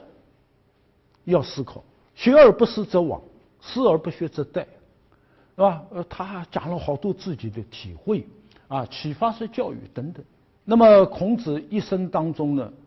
一个最大的一个优点就是孔子好学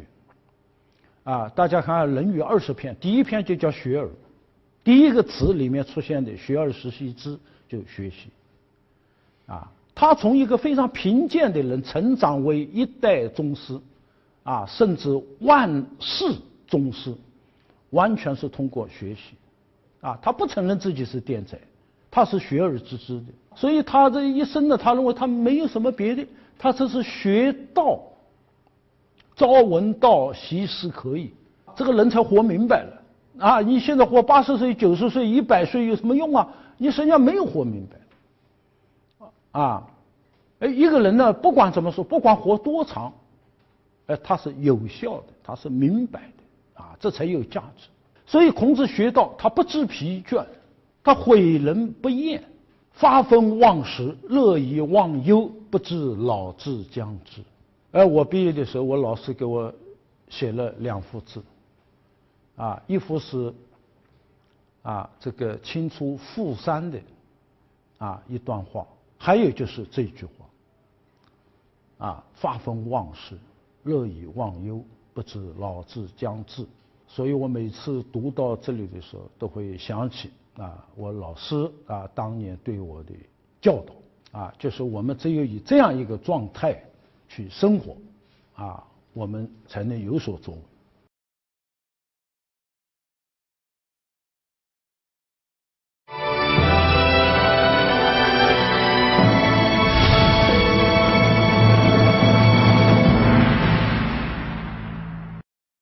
那么孔子的学问，我们能不能把它归纳到一个最核心的位置？其实我们历代有好多学者都做过这一个工作。他的这个学问很多啊。那么我们学术界非常一致的看法，就是他呢是修己治人这个读书是为了自己古之学者为己。我这读书不是给别人学的，学给别人看的，向社会炫耀的不是的。这个修己就是使自己成为一个真正意义上的人。那当然，这个要做到这样，它不是一蹴而就的，不是我下个决心一跺脚我就怎么样了这是一个非常漫长的、非常艰苦的过程逐渐逼近的这样一个过程我们人没有完修己。然后呢，一个知识精英将来他在社会上，他要担当，不管你在不在官位，你都有一个如何去引领大众的这样一个责任这就是治人这大禹治水，治的是水那么我们呢治的是人就是要修己的那套方法诉诸大众要让大众呢和我们一起要走向一个人人都非常高尚的这样一个境界一定要是这样。那么修己拿什么东西来修呢？有这样几个核心的概念仁爱。孔子把有没有仁看作是你是不是人一个最核心的东西那么没有仁爱之心，孟子讲为之非人要做一个人一定要有爱心的，让我们的心性要中和，我们在任何情况下自己的喜怒哀乐都要拿捏好都要达到中的境界，都要发而皆中节。当然这也是一个目标能做到这一点那就是圣贤。另外就是忠信与人相交要忠要信。我们民间非常熟悉岳母刺字岳飞的母亲在他背上刺了4个字，我们小时候都看这个连环画精忠报国精则不杂忠则不二我说这个米非常精，它里面没有沙子，不杂这些东西，没有碎的破的粒粒好忠就是不二始终如一等等这样些孝悌。通过学这些东西并且实习之，这个实习之是实时的去践行它，那么走向一个目标，能够要使这些东西呢内化。现在我们北京街头提出来的标语，践行社会主义核心价值观内化于心，外化于行。怎么内化呢？那么就是要深刻的学习理解笃实的践行，那么久而久之它才会内化。当时呢就提出了这样的一个东西要有高尚的人格，有正确的人生理念高度的文化自觉。那么这样呢，我们人自己是一个和谐的，内外和谐的，这社会也会走向和谐。那么孔子提出的世界大同、天下为公这样一个目标，要经有这样一些步骤才能达到。孔子呢，他这个在鲁哀公14年，那么出现了一个事情就是鲁哀公到西边去打猎去狩猎，竟然抓到了一个叫麒麟的动物。现在我们看了都很奇怪这个兽是一个传说当中的他身上像龙啊，那个头像什么啊，他是很多这个组合起来的一个东西。那么在老百姓的思想里面，这是一个瑞兽啊，但是很不幸，竟然被这个当了猎物了。结果没过多少时间呢，孔子就去世了，就去世了。那么葬在鲁城北的泗水寺上，在这个地方。那么他的弟子以及社会上仰慕他的人也感到痛失了这样一个伟人都搬到他墓边去住了。书上讲的100多家，把它叫孔里也有说今天的阙里跟这个地方呢是有关系的他所有的学生都新上3年。大家知道我们在古代父母去世，那子女要为父母服丧你要穿丧服的。那么这个古代穿丧服一定要有血缘关系。那么孔子跟他的那么多学生呢没有血缘关系，所以他不能穿丧服你穿丧服经不住问。但是呢心里面在为他服丧居丧期间的好多规定除了衣服什么等等这些东西他基本上都这个遵守那么3年丧结束，大家都离开了。那么里面只有一位，就子贡，在墓旁边做了房子他一共6年才离开。那么说到这里，我就想起一件往事大概在20年前我有一位韩国朋友到北京来，结果有一天我到他那里去呢，我发现他这个神色非常悲伤后来我就问他出了什么事那么他说呢，他刚接到电话他在韩国的老师去世了。那么他呢就按照韩国人的礼实际上就是我们中国古代的礼就朝着老师所在地的那个方向跪在地上，叫望哭朝着那个方向哭所以古代这个师生之间的这个情谊呢实际上是跟父子之间差不多。那么孔子呢在当时影响非常大他对我们中国文化的影响也非常大。司马迁大家知道他这个呢是读万卷书，行万里路这个龙门风格当时他周游天下记录各种各样的材料那么他呢也到了孔子的家乡我们读《史记》他把孔子呢放在诸侯这个等级的这个体例里面，叫孔子世家。那么写到最后，他有一段很动感情的文字，他说：“诗有之，就《诗经》里面有这样的话：高山仰止，景行行之。”他拿这话比喻孔子像一座耸入云霄的高山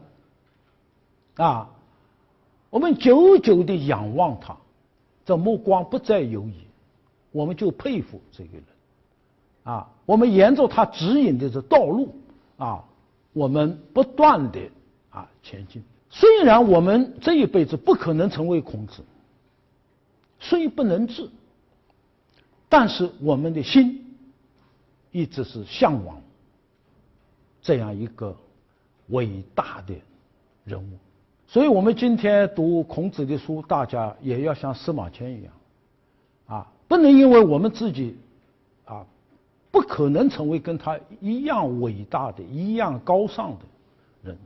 甚至我们一生的努力，我们只能达到他的几分之一但是我们这一颗心，就是不断的要向他学习的这颗心，我们要有。不能因为达不到我们就放弃啊。所以有一次，我在深圳啊参加一个企业家的一个国学班啊讲课啊，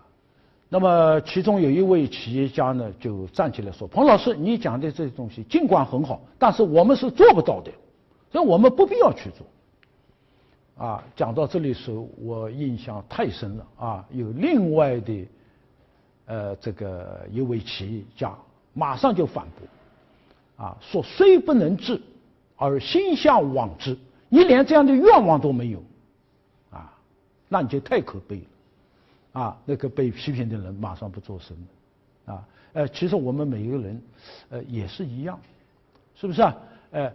我们是努力了。好比我一生的目标，我要跑10秒，100公尺我要跑9秒6，啊，最后我只跑到8秒6，对不对？啊，有的人还不如我啊，练了一辈子啊，只跑了8秒2，对不对？但是这个结果不重要，重要的是过程。你为了一个理想，为了一个目标，啊，你努力了没有？你付出了没有？啊，这就够了。人人都有一个这样的念头，啊，这社会呢，就会很好。哎呀，所以司马迁说啊，余读孔氏书，哎呀，读他的书就想见其为人，啊，就看看这个人这个平时啊，他怎么生活的。仕鲁就到了鲁国了，啊，观仲尼庙堂，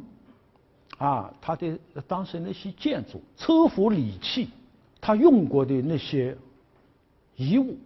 诸生以食习礼齐家。大家知道，孔子他认为中国文化的核心是在礼，啊，只有通过洗礼，我们才能把一些东西内化，啊，那么他已经不在了，这个学生还是啊，这个按照一定的这个规定的时间在那里学礼。我啊，余只回留之，不能去云。哎呀，不能离去啊！这样一个地方，当年夫子就在这里生活，就在这里教学，啊，哎呀，无限的啊依恋。那么好了，司马迁又说了一段话，啊，这段话非常的棒。天下君王之与贤人众矣。啊，这个这么多年到司马迁的也是有几千年，对不对？出了多少君王啊！出了多少有名的人呢？啊，多极了，甚至有的时候有当时之荣。啊，我那做过部长，啊，我走到哪里都有专车，啊，我这个出差，我有专列，啊，这个不得了啊！啊，我们不敢去想这种待遇的啊，人家都走到哪里都前呼后拥，啊，摄影灯都跟着。啊，到什么地方都是啊最高的待遇来捧着他。当时这种莫则已也，啊，一死就没人再想起他了。啊，当时因为你这个位置，啊，大家不得不都要捧着你，啊，可是你对于人类你没有贡献，啊，你有一时之荣，啊，而这个一时之荣啊，还不一定是你的，啊。自身的努力的结果，对吧？而孔子不依，没落贵族，就他享受了万世之荣，传10于世，学者宗之，以他为宗啊！啊，我们所谓的学者，自天子王侯，中国也言6艺者，则宗于夫子。因为我们这个教材诗书礼乐仪春秋是我们民族的一个最高经典。啊，凡是谈这个东西的，我们彼此发生争论了。这标准在哪里？在他那里。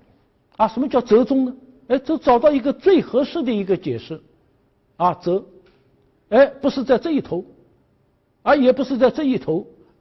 根据孔子的想法，啊，是在这一头，它是起一个这个作用。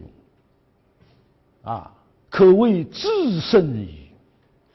啊，至高无上的圣啊！这个西方人这么看重他，其实中国人在当时对他就有这个评价，啊，在所有的学者里面没有超过他，所以这才叫不朽。这个弄2000多年了啊，你不管怎么样，它始终不倒。啊，这种不朽是他在学术上在思想史上他的贡献。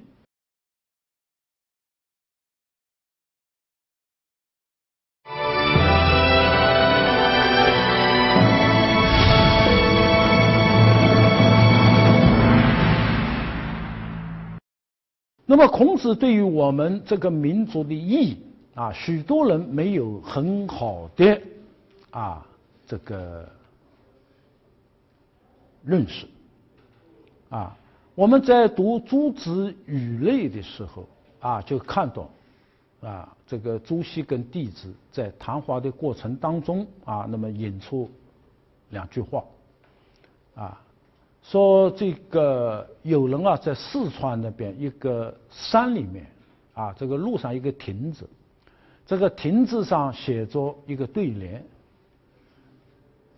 那个对联谁写的不知道，但是有这2句话叫天不生仲尼，万古长如也。如果没有孔子，我们至今还在黑暗中摸索。那时候我们把商朝的西周武王克商、周公治理卓越，把商朝那个神的世界打碎了，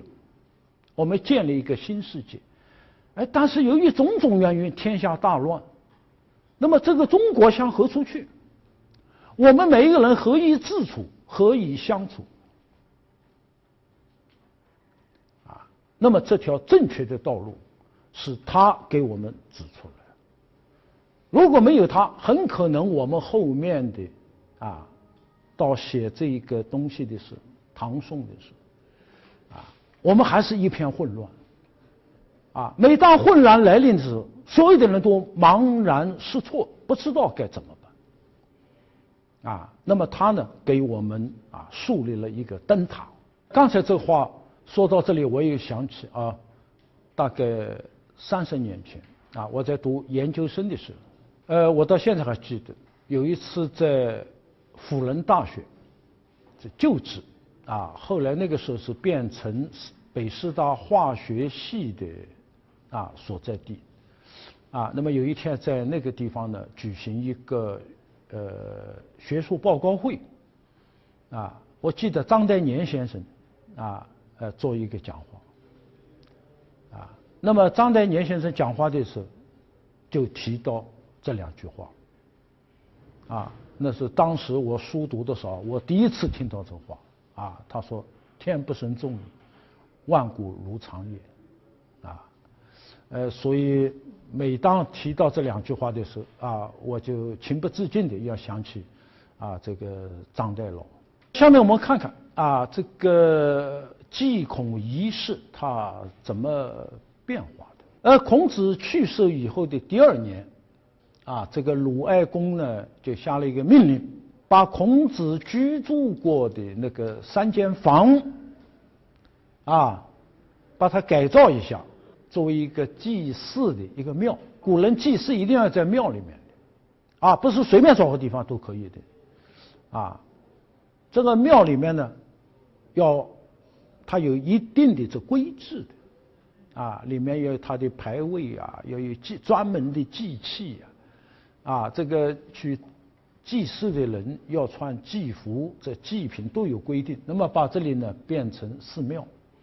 那么孔子的遗物，弹过的琴，穿过的衣服用过的车读过的书等等都收藏在那里，成了一个纪念馆。那么鲁哀公这个人呢非常有意思的，我们到后面呢还要专门给大家讲《礼记》里面的一篇叫《儒行》，就给他列举了一个儒者他的15种高尚的德行句句掷地有声从此他不敢小看儒者。但是呢他也不用孔子到孔子去世了，他也觉得个心情很复杂。那么这个时候呢他又回过来做了一些这样的事情。那么1年4季，每当季节变换的时候都是家家户户要祭祀的时候，啊，那么人们呢都会自发的到孔子的墓前，啊去祭祀。那么他的学生呢还在那里呢，就是要讲论香饮酒礼这样一些内容。这个就是孔子这个编的《礼经》里面的内容之一，太社礼。这个孔子文化里这个礼特别重要，尽管他走了，但是他播下的种子在这个时候都发芽了。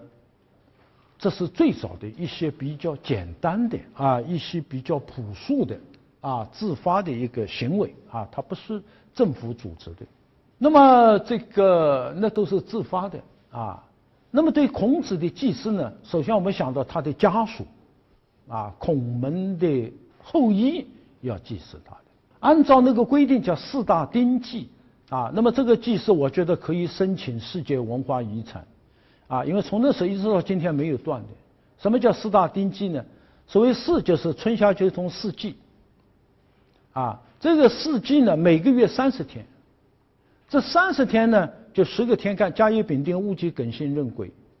这个要出现3次。当然每个月不一定从甲开始的，那么它从任何一个天干开始，那么这个10个天干都会出现3次，对不对？30天嘛。30天里面呢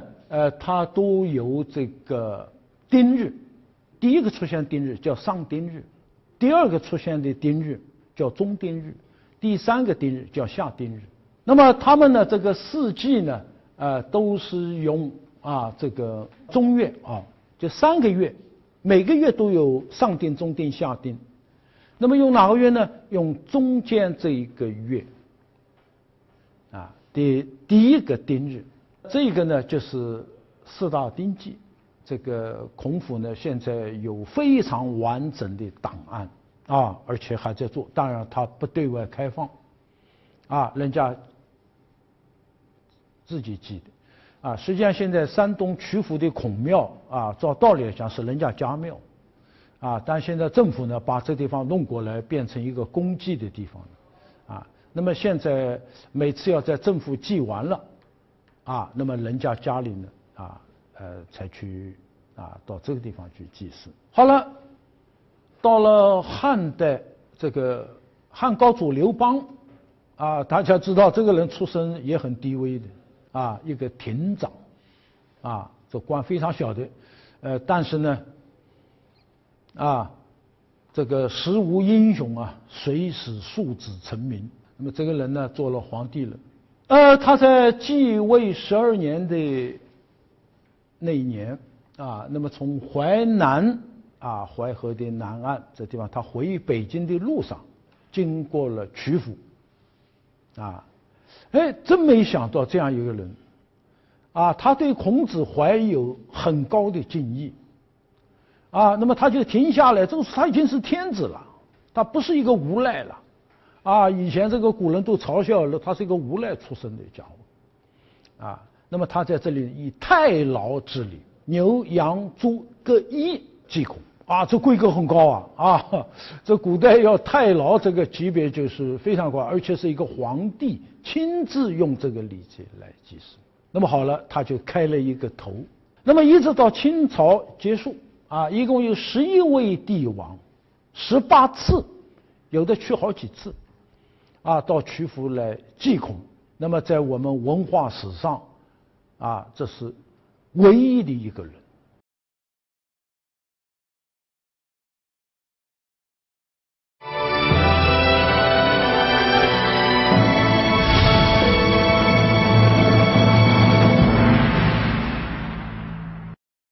那么西汉、东汉到东汉以后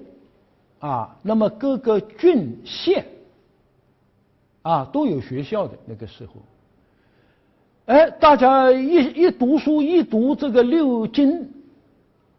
一读《论语》《孟子》，大家就想到孔子了觉得孔子是这个开创这个教育的一个伟人，所以各个这个郡县的学校呢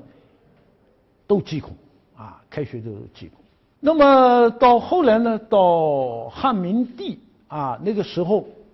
各个郡县开始行乡饮酒礼啊，因为这篇东西它其实寄托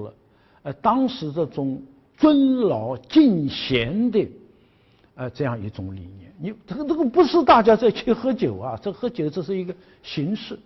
啊，它有很多仪式仪节上的安排啊，所以让他知道怎么尊重老年人，谁是老年人，哪些人是我们要特别尊敬的这样一个东西啊。这个先行一个饮酒礼啊，这个当然也含有一种庆祝的意思。然后呢，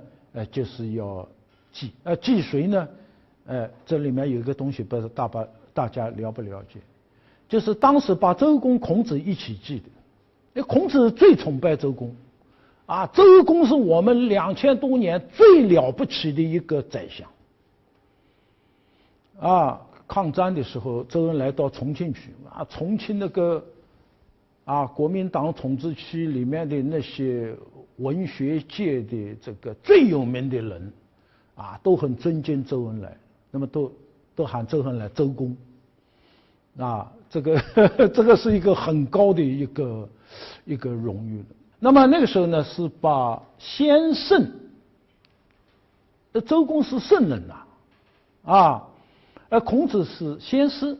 摆一起祭的。但这个贡品就很奇怪了，是狗。现在我们去读两汉书、读史记，就可以知道，汉朝的人特别喜欢吃狗肉。今天韩国人那么喜欢吃狗肉，不知道是不是受这个影响？那个时候拿这个做牺牲的，这种状况呢，一直延续到这个后来汉魏之际再往下了，一直都这样。周公跟孔子摆在一起。那么到了唐朝贞观年间，有个很有名的人叫房玄龄，他就提出了，他这个不好，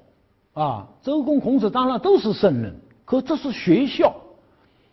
这个周公他又不是老师，他是一个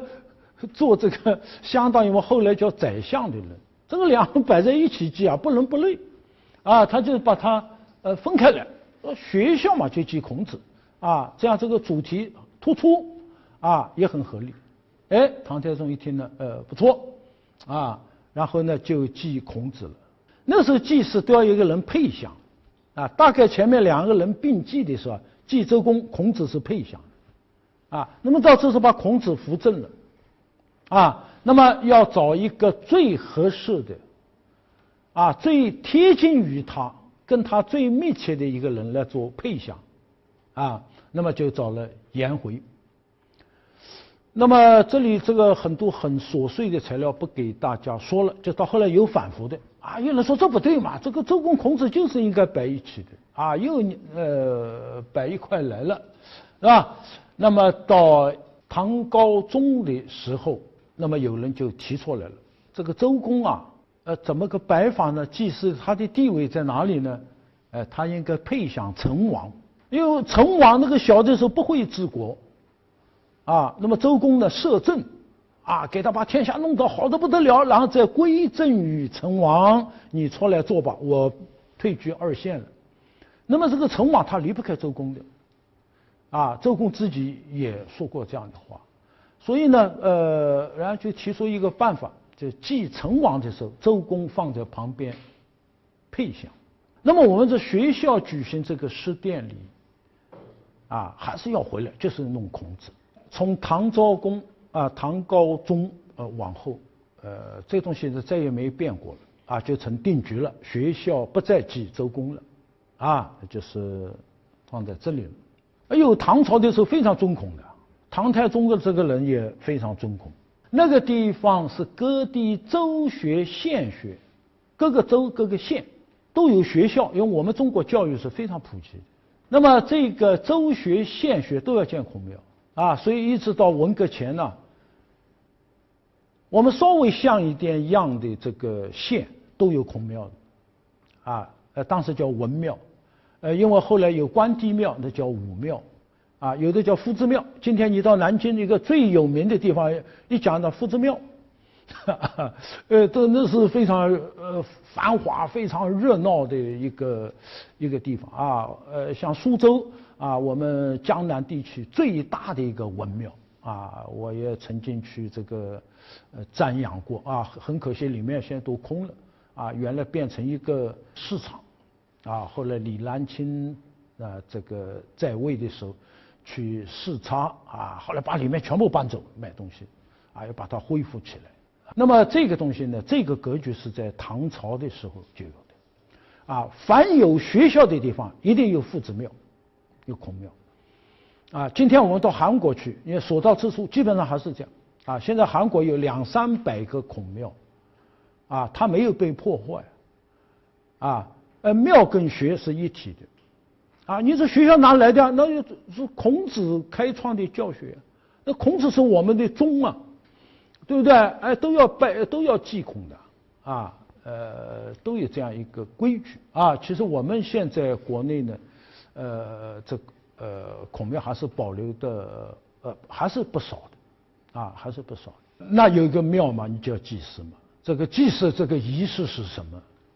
那都会有一套规范啊。今天我们去读《新唐书》，读宋史，读明史。里面都会有这个祭孔这么个技法。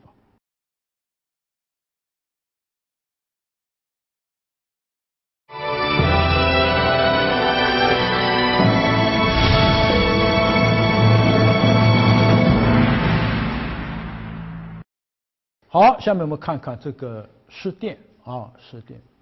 魏晋南北朝消失了啊，隋起来了。隋朝时间很短，唐起来了。一个朝代一起来，它一个最基本东西要建立一套制度，啊，我们以前叫礼制，啊，你怎么治国，对吧？全国建那么多学校，这学校怎么办？啊，祭天怎么祭？啊，祭祖怎么祭？它这个东西是每一个朝代都应该要必须做的一个大事情。那么好了，有一些东西呢没有经验。啊，我们刚刚取得天下，我们打天下的那套很熟悉的东西，被闲置起来了。那么很多我们不熟悉的东西，要强迫着我们去把它做出来，啊，那么这开创它就表现在这样一些时候。那么一开始的时候，祭祀呢，它是仿照这个魏晋的时候啊，1年祭4次，跟他们家一样的。那么当时这个谁来负责这个事情呢？就是学官，所以拿我们今天的话叫院长或者校长，啊，他来这个负责这个祭祀的事情。那么里面呢，这个是比较简单的。那么到了贞观21年，啊，就规定了，啊，这个学校1年祭2次，啊，春秋。啊，时间是中月，中间1个月。实际上后来我们一直规定就是中间1个月的上丁日。啊，所以今天我们孔庙也好，曲阜也好，这祭祀啊，怎么弄成一个9月28号啊？这是一个毫无道理的一个规定。啊，因为9月28号是耶稣的这个就是按照西方的历法。倒推出来的，孔子那个时候哪有这种历法，对吧？我们古代我们是一个文化完整的国家，我们有历法的，我们有古六历的，对吧？我们这历法是很完整的，那春秋上那个历法那是清清楚楚的，啊，这个日子我们也可以推到今天来的。啊，这个台湾人他就把它弄成一个阳历9月28号，然后我们也跟着他做了，这毫无道理。啊，我曾经向有关方面提出来，啊，那么有的人说好记，阳历好记，啊，阴历每个老要变，老要变怕什么？我们中秋节不是老要变的吗？啊，没有人觉得这个要换算成西方的历法，我们春节每年变的，啊，今年跟明年差1个月呢，这有什么关系啊？这不困难。我们可以提前算出来，写到日历上，就完了吗？啊，现在这个就是拿我们这个文化去凑这个人家的，这个地方凑的一点道理都没有。那么现在韩国呢，它还是至少10几年前我去的时候，它还遵循古代的这个东西，1年祭2次，春秋中月上丁日是成均馆，就是汉城的这个相当于我们守北京的那孔庙祭孔，它首都。各个道，庆尚道、全罗道、中清道所有的这个道，它都有孔庙。那个孔庙，你不要都挤在一块，是晚10天变成中丁日，然后再下去，到各个市县下丁日，下面乡还有还有孔庙。那就第2个月的上丁日，所以它一直能持续40天，这非常好。我们现在全国挤在同一天，我们分身乏术，是吧？一到这一天，山东曲阜要请我们去北京这边请我们去，那地方上孔庙请我们去，我们没有办法，然后轰一天没有了，对不对？这个如果分成4天多好呢？一个9月份正好要开学。纪念先师遵从儒学这多好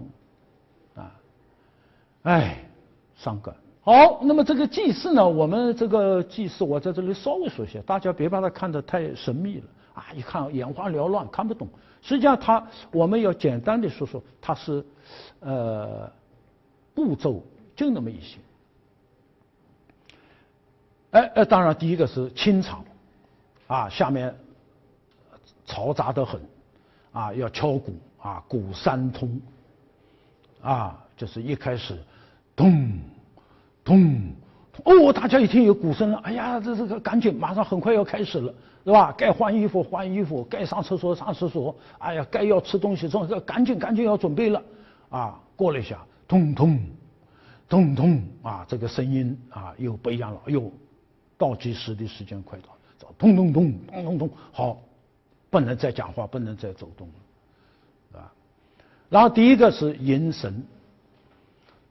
你不是跑到那里去，哎呀，我今天来祭祀了，这不行的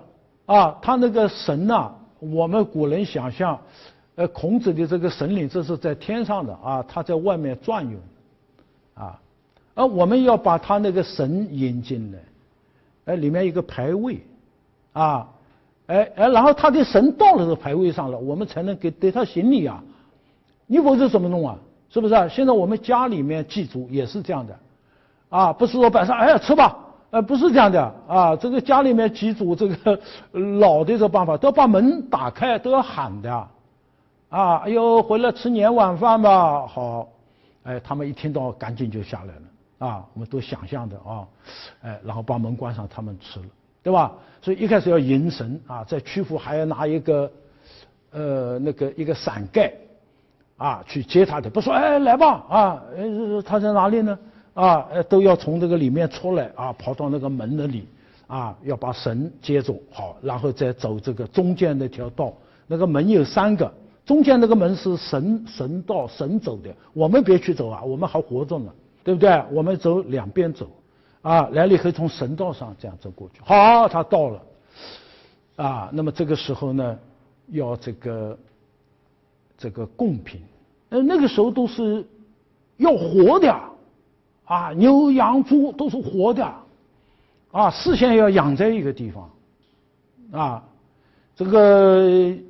吃这种很干净的东西养在那里，然后杀了以后，它这个毛跟血都要专门拿着这一定是活的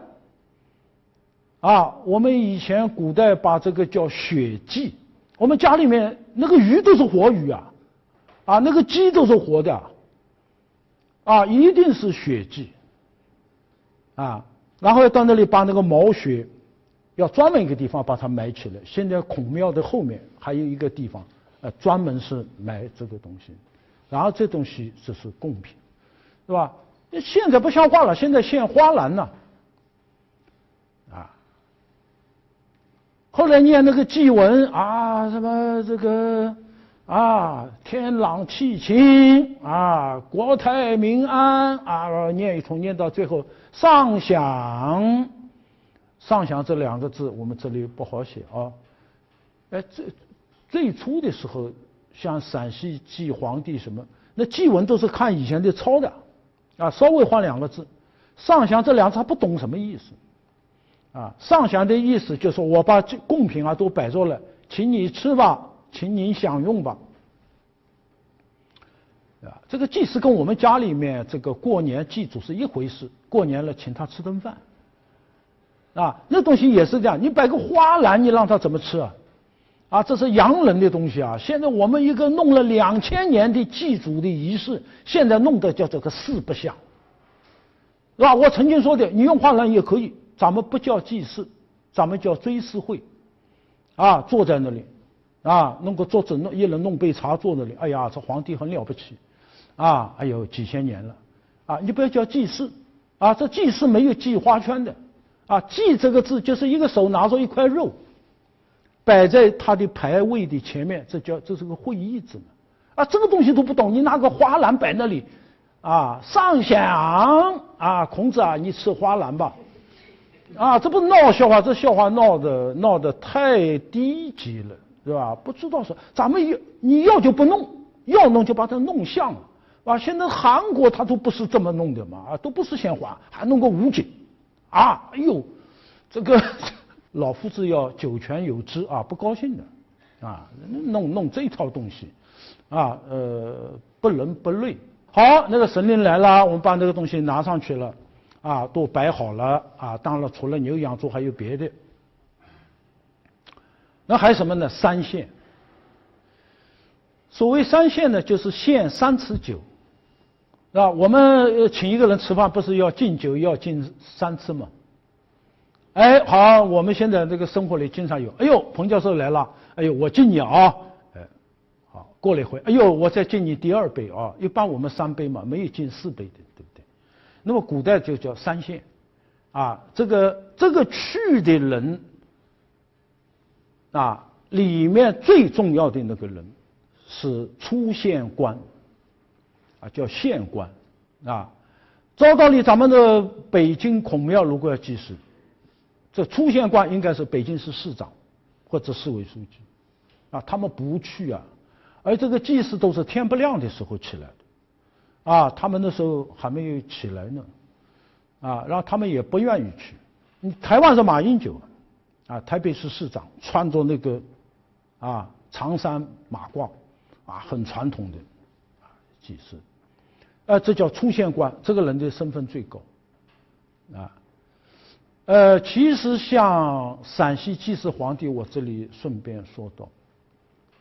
皇帝不是陕西省的，现在就成了陕西省的了。对不对？陕西省省长、省委书记，啊，在那里读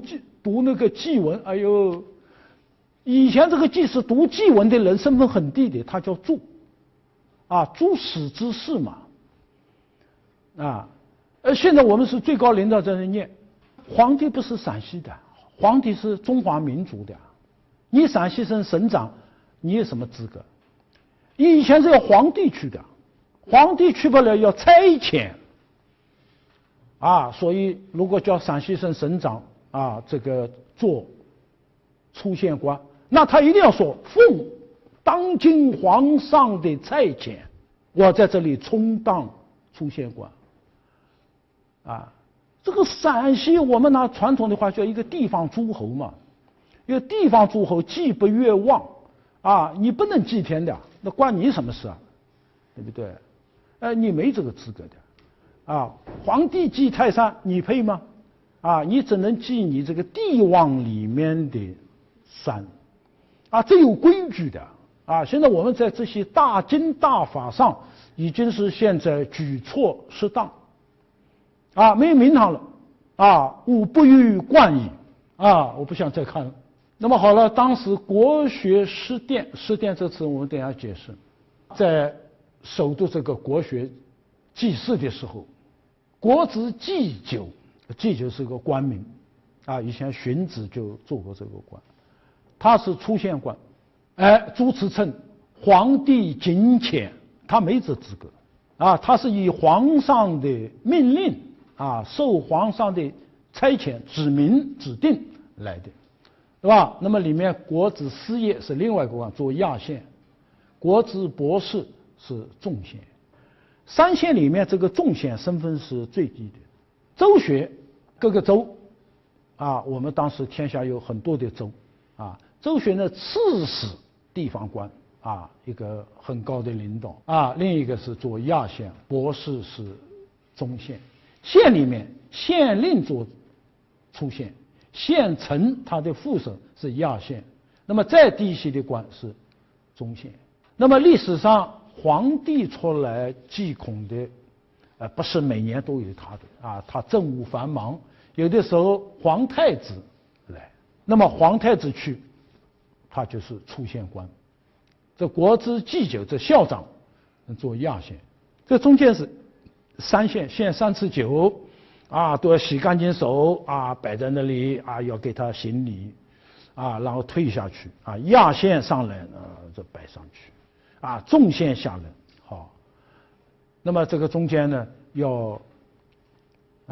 读这个注文啊，这注文以前不是每年写的啊，我们现在弄得五花八门，每年都找人写，把这个作为祭孔的一个最重要的节目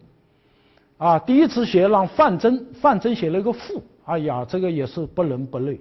啊，这祭文没有用赋的啊。那么当时还炒作的很厉害啊，当然这个范先生学问很好啊，但这文体是不对的。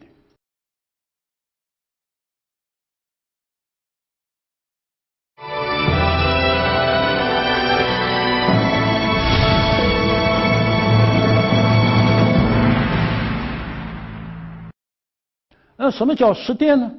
啊，我们这里实际上是2个字，啊，这个文献上没有细讲。那么我们释就是放，对不对？释放嘛，啊，一个鸽子我们把它释放了，不抓住了，叫释放。放什么东西呢？放一些菜，垫就是放在地上，垫这个字啊，下面那个大这个字实际上是一个旗，一个架子。啊，上面这一个字呢，在甲骨文里就有。那什么意思呢？地上放着一个东西，这叫垫。啊，你把那垫那里，啊，把一个东西放在地上放稳了，这叫垫。实垫就是把一个菜，不是抛了啊，这个放了不是抛了，是把它放下来，啊，固定在那，这叫实垫。以前的祭祀要设尸。现在我们这简体是很要命，把这个尸体的尸啊，一个尸字头，下面一个死活的死，这尸体的尸。啊，现在我们写的尸体的尸，在古代不是死人是活人。啊，要祭爷爷了，然后把个孙子坐那里，啊。这个孙子就代表也，否则这个空的，我对着一个东西空白，那要有一个替代的一个东西摆那里，就这个小孩，啊，这个尸啊，一般都是祭祀的时候代表死者的那小孩子叫尸。古代祭祀一般是尸的，一个小孩坐那里啊，尸位素餐。啊，他坐那里，大家都献东西给他吃啊，所以我们现在把一个人光吃不干活叫尸位素餐啊，就这个意思啊，这个是。那么这个东西他没有，古代即使还要献酒啊，他甚至有的还要这个要有来去，要有筹作这样一些东西都没有啊，他不设施，那么只是呢设这个剑转。着啊，这样一些简单的一个东西，然后呢放那里，啊，执奠置于物，没有饮食筹着的这个是，非常简单的仪式，啊，没有牛羊猪啊什么这些摆些祭品，啊，实际上这还有一个食菜礼，就是拿一把菜，连这个都没有。学者嘛，书生嘛，都非常简朴的一个仪式，这叫食奠。好了，这个时候光是祭祀，没有人跳舞的。啊，我们在《左传》里看到，那时候宗庙祭祀都有舞蹈啊，诗礼乐舞4个东西一体啊。那么走上里经常看到啊，一种舞蹈叫腕，1腕2腕的腕，啊，要表演那个腕舞啊。一开始这没有，那么后来呢，裴松之大家说一个非常有名的学者，那么他说呢，应该加舞队，叫6-1。跳舞的时候8个人一排，8个人一排叫1-1。啊，天子是8-1，孔子不是讲嘛，8-1、5-1停，是可能，说不可能。8-1是天子的，那你那个祭祀，你是一个大夫，你连诸侯都不是，你用天子的规格，这个都能容忍，还有什么不容忍？反了你了，啊！那么孔子呢，他又不是天子，司马迁，把他摆在世家里面，所以一开始用6-1，这是诸侯的一个级别。啊，提了这个建议来了，但是呢，好谈后容易啊，这个乐器是什么，这曲子是什么啊，没弄成，啊，那么到后来呢，就开始啊，南齐的时候，先弦之乐，什么意思呢？古书上讲，这个皇帝用的这个乐舞，啊，现在要有乐，这个乐呢，就是一个宫廷的4面都摆着钟磬乐器。4套，像一个宫室，方方正正，这天子。诸侯呢，去掉南面啊那一排，剩3个，这个称为叫先弦啊，这诸侯级别的要6-1先弦，对吧？允许了，但是还没那个。那么到了唐朝以后，哈，这个盛世啊，国家这个国力强盛，做这些事情呢，都具备条件了。那么这个时候10殿子是迎神啊，什么登歌殿壁啊，这全部有了，而且这个乐章啊，因为孔子特别喜欢和嘛，啊，叫陈和、素和、雍和、苏和啊，而到明清这基本上都是这样啊的，这个乐章都有名字的。那么根据《周礼》里面的记载呢，我们所谓的祭祀要分成大祀、中祀、小祀3类。这个以前这祭孔呢是中祀，啊，到了宋的这个时候呢，升为大祀。大祀就跟祭天地，啊，祭皇帝的祖宗啊，放到一个规格上去了。啊，这个编斗也都是有规定的多少啊。那么到这时候用12个编斗，啊，这个跟祭社稷啊一样了。那么到了明朝615变成815，因为它在大祀里面它还有区别，啊，那么最后呢跟天子完全一样。所以孔子他一辈子没做过什么官，啊，连诸侯都没做过，但是他是无冕之王，啊，他是庶王，啊，哪一个人治国不按照他的这个来做，你就要被谴责，啊，要被批评，啊，这个所有的皇帝从理论上讲，你治国的东西必须要按照他来做，啊，尽管他没这样要求，啊，但是全国的这个知识界认同的，啊，它是一个最高学问，啊，就像信佛的人一直到今天都认为释迦牟尼，啊，是最高的，啊，他的东西，啊，都是最高的，啊，那么西方呢，把苏格拉底、柏拉图这些人，也是看作跟我们孔子一样的，啊，这些东西。好，那么以前这个帝王死了以后都有谥号，对不对？文王、武王，啊，到了汉代啊，这个东西慢慢就成了一套这个礼仪里面必须有的。那么这个孔子你不能就是祭孔丘啊，或者祭孔子啊，这个叫法都太糟糕了。那时候大家认为孔子是庶王，没有皇冠的王，无冕之王，所以后来给他封王了。唐朝的时候，啊，把他叫文宣王，一开头不得了了。后面这个新的朝代出来，为了表示自己对他的尊重，除了你原来这个，我还要再加一个封号啊，这是我们家的，那文宣王是你们家的，至圣文宣王。那么到了元朝，就大臣至圣文宣王。大臣是什么呢？这个乐曲演奏的时候，演奏它这个是有一章一章的嘛，是吧？这把这章演奏完了，这叫一程。所以尚书里面萧韶舜的那个乐叫韶嘛，韶山那个韶，萧韶九程，对吧？我们一个文化大革命演奏那个大海航行靠舵手，是吧？噔噔滴滴滴哒噔当当当当，一遍刚完，又来了，滴答滴滴咚滴滴咚滴滴滴滴，轮着走9遍，以前一开始敲金，到最后也敲磬，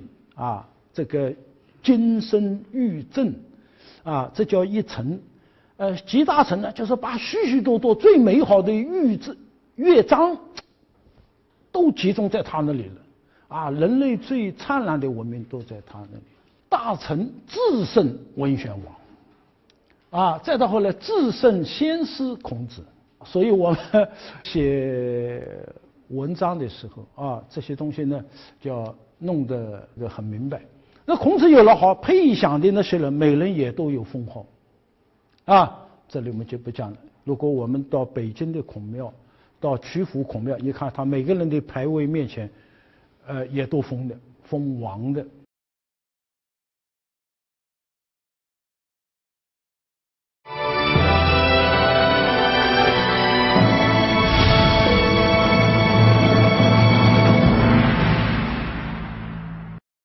好，孔子呢摆在大成殿的正中间，祭祀了。那旁边有了配享。中国有一个传统的这个祭天，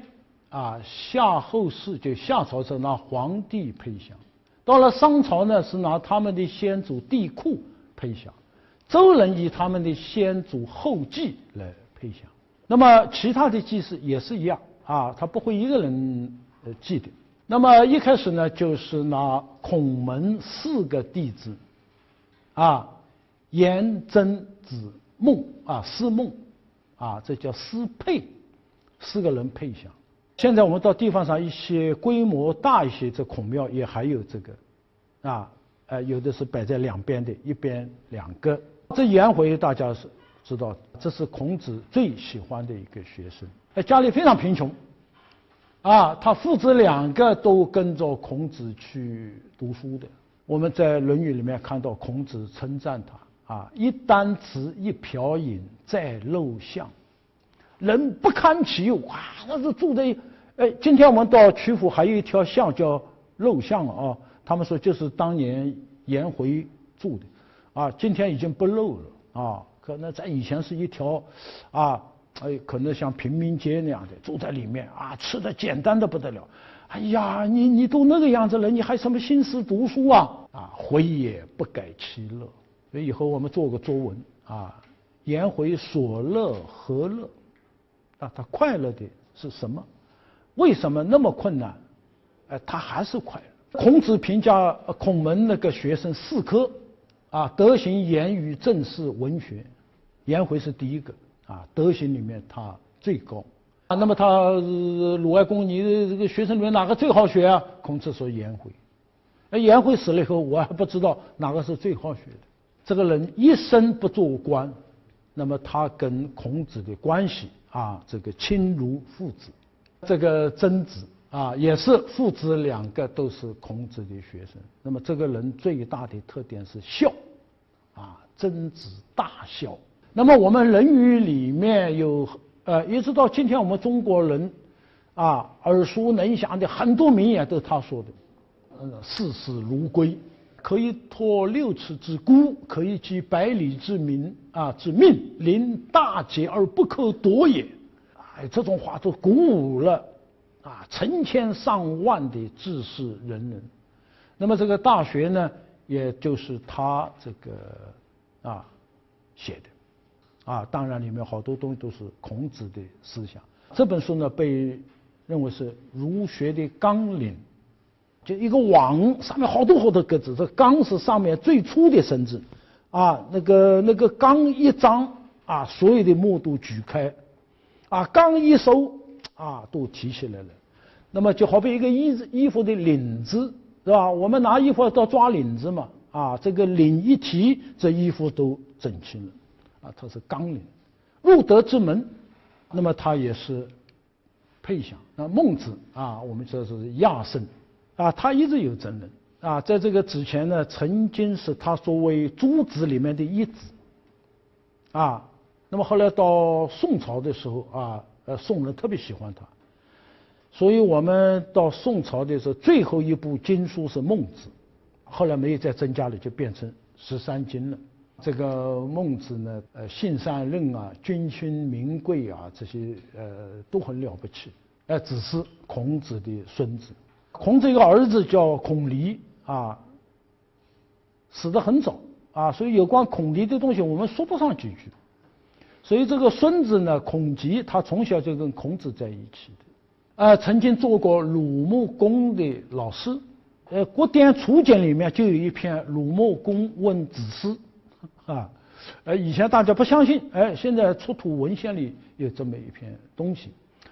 他的著作很多啊，原来他那个论文集叫《子思子》，后来到了隋唐的时候，这本书不知道怎么搞的不见了。那么现在还有呢，就是《资义》《中庸》啊，《房记》《表记》4篇。那个时候魏晋的时候，人家有人说这4篇是《子思子》里面的。那么今天这4篇都还保留在《礼记》的中间。那么它最重要的是《中庸》，《中庸》是中国思想史的一部啊，影响最大的经典。中国的读书人没有不读《中庸》的，啊，不读《中庸》，那么我们跟你就免谈了啊，好多问题一个根上的文献你没读过。到了南宋的时候，大家知道这孔家它有2脉，一脉一直在曲阜。南宋的时候，那么有一支呢，他们就往南跑了，跑到浙江的衢州啊，所以它2宗，这称为南宗啊。北方的呢，称为北宗啊。现在那个地方它还是有孔庙什么什么这些东西，都有的啊。有一年我们清华这个自主招生啊，有一个学生，一个女孩子，就是衢州来的啊。他自我介绍啊，还讲到衢州的南宗啊，这个很有意思的。那么到后来这个祭祀呢就定了啊，颜真、司、孟4个人配享，这些东西很重要啊。就是我们中国学术思想史把这几个人作为全国的一个标志性的儒家典范。顾炎武就说啊，从此以后国无议论，事无议习，不谈别的了，这还有怎么争论的？这个没有争论的，这个是举国那个，学还学什么？不学他们的学什么？对吧？这个我们建立了一个文化认同。啊，从元到明朝，中国不管是统还是王，我们这个先王之道，这道统，这时候呢正式形成。大家不要看啊，不管什么少数民族进来，这文化没有人敢要推倒它。啊，所以这个正统，唐宋元明清不停地在上面变，但是我们这个道统，我们这文化始终不变。啊，那么跟这些措施呢有极大的关系。大家知道，除了这个4配啊，最初呢还有10则。10则什么呢？就是刚才讲到的，孔子评价学生有4科啊，德行啊，这言语啊，文学，一共提了10个人，就认为除了4配，还有再下一个层次的，把这个10个人呢，就被也是参加配享。现在北京孔子牌位在这里，4配在这里，12则啊，一开始10则在靠墙，啊，那个呢还在靠中间一点。这个人数增加，后来又增加了朱熹啊，这朱熹是孔孟之后啊，我们古代最伟大的学者。这个人于学无所不愧啊，只有你想不到的，没有他下过功夫的学问啊，而且这个他的这个论述啊，这个水平都不是一般的水平。这个宋明理学非常的丰富。那朱熹呢是宋明理学的集大成者。我们一讲到理学，那首先想到朱熹。那么他一个最大贡献就是看到当时佛道兴起之后，我们这个儒当时岌岌可危那么人家佛的这个门槛非常低是不是放下屠刀，你原来是个屠夫，是个杀人的刽子手你把屠刀放下来，你就可以成佛这样大家就看，哎呦，这个这么容易我赶紧把屠刀放下来然后我也成天要念这些东西，我慢慢就被变这个时候我们儒学如果还是端着一个很高的架子，在那里不食人间烟火这要灭亡的。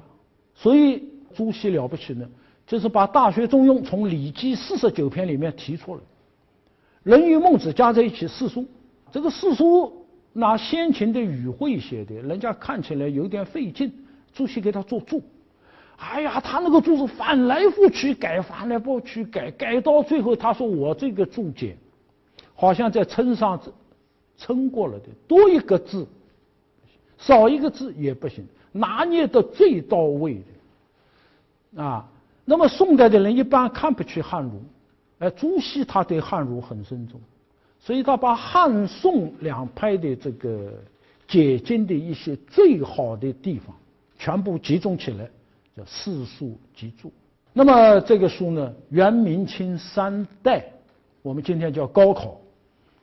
是用的标准书。所以以前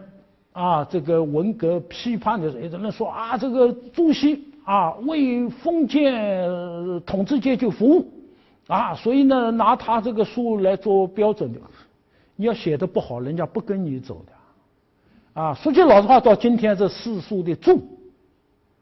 就是我们今天的人，无论你怎么写，你超不过他这个历史不是随随便便就可以超越的。所以他在我们中国的思想史上影响极大把它补进去变成第11个人。他是把宋明理学跟我们孔子那个时候的理学，这个礼貌的这个理学揉在一起非常之，我读这个书真是佩服的五体投地。好，10个11个这个不对称所以还要增加一个，两边呢各6个。选谁呢？结果选的是有若。大家注意《论语》里面除了孔子称子，另外的人里面只有2个人是称子的，一个叫曾子，一个就是游子。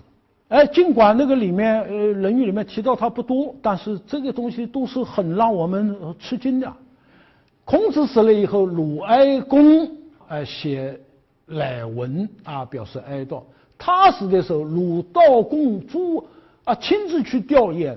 的所以这个人当时在这个门里面，他的地位不同一般的。那么孟子里面提到说，这个游子长得跟孔子挺像的举手投足都很像所以孔子死了以后呢，大家就觉得我们把您就当作老师吧，我们来这个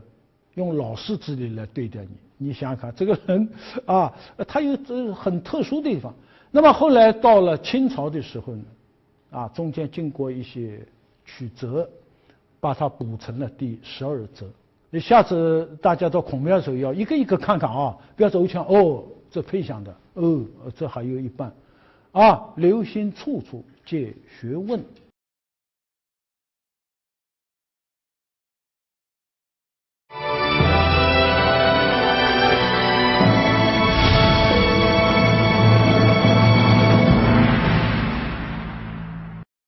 一个孔庙，它还不是大成殿里面这个孔子四配12则这么简单，它有东吴跟西吴就是前面那个广场两边的房子还有。那么最早的时候我们说它有72弟子，对不对？72弟子没有进大成殿，以前是把它画在墙上的但是不记。那么到宋朝的时候呢，开始在大成殿两边东吴、西吴这个吴。那么宋朝来讲，这孔子这么伟大，其实他这个后面呢还有2类人很重要。一类是学儒学学得特别好，他们对社会文化、对我们的历史有极大贡献，这些人也应该受到大家尊重。那么周敦颐这个伍先生呢，张载、二程、朱熹等等，这些人就在大成殿外面，但是也都摆着他们的牌位。这个呢后来不断的有增加一共呢有79个人。这个两吴、东吴、西吴很长它不是摆一边，它是摆头上靠近大成殿的那一端79个，可能这里摆40个，那里摆39个。摆完以后，大家又觉得还有一类人我们应该考虑，就是孔子的那些经典我们读不懂。读不懂呢，从汉开始，有很多人给这些经典做了非常出色的书，那么我们这个儒家的文献呢，才能这么传下去，被大家读懂。把这个人呢叫先儒，刚才是先贤、贤者，72贤，对不对？那还有很多别的人。祭孔的时候，左传左丘明，卜子夏子夏传诗的，公羊传、谷梁传，这是传尚书的，高唐胜传礼的，这个戴也是传礼的，毛长传诗的，后面哎呦不得了，一开始是22位，后来不断的一直加到77人，包括杨雄韩愈这些都在里面。然后这个呢就在两吴，刚才不是先贤嘛，79人嘛，他们在这里接，这里这个38人，这里39人就是在两边。现在咱们北京的孔庙不像话，就把这个里面东西全部搞掉了，弄个什么展览孔子在世界。这个孔庙它是个文物这文物要保持原样的，你把这个拿掉了，这个孔庙它不完整。现在我们到台南的孔庙，那旁边这个全部在的，我呼吁过好几次，没人理我，我逮到机会我还要说，这不像话。这个两边这个东西是很好的，这是一个中国学术史的一个缩影，哪些人一看福生是为什么摆这里这要有人讲这个儒学史是不是这个里面除了学术好，还有历代精英诸葛亮鞠躬尽瘁，死而后已；韩琦、李纲，宋朝的文天祥、陆秀夫，一直到顾黄王，有名节有作行的，都在这里受到子孙万代的祭祀，这多好，是不是这多好！你到里面走一遍，你会受到教育，受到激励，弘扬正气，那么现在真是要命我现在想，我这几天找个时间专门就这个东西写一写，因为马上9月28号要来了这个地方上的孔庙，有两吴的，有条件的，都要这样做否则就把孔子架空了，对不对？孔子一个人能行吗？祭孔的意义有人说孔子都走了2000多年了，为什么我们还要祭祀他？因为他中国文化的象征几年前我们有一个事情，大家没人不知道的就是国家博物馆做了一个9.5米高的一个孔子像，摆在这个博物馆朝向长安街的，就坐南朝北的一个方向上一摆出来，有一些人群起而攻之，说五四运动搞了100年了，五四运动是从打倒孔家店开始的五四运动就从天安门开始的，现在又在天安门这里摆出来了，五四运动白搞了摆了不到100天，有人调侃百日维新又搬进去了。那么这个事情呢，我觉得这是不对的，你打错了那就得平反，对不对？我们历史上做过很多错事如果有了错误，我们还要挺住，我们就不认错，啊，这个民族没有希望。啊，那么有人说，啊，这个中国文化不是孔子一个人吧？还有老子啊、庄子啊、荀子啊、韩非子。那当然，这个我不是不了解。啊，但是呢，总得有一个代表，对吧？就像我们天安门城楼，为什么只挂毛主席一个人的像呢？那还有周恩来啊、朱德啊、刘少奇啊、邓小平啊，还有孙中山啊，啊，还有很多呢，啊，那么照这个说法都要弄上去，岂不是天安门要挂3排？啊，那成何体统啊？只能挂一个嘛，对不对？啊，那么中国传统的文化，它一个代表人物，国外都是这样的。那为什么我们到外国的办的都叫孔子学院？对不对？因为世界公认它是一个代表。中华文明所及之处，无论到哪里都有孔庙，对不对？朝鲜、越南、日本都是这样的。通过这样一个仪式来纪念它，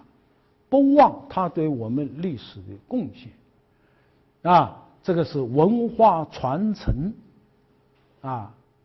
这个题中应有之义。好，我们看看古代，哎呦，这个孔子哦，不管什么民族进来，都要尊敬他。比方辽契丹人的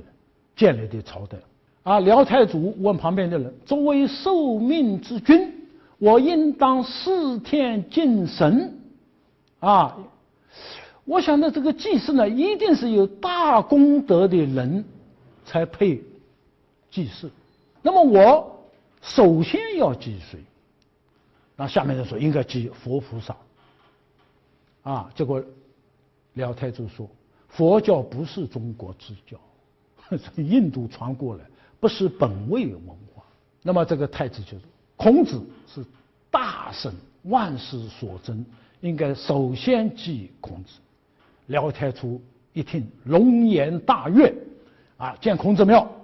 啊，皇太子，我们春秋设殿。你看进来，啊，这个跟我们啊，实际上这个文化它还是有差距的，是不是啊？哎，而且这孔庙后来就成了这个一个学术活动的场所。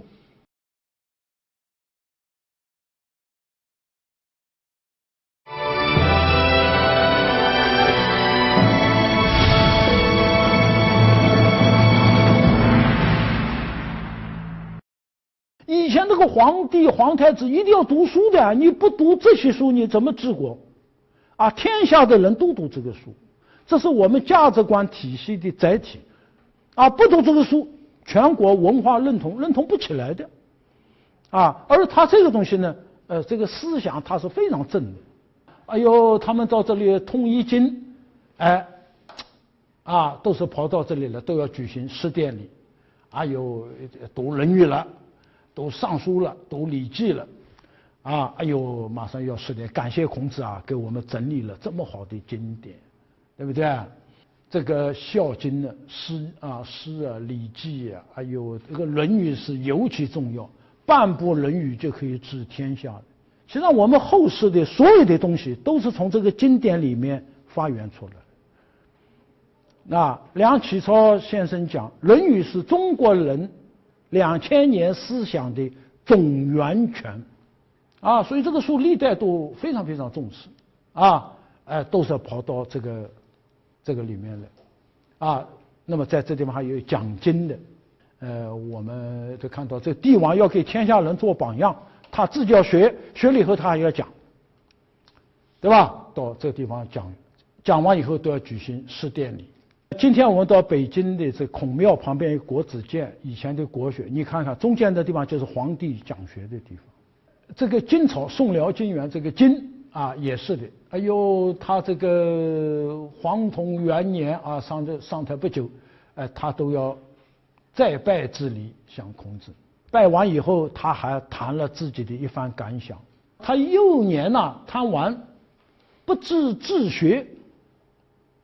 啊，不知道一个人要有志于学，啊，后来现在过了这么多年了，深以为悔。啊，孔子尽管没有帝王之位，可其道可尊，万世敬仰。啊，然后到孔庙转了一圈，受到教育了，幡然改悟。啊，从此刻苦学习啊，尚书啊、人语啊，还学经和史嘛，啊，或以夜继焉，白天学，哎呀，今天怎么没看完呢？就晚上继续看。下面我们最后看一些照片啊，说了半天，这个呢是山东曲阜的孔庙，大家知道有三孔啊，孔府、孔庙、孔林啊，孔府是人家家，孔林是他们孔家的陵园，这个庙呢非常大，是曲阜城外面有一个城墙，这个是个瓮城，2道城门的，这地方写说万仞宫墙，啊，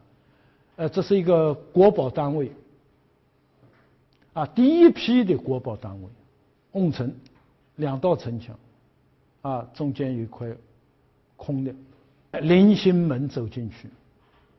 啊，这一座桥走进去，啊，我们都认为是天上的这管文教的心啊，里面金身玉正，刚才我就说了啊，一开头有个特钟啊，不是编钟，编钟是一套的，特就是独特，就一个钟，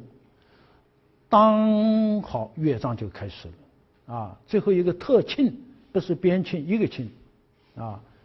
当好收音了啊，这叫一层。这个是里面的这个大成殿啊，曲阜的大成殿是全国唯一的，就上面是龙啊，非常棒的啊。这个是一个模型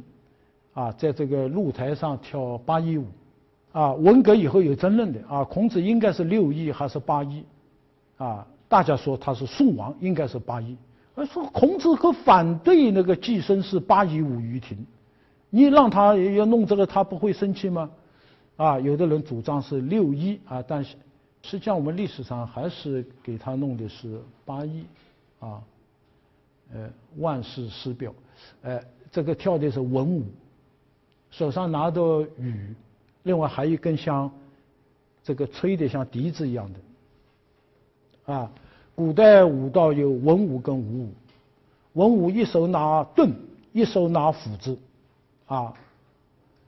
这是武舞啊。武王克商那这个跳这个大武之舞的时候啊，都是拿着这个武器，啊，当然是道具。文舞呢，就是拿着羽毛啊，跟一个叫乐的东西。这是我们北京孔庙旁边一个叫国子监。北京孔庙曾经相当长一个时期变成了北京博物馆。国子监呢，全国唯一的一所国立大学，很长一个时间里面是北京图书馆。啊，后来北京市政府用了很多钱把这2家都迁走了，给他们造了新馆。啊，你们出去。啊，那么现在呢，变成一个科举的啊展览那个一个文物古迹吧。啊，这是琉璃的牌坊啊，这个在北京是不多的。这个就刚才讲的辟雍。我们古代每一个孔庙或者县学前面，都有那个桥走过来，那个桥下面那个水啊有水，那水是1/2，啊，所以3点水一个半叫半水。啊，这个半水呢，一般是地方上的孔庙，是1半。那么这是天子讲学的地方。它是辟雍，一个圆的，整个一个圆的，中间是方的，造了一个这个殿，啊，然后这个水呢，四面都有桥通过来，这全国唯一的一个最高级别的一个建筑，啊，天子在里面讲学，凡是有这个都有名人堂，啊，国子监里面叫仪仁堂，啊，现在我们到韩国成均馆。啊，它还有一个名人堂。名人堂3个字是当年明朝啊派到韩国去的一个使节亲笔写的啊，这块匾到今天还在啊。那么这个地方呢，也是一个讲学的地方，国学里面啊讲学问的地方。这是台北的孔庙，它这个非常有这个南方特色。这是孔庙的里面，啊，有教无类啊等等，好，这样的照片呢非常多。我是很希望大家呢像司马迁一样读万卷书，走万里路，要把这学问变成一个活的，一个内化在我们生命体的深处的这样一种精神，一种力量那么你就会感到这个人生我们有做不完的事情我们有自己人生的一个使命我们自己的人生的价值就是在完成这个使命的过程当中。好，今天我们就讲到这里谢谢大家。